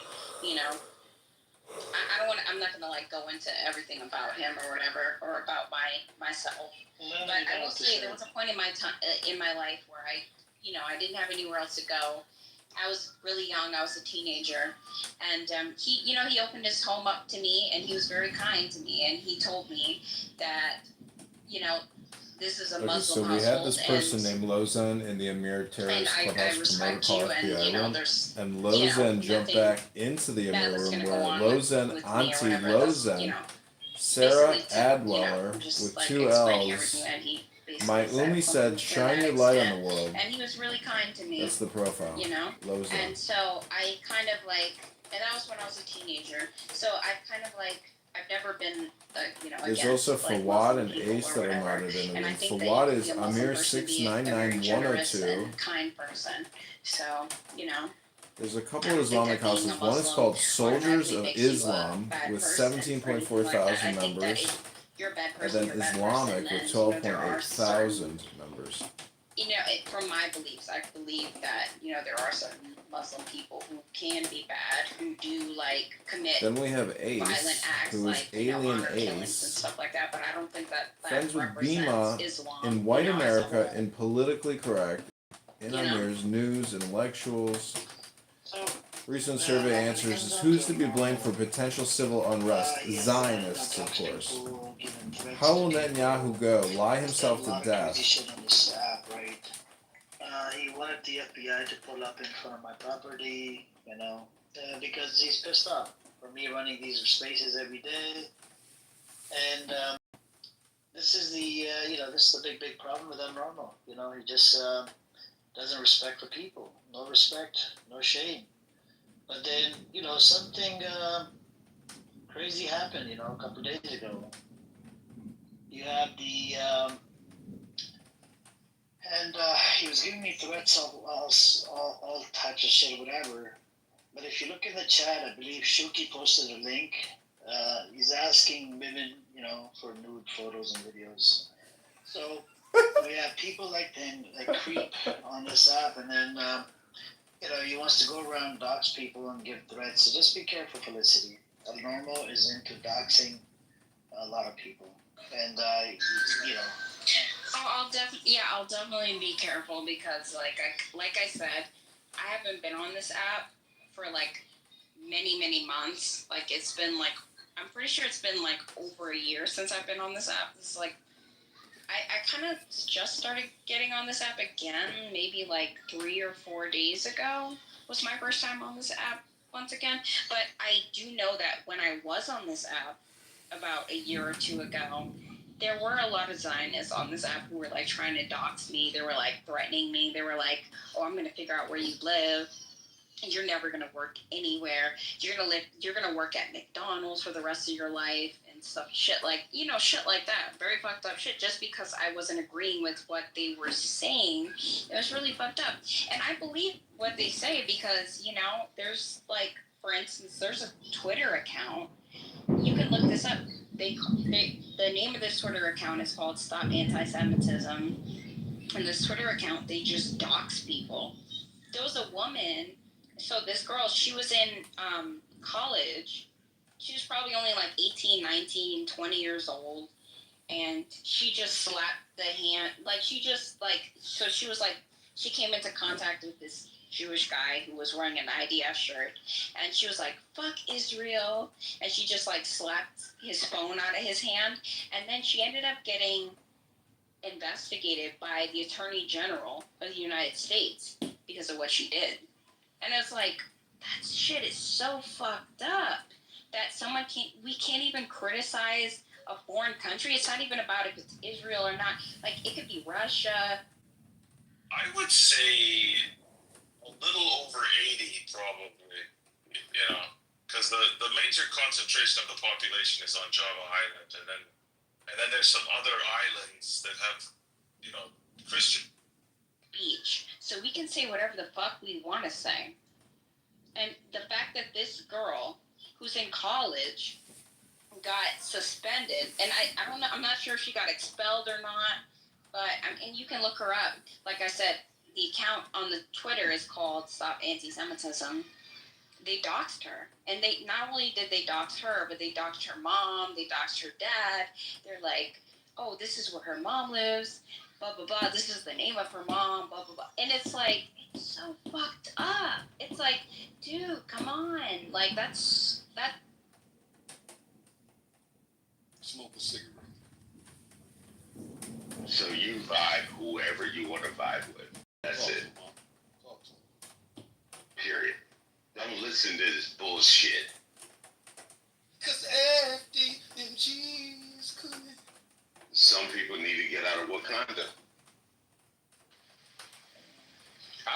draft his ass next time. Living single. I'm gonna draft him next time I see him. Yeah, that's exactly what we act like. But he really think he the dude that he got on his The PTR. But he's not. He's Cal. And Cal is gay in real life. And there you go. There you go. And nothing wrong with being gay. I'm gay. But so it's not wrong. But just like stop.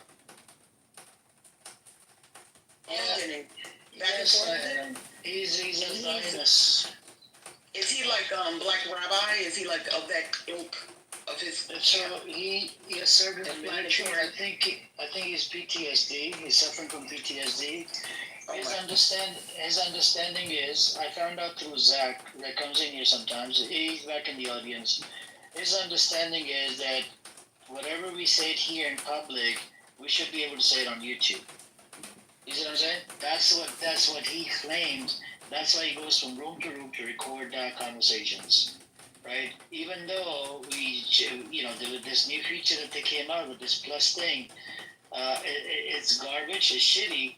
At least the leader of the room that opened up, they should have the ability to kick out an anonymous account without knowing the person, just remove out of the room. And that's the part I just don't get. I mean, we don't want anonymous accounts because they could be spying, recording, doing a whole bunch of shit. I think what the Clubhouse did is because to create more drama. And this does create more drama. You see what I'm saying? Here we are talking about it. You see what I'm saying? And I want everyone to know, especially like whoever the fuck is recording, I don't give a fuck. I want everyone to know, just so you know, my Jewish baby daddy, he does not fucking support Israel either. So, fuck you. He doesn't support them fucking either. So. He's a self-hating Jew. Yeah. In some ways, I'm not going to say he's self-hating, but I'll say that he is very critical of his own people, which is like valid. You can be critical of your own people. I can be critical of my people. Anyone can be critical of their people. A white person can be critical of their people. So I think it's really stupid to assume that you just cannot be critical of your own people. Like, anyone can have a critique about their own people, but for some reason these Zionists believe that you just should not be able to critique your own people, which is ridiculous.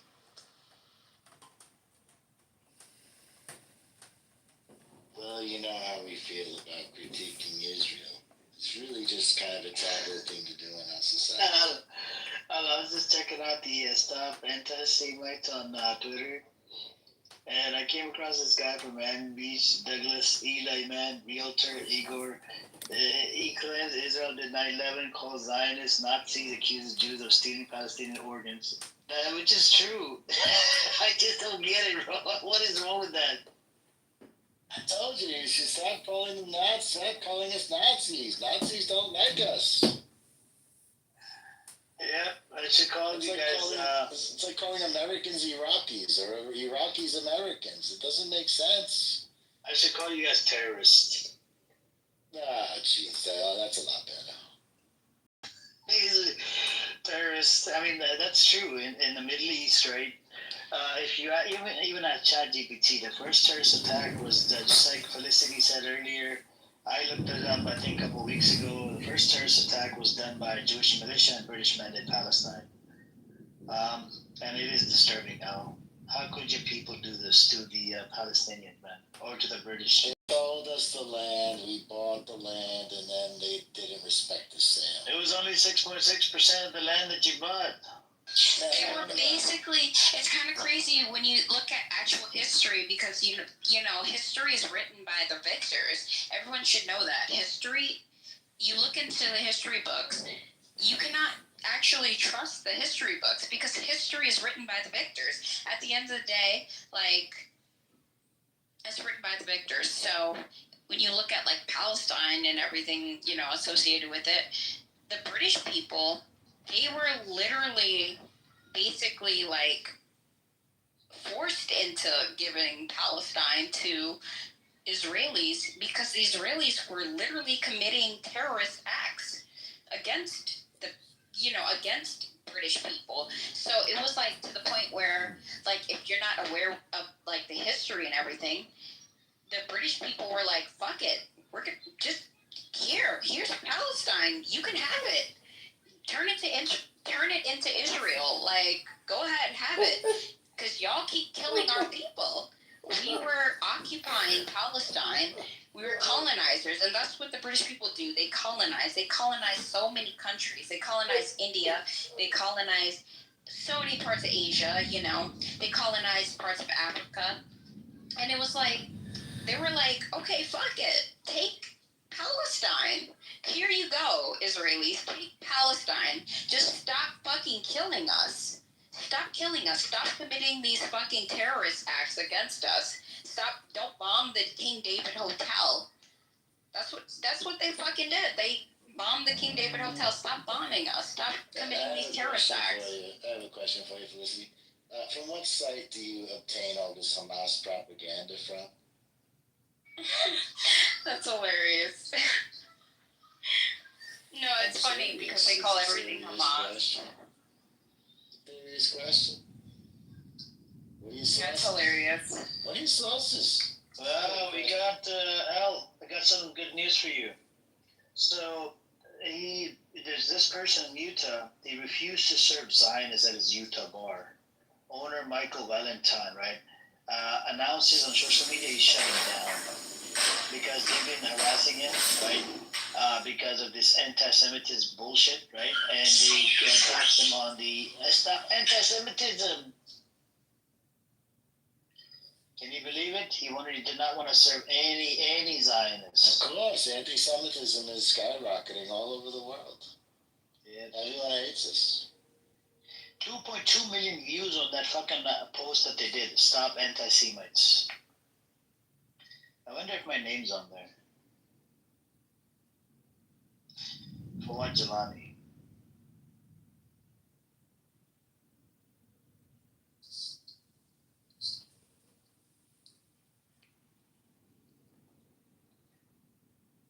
Did you really change your name, Abu? Did you really change your name? Is that free? It probably is. Oh my god. He changed his name to something else now.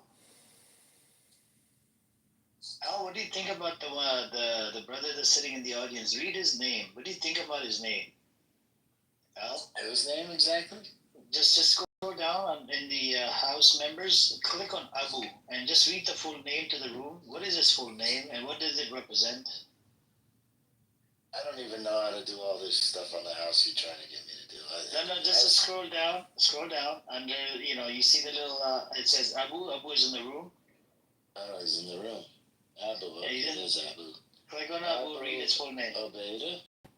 Yeah, what does he represent? Spokesman of Hamas. Oh my god. An international terrorist organization and a proxy of Iran. There's no proxy. Where's the connection? Can you show me statements of the Iran funding Hamas?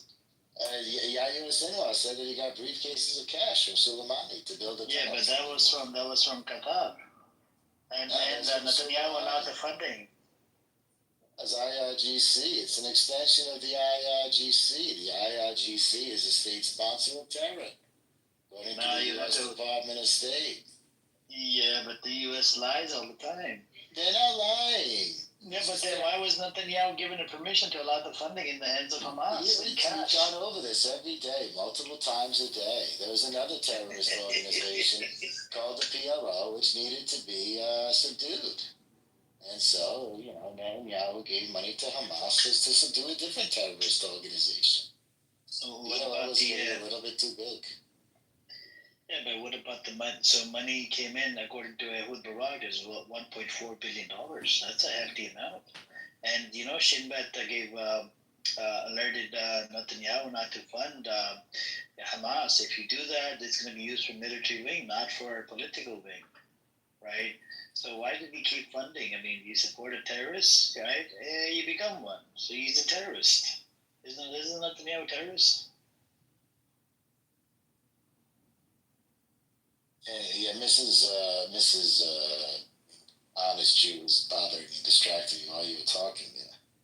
But I stand by my claim.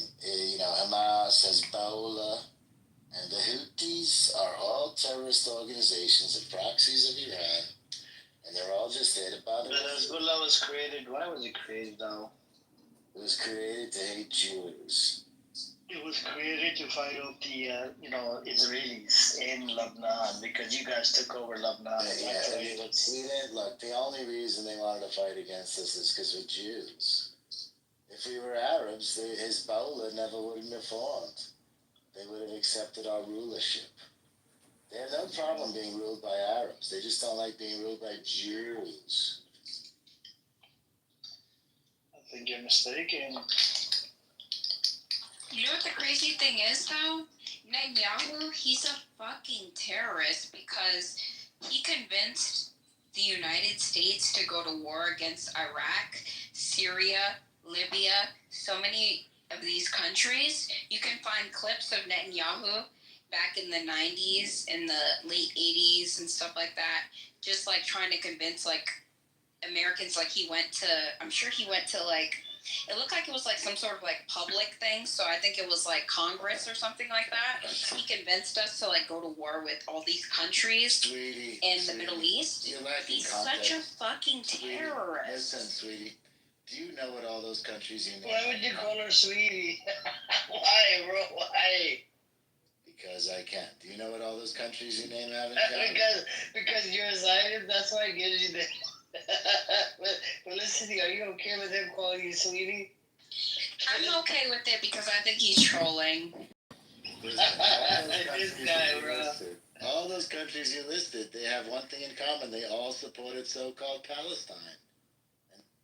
Nobody gets that. Holy shit. That's so cheap.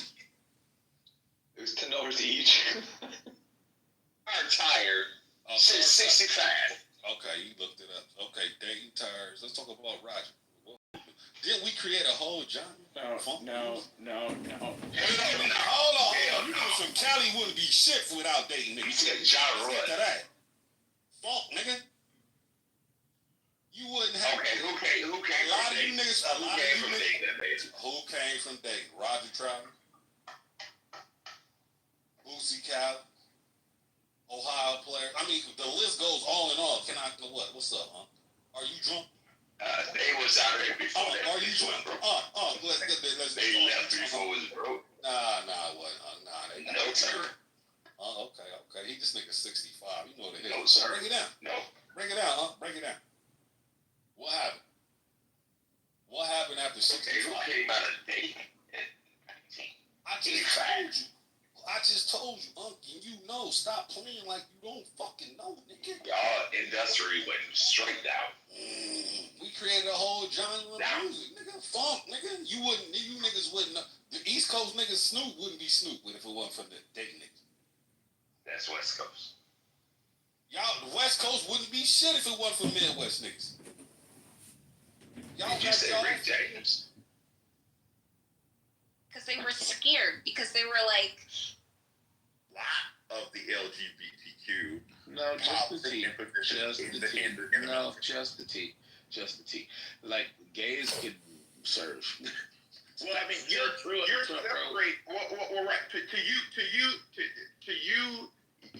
think that he's gone along with it, but the reality, and this is what I brought up about the LGBTQ, which was when that Obergefell decision came or was released from the U.S. or from the Supreme Court, the transgenders were saying that it was a win for them. They were because of gender identity.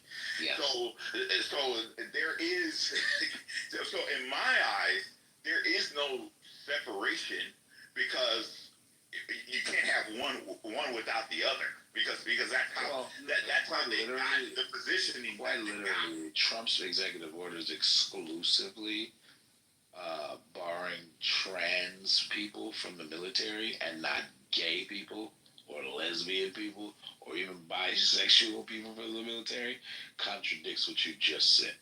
Well, I mean that's one executive order. I'm not. I'm not saying that he wrote an executive order specifically against gay marriage, but he explicitly supported gays in the military. Let's not mince words. Trump supports that shit. Well, again, it's just like when people think that just because what's the guy's name he was the ambassador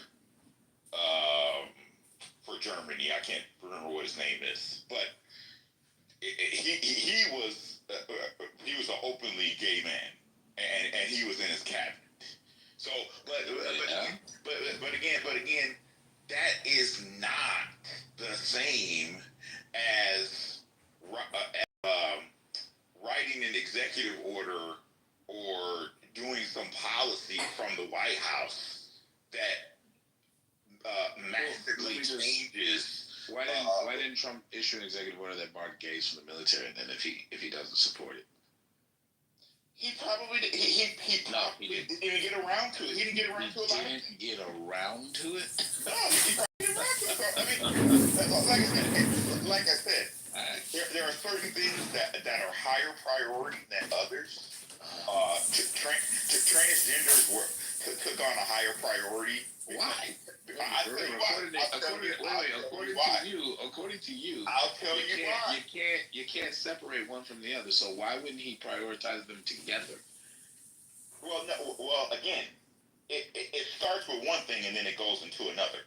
But I can't separate them according to you. So if he had enough time to sit down and draft an executive order, he didn't draft any of them, by the way, he just signed them. But if he had time to have an executive order that addresses trans people, why wouldn't he have executive orders that bans gay people from the military? If you can't separate one from the other, that's what you said.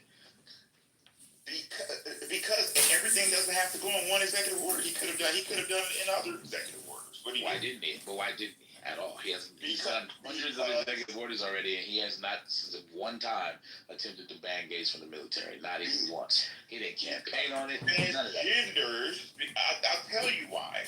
Because transgenders became a larger issue or problem right around, I forget which specific year it was. But Roosevelt was 2015, in case that matters. Well, again, nobody thought that transgenders was getting ready to explode inside the school districts. They didn't see that coming. A lot of us didn't know that was coming. Why did you go to schools? We're talking about the military. Why did you do that? Yeah, right. We're talking about the military, but again, all we're doing is having a conversation about it. That's all. I'm just simply saying, just because Trump did not write it in an executive order doesn't mean that wasn't on his radar. But Trump supports gays in the military and doesn't seem to have a problem with gay marriage either. So I don't know, bro. Like I said, how is Trump not liberal by your standards if he supports this? I just told you, there's a difference between what he says in front of the camera versus what's in an executive order proclamation. Okay, what do you think my position is on gay marriage? What do I think what your position is? Yes. What do you think my position on gay marriage? I don't think that we specifically discussed this, but I would think you support it. I do. I have the same position Trump does. So how come he's not a liberal, but I am a liberal according to you? Because I've had conversations with you about a whole bunch of stuff. So I haven't had a conversation. You said I was liberal because I don't think the 2020 election was stolen. I don't think that's really immigration. Okay, I don't, but I'm not.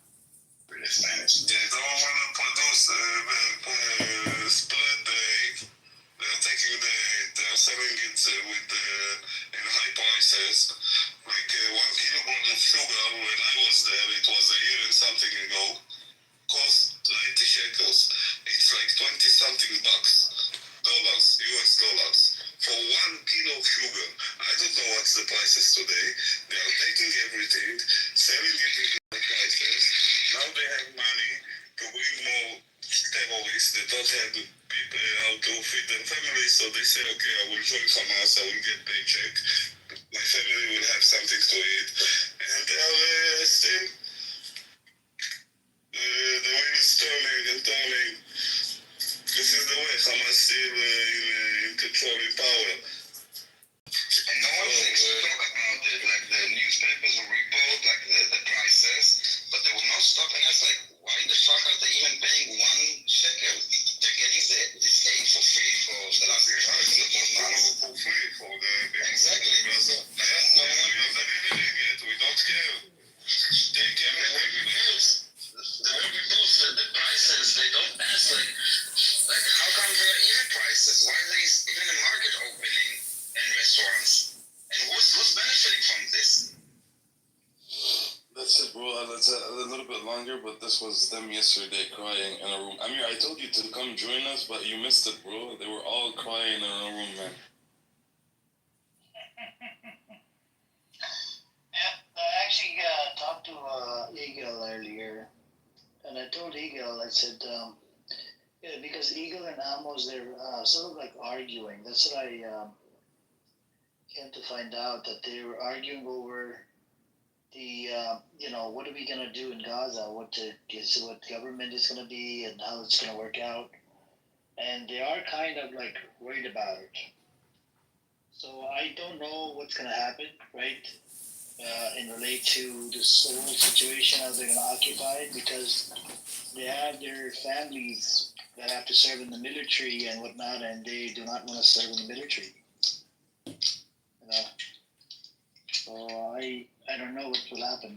Actually, yesterday they were all cussing Amos out because he's saying that they lost, and for them they think that they won. So they actually.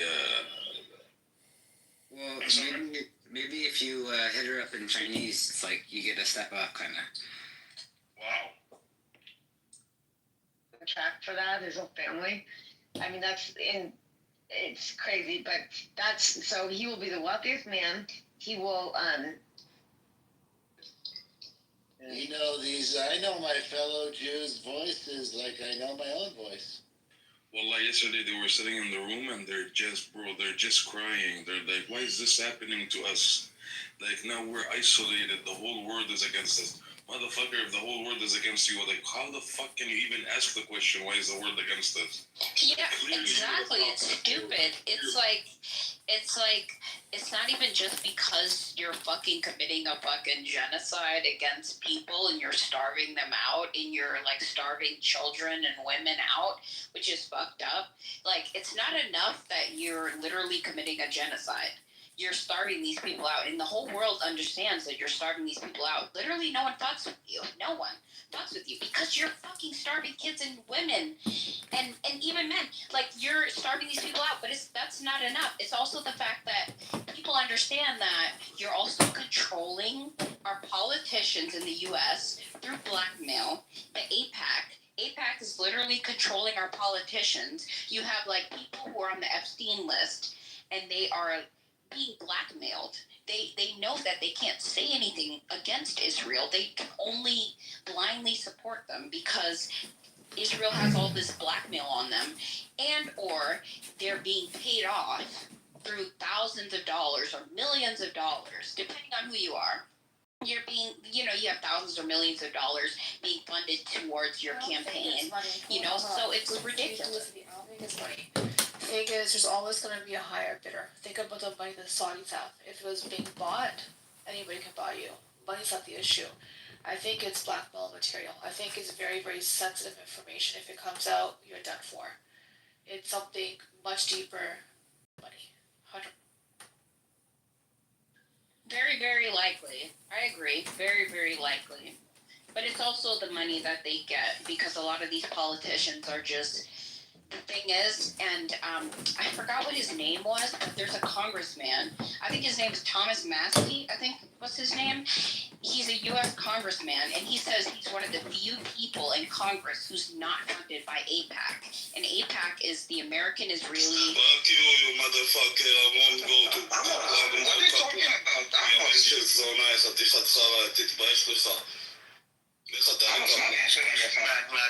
Who is this? What going on? Okay, guys, I have to go. It's been nice talking to you. I have to go take care.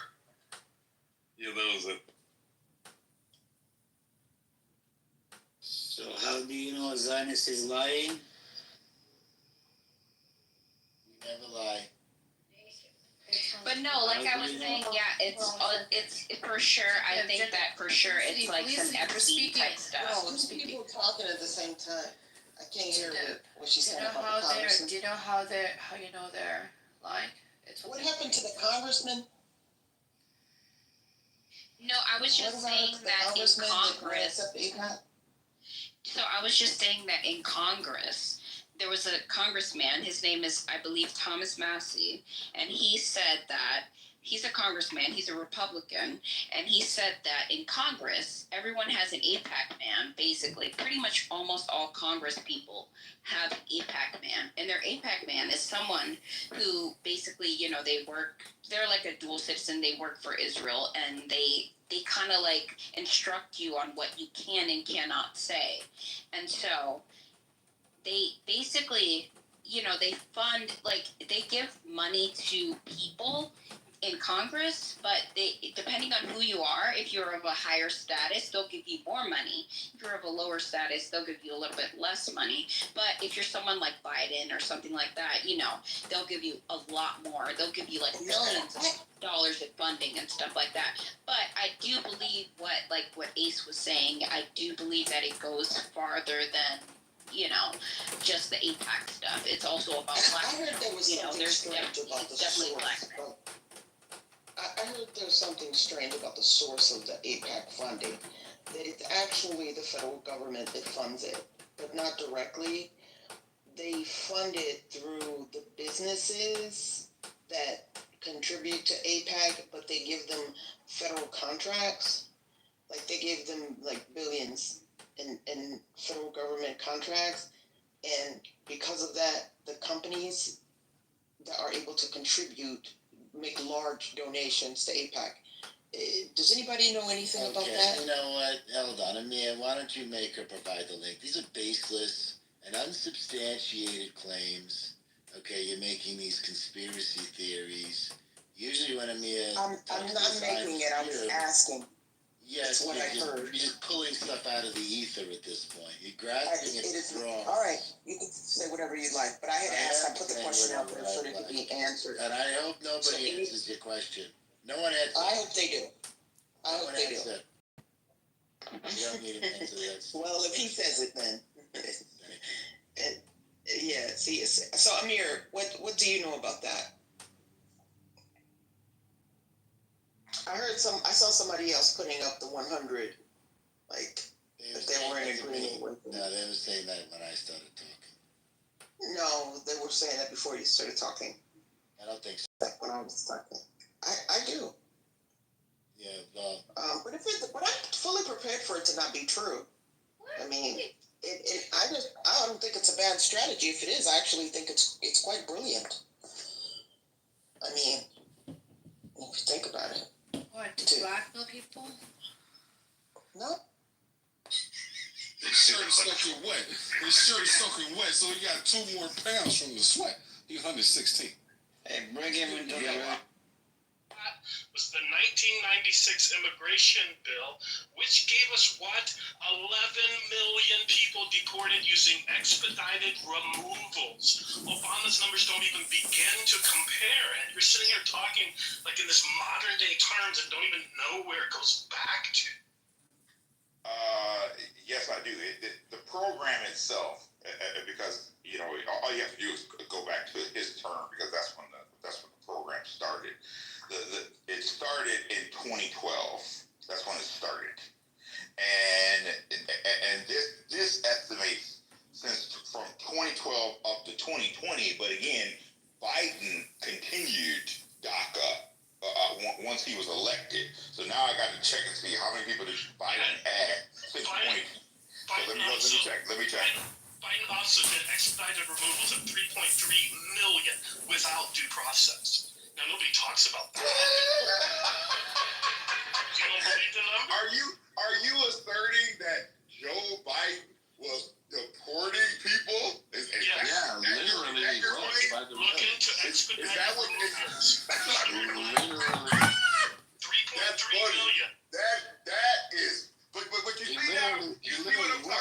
Jason? You see what I'm saying? He's right, bro. Dude, I know the facts, bro. They will. Right. If they're told. Because you laugh at it doesn't make it wrong. If they're hold on, Jason. If they're told something, no matter how ridiculous it sounds, you can get the numbers. You can get the deportation numbers from because the media said it. No, the government is actually the government reports these numbers. You can go to the Department of Homeland Security and get these numbers. It's not difficult. Like why are you acting like these numbers aren't on the government websites?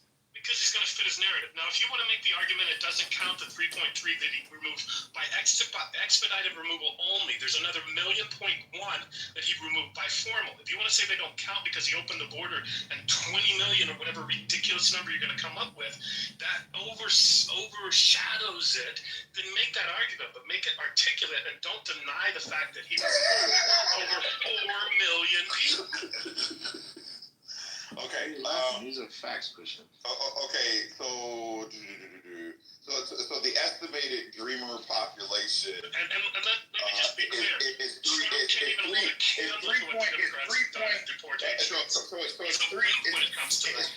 Can I hear what plus Christian has to say? plus 535 plus 1.1. So 4 point. So basically like 5 million people. Basically. What's your Oh yeah. Immigrationforum.org, Pew Research, sorry, Pew Research or PewResearch.org and then immigrationforum.org. Okay, which one is your source? Both. Okay, can you put them in the chat, please? Yeah. Yeah, that'd be great. Sorry, what was the? Okay, so it's 5 billion were dreamers. 535 are DACA, 3.4 are dreamers, and 1.1 are TPM. And this is all under Obama. Million with an M. Yeah. Not billion. What? We don't have. Nobody said billion. I don't know where it came from. Adam says that. Then this is under Obama. Starting with Obama in 2012 into Biden because the policy was continued. Yeah, but we're sticking to Obama here. Like, let's keep it focused. No. That's what you were claiming. The policy started under Obama, and Obama instructed Biden to start it, and then when Biden got in, and then of course when Trump got into office, he started rolling back the policy. And the don't stop me here because I'm not done. Trump during his presidency went into the court, into the Ninth Circuit to stop DACA, and actually he went into the Fifth Circuit as well.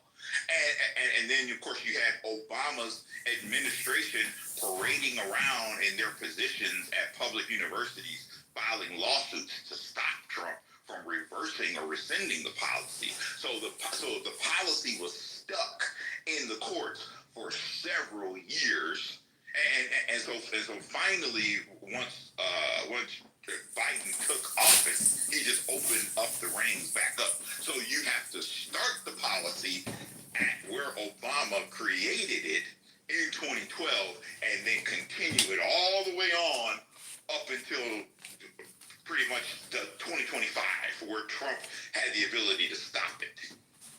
Okay, so 5 million's the number, and Trump and Biden, is that right? No, Obama and Biden. Obama and Biden, pardon me, is 5 million. And then what was the total deportations between Obama and Biden? I mean, you're gonna have to say that. I mean, I don't believe any of those numbers. I don't cite that crap. You don't believe so if we find Pew Research sourcing on the number of deportations. By the way, you haven't provided the Pew. Immigration Forum link is posted. I know, but the Pew one, the Pew Research. Wait, do we know who started Pew? I mean, you do know that the direction it leads, right? Say that again. You do know who funds Pew, right? It doesn't matter who funds Pew. I just cited it as a source. That's all. Okay. So do you think we could trust Heritage or AIC or ITEP? We shouldn't question where these people get their money from? I don't even know what that has anything to do with the conversation. That's totally irrelevant. I'm just saying, if you're going to quote Pew, shouldn't we know who funds them? I mean, who cares at this point? I don't. That's Let me ask you a totally question. irrelevant. Do you know that Donald Trump offered DACA permanent status and a pathway to citizenship, and the Democrats? Yes, he did. And the incompetent fools inside of the United States Congress balked at the idea. It's a yes or no. So you claim that Trump doesn't care about obviously that's a yes. Obviously that's a so yes. Answer yes. I don't need to hear you ramble. So how do you claim that Trump is so I can stop talking to you. If you're going to insult me, I can stop talking to you. I don't have to. I'm not trying to insult you. I'm just saying let other people talk. Yes or no is yes or no, and then let somebody speak. Don't tell me how to answer a question. Okay. All right, Christian, back to me. So it just seems like your judgment for whether or not a person is either a liberal or a rhino, which you said are basically equivalent to liberals, is basically if they deviate too far from what you think is true. That seems to be your criteria. And like, I'm wondering if you acknowledge the existence of moderates and independents at all. Not in 2025. No. Why not? What was the last year that there existed a liberal / moderate? Sorry, a moderate / independent. I can say the same thing in 2020. Okay, but what year was the last year that moderates existed according to you? When did they go extinct? I would say when Trump became a candidate, from that point on, the people who claim to be moderates were not moderates. What did they become? Liberals? It depends on what their position was.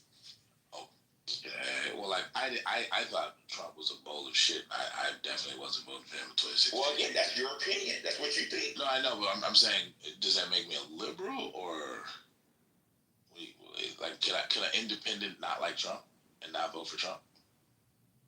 Can a moderate? Go ahead. It's possible for an independent not to like Trump and be a so-called moderate, but you're talking about, again, very a person can say that they're moderate, but they support abortion up to the moment of birth, and they support the position of the LGBTQ. So I consider myself a moderate Republican. So I mean, but again, that's totally different discussion. Wait, but do you acknowledge him as a moderate, or do you think he's something else? Who do I acknowledge? Who's the moderate? Marshall. I don't know all of Marshall's positions, but you don't know all my positions, but you call me a liberal. Hold on, wait a minute. You don't know all my positions. I've never had a discussion with Marshall on his position, so I don't know. I talked to you about several positions. That's true, but you don't know all my positions, so I don't know all your positions, but I know at least more than 2 or 3. I mean, not really, because like you named 3 and 2 of them were wrong. No, they weren't. You said I was for open borders. I'm not for open borders. That's a lie. You're for modernizing more immigration. That is an open border. No, I'm not for open borders. What is modernizing? More immigration is a open border. That's what that is. What do you mean more immigration? What does that mean?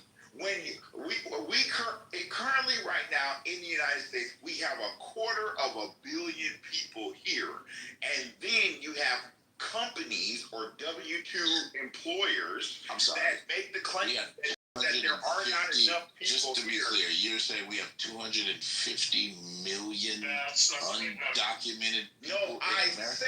I said we have 250 million people living That's in the United States. 250 I did not million. say that they were undocumented. Does he know what a quarter? Does he know what a quarter of a? Never mind. I never said they were undocumented.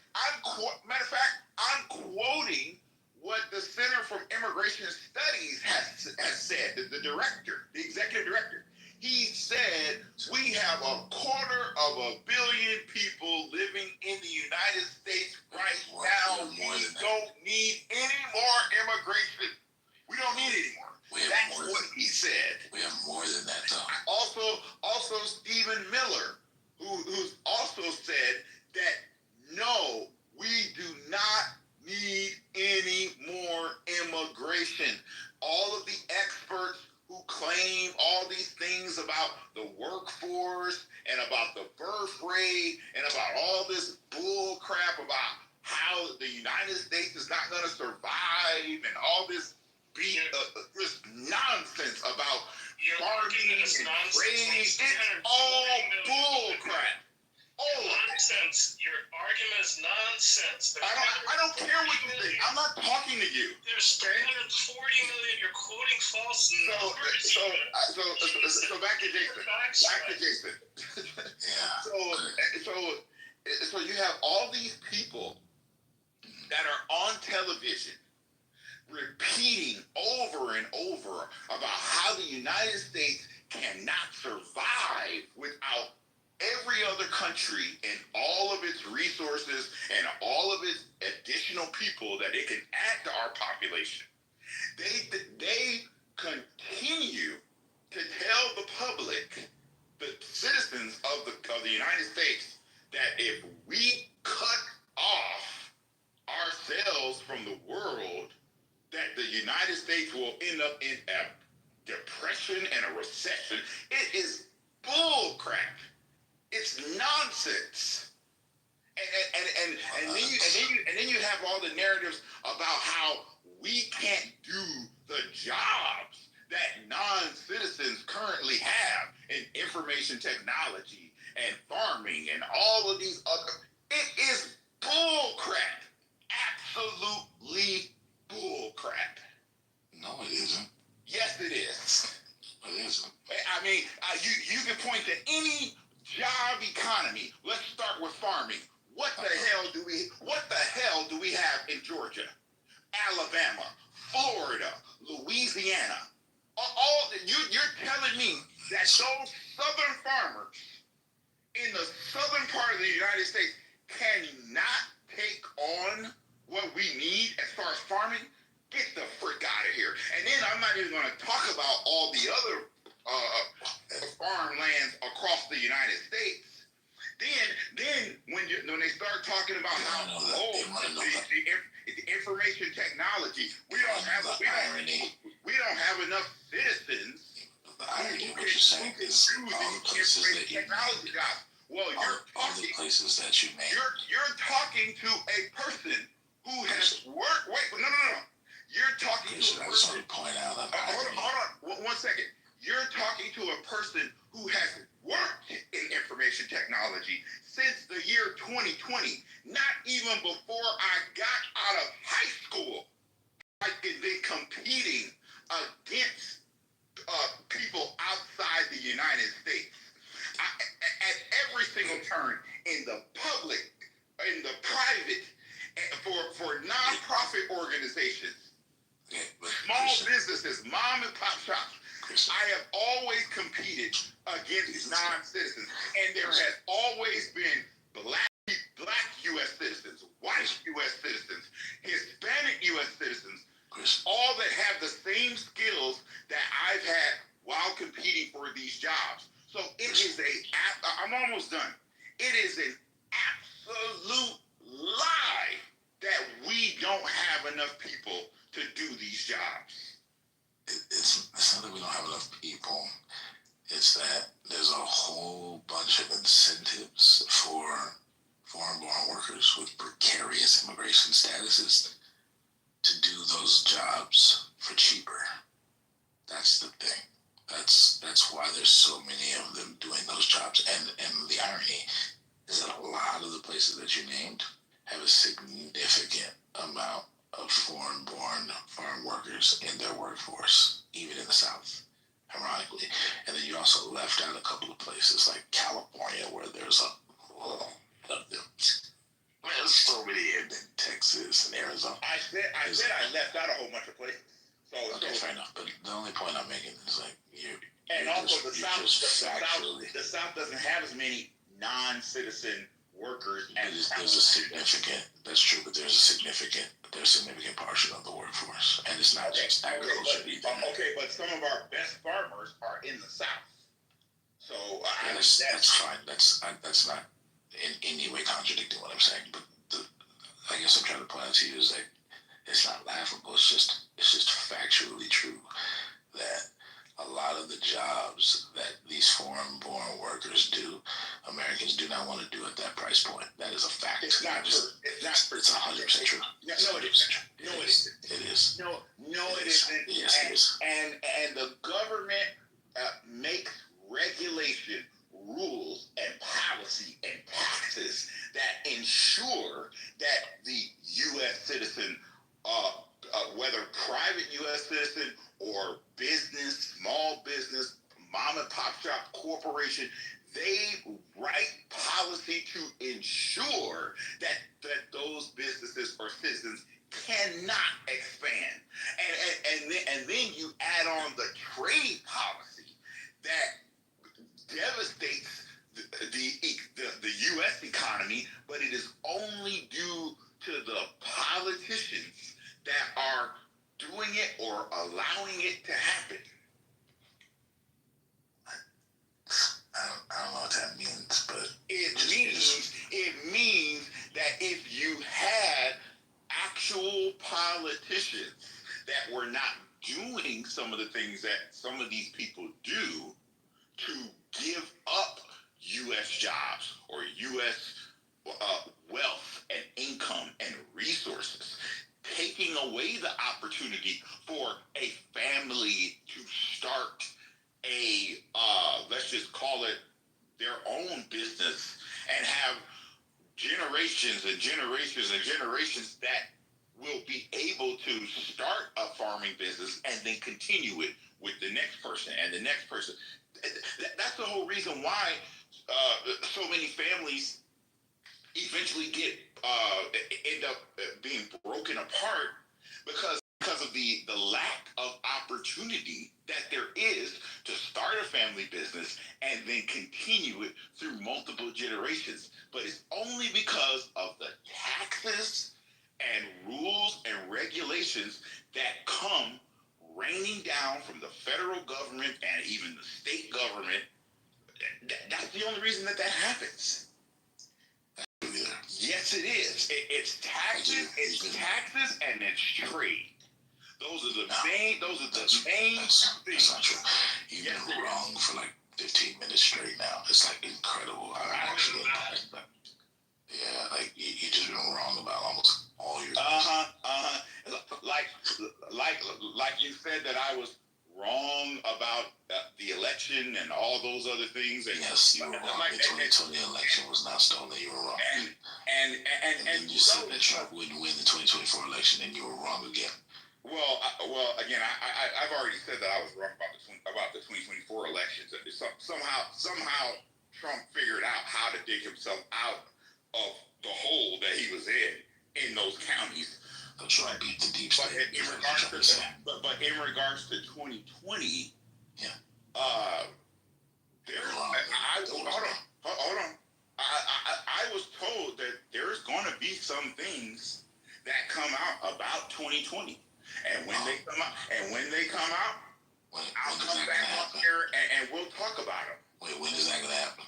It's apparently gonna happen while Trump is still in the White House. It's gonna happen. But that's anywhere between now and 2028. Yeah, anywhere between now and then. Just like I told you about birthright citizenship. I told you that it was going to be overruled or overturned. But it hasn't been overturned. Trump, the Supreme Court gave Trump the ability to do the policy. So it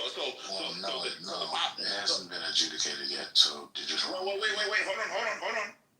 They've allowed Trump to implement the policy. They're going back. No, they haven't. Yes, they have. No, they haven't. Yes, they have. No, they haven't. Yes, they have. No, they haven't. Yes, they have. No, they haven't. Okay, you can say that as much as you want to, but the Supreme Court is allowed. They have not allowed Trump to. They're allowing Trump to start the process, and while they go back to the court to rule on the merits, they're going to rule on the merits. They have, but they haven't ruled on it. I didn't say that they did. I said that the first case. I said that the first case where the court ruled on it, they didn't rule on the merits, but they did say that the lawsuit challenging Trump on the basis, or basically trying to challenge his ability to do an executive order proclamation or executive action, that part Trump has won on. So the other part of the merits, the other part that is going to be ruled. The court has already said that Trump wins likely on it. But there you didn't read it. I read it. So when the case gets back into the court, he's gonna win it. He's gonna win. Well, if he hasn't won it yet, then you can't say he won it, bro. So I don't know why you keep. He won the first phase of it. That doesn't mean anything. Of course, it doesn't mean anything to you. And what was the other thing that we were talking about that you were wrong about? There was one other thing. You haven't named a single thing I was wrong about. Yes, I did. The birthright citizenship case. That's number one. So. But they haven't ruled in his favor, so I couldn't be wrong about that. And by the way, they're not going to. There's no way they're going to do that. So you're just wrong about that in general. But there is nothing that you can name that I was wrong about when it comes to you and me, because I'm fact-based. Well, yeah, sure you are, but you're wrong. No, it wasn't. Was it Obergefell and transgenders? I don't think it was Obergefell and transgenders. It was. I want to say it was one other thing besides this Trump v. Casa case. I can't remember what it was. Once I find it, I'll just send it to you later. Once I find it. But. Hey, Christian, how many people are in this country again? They got 250 million live in this country? I quoted. I'm not even going to answer that. I'm not even going to answer you. It's just, if you're going to point out wrong, maybe we got to do it across the board with things where there's actually none. Well, I have to go to bed, so I have one little monkey wrench to throw into your Jason is a liberal stance. How many people in the room think Jason's a liberal? Like, come on. No. It doesn't matter. I want. This is between me and Christian. Just to be clear. So, what if I told you I voted for Trump in 2020? Would that still make me a liberal? I mean, just because you voted for Trump in 2020, that doesn't mean anything. Did you vote for him in 2024? Of course not, but I voted for him in 2020. Okay then. Wait, but I voted for him in 2020, so does that make me a liberal or? Like I said, just because you cast a ballot for a certain person, that doesn't make you all of a sudden MAGA. There's a lot of people who flip-flop back and forth between parties and candidates and political action committees and all kinds of stuff. What kind of liberal votes for Trump? There's a whole. You have a whole libertarian party that has not a libertarian either. So I mean, it's not that far fetched. That's not even. Libertarian is basically just a Republican. There's left-leaning libertarians, but what's weird is that you're trying to. Like, what kind of liberal votes for Trump? There's a lot of liberals that have voted for Trump in 2020.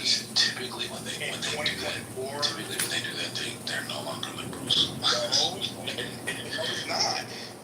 There's not a lot of liberals who voted for Trump and then stayed liberals. Like,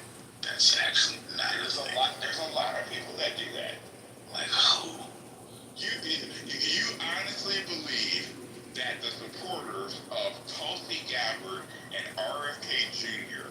changed their party affiliation to Republican after voting for Trump in the 2024 election?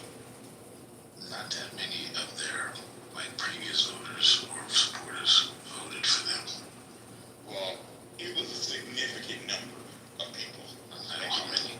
I don't know what the percentages are, but it was. Why do you know it's significant if you don't know what it is? Because if you, I've looked at some of the data out of some of the counties. How come you don't know what it is? Because you're talking about a very odd number that I would remember off the top of my head. Why would I remember? What about some ballpark? Like in what range? I don't know what the range is. I would have to go back and look at the numbers. You're talking about multiple counties. I was looking at Wayne County, Fulton County, all the battlegrounds. Philadelphia County, Milwaukee County, the Clark County. I was looking at those. Okay. Well, I mean, I don't know, bro. I'm entertained by the fact that you think I'm a liberal, because none of the liberals on this app agree with you at all. Of course they don't. What do you think they're gonna say? I mean, they usually call me like MAGA or something, which I think is equally funny. Not even close. You don't think I can make it as a MAGA? No. I'm not MAGA material to you. Nope.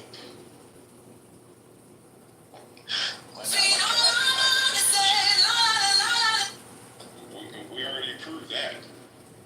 Why can't I make it as a MAGA president, bro? I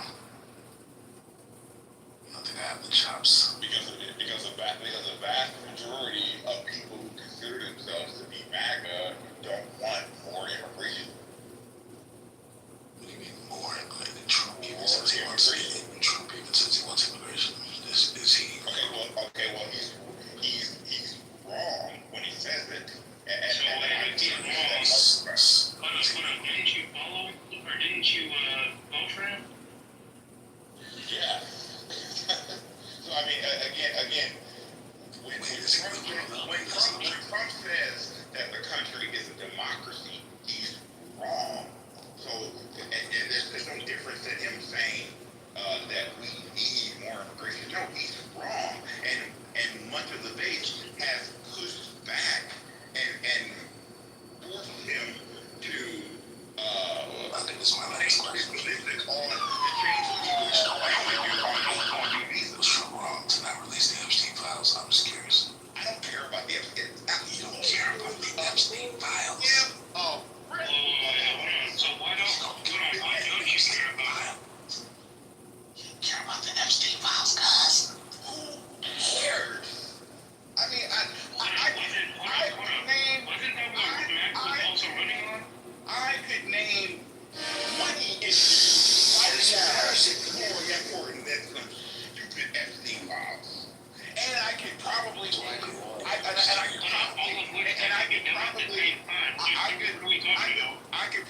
name 20 issues going on in the criminal justice system that are more important than Epstein. Was a child sex trafficking. I don't care.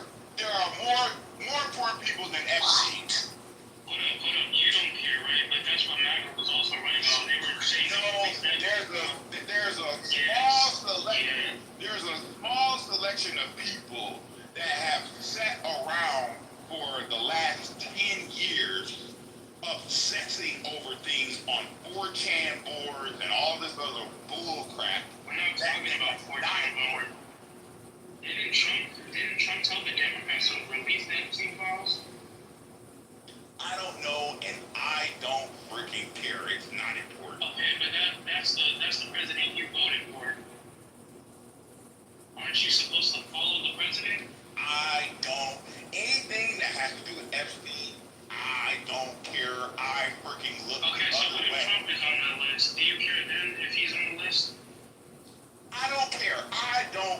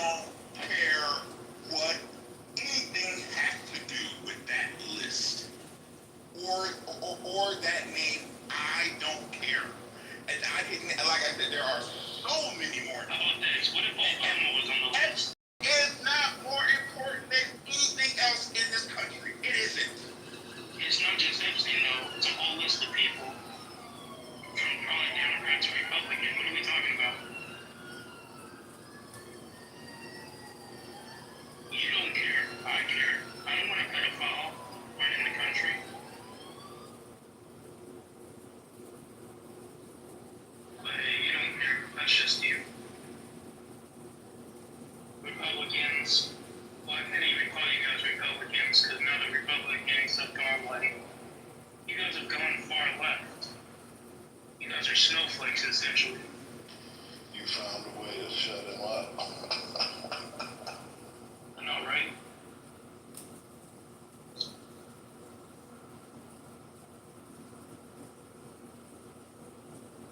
What my name's Christian Lamar, AZ GOP Executive Committee. Yeah, I'm out doing some research into you now.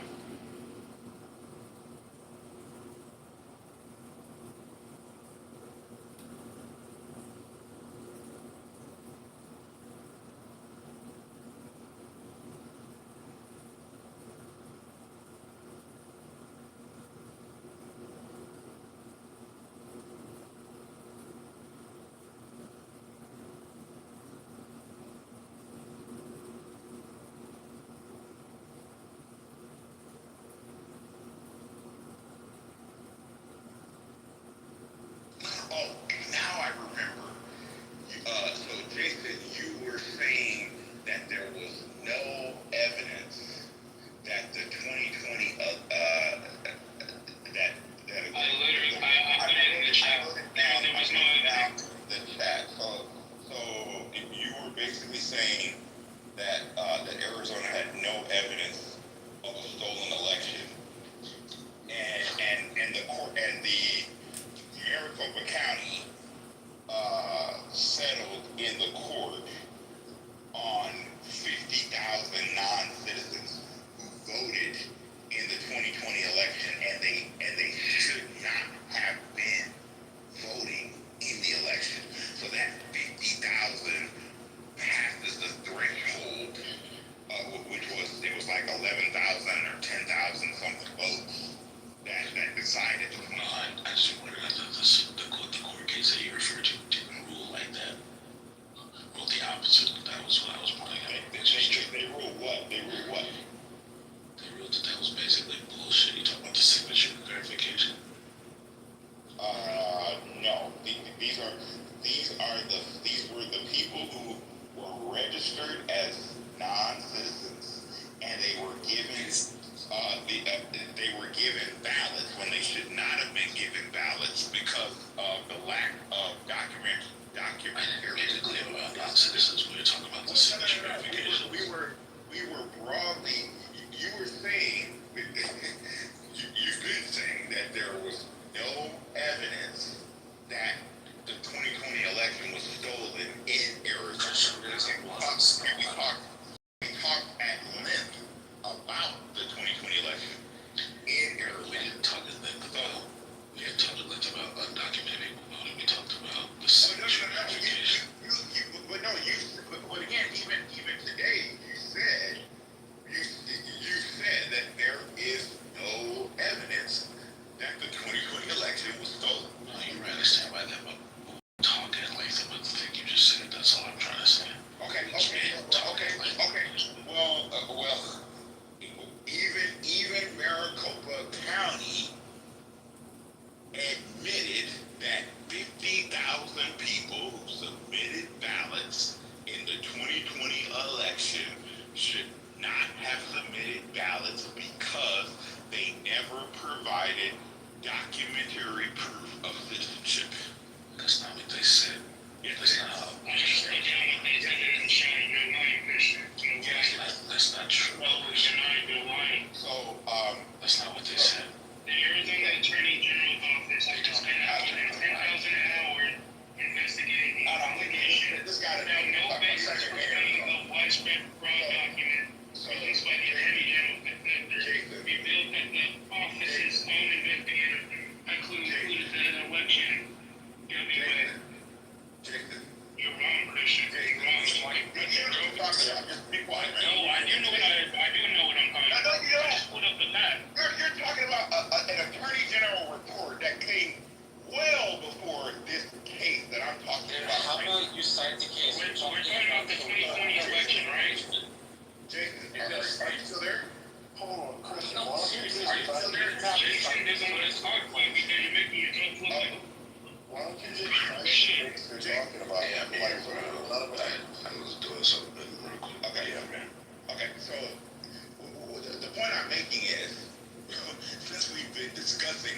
2020 issue in Arizona, particularly in Maricopa County. And we have specifically talked about Maricopa County, specifically, all the way down to... Yeah, but we didn't talk about undocumented people. Well, we talked about the signature verification. Correct. Even the signature verification issue, because you didn't know about that.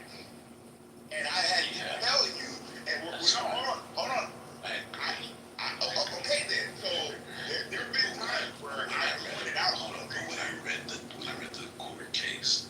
Okay, well, that debunked everything you argued. Well, no, it didn't. You were unaware of what some of the things that the county was saying in court about signature verification. You didn't realize. I agree because I don't live in Arizona. That's fine. Okay, then. Okay. That's my point. When I read that court case and the ruling, it was pretty clear that your argument was bullshit. So that's why I said it. No, it isn't. I mean, because wait. The court literally. Well, before I even get to what the court said. Well, you changed the argument because your argument was about how this needs to go back to the legislature. Remember that? Well, right. I was going to get to that, but you're skipping a critical part here. Maricopa County's own attorneys argued in court that the existing Arizona state election law did not require Maricopa County to spend more than 1 second checking each signature during signature verification, or basically where they're curing ballots and they're trying to figure out when they have a failed ballot, they're trying to figure out if the signature is valid or not. The law doesn't require the county to spend more than 1 second checking that signature. And doesn't that mean actually that hasn't even changed because now they're using the Katie Hobbs signature verification standards from 2020 in the law. So that's the governor, the executive of the state. Mark, please. So that was the first point, Jason. So now the court, the judge in the case, he actually said that I can't make a ruling on any of this because the law was written by the legislature, and the law allows the county to do signature verification without that, which they weren't doing.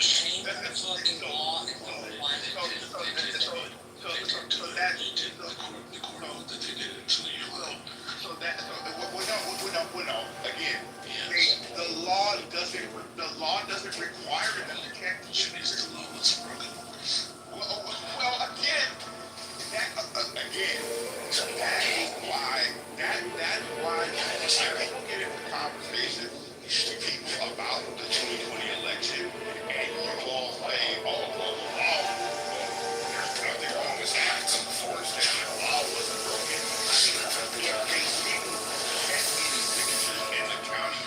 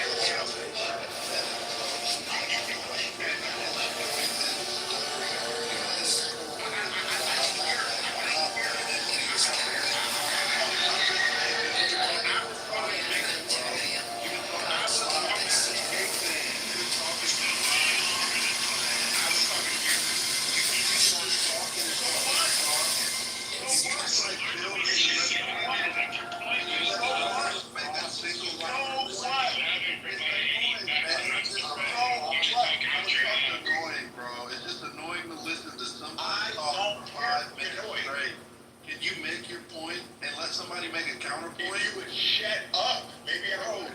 That's what I'm asking you to shut up. Are you there soliloquy for the last 5 minutes, bro? It's been an hour. There or not there? He's not talking to me. Mark was talking to I'm me. here, bro. Like, at this point, like, I don't know how this is. Okay. All right. Thank you. It's not even about agreeing. It's just you bring the facts. If you don't agree with the facts, something's wrong with you. If you're going to cite your unstated if change your laws, the rest of the country had a problem with this, your state had a problem. The thing is, Arizona doesn't even change their laws. It's how it needs to be now. Do anything wrong, they verify the damn signatures. He's saying they didn't verify. He's walking over the fact that the verifications took, on average, take only a few seconds. You know, like that's some kind of smoking gun. I can't even know. Because on average, they didn't all take less than a second. The calculation used, but they fit less than a second.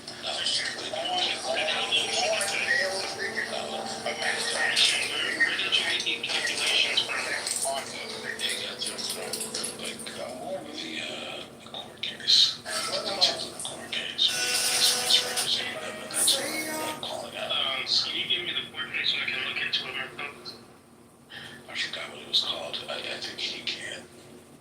What was the court case called? Literally did the whole, we read it together and everything. I'm asking you. Hey,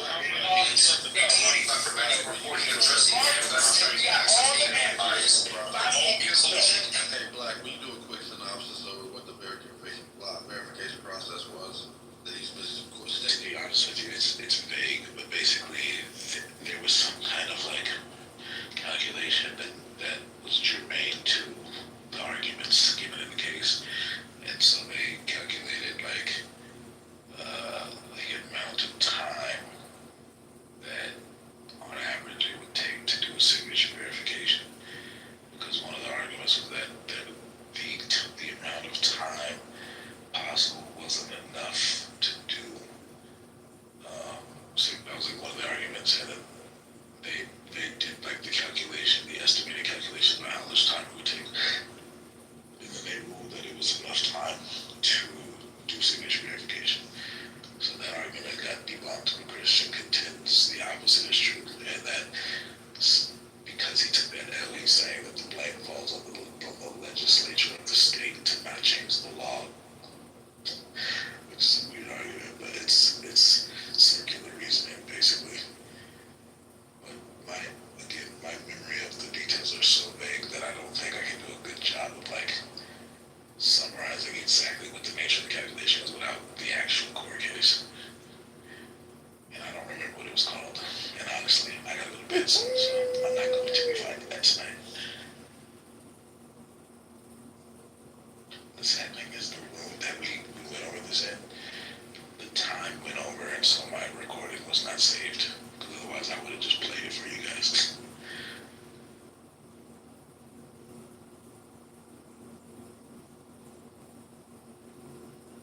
So, I said that. I'm sorry, what? Here's the thing I've never been able to understand about the 2020 election on my party's side.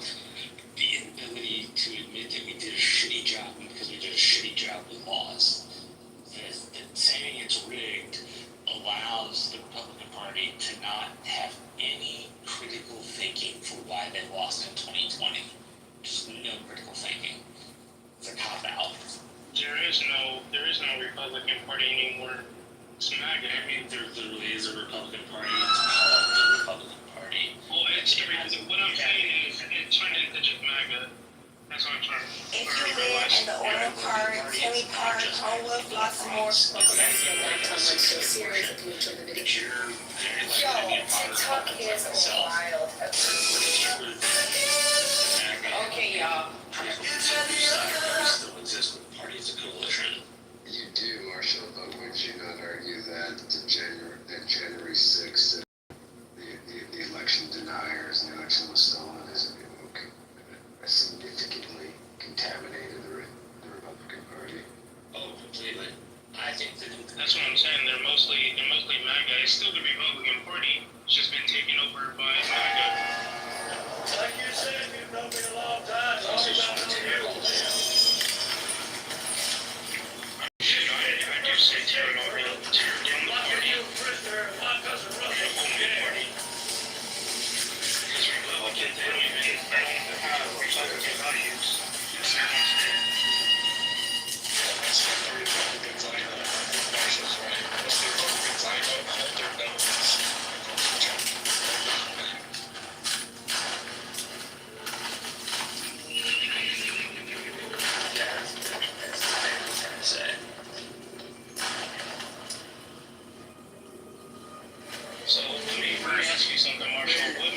Republican.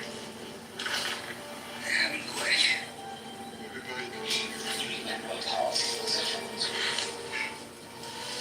As far as I'm concerned, that's what policy decisions.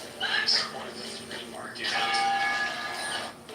supporter of the military when it's sensitive. Let's see what else.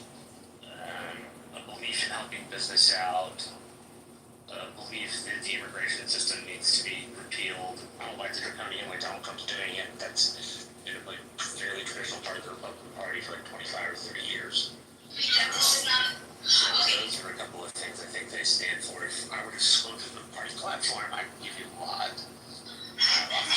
That's the funniest line I just came up with. Almost unanimously support the Second Amendment. You voted for Kamala and then Trump won. Like, how did that make you personal? Because, like, I know when I vote for a winner, I feel like I'm going to subscribe to account, still compliment what I'm doing. So it's almost just like a personal vendetta now against people who like to waste their time and have useless conversations. So that's very valuable. Congratulations. Keep this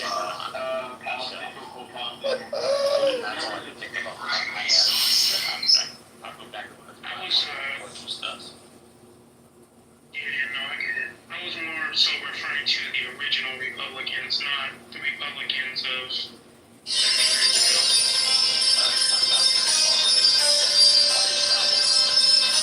where they were against slavery, They were called radical Republicans quite frequently. the civil rights for Black Americans. Very much so. Oh, no, they're not. The Republican Party now, I'll say MAGA. I won't say the Republican Party. I'll say MAGA is. They don't like Black Americans. If you look through Twitter or social media, YouTube, like, what's his name? You know Charlie Kirk, right? I know him and don't like him very much. So yes. Yeah. I don't know why they prop him up as, anyways, it's just people like Charlie Kirk, I would say in the party that needs to go. The ones who are for billionaires and, against, the rights of people.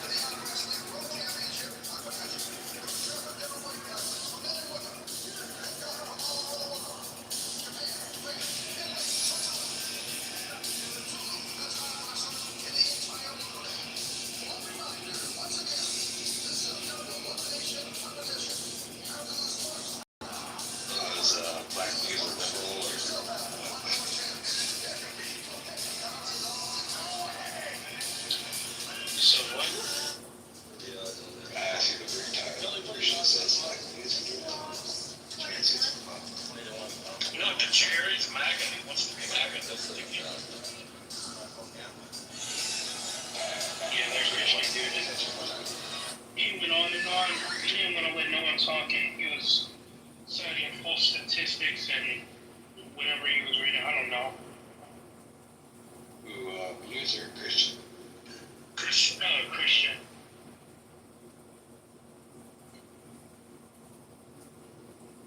So I put it in the chat. I can put a link, but there was no voter fraud in the 2020 election. Even the judges that Trump appointed dismissed it. Oh yeah, that's There was no voter fraud. There was no evidence of voter fraud. There's voter fraud every election.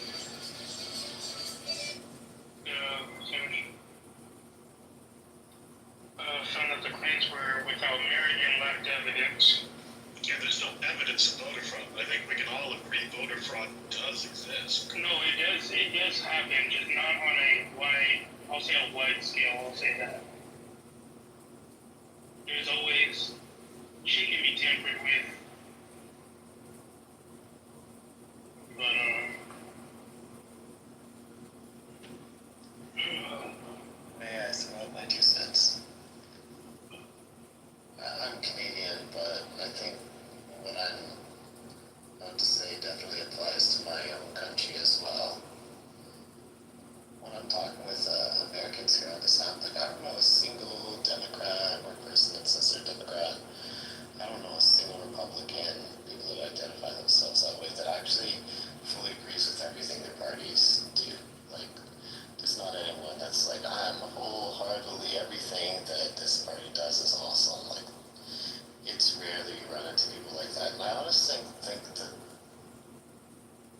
what we need in Canada as well isn't, it's not just a political shift, but it's like an overhaul of the system.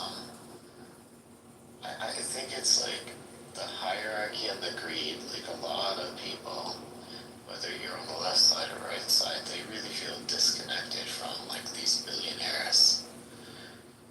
Very, very influential people in Washington and Ottawa here. And there's a gap between the public and the people at the top. I really feel like everybody can kind of agree with that. They throw up these fake issues for us to like squabble over each other, like, oh, you know, I don't know. The guys at the very top, they're focused on the money, man. They don't care about like ethical issues. They don't care like abortion or not abortion. They just have us like argue over this shit. And then they keep us entertained with the media and stuff like that. We're like fucking idiots.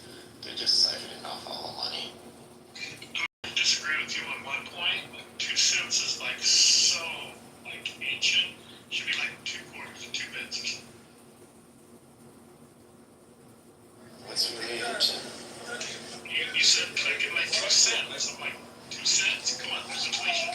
Should be like 2 quarters. Yeah. You know, I think the real goal for society, honestly, I think the goal for society is to create a high trust science and high trust culture. I think that's the goal. And I think a lot of these, I don't know.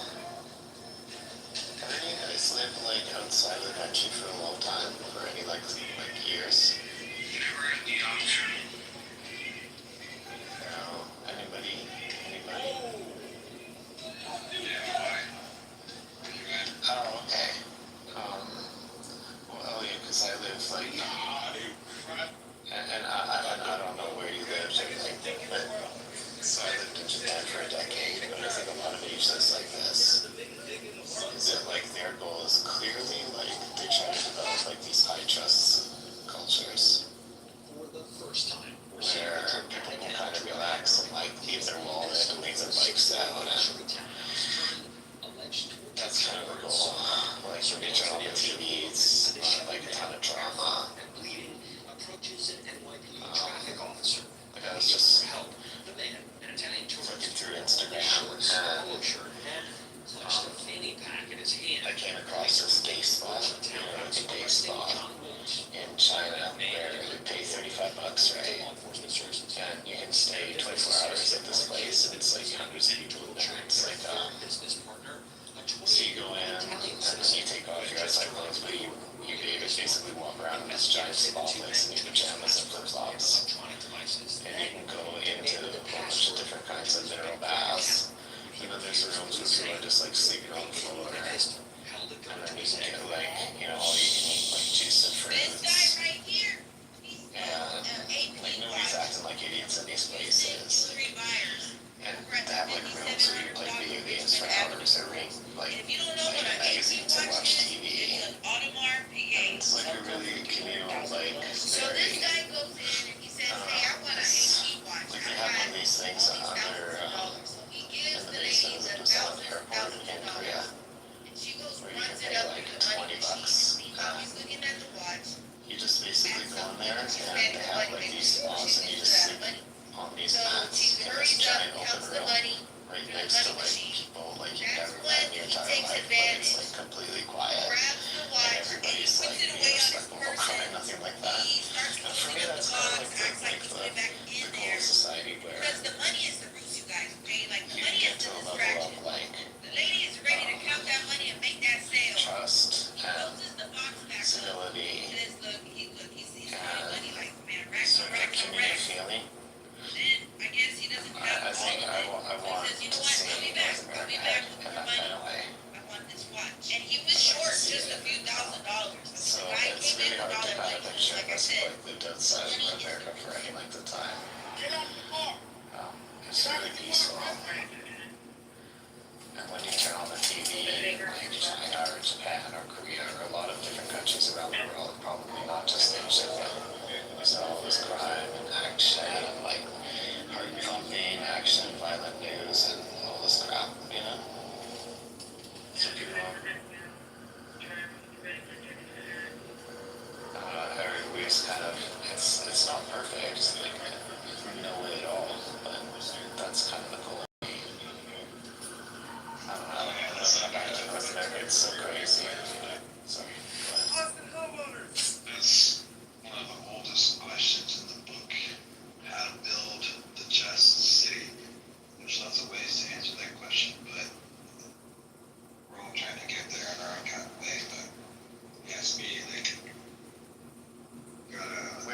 it's gotta be. Where is it? I was in the military, so I was in Korea, Germany, stuff like that. Did you find their politics to be like more mellow, more relaxed than North America?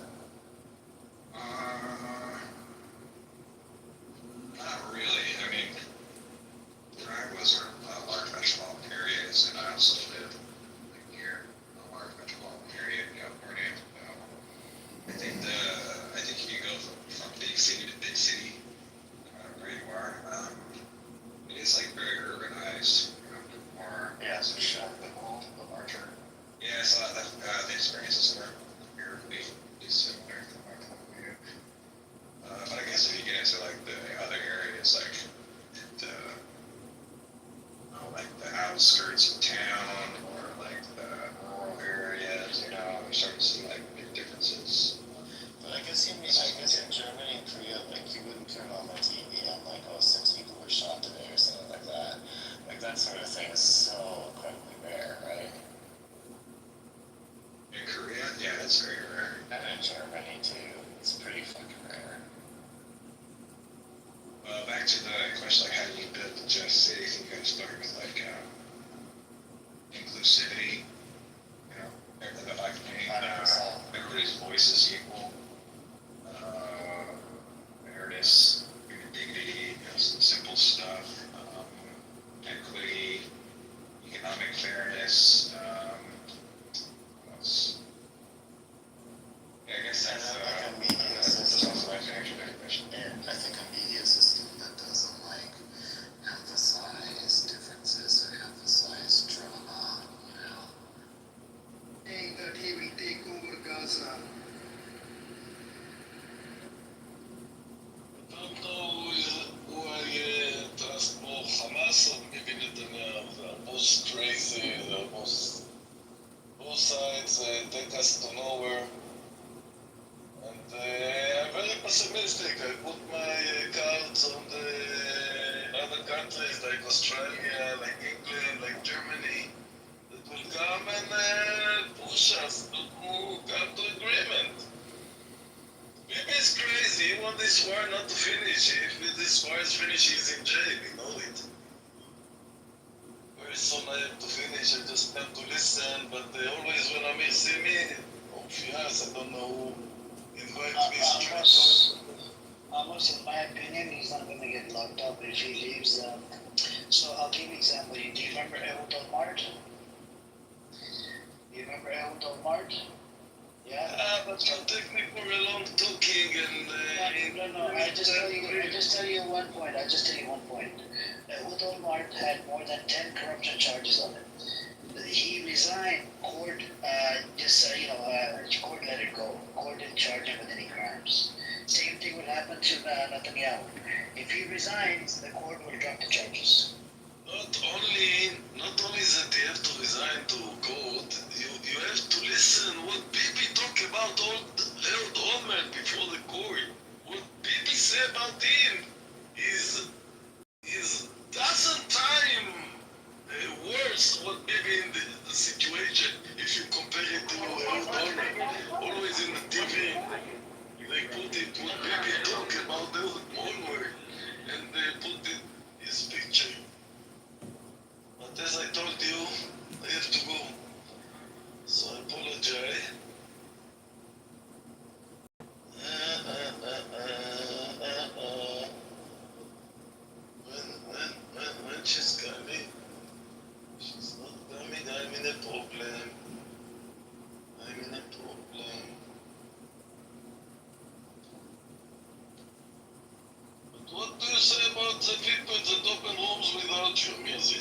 much more interesting. Oh, I'm heartbroken, Amos.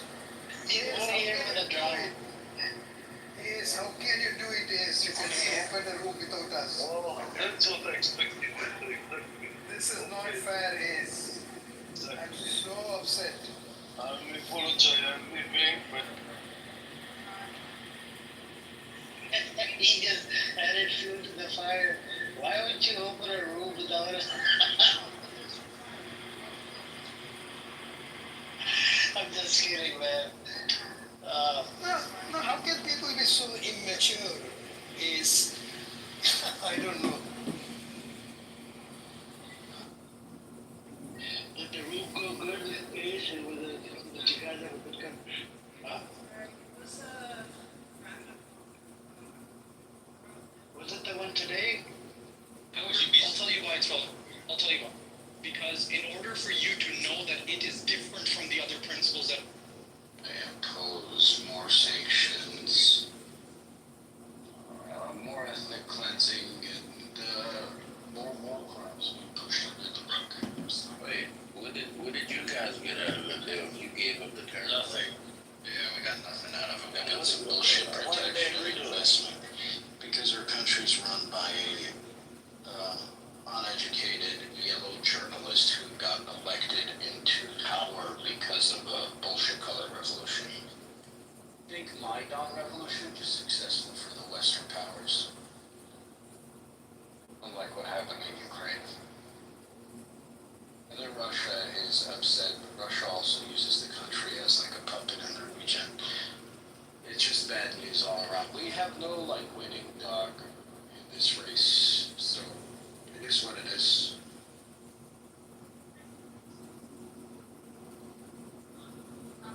It is what it is. It's really dangerous that we gave them open access to our land, and it's funny because Azeri patriots in their country are really fucking upset.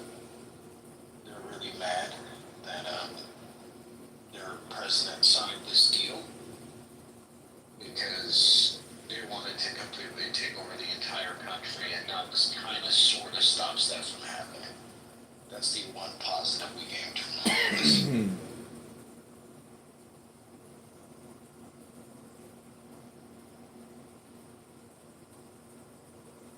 Yo, I'm adding Shy every fucking time, yo. That's it. How you kick Monica out the fucking room, right? And there ain't no rule where she can do that. She just did that shit. She just did it. So why the fuck do we respect rules that don't exist? That's a fact. I agree. Yeah. This is just fucking women, and this is women pretending to be in charge of shit they ain't actually in charge of. They were toxic, bro. Yeah, like I hate her because fucking gorgeous. Look at me. Monica brought her up. I was told not to bring her up. I'm just saying. You are absolutely gorgeous, and it's good to hear you. I'm fucking perfect. I sound like a bullshit right now, but otherwise, You come tell me. I am fucking perfect. I'm fucking gorgeous. I would be jealous too of me if I wasn't. I'm just saying. Anyway, that's Cheryl Seven. She's a beautiful lady. If nobody's ever heard of her, they should watch her videos. She's amazing. That's a trans. No, she's a woman. She's a woman, I promise. Trans woman. She's a woman. She has children and a. That's Did you just segregate her off? Play that video game. Like her face better, sure. Why did Monica kick Monica? I don't know. I think it was just that Monica moved Tally down. No, but there ain't nothing in that rules. I read the rules twice. There ain't nothing in that rule that say you can kick nobody. She did it. Those are the rules that she wrote. Mods Autocratic. Mods are not allowed to mod other mods. That's one of their rules. Yeah, you can't moderate a mod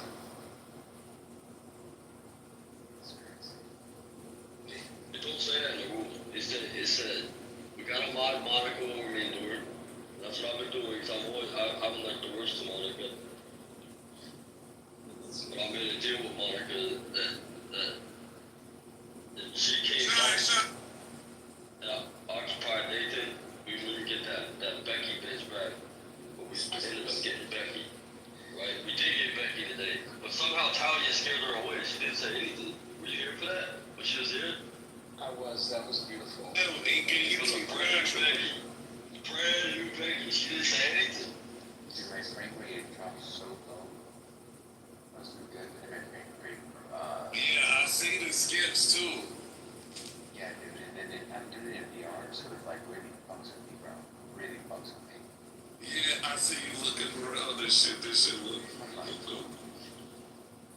Yo, Hinton, I'm confused. You drive for a living and then you decide to drive for relaxation. Yes, and when my car's in the shop, I decide to kind of sit there and drive. Wow, what a fucking crackhead. Man, you It's a listen to fact. So? Yeah, she lives among crackheads, so she definitely knows one. Right, I know what the fuck they look like. Sasha, I miss you. I miss you too. I invite you to my rooms all the time. You don't come in. And, I'm getting paid, so I stay up in here. I'd rather listen to a bunch of retards every day too. You know, it's entertainment when I'm at work, when we have the most interesting people on the set come in here screaming their heads off.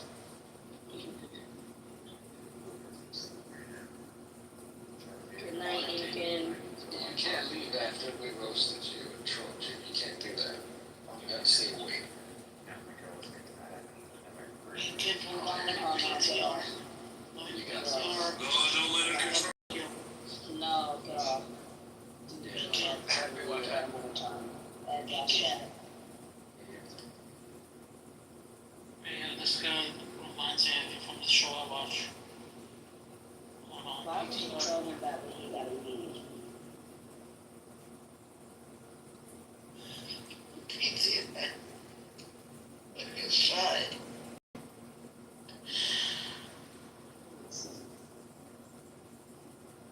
Oh shit. Doesn't it? There it goes. Can you see it? I think this one's called. Guys, do a favor, like between space while the speakers, is everyone here? And if you want to see some check them out. Appreciate the ones that have. Thanks, Casey. Thanks for the space. You sound tired with what's going on. like a YouTube short. Really good shot. We have a full-fledged congressman with us tonight. John Kitover, who's the one telling us to stop talking about Israel and don't be a Jew hater. Go ahead, Rashad. No, tell you to stop complaining about the Jews. You're a bunch of complainers. Okay, John, you can tell us about it, and then we'll go right to you. Thank you. So I'm sorry, Prashant, go ahead. Can anybody hear me? Yeah, go ahead. Yeah. Yeah. So I had a couple of thoughts. One is there's a little bit of good, what I consider a little bit of good news today. One of the longest diehard, no matter what happened, supporters of Trump that a lot of people probably know, he said today that Trump should resign. And I thought that was great progress because this man was diehard, no matter what Trump did, he supported him. Today, he said Trump should resign.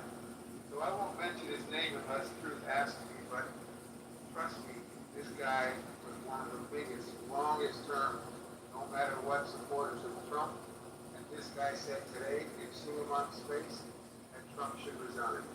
So I think that's pretty cool. Well, I mean, by all means, go ahead and say it. You can say who he is. It was Doc. Oh, Doc. Okay, he's come that far, huh? He's come that far. This is Doc's mega guy. So anyway, that was the one point I wanted to make. It's sort of a small point, but important in my mind. The next thing I wanted to say is I've heard people mentioning BlackRock and I've heard of land in Ukraine. If BlackRock gets a hold of that land, it's a disaster for all of Eurasia and the world because they'll ruin the soil. So BlackRock getting a hold of that land is a disaster if it happens.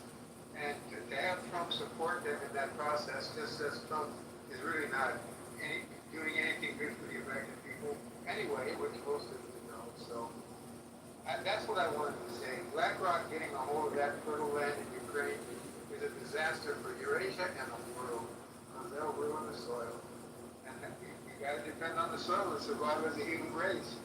If they ruin it, it's going to be a disaster. That's the points I wanted to make. Maybe I'll have some more later. Yeah, no, I agree with you, but they want to be in charge of the agriculture because we know who loves selling farmland, right? Besides Bill Gates, I think it was Henry Kissinger who said it best: when you control oil and resources, you control the country. When you control food, you control the people, right? So you really want to control the food for multiple reasons. So Congressman John, welcome back to the panel. Hope you're well. Go for it. Yeah, I don't know. People are claiming that Trump's, Washington D.C. Reserve or National Guard forces is a deflection from the Epstein files, and I think eventually you pick and choose. What happened today? What are your thoughts on Washington D.C.?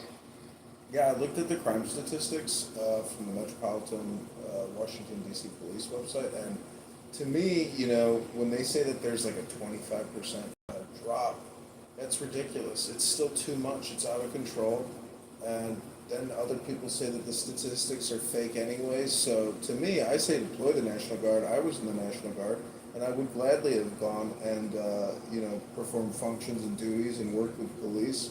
So I know firsthand that there's a willingness by National Guardsmen to help protect the cities. So I think it's a great thing, and I hope he rolls it out to Chicago, San Francisco, Los Angeles.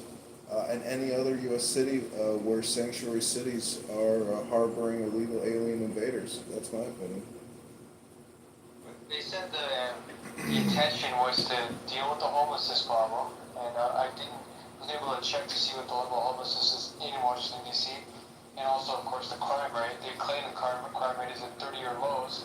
You're claiming the stats are fake. So you're of the opinion that Trump's intentions today, behind deploying 800 these National Guardsmen, was for altruistic reasons to help clean up the city of crime and the homelessness problem. Is that it? I would say that it's more of also there's a political approach and a communication approach that this is our capital, and if we're going to start fixing the problems in America, the capital is most likely a good place to get started. Why do you think he waited until now in terms of the timing? Before meeting with Putin, do you think that had anything to do with it? Did he want to maybe present good optics, or could there have been ulterior motives? I didn't really think about the Alaska Putin meeting with regards to deployments in Washington D.C., but I just think that this is long overdue, and I hope he rolls it out to all major sanctuary cities. Okay, what do you think? What are your expectations from the Trump-Putin meeting on Friday in Alaska? I'm not sure. I really don't know what will come out of it. I don't think anything will change until Zelensky is out of office and the Ukrainians have the power to vote their own president back in. I think the war is madness, and the U.S. should stop sending all weapons and aid to Ukraine and negotiate peace with Russia. I agree with you. But Zelensky doesn't want that, and it seems like the NATO countries like the UK, France, and Germany don't want it either. They'll keep supporting him. The problem with Zelensky is he's already out of term, right? His term expired in the last May. He was trying to extort America for $5 billion to do an election. His excuse was, well, it's wartime. Putin still did the election during wartime. So how do we get Zelensky out of office so that there can be a ceasefire at the very least achieved? What are your thoughts? Stop borrowing, stop spending. We're spending $7 trillion a year. We collect $5 billion in tax revenue. We are literally the biggest suckers on the planet. We give these criminals hundreds of billions of dollars. I see Ukrainian illegals here in Chicago that are here because of the war. A lot of people fled, and it's a great human tragedy, and I pray to God that Russia and Ukraine can de-escalate and end this insane, barbaric war. Okay. So one other revelation I had on MySpace a few days ago, Eyewitness claims that she's seen Epstein 3 times, the most recent time in April in Florida. She believes, somebody muted, she believes that he is still alive and that his death or his suicide were faked.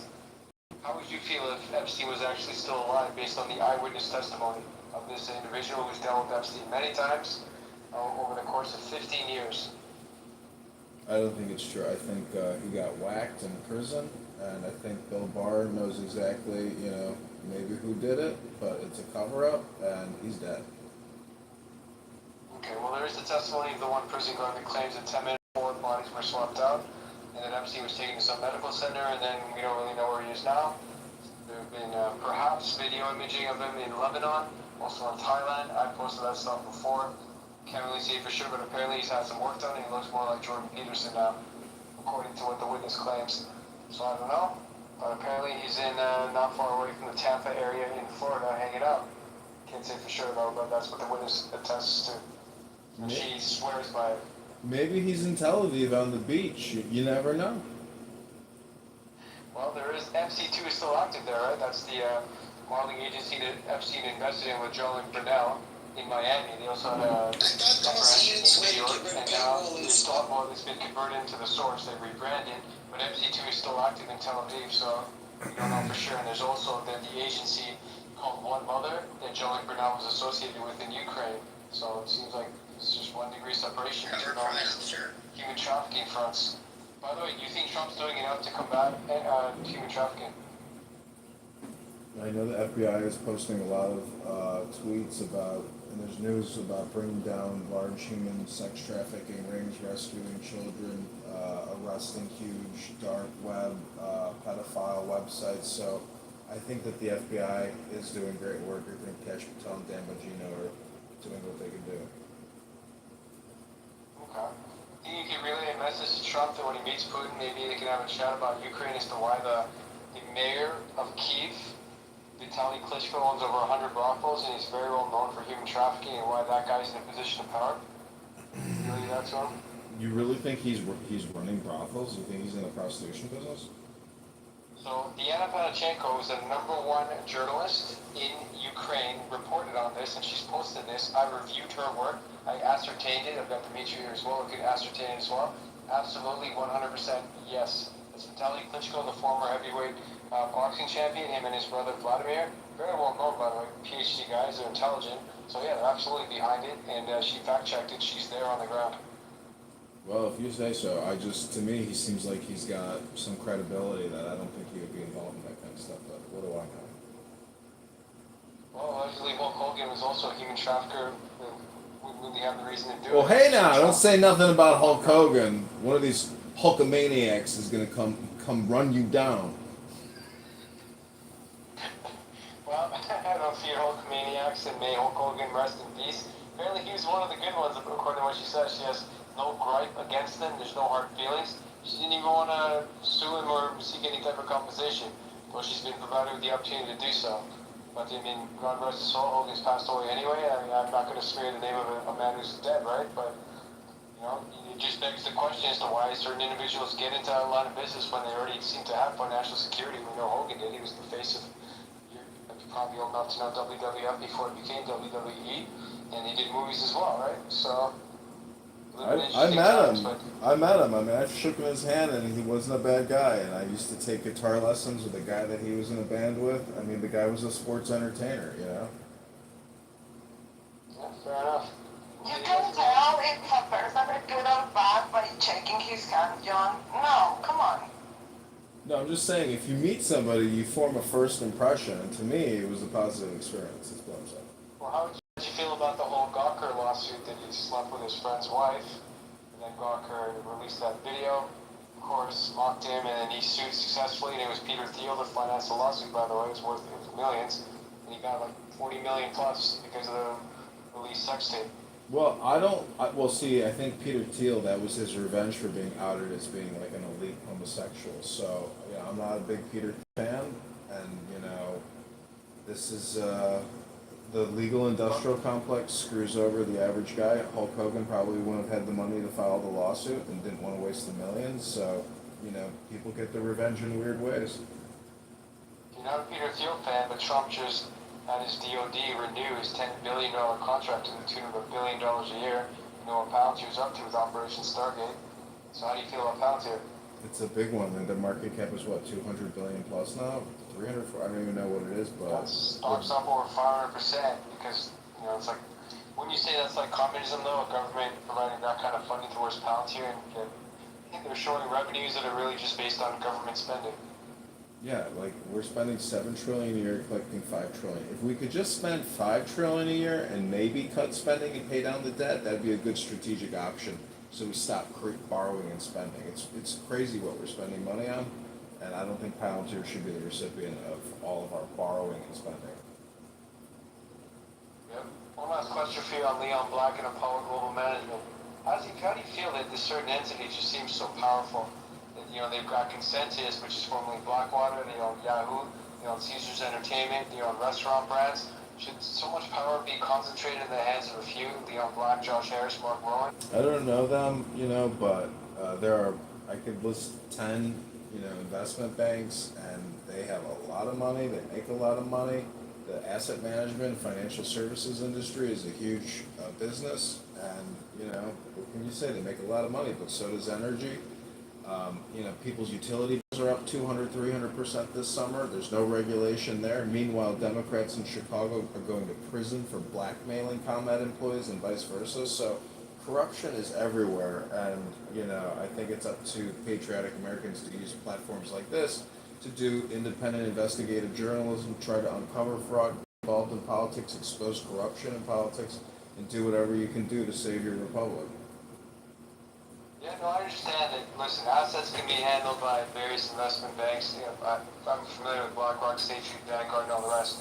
But specifically, the Apollo Global Management and Leon Black's ugly history with Epstein, he laundered $58 billion between 2012 and 2017, and they had a dispute in 2018, stopped funding him. They also settled a lawsuit with the Virgin Islands for $62 million for alleged rape of a minor. Still in power, no reprimand, no jail time, nothing. The DOJ is not going after him. Specifically mentioned Apollo because they also own what was formerly known as Blackwater, which is a private military contractor that's been implicated in fact, four of the members have been convicted of crimes committed in places like Iraq and the Niger massacre. Trump pardoned four of those individuals that were actually jailed for their crimes. They've also been accused of both human trafficking and also arms trafficking and even narco trafficking, and yet they're owned by this massive entity that's never really been audited or questioned for the assets that it owns. Specifically, the private military contractor shouldn't be owned by this particular corporation that has ties to Epstein. I really don't know. I would just say that my uncle is a big conspiracy theorist about the Federal Reserve, and he believes that, the Federal Reserve is responsible for a lot of major conspiracies, you could say, but it's really the member banks. So there is this tie-in between the banking industrial complex, the military industrial complex, the political, legal, the medical. I mean, what's the difference? I don't know if you ever saw the movie with, I think it's called Limitless, where... Listen to your uncle, God. Yeah, your uncle's a wise man. I spend more time with him, but I love Limitless. It's a great movie. Yeah, I mean... You're gonna take your MZT, but... Yeah, well, what I'm saying is, money doesn't care what industry it's in, whether it's big pharma, military, you get in, you get out, and you move where the biggest ROI is. So investment banking is agnostic with regards to, where the money is, and it's one giant interconnected system. Yeah, fair enough. I just think that being a merchant of death, it's one thing to own pharma companies or, I don't know, even weapons companies, but to own the actual military contractor that can be retained by, say, a country like Haiti, where they can go and, literally suppress dissent, kill people, they have a license to kill, really. I just think that's a bridge too far. But I mean, who am I to, I don't make the laws, I would propose for Congress to look at companies like that they shouldn't be allowed to own private military contractors, and the U.S. government should state-own all the militaries, even the private ones. There shouldn't be any private militaries. Well, that's just my proposal. Well, if you're anti-death and anti-war, I mean, the U.S. government kills 60,000 babies monthly and spends $1 billion on abortion. So start at home. That's why I say securing Washington, D.C., and cleansing the rot from this country prior to doing anything internationally or borrowing any more money. The priority is here at home. We the people, and we are our own worst enemies. Yeah, but abortion is already banned at the federal 28 states is where it's legal, right? So that's already been sorted. No, Medicare, Medicaid still funds it. Abortion should be banned, but they're not. It should be much more difficult to access, and people should be practicing, States divvy up the money how they want. Not getting a lifeline or a plan B when they're, having all this premarital sex. I'm with you there. But it's already banned at the federal level, so, but beyond that, I just, again, would cite Apollo Global Management as a firm with too much power, and they should be owning a military contractor that's been implicated and actually had convictions for crimes committed around the world, including in Iraq, the Zero massacre. But those are my thoughts. That was my last point, and I appreciate you being on. Yeah, happy to be here with you guys. Thanks. All right, we can go to some. Hey, Tyler, do you have any questions for Congressman John? He's tied up. No, I have to, let me think a little bit. I might have something. Thanks for asking. Okay, he's Congressman from Illinois. I'm a candidate. Chicago. I'm running in the 16th district, which is Rockford, Peoria. I'm a candidate trying to get on the ballot in the March primary. Okay, I thought you were a congressman already, but okay, well, good luck to you. I think you should spend more time with your uncle and check out this book, The History of Central Banking, The Enslavement of Mankind by John Medford Goodson, and discuss it with your uncle. I think you guys are want to discuss on it. The Federal Reserve and the central banks in general are the ones behind a lot of wars. And here's a fun fact for you. The Federal Reserve was established December 24, 1913. World War I started about 6 months later.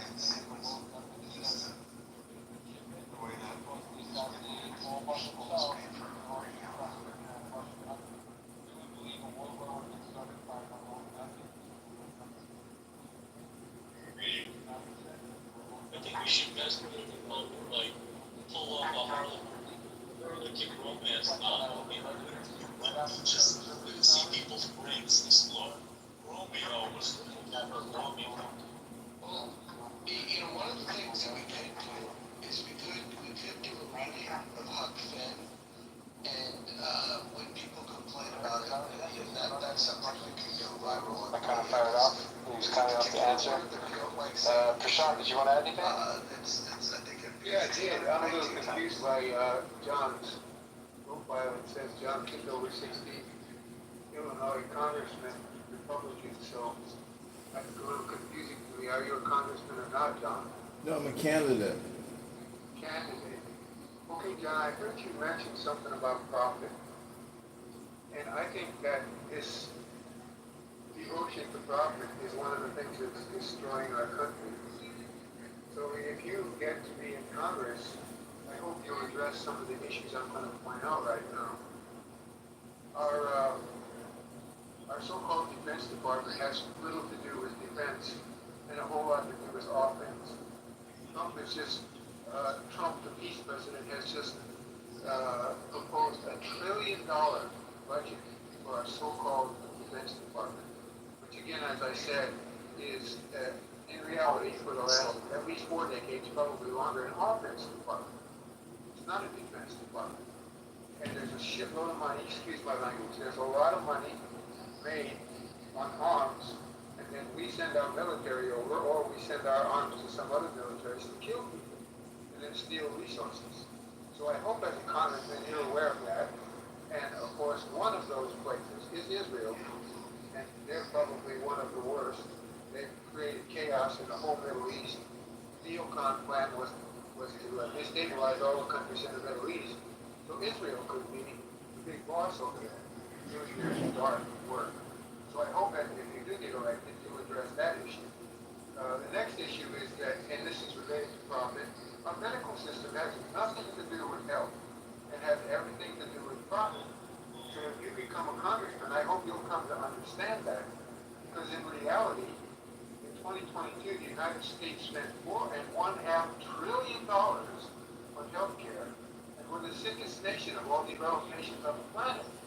So should you become a congressman, I think that maybe you should consider addressing the fact that our medical system has nothing to do with health and everything to do with profit.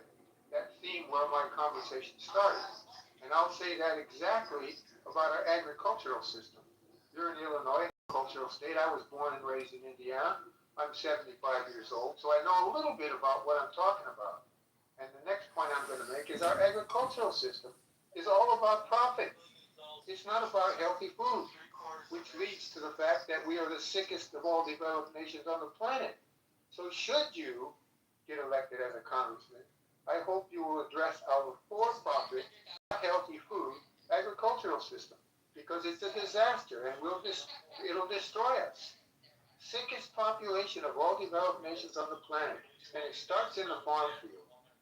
And then the medical field, as I said, has nothing to do with health, has everything to do with profit. Let's go to one more. Our food production system, separate from agriculture. We got the most trash, garbage food on the planet, probably in history. There's something that's put in our food, it's glutamate, in an unstable and excess form. You know what glutamate does that's in the vast majority of our food in our grocery stores? It addicts people to food that's not good for them. And it's all about profit. You addict people to food so you can sell more food. Problem is, they're addicting people to food that's not good for them, which again relates to why we're the sickest nation of all developed nations on the planet. So should you get into Congress, maybe you can call me sometime and I'll educate you in further details on everything I just said. And it's all related to profit. Our military is not about defense, it's about profit. Our agriculture is not about good food, it's about profit. Our medical system is not about health, it's about profit. And our food production, separate from agriculture, is not about healthy food, it's about profit. Why do I say all this? Because you mentioned profit. Profit is the God, and it's destroying us. We can make money on all of those four things that I pointed out and turn all of them around to serve us in the way we're supposed to, forget about maximum profit, and have a healthy nation. But right now we're on the path of destruction of this nation, and those are the four major reasons it's happening. So should you become a congressman, I hope you'll consult me or somebody else who knows. Because as I said, I'm 75 years old, John, and I haven't been to a doctor in 55 years because I've educated myself on what I just told you. So maybe if you become a congressman, you'll consult me or somebody else like me to address these four profits, these four areas of our nation that are all for profit and not a bit to do with being good for the people of the country.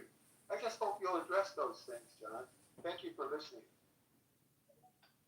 Yeah, I think the easiest way and the fastest way to address every single one of those issues is to stop borrowing and spending, cut spending by about $2.5 trillion, and that would eliminate almost all the profit. So, it would eliminate a lot of the bad motives for the things that we're doing, like international arms shipments or using, I guess, Monsanto controlled genetic seeds and Archer Daniel Midland, ethanol production. There's a lot of subsidies that go into these corporations to force them to do certain business activities which are not necessarily profitable, and it's all coming out of the taxpayer resources. So I think by eliminating borrowing and spending, we can eliminate all the bad, government controlled marketplaces that are existing. It's not a free market economy. We need freedom to optimize the economy, not government spending and borrowing. Yeah, but in the case of Monsanto, you've got a monopoly in place that controls the seeds. And what's their history? They're the original slave traders. They were also involved in making chemical weapons, and now they're in charge of food essentially. It's a monopoly that should be broken up, and there should be a free market economy, but there isn't when it comes to these certain corporations that have too much power, concentrated in the hands of a few. So it's beyond just cutting back on spending. It's also holding corporations accountable and trying to allow for some decentralization so there can actually be some competition for food, because these evil corporations are the ones that are causing the lower quality of food. And why shouldn't there be restrictions on fast food and stuff like that, on ice cream, and why shouldn't fast food chains exist given that there's so much poison in their foods? And there was even a Rabbi Finkelstein, who admitted there's actually human meat in some of these beef patties in McDonald's, for instance. And isn't that a huge problem that should be addressed? The fact there's human meat in beef patties at McDonald's, and yet no Congress has ever looked into it. And it's the same McDonald's that also provides free food to the IDF, which is currently committing a genocide in Palestine. So I just see a lot of conflicts there in terms of the food industry in general. That, it's a huge problem. And America spends like over $4 trillion on healthcare industry, and as Prashant mentioned, sickest society in the world. Less than 10% goes towards what would you call it? It's medicine, not medicine, but it's like preemptive medicine. So it's efforts and endeavors towards trying to prevent people from getting sick in the first place by teaching things like actual proper diet and exercise and trying to instill good habits in people so they don't get sick in the future. So maybe there should be more emphasis on not making health a profit all the time and giving so much power to big pharma that it's allowed to make hundreds of billions of dollars pushing vaccines that make people sick and also cause death. For instance, Pfizer, Johnson and Johnson, Moderna, etc. See where I'm going with that, John? I agree. I think it all sucks, but I don't think McDonald's puts out Soylent Green burgers. But I didn't buy or believe Dr. Fauci, Dr. Bill Gates, and Joe Biden and Operation Warp Speed. It's a pandemic. It's a scamdemic. It has poisoned our people. mRNA spike proteins are causing countless amounts of health catastrophes for people. Federal employees, military employees, everybody was forced to take this poison. I think it's criminal. I would love to see arrests. I don't know if we will ever see them, but I pray that, government and big business make moral and ethical decisions, which is in our best interest, doesn't deplete our treasury, and doesn't poison us at the same time. Just keep in mind, America's a wealthy nation with tons of oil. It can easily go back to fracking, become a net oil exporter to generate revenue. There's also tons of oil in states like Louisiana. There's like 1 trillion barrels of natural gas that's getting exported. Could be used. Just that amount, that supply of natural gas could fuel America for the next 200 years, and then you could export the rest of the oil that's made. But they don't think that way. Rather than be nationalistic, they're always thinking of other people's needs. So I think there's something to it to be more nationalistic and actually be MAGA rather than MIGA. Those are my thoughts, but we got a lot of hands. Just keep all that in mind. America's a very wealthy country. Source of tourism, source of forestry, tons of natural resources, mining as well. You can remove the bullshit EPA controls, mine for precious metals as well, and become self-sufficient and not dependent on even China to have to import those raw metals to be able to build electronics and also, of course, weapons too. So although there's some manufacturing coming back because of Trump's efforts, like with Apple investing $600 billion, they still need the raw metals to be able to build, to build both the smartphones and also the tablets and laptops, etc. Just keep all that in mind if you make it to Congress. Good luck to you. Prashant, did you want to add anything else? Otherwise we'll go to another hand. Yeah, just quickly, I was in an organization called Moms Across America, created by a woman named Jen Honeycutt. And she did a project last year, and she does a Zoom call every Monday for people from all over the country come to her Zoom calls. And her project was to test fast foods in our country. They asked all of us, which was people from all different places of the country, to go out to McDonald's and to Taco Bell and to Burger King and to a number of the other fast food restaurants and buy them and send them to her. And she was going to take them to an independent laboratory and test them for content. She found that these fast foods, the McDonald's burger that I sent her from Hawaii, had 3 things in it. I wish I could remember all 3, but I remember 2. One of them was heavy metals, excess heavy metals, which is bad for our brains. 2 was birth control. Why would there be excess birth control in McDonald's hamburgers and stuff? And Egg McMuffins. And the 3rd thing I wish I could remember, but I don't. But you could find that report. And it was done again by just American citizens from all over the country, buying fast food, sending it to Zen Honeycutt, take it to an independent lab and tested that food for toxins. And the vast majority of fast food in this country is destroying the health of this country. And that's what so many people eat every day, which also again lends to the fact that we're the sickest of all developed nations on the planet. We're doing it all wrong. This was a test that I was involved in, and we did. And we got to fix it, because we're not going to get better unless we fix these things. So that's just bad. The fast food in our country is toxic, poison, and the vast majority of our people eat it daily, which is once again why we're the sickest nation of all developed nations on the planet. That's done by independent tests. Thank you. By the way, future maybe Congressman John, do you take any money from APAC, the ADL, UJA, UDP, or any of the pro-Jewish lobbies?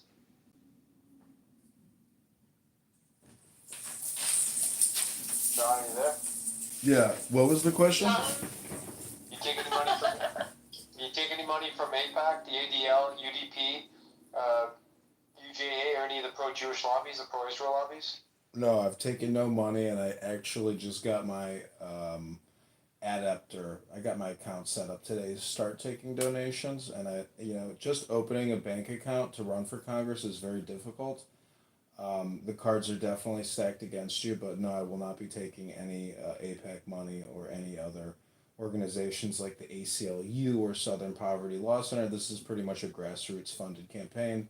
I'm funding a lot of it myself, and I'll be trying to fundraise here on X and Clubhouse and other platforms like YouTube and TikTok and Instagram, etc. Alright. Dude, that was my exact question, man. Thanks for asking that. Sorry, I stole your thunder.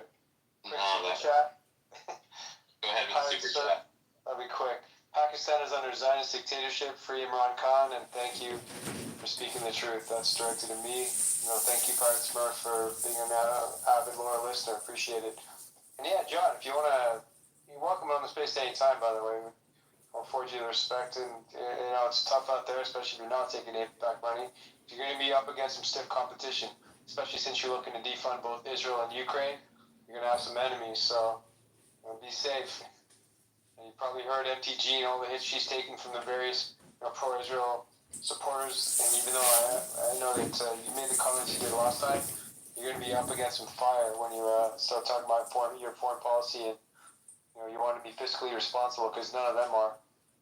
Well, I'm running against Darren LaHood, who does take APAC money. And what's amazing about Grok is if you ask Grok to correlate Open Secrets, which is the FEC website API where you can see which corporations are donating or which PACs are donating, and you correlate that to the HR or the acts that Congress passes and the votes they make, it's not like an 80% correlation on their votes and the act Congress passes. It's 100% correlation. So Verizon, AT&T, Big Pharma, Big Health Insurance, all those acts that pass hundreds of billions of dollars to these mega corporations, it's all directly correlated to their votes. So that data is there, and the problem is nobody cares. Voters just do not give a shit that they don't get anything for their vote. I mean, that's why a big reason why many people are disillusioned with the electoral system at the moment, because they don't really see the point of voting for pre-selected candidates that APAC owns. Go ahead, Tyler. Thanks, Truth. Hey, John, do you believe that Palestine or Israel were both advising blackmail material on Trump, and that his behavior is indicative of that line? I thought that perhaps Trump was compromised, with all the photos that I saw of him and Epstein. I figured anybody connected with him was compromised. But, it's so hard to truly know because he compromised so many people. But I thank God that Donald Trump is our president and Kamala Harris has him walls. So I pray for the best, and you never know the worst, but it's really all just gossip and hearsay. So I really can't give you any definitive answer other than when I see Ghislaine Maxwell at Bill Clinton, Chelsea Clinton's wedding, they're in everybody's photos. So it's not like they just compromised a couple people. I mean, they were professional compromisers. So Ghislaine to me is the answer to the whole thing. I mean, she knows exactly what they were doing. And she's sitting there in prison. I mean, I don't know why we can't, I mean, if this was a fascist dictatorship and you really wanted to know the truth, you could put the screws into her hands and find out exactly what's been going on. But her and Jeffrey were up to no good. Everybody knows it. And you think that she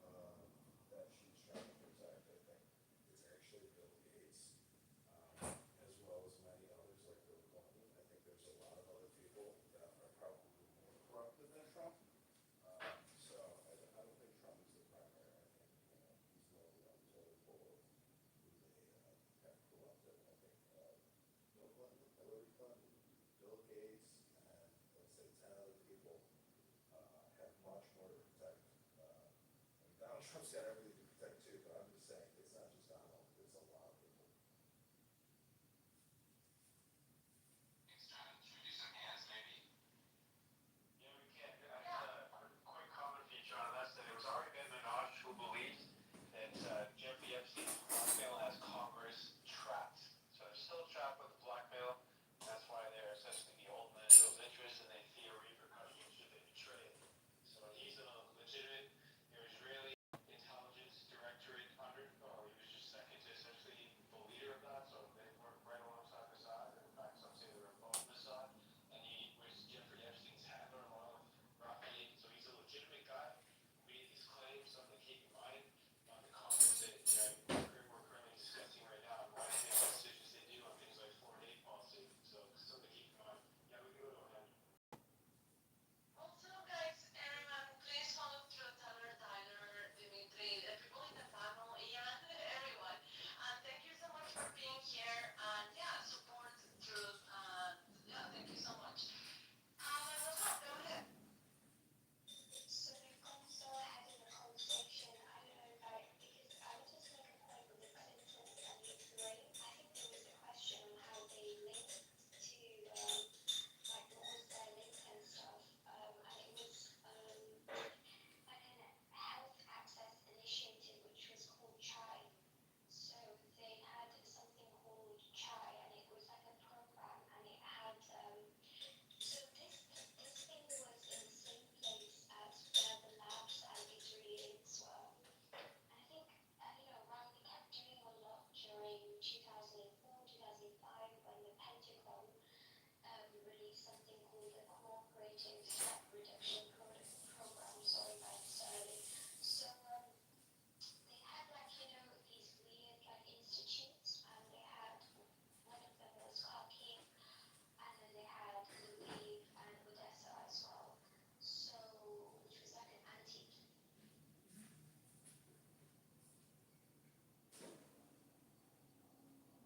Is he cutting off what he's saying? He muted. Oh, she had a glitch. She dropped down to listener. Let's go to the next hand.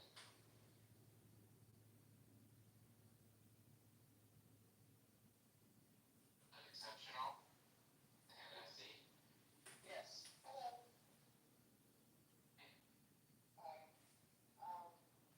Just so much to take in and listening over the last several days. It's enlightening. It's horrific. I am a part of a group of parents in Virginia who fight for the rights and needs of special education kids, and we have been able to see how a whole lot of funding is taken from public education and used in nefarious ways. And so from a public education with somebody with children in the public school division, not everybody might have this on their radar if they don't have children in public schools and they don't understand the underground going on in there. But if you looked at the NEA and their conventions and Randy Weingarten and Becky Pringle, they're always screaming about money, money, money. And that's been very prominent since Trump came back into office, and they're not happy that Trump is getting rid of the U.S. Department of Education because it's mostly fraudulent grant funding passing around. And Just FYI, if APEC does want to send me money, I'll take the money. how special education kids are treated, but also I'm looking and listening to what's been going on and what people are inputting from a global standpoint. And so from a local standpoint, I can also say that, and there's someone very close to me personally out of our group who used to be in Child Protective Services and got out because of the corruption, where Child Protective Services is a main funneler for children to be entered into the underground for pedophilia. There are the waste and fraud and funding, and what they're doing with it is insane. Tomorrow, actually today, there's a school board meeting.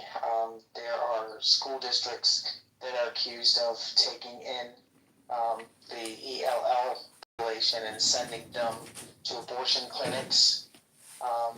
there's, especially since the pandemic, there's been obviously a push for the online learning, and I know personally that I have one child who has no education, which is a whole different matter, and another child who has been put on the laptops, and the stuff that they push them through, they teach them how to do illicit drugs. They push them through to things that look, very kid-friendly on the surface, and then they click to the next page, and it'll be teaching very young children how to perform sexual activities.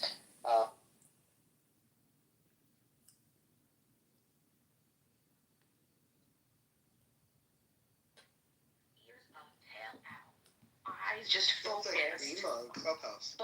But she would never attack. Like she would never. She was not a reactor. Full bred? She was an American bully, so she was an American bully. But she was a what you would consider like a what is it called? That might be my next screen name on here. She had an incredible bloodline. It was a razor's edge, and in the American bully world, it was a very sacred bloodline. But yeah. I mean, what's interesting with that locking of the jaw, I have a lab that if he gets a hold of something, it's just, I can't get it out. But his mouth is soft, but he's just, he's bringing something to me, but then I can't always get it out. But I don't think it's as strong as what you're talking about. Yeah, but that's not what it is. The lockjaws in pit bulls and Rottweilers and a couple other breeds, where their jaw literally moves, like the bones will move and then lock into the other bones. It's very, very specific thing. Wow. Yeah, that is a myth. That is a myth. German Shepherds don't have that? Not a myth. No, German Shepherds don't have it. Rottweilers and pit bulls, and then I can't remember, somebody said there's 5 breeds. I don't know about 5. I said 5. Yeah, there are a couple there's 1 or 2 others that I've heard of, but I don't remember what they are. So it's completely different, and mine just holds on to it. Okay. Very different.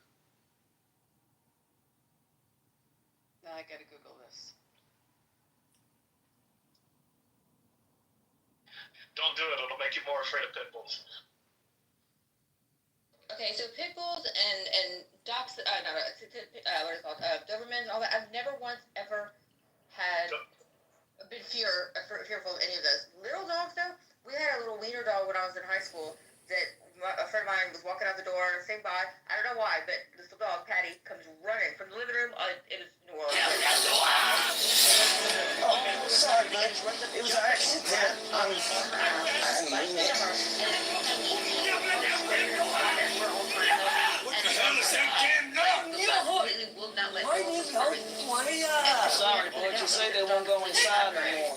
Injured spirits or some damn thing that say they're causing the cave-ins. Oh, yeah. You the one doing the talking. That's right. Anybody else want to negotiate? They don't even speak English, but I think they understood. Now go show them there's nothing right now. I have to ask twice. I've been thinking, why don't we just take her with Carrie and get out of here? He's already rich, right? That's great. Yeah. Think I waited 20 years? I'll take it all! I love back on them, or don't attack them, go at them, you're fine. Coyotes, they feel threatened, or they feel threatened with their pups. So, William, I definitely would advise you, because you don't have to take my word for it, but I'll read you the prompt too. So, just real quick, is lockjaw a real scientific thing in dog breeds? Example for pit bulls, where bones may lock into each other. Provide citations and scientific evidence to support the claims. No, lockjaw is not a real anatomical or physiological trait in pit bulls or any dog breed. Here's what credible sources say. The Peninsula Humane Society states that pit bulls do not have locking jaws. In fact, no healthy dog does. What people sometimes interpret as lockjaw may actually be tetanus, and serious infection. Okay, another quote. pit bulls do not have any special physical mechanism or enzyme that allows them to lock their jaws. Another Humane Society, the truth is, lockjaw and pit bull type dogs or any breed of dog simply does not exist. It is a myth. Another Animal Farm Foundation. You're not alone in this, William. I honestly thought that was true too. I've heard that my whole life. You're educating here. I didn't know that. I just looked up and saw what you were seeing. Okay, just ruined my young adult life. Right? I mean, why is that misinformation out there then? This is so There is That's been out a there for story that explains why the myth keeps perpetuating itself. Okay, what's that story?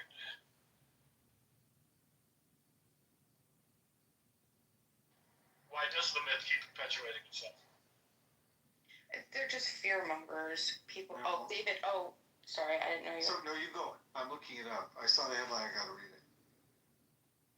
No, I just I got big into like BSL years ago. Obviously, when I was an active, I walked around with her, and it was incredible that so many people, places, all of this started. It bleeds into institutions, it bleeds into insurance companies, and it bleeds into apartment complexes and how you can have a dog. And in some places, they make it apartment complexes got so scared about the whole thing that they just put like a 35-pound limit on dogs just so they could avoid any type of larger breed dog.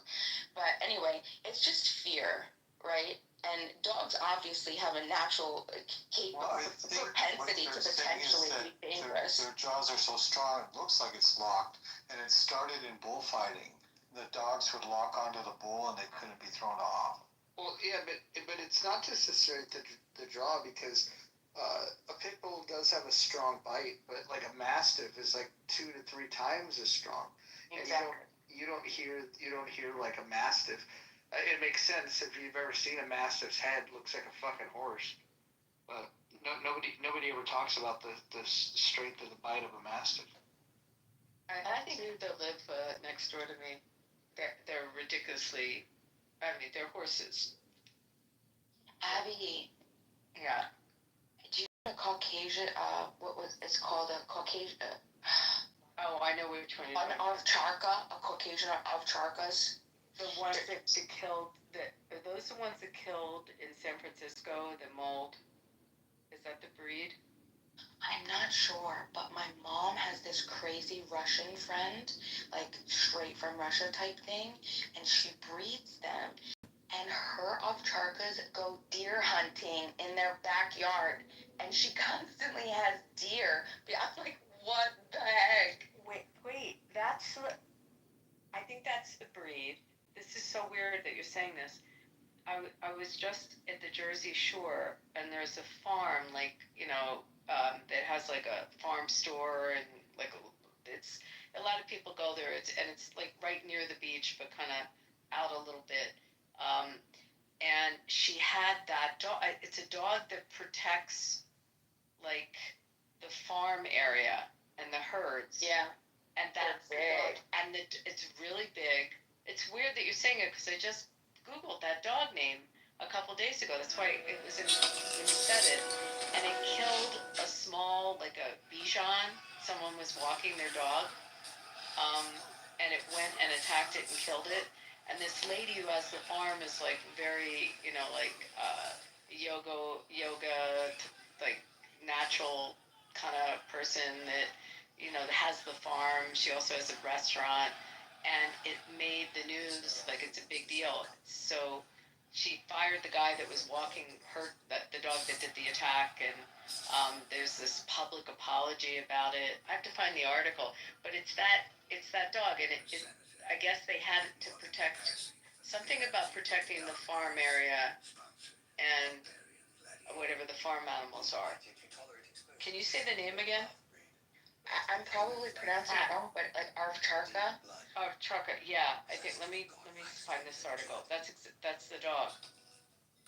Maybe 150 pounds, something like that. Yeah, they're big, really hairy.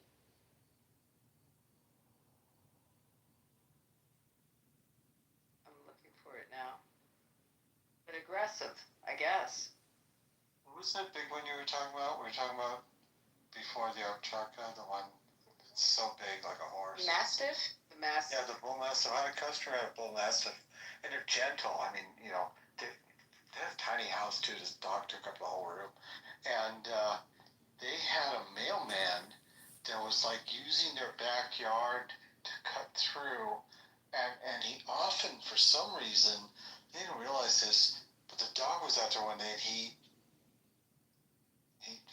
used the backyard as a bathroom also, and the dog saw him, and this dog held the mailman until like the owners came home. He wouldn't let the mailman escape. They looked at their camera and saw that mailman had been visiting their backyard a lot. I was wrong. It's an Anatolian Shepherd that did the attack. Did you ever hear of those? Yeah. And I guess they're used to protect farms.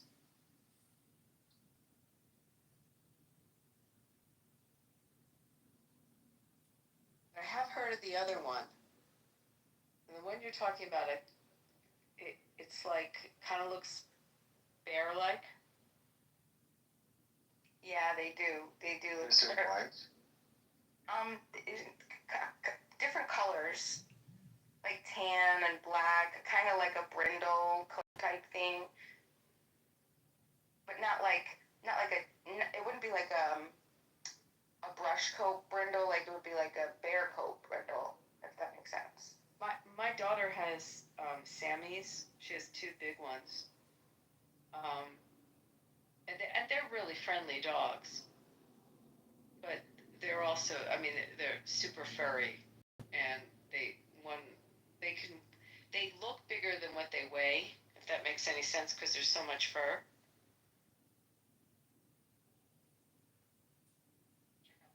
But the dog I'm thinking of, what you're talking about, almost looks like a Sammy, only like different color fur, like frosted. Yeah.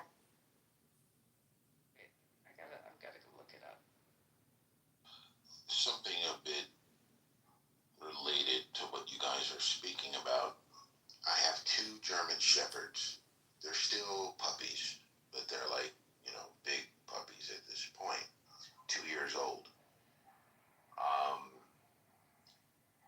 And I have this backyard that I let my kids go and play in the backyard when it's like, get out of here, go in the backyard and play.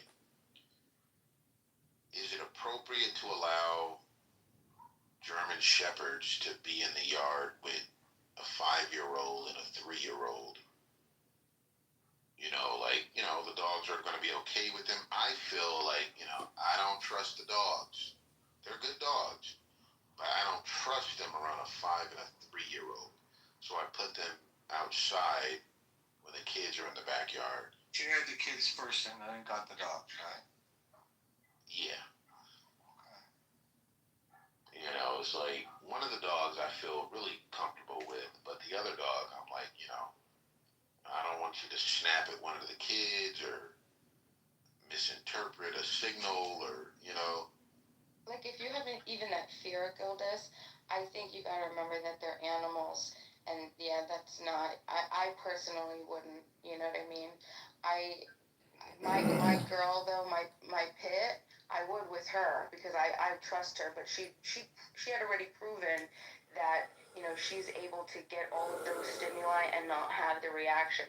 Loud noises, slaps, being rough with her, and all of that. But you'd have to be really, really attuned to your dog, understanding all the little bits, because it's so crazy to me that people can say like, oh, the dog just snapped. No, my sister went to school. We have a lot of people in our family, like just dogs. Everything's been dogs my whole life. My mom helped repopulate the Chinese Shar Pei population years and years ago, like in the 70s. And I mean, like, she did showing, she did, you know, like AKC type judge work. So I've been around dogs, and it never made sense to me. Like, every dog that I've ever been, I'm able to immediately pick out, you know, who's dangerous and who's not, and who could be trusted. Like, you sense it immediately. But that's someone like me who's been around dogs, ad dogs, like so many. Yuma, Right? can I ask you a quick question? Sure, go ahead. So, if your anarchist society was implemented and everything was decentralized, how do you think the pit bull population would fare in the new society? Just as it fares now, what would be the difference? Well, economically speaking, you know, because the economy would probably, you know, implode and deteriorate. You know, importing all that dog food from horses butchered in Canada, there might be a lot of import tax and duties on all that horse meat that goes into dog food, and because taxes go up, that might mean dogs eat less. Very interesting. Yeah, this took a weird turn. Again, I would say it has to do with the disposition of the dog and the disposition of your children and the way they interact with the dog. So teach your children, like, you never come up on a horse without touching its backside so you know it's there. And dogs have similar things. There's areas you want to teach your children not to touch. There's ways you want to teach your children to interact with the dog. You'll know right away if you spend like an hour teaching them the things, watching them interact with the dogs, whether you can trust your children's actions towards the dogs, because the dogs are animals and they're responding to things. It's not as though your child's intentionally doing something. Years and has gotten a lot of people in the industry very angry. They are very expensive, like extortionary expensive to use their voice because they had how much. How can always you and me from China if you are already on the team? When the kids go in the backyard, I just put the dogs away. As they get older, and I can maybe communicate some of the ideas you're speaking about to them, and they can understand it. Then we can make some adjustments. But at 5 and 3, like, they can't even fucking, like, they just can't follow, like, a logical lesson from dad yet. They're almost there, especially the 5-year-old. Yeah, I agree. Unless you work with your dogs, like, a lot, and I mean, like, a lot of work with your dogs, you desensitize them and stuff. I continue to do what you're doing. Good job. And it's like, I'll let them pet them if I'm out there. And when I'm out there, the dogs are cool. But sometimes I send the kids out, and I'm like, I have to put the dogs away. So, yeah, I think I'm trying to do this parenting thing, man. This shit is hard. Like, did y'all motherfuckers get lessons about parenting from y'all parents, or did you just figure it out on the fly? This shit is difficult. There's a book called What to Expect When You're Expecting. Oh my God, William. Yeah, I'm ready for some of that kind of shit. Okay, read it and then throw it away because there is no rule book on it. Your parents told you. It's just crazy. You figure it out as you go, and you're gonna fuck up. Guaranteed. Hey, Gildas, I don't know. Check into if you're interested. Jim and Charles Fay, they teach this program. They have a bunch of different programs, but it's called Love and Logic, and they interacted like this. There's like this test that you could buy, or like a course. It's like $100. It sounds. Trust me, it is incredible. The workbook and everything that teaches you as a parent that you're not going to be able to know everything, how to respond to every scenario, and to keep your own sanity and also respect your child. But they're not like scenarios of an anarchist society, and you can't answer any of the questions. Well, that's the point of an anarchist society. The point is that the people decide, right? And it's to decentralize and have the best ideas rise to the top. So why, it doesn't make sense. But let's assume the best ideas would rise to the top. Only the ideas that can be defended would rise to the top, and maybe those would be bad ideas. I mean, I think for the same reason you trust a federal constitutional republic in the United States right now. You trust people, the people next to you, to vote and then make good decisions. So the logic is the same. But Gildas, Love and Logic, check it out. A lot of YouTube videos, but the YouTube videos don't go into the details, you know. But really good stuff. I'm sensing there's a theme in this room that I didn't understand when I came in. What's that? I'll take you at your word, Pina. But now, maybe we'll become enemies. You support anarchy. I support, yeah. And she doesn't shave her armpits. Okay, so he said that one day, and oh my God, Roger, he's hilarious. I don't know why he keeps saying that, but and she hates his ear. And that's not true either.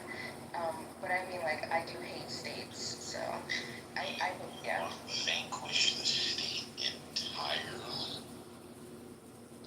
Well, I mean, the coercive structure of the state. I think the organization structure is obviously still very reasonable to keep.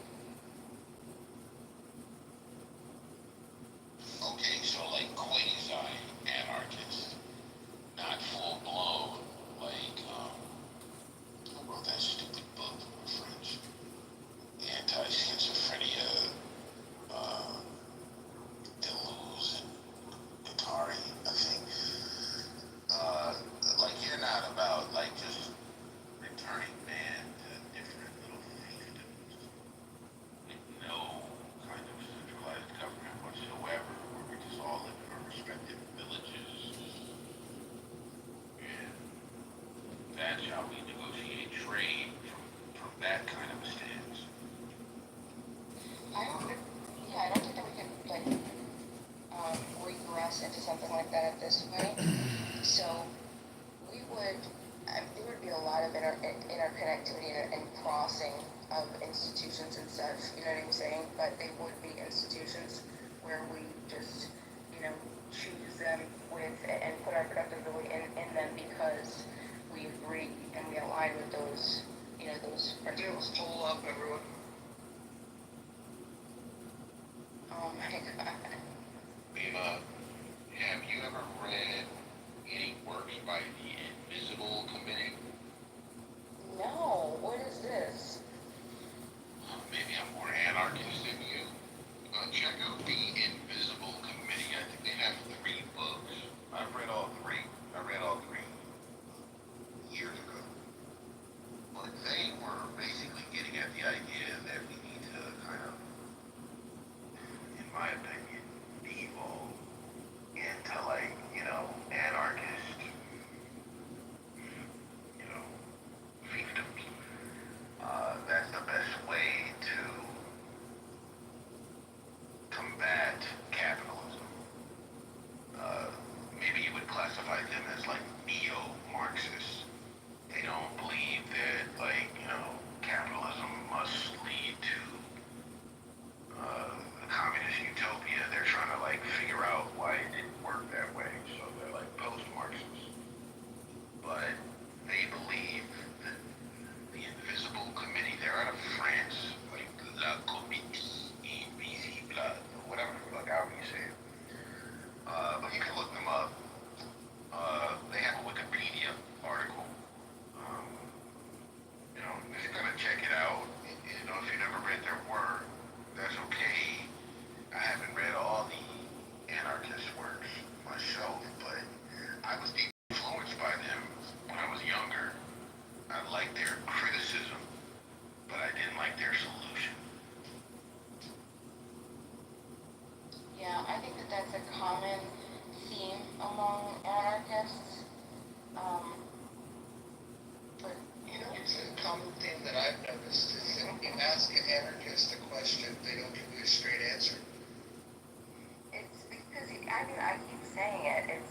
The point is to not be able to answer for everybody. The point is to be able to answer for myself. You answer for yourself. You align with, like mind and approve with your people and build from there. But Gilda, that's really interesting. I'm definitely not an anti-capitalist. I like capitalism.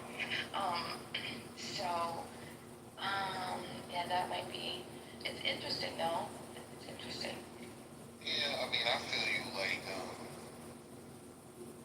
if you were able to check out one of their books, um, you might find some of it intriguing. I found a lot of it intriguing, but like I said, I just didn't agree with their solution. But I saw William come off mic, so I don't want to cut him off. Go ahead, William. Well, I don't understand how you can be an anarchist and a capitalist, and I thought Gilgamesh was, sorry, I love that nickname for you.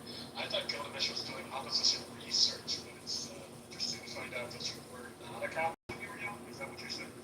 Yeah, absolutely.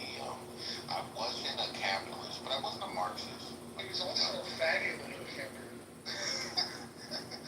I wasn't gay. I've never dabbled with that. I'm not bisexual or anything. Gildas, let me ask you this, Keith. I have a theory that every man remembers their first blowjob. Do you agree? Yeah, now that I think about it, sure. Do you remember your first blowjob? Yeah, definitely. How long did it take you to make the guy come? I thought the joke is did you spit or swallow? Oh, no. It didn't go down like that. How did it go down? What'd you do? Spit it out? No, there was a young lady who was giving me service, and I enjoyed it. You're not getting the joke, Holmes. No, I get the joke, but I'm just not playing into it. Gotcha. Like I get the joke, it's a funny one, but it is what it is. It kind of catches you off guard, but no, man, heterosexual. Kind of like shooting in the back of the throat, kind of just shock to the system. Well, if you want to wipe the cum off your molars, you can do so, but I've never had that problem. It makes it look like your teeth are melting. Well, you would know. You're the expert here. Yeah, I just want to say really quick before I have to go, but Bima, I have been in many rooms with you where I thought you were performatively aggressive, and I was like, I don't think if she's real or not. But after tonight, dude, I'm gonna follow you. Like, I had to kill somebody off because that's the way it rolls. So somebody's gonna die, but then I can add you in. But you're really cool. Like, genuinely, you're the kind of person I want to hang out with on vibe. You're very cool. Wait, who are you referring to now? Bima. Do you know that Bima earlier was defending a fucking terrorist? Oh, my God. So, she said she has to go. Don't listen to that, Hillary. If you're ever interested in my views, you ask me. Definitely don't ever, ever ask Roger. Well, all I had to do was hear your views on animals, and I like you. People, Hillary. She literally was defending the guy that was running a room about sex trafficking and terrorism. Okay, so first of all, I wasn't in the room for that, and second of all, what my comment was that every time I've been in that room, I have never seen Amir to be a hateful person, and I even had Ann back me up on that. He's been a very rational person. He lets everything come up. He's never heard anything on RTC. People come up and speak. He provides, sources, and I really appreciate that as a host. People like to blow big like myself and don't like to actually produce good, concrete shit that you could read, and he does that. So, I haven't heard him yet say things that are just... What are you talking about? I don't know what that means. Whatever is that? It's like running a Republican Guard. This is the regime that allows young girls, 8 years old, to marry in Iran. Iran is also the country that exports and sponsors terrorism around the globe. They're the biggest Jew haters on the planet Earth, but people like some people that support these groups. See, I don't trust you, Roger. You just told Hillary that, you tell people all the time that I'm a terrorist sympathizer, right? So why would I believe anything you have to say about absolutely anybody? Well, you spent your time tonight defending Amir. We were listening to the room when he was hosting a room about sex trafficking, and every day he hosts a room about trying to drum up support for terrorist organizations. First of all, we never heard anything about any type of sex trafficking. What the individual was talking talking about Hillary, what they were referring to as sex trafficking, was some guy apparently paid some prostitution. That's basically what it is. But they like to, because of their deepened hatred for his ideology and his political views, they like to try to silence him by bullying him. And that's what I get. If you want to, attack the guy, I mean, they're prostitution. Normal in the room who isn't somebody who gets it out, who doesn't accuse lightly, who has receipts for what he was talking about. He was there personally. This was a first-hand. Well, I wasn't there, and I still like her. Hillary, I'm gonna tell you, you're gonna get on a watch list if you do this. Dude, have you seen my fucking porn search history? I'm already on the watch list. My girl. Okay, the low IQs are united. Hillary, how's your mom? I think you're asking. They are doing the surgery tomorrow morning. They said the liver that they had for her was not, what I don't know what went wrong, or wasn't gonna work. So she is in recovery right now, and then they are going to begin tomorrow at 8 a.m. So I don't know, because I talked to her husband, who can't stand me, and he wouldn't give me any more details other than that. So I don't know what happened or why it's not a viable liver, and they're gonna go in tomorrow.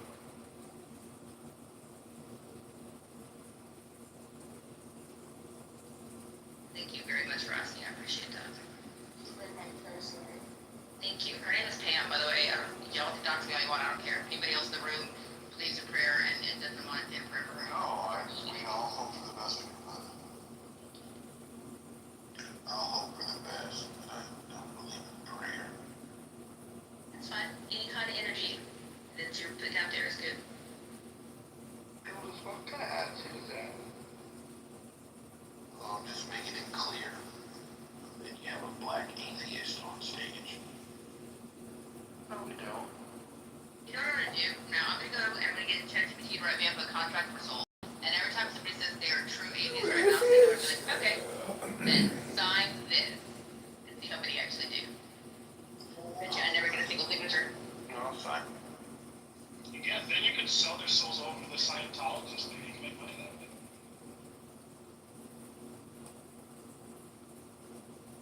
Don't worry, Gilbert.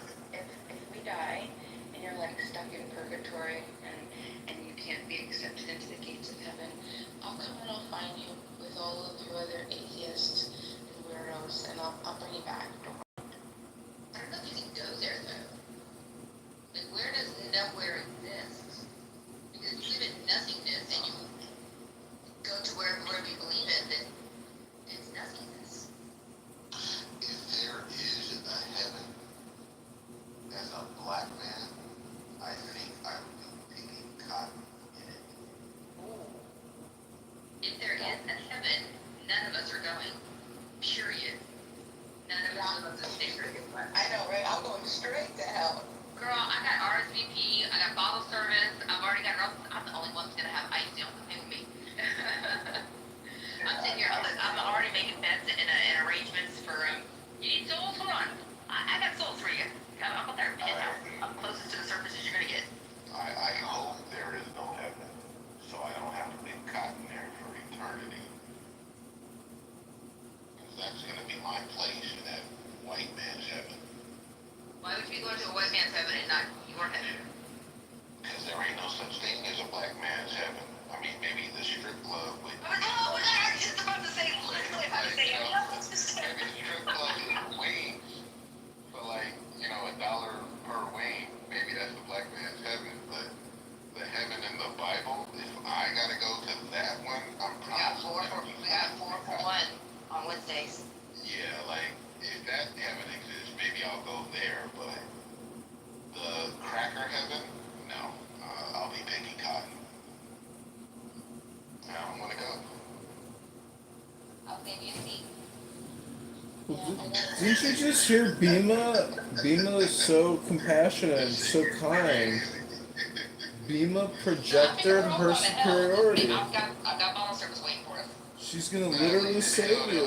People with an Hennessy bottle waiting for me. I'd rather go there than like white man heaven. Where Heaven for the view, hell for the company. Yeah, I'm cool on that. I ain't going up to the white man's heaven. But Bima's gonna save you. She's gonna come out of her heavenly state and find you in the atheist purgatory where you're picking cotton, and she's gonna bring you up to, the VIP section. Trust me, my heaven would not be a white man's heaven, though. First of all, this is pure energy and aura, and if anybody, it's definitely not the white man running shit up there. What is it, the light man? Hold on. Do you think heaven's going to be ran as an anarchist society?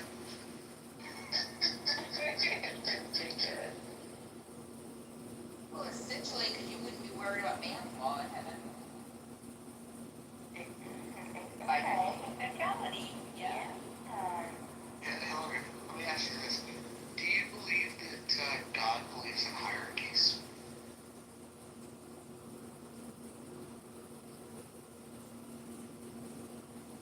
I didn't hear that. I don't know, man. Magic. I'm magic. I have no idea. Sorry. With women on this app, when you ask them a straight up question, that they just... No, not you. My husband asked me a question, and I was trying to answer his question. As for your question, you said, do I think what now? Does God believe in hierarchies? Absolutely. Read the Bible. 100%. Him, angels, humans. Yeah, there's a hierarchy. Why do you think that the devil had issues with humans? Because God put humans above angels. And if the devil like the Pope would say. Slow down. I don't need the next response. I just want to have a conversation. Can you just tell me? Just tell me better shit then. Sorry, go ahead. If you believe that God believes in hierarchies, then how would heaven be the anarchist? Damn, there you are with a good point. I resist. Go ahead. There we go. See, people, now that's how you're supposed to respond to these.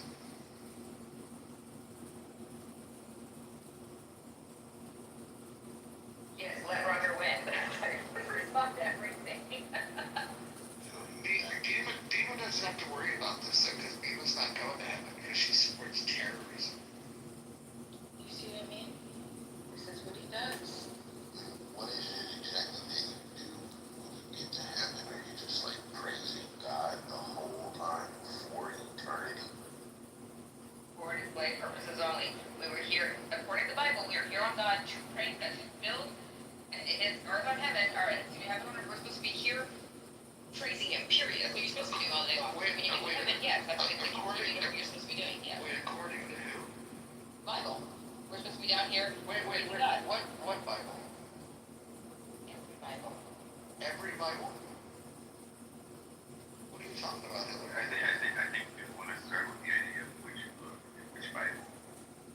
Yeah, I mean, Hillary, you're aware that Christianity is a religion that's derivative of another religion, correct? Are all religions? No, actually, God gave His word to a chosen group of people, and then everybody just kept writing fan fiction about it. That God did. How many gods do you believe in? How does the Bible say? I don't believe in Right? No. Which three does the Bible say? Yahweh, with the ball, the other one? I mean, I'm not like a deep Bible, Bema definitely worshipped the ball. That's for sure. Haven't you there's ever only one God. There is only one God that a Christian is supposed to follow. However, why do you think it has to be said that there's only one God? Why does that have to even be said? Because there are other gods in the Bible. No, because the heathens believed in multiple gods. The heathens did.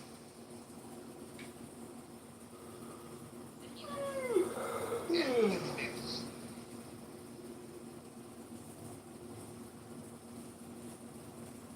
Okay. Do you believe that rights come from God? Rights? No, not earthly rights. No.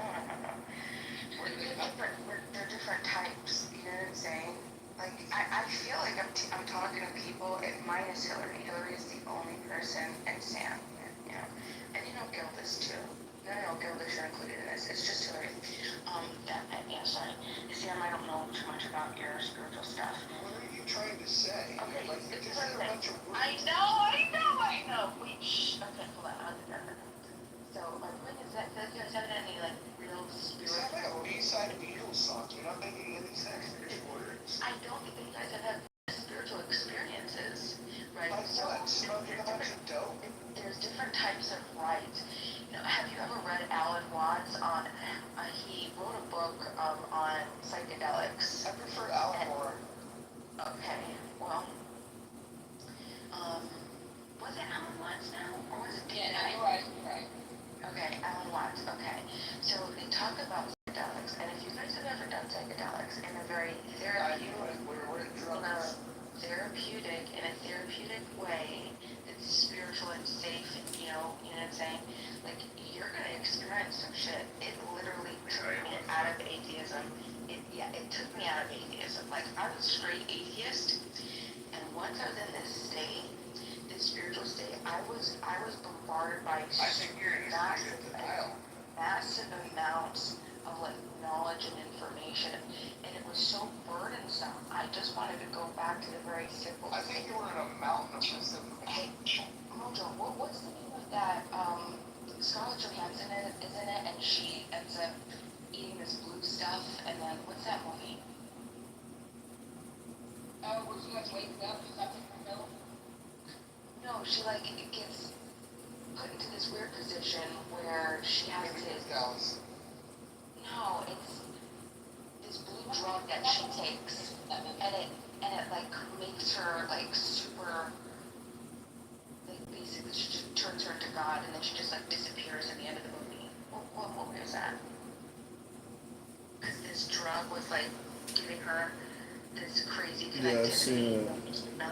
Yeah. So that is, listen, whoever did that took fucking psychedelics, okay? I know that fucking person did, because that's exactly what fucking happens. Your brain, you get so much information, and like you start, and it's overwhelming, and what, you know, definitely as an atheist, and as an anarchist, I was like, Wait. So, What? so Lucy. now you're telling us that you take a lot of drugs? Is this... No. Helping us to understand. Hold on.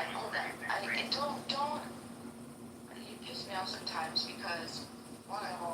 I'll tell you why. Because you Like, what do I do? I'm so fuzzy. Well, no, you're not. Because then you like say stuff and you like slander, and it's like it's not true. You know, I don't even drink alcohol. We know that because I said that bragging tonight. about doing true. Hold on. No, I said in a therapeutic setting, okay, psychedelics, if that's something that you are interested in, as a spiritual experience, right, right, under the guise of people who understand and know and can guide you and do all that, that's a different thing, right? That's a journey into spirituality. It's crazy, right? I'm not talking about like daily drug use and whatever else. But you know what? Anybody that is into that, I don't fucking care. I want to be very forthright and clear here. And I'm happy that Ann is on the stage. It looks like she's on the phone. So I'll ask you, Nima. Now, what I'm gathering is you're a Christian. Is that true?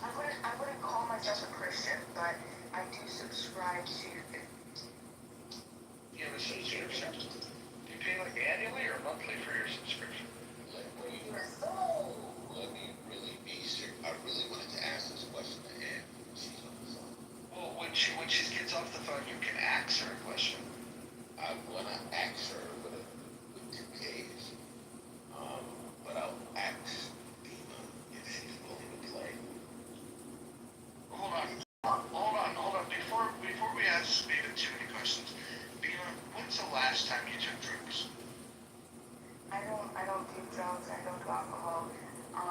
But to answer your question, But it sounded like you had a great experience on drugs and it opened up your mind to all this stuff. Psychedelics. He's saying under a doctor's guide. So, like, in other words, if you were in a car wreck and you took a couple of Percocet when you got to the hospital because you were in pain under a doctor's prescription, then are you an opiate addict? No. Well, not Yes, you are. So anyone who's ever taken medication that the doctor gave them is an addict. Correct. The opioid will kind of get you locked in. More so than amoxicillin. drugs in 16 years, but I tell you what. But you guys really don't understand. You guys really don't understand how addiction works. This is amazing. Just because you do something doesn't mean it. I have my LCAC. I fully understand how addiction works. Well, but hold on. But you Go ahead, Hillary, get it. Even a moment ago, you said you didn't do drugs. Now you're saying that you do, and you're defending the right to use them. Because you know that what you're insinuating is like a regular use, like daily, weekly, monthly type thing. I'm saying in a very isolated, like once in a lifetime thing. Oh, so read Alan Watts. Read Alan Watts.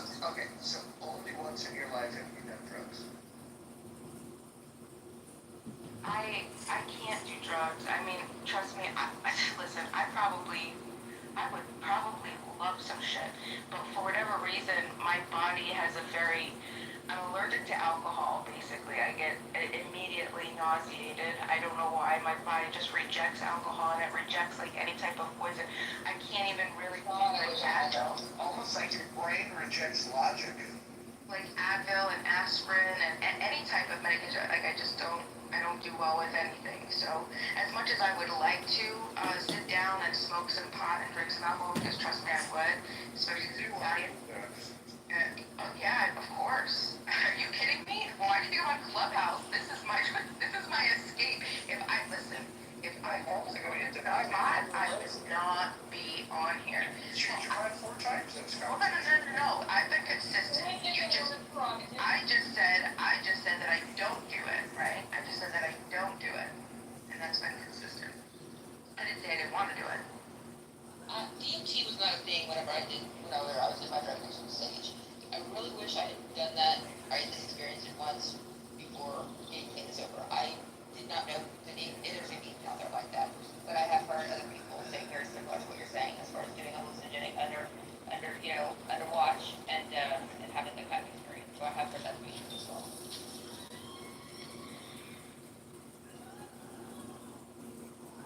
I am too imaginative of a person to successfully do hallucinogens.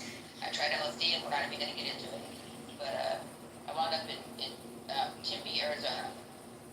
Don't ask details, but yeah, from Lafayette, Louisiana to Tempe, Arizona, to save something that didn't even exist. So yeah. I got there. Hold on. So you like LSD and Dina likes DSM? No, I said I don't. I hated it. It was the worst experience of my life. I've tried much horrible experience. I overthink things. You were gonna say. Some of you people just talk. You said that I like it. That I like doing LSD. You didn't hear the second part of it. I'm sorry, Big Strong and Handsome. Please do tell me what you were saying. I'll shut up. Jeff Sanders while I'm in here. I think you scared him. You people just say words. Aww, thanks, hon. We'll try to get our decoder rings out and try to figure out what the women are talking about. Don't worry, we'll show you our booth later. No, that's fine. So I was curious about these women are good.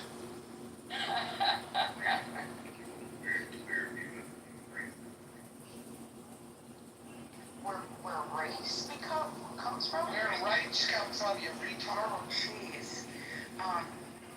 Sorry, I have PTSD from children. That was the question that he asked maybe previously with the stroke. Yeah. So, I mean, like, if you believe in a God, right, then obviously I feel that there's some things that you can't conceptualize, like what God is going to allow, or if the plan is written. Yeah, we're not going to get an answer. All of that type, no, it is, but all of that type of stuff is unknowable. But where rights, the understanding of what, when you say you have rights, or, oh, I have rights, all that is agreements between individuals, like descriptively, without any type of normative claim. Just saying, like, what a right is. No, hold on. A right doesn't require somebody else's agreement. If it requires somebody else's agreement, then it's not a right at all. It's not like last rights. I think you've never thought about this much, have you? I don't know what that cackle was all about. Here's the thing. If you have a right, it shouldn't be dependent on what somebody else thinks. You have the right to do it. Right, and if I broke it down. And the question was, maybe you don't understand the question. Let me frame it where even you can understand. I believe that rights come from nature. Some people believe rights come from God. Where do you believe that rights come from? They come from individuals. That doesn't make sense. Said by God is right. Right. So here, give us an example of one of the rights that you're speaking of, and then I'll explain mine. You explain yours first, and then I'll explain it using the same right. Go ahead. How about life? Okay, so the right to life. Okay, so so explain how in your understanding of the right to life. Go. Yeah. I think it's self-evident to me. This is why we believe that certain rights are endowed and self-evident. But when I think of the right to life, it's if the conditions are met that create life. For example, fertilization of an egg and carried full term and brought to life. You have the right to that. In fact, somebody would have to impede your right to stop that from happening. And then what makes that happen? Well, nature's created these rules. And so rights come from nature. Where do you think they come from? So rights come from individuals. You think this right to nature is okay? Well, I can explain. You don't have any right to life, any particular right to life. You could go out right now into the forest and now I understand why you support terrorism. Go ahead. So you could go out into the forest. We actually were talking about a guy earlier today, right? And he went out and he took the wrong berry into the wild or something like that, right? And he ended up dying. You have no right to life. Nature isn't protecting.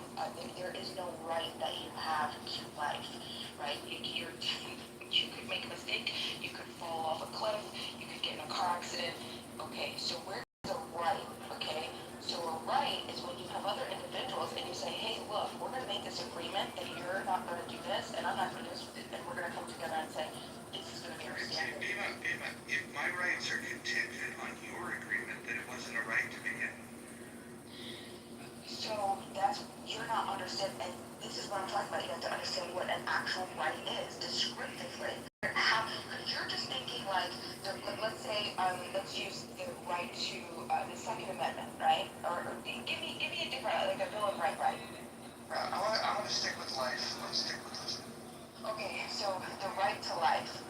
Explain to me how you have a right to life. Like, do you have a right to life until you're 100, or until you're 85, or do you have a right to not get cancer? Do you have a right? Who's protecting this right? Well, the life can be terminated, and all life will get terminated at some point. But nature creates the conditions in which life can exist, and it takes somebody to violate that right. Let's say abortion, let's say suicide, physician-assisted suicide, homicide. That would be a violation of my right. Nature gave me the right to live, and man takes that right away. And so you're thinking that the rights come from man. I would say that the rights come from nature. And so that's what I'm saying. Like, you just gave me examples of abortion. You just gave me examples of murder. You didn't agree with me. You're disagreeing with me. Well, what I'm saying is when someone commits murder, right, either killing a baby in the womb or killing another human being, that is the violation of the right, which says, listen, you're not going to harm another human being. We had to come together to say, hey, look, this is what we're going to consider personhood. This is what we're going to say. I'm going to grant you these particular set of rights. And I'm going to grant them, meaning like, hey, look, I like these. Do you like these? Oh, you like them too? Okay, let's both abide by them, which is why every location on this entire planet has a different set of rights, right? You have a different set of rights on one state to another, right? Right. All it is a bunch of human beings getting together to say, okay, this is what we're going to agree with, and this is how we're going to, respect that or not. And who will enforce those rights once they violate? Well, that depends, but most of the time, right now, is the governments and state agents. So law enforcement, most people believe in governments, so they have governments in some sort of form of a state, whatever that might be. Democracies galore, sometimes tyranny, sometimes something else.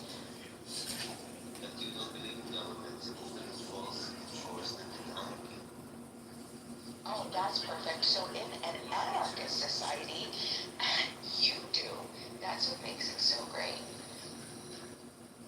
Well, this is a genuine, honest question. What's the difference between nihilism and anarchism? I genuinely don't know. That's pretty funny. Well, I can answer that. What's the difference between a nihilist and an anarchist? A nihilist believes that you don't need any ethical principles. All of the ethical principles, like treat people the way you want to be treated, those kinds of ideas are stupid. You shouldn't abide them. You shouldn't work with them. You don't need any kind of moral compass. And what was the second one after nihilism? Anarchist. An anarchist just believes that you don't need a state involved in human relations. That human beings can kind of gather into little fiefdoms if they want to. And they can actually negotiate how power is shared, how resources are shared, and they'll be fine if they just don't have a big daddy government trying to tell them what to do. So they're like two different planes of ideas, because nihilism is working on the ethical plane, and anarchy is working on the political plane. So it's kind of hard to measure them up against one another. No, I was just wondering what the differences in the two are. I think a lot of people use those words without realizing what they are or what they mean fully. So that's what I was wondering. Oh, Bema definitely uses them without knowing what they mean. Yeah, but they're approaching two different parts of philosophy. So if you want to be an anarchist, you could be a nihilist anarchist. You see, if you want to get into that, but essentially, one is how do you organize people, and the other one is how do you think about your morals. Yeah, but that's a pretty tame version of anarchist. A lot of anarchists are kind of extremists and believe in actual anarchy and chaos. No, that's not their William. That's not their philosophy at all.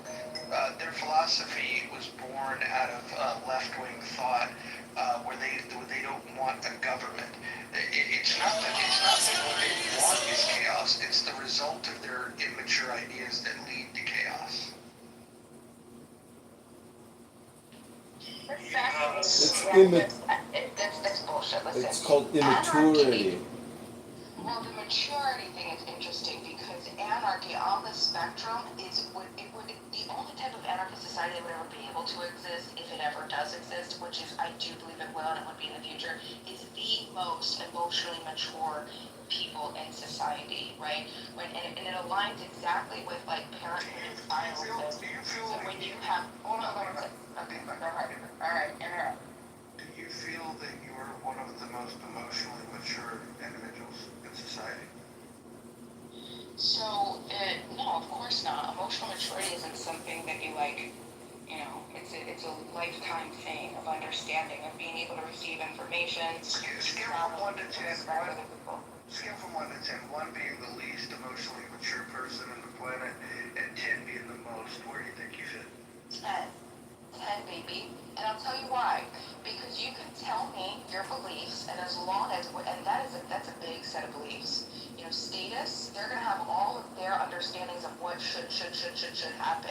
Society should look like this, and I want to enforce my preferences. Status in any type of it's all it is preferential force and coercion. You want to use violent backed coercion to force people to do what you want them to do. Federal, constitutional, republic or not. Right? That's what you want as statist, okay? As me, as an anarchist, I say, hey, look, as long as you're not violating another peaceful person or peaceful person's property, you can do whatever you want, and I'm going to respect it, and I'm going to be cool with it, right? So that is the Wait, emotional hold on a minute, because Roger, that sounds a whole lot like what you explained to me, your political views were years ago. No, I don't think you've ever understood what my political views are. I'm happy to explain them to you if you want to listen this time. I will. Yeah, I believe that the government should have three things. It should have a military, it should have police, and it should have courts. Full stop. Everything else is just extra. It's bells and whistles. Dima doesn't believe that government should exist at all. Dima has this fantasy that without government, that people are just going to self-govern and everything's going to be perfect. But when you have simple questions like, hey, who's going to own the nuclear weapons? She doesn't have a very good answer for that. Why don't you ask Dima what her answer is of who's going to own the nuclear weapons? He's going to destroy them someday? If it's an anarchist society, under whose authority would you destroy them? You would be destroying private property at that point, wouldn't you, Hillary? No, it wouldn't, because a nuke, I explained this, it's an indiscriminate tool. It is literally the threat, and it is the threat of freedom to everybody, right? It is to say that I'm not going to, I've got it. You would take it from people. Of course you would take it away. Of course. I think most people, and it's for the same reason. Hold on. Okay. And it's for the same reason that you agree why everybody shouldn't have it today, right? It's the same reason, for the same reason that you don't think everybody should have it. And wow, look, we came to the same conclusion that people having nuclear, isn't like, it's not like you own a gun, right? And that's different because you're able to point that, that's self-defense. You could store a gun without harming anybody. You can't store a nuke without holding everybody's like, what is that going on? Slow down, wait. You got me confused. You don't want government, but then who's gonna take away the nukes then? People will. People, because freedom that is the most important thing in anarchy, right? Is to be able to maximize freedom. But an indiscriminate weapon like a nuke threatens that type of freedom. So nobody would agree that society, just as we've come to the conclusion today. So let me hold on. So let me describe this. So Dima gets her wish.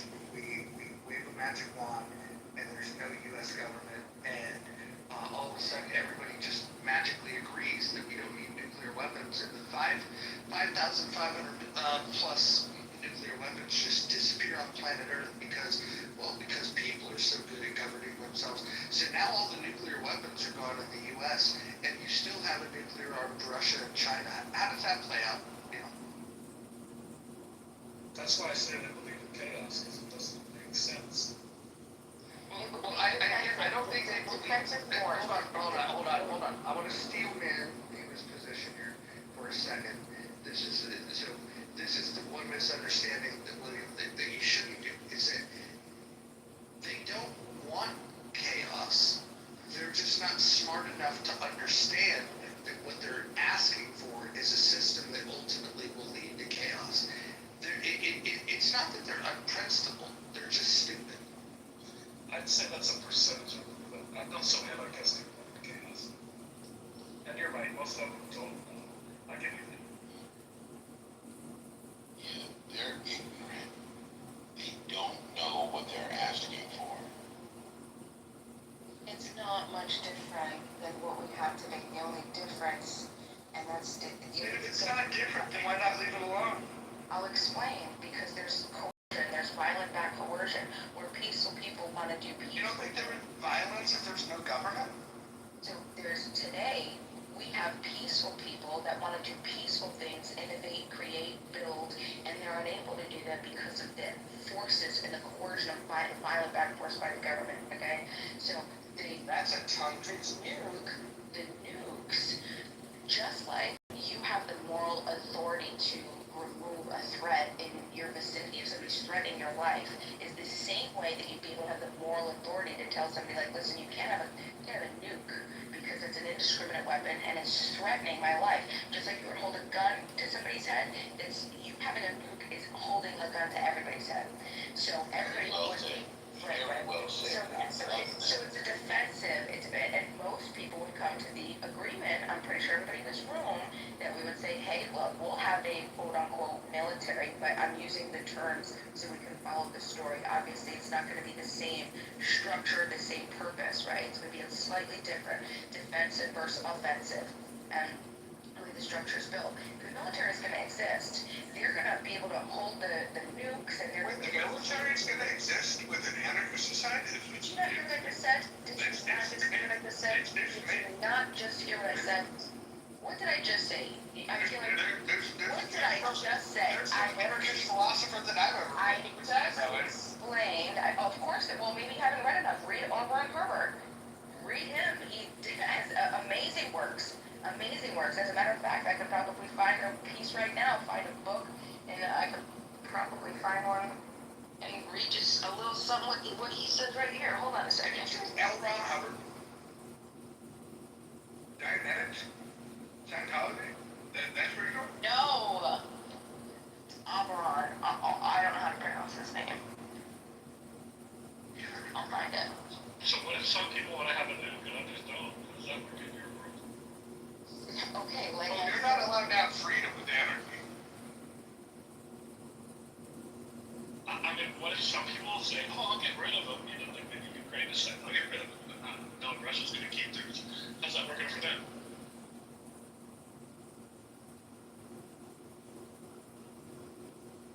I mean, in my little city-state, can I keep my nuclear?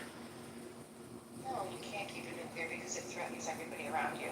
So likely the nukes, there wouldn't be nukes. So you're imposing some sort of rules, the ones that work for you, right? No, the ones with moral authority, rights, and who imposes this standard? Who imposes this standard? Anybody who has the self-interest to live. What are you going to do? Are you going to take them away? Do you think you can go to North Korea and take their weapons? How are you going to do that? What's your plan to take their weapons from them? Well, I mean, like, no, we wouldn't be able to. Obviously, there's going to have to be transition, so we're not talking about just running around like this is just idiotic, right? Most people, most of these other countries can't even fucking function, let alone you want to just go over there and yeah, they're not ready for something like that. But at a time where they're able to respect freedom, understand freedom, you know, understand that you can't. The only responsibility that you have in this life is to not harm another person. Okay, then it becomes. I mean, like it's simple. You can't own something that is going to threaten everybody. Just like you can't put a gun to somebody's head. It's the same thing. The majority of people have a self-interest to live, and we're going to say, no, you can't do that because you're violating my rights. Okay, so if I never use the nuclear weapon, and I don't want to use it on anybody, but I just want to keep it, is that okay? Because you're saying it's about threatening something. Right, so I'm not threatening anybody, I just want to have it because it keeps me warm at night. Can I then have it in an anarchist society? No, just because, just holding it and having it is a threat. Because it's an indiscriminate weapon. So where do you draw the line? How do we go down? So no nuclear weapons. Where else? At what point do you stop my rights and my little fiefdom of anarchy being opposed by some centralized force? I mean, I thought anarchy was decentralized. I'm really confused here. Can you like figure out who is the centralization of what I'm allowed to do and not allowed to do in my decentralized portion of it? Yeah, so it sounds a little chaotic to me. Well, it's similar, like I said. People are going to congregate like minds, and they're going to be able to put whatever their beliefs are, back. They're going to be able to back what what they think is going to be the best functioning, the most effective source. So William, if you say, hey, look, like imagine anarchy tomorrow. Oh, you find that Bima, I don't know, company or whatever, she's going to go around and make sure, like, it's her duty and her job to make sure that people don't have indiscriminate weapons. If they do have indiscriminate weapons of force that is going to violate my right to exist, then I trust that we're going to be able to, congregate. She's going to make sure that doesn't happen, that those people are found out immediately and that they're taken out, dealt with in whichever way that needs to be. And that's just basically what it's going to come down to. So the most effective. Basically lynching. What happens if I resist? So you want to come in and take my nuclear weapon away, and I say no. Then what happens? Well, then you die. Well, why do I have to die? What? Because you're the one threatening everybody else's life. So if you just... I'm not threatening. I just like it to keep me warm at night. It makes me feel comfortable. I like it. I love the glow. That's nothing to do with using it. It doesn't matter. Just having the weapon, even if you're Jesus Christ and you come down and you decide you just want to have a nuclear weapon, it doesn't matter. Just by the fact of having it, you're threatening everybody else's life. Even if you're Jesus Christ. Even if you're Jesus Christ. Really? Sorry, Jesus. Sorry, Jesus. Can't have the nukes, Jesus. That's I don't the think one Jesus rule. wanted a nuke, but okay. That's the one rule. It's the one rule. You don't harm other peaceful people. If you decide you want to have an indiscriminate weapon that is going to immediately commit an aggression. Who decides what is harming another person? As soon as explicit consent is violated. And I think most people would agree that if someone in this room decided to have a nuclear weapon, that you guys wouldn't agree to it, right? No, I'm not opposed to it. You're suggesting that the 7.5, almost 8 billion or whatever we're up to on this planet are all going to agree in one thing. You can't even get 8 people in this room to agree. I think everybody in this room is self-serving enough that none of us would actually set off a nuclear weapon. But I think just by having it, we would bring too much trouble and stuff upon ourselves and other people trying to take it from us. I don't think anybody in this room would genuinely want the responsibility or control of a nuclear weapon. Okay, but can I have a gun in your society? You do live in my society. You can totally have a gun. Hell, have two. Bima, so if you don't want any government, what about like the military? You want to get rid of the military? No, the military would be, so they wouldn't act like I said before. There still would be a defensive force system where a bunch of people that have all of the very effective tools and the structure and the organizations and the protocols and the training to protect you and your property, right? The only difference is they're not going to be going around and offensively engaging in other people's shit. Like, that's not going to happen. There are no offensive measures, just defensive. It's only to protect us. Bima, is there religion in your anarchy? But you Of course, just suggested whatever you want. nuclear weapons. One of them. Offensive force has to come and take it away from me. So how are you going to not be offensive to people who are doing things that the collective centralized committee that decides what's acceptable and isn't acceptable? How are you going to stop them without an offensive force? I really don't understand. Can you explain? Right, because if you have an indiscriminate weapon, you're the aggressor immediately because you're threatening other people's lives. Okay, so I'll grant you. So I'm the aggressor, and so you're only defensive, right? Correct. But you're still coming in and being aggressive. You're still deciding that what I'm doing, right? Well, sure, because that's the only rule. You only have one rule in this society. So and that's what happens if there's? Well, hold on, William. You got to understand the philosophy that she's espousing, right? So Perdone, who is an anarchist,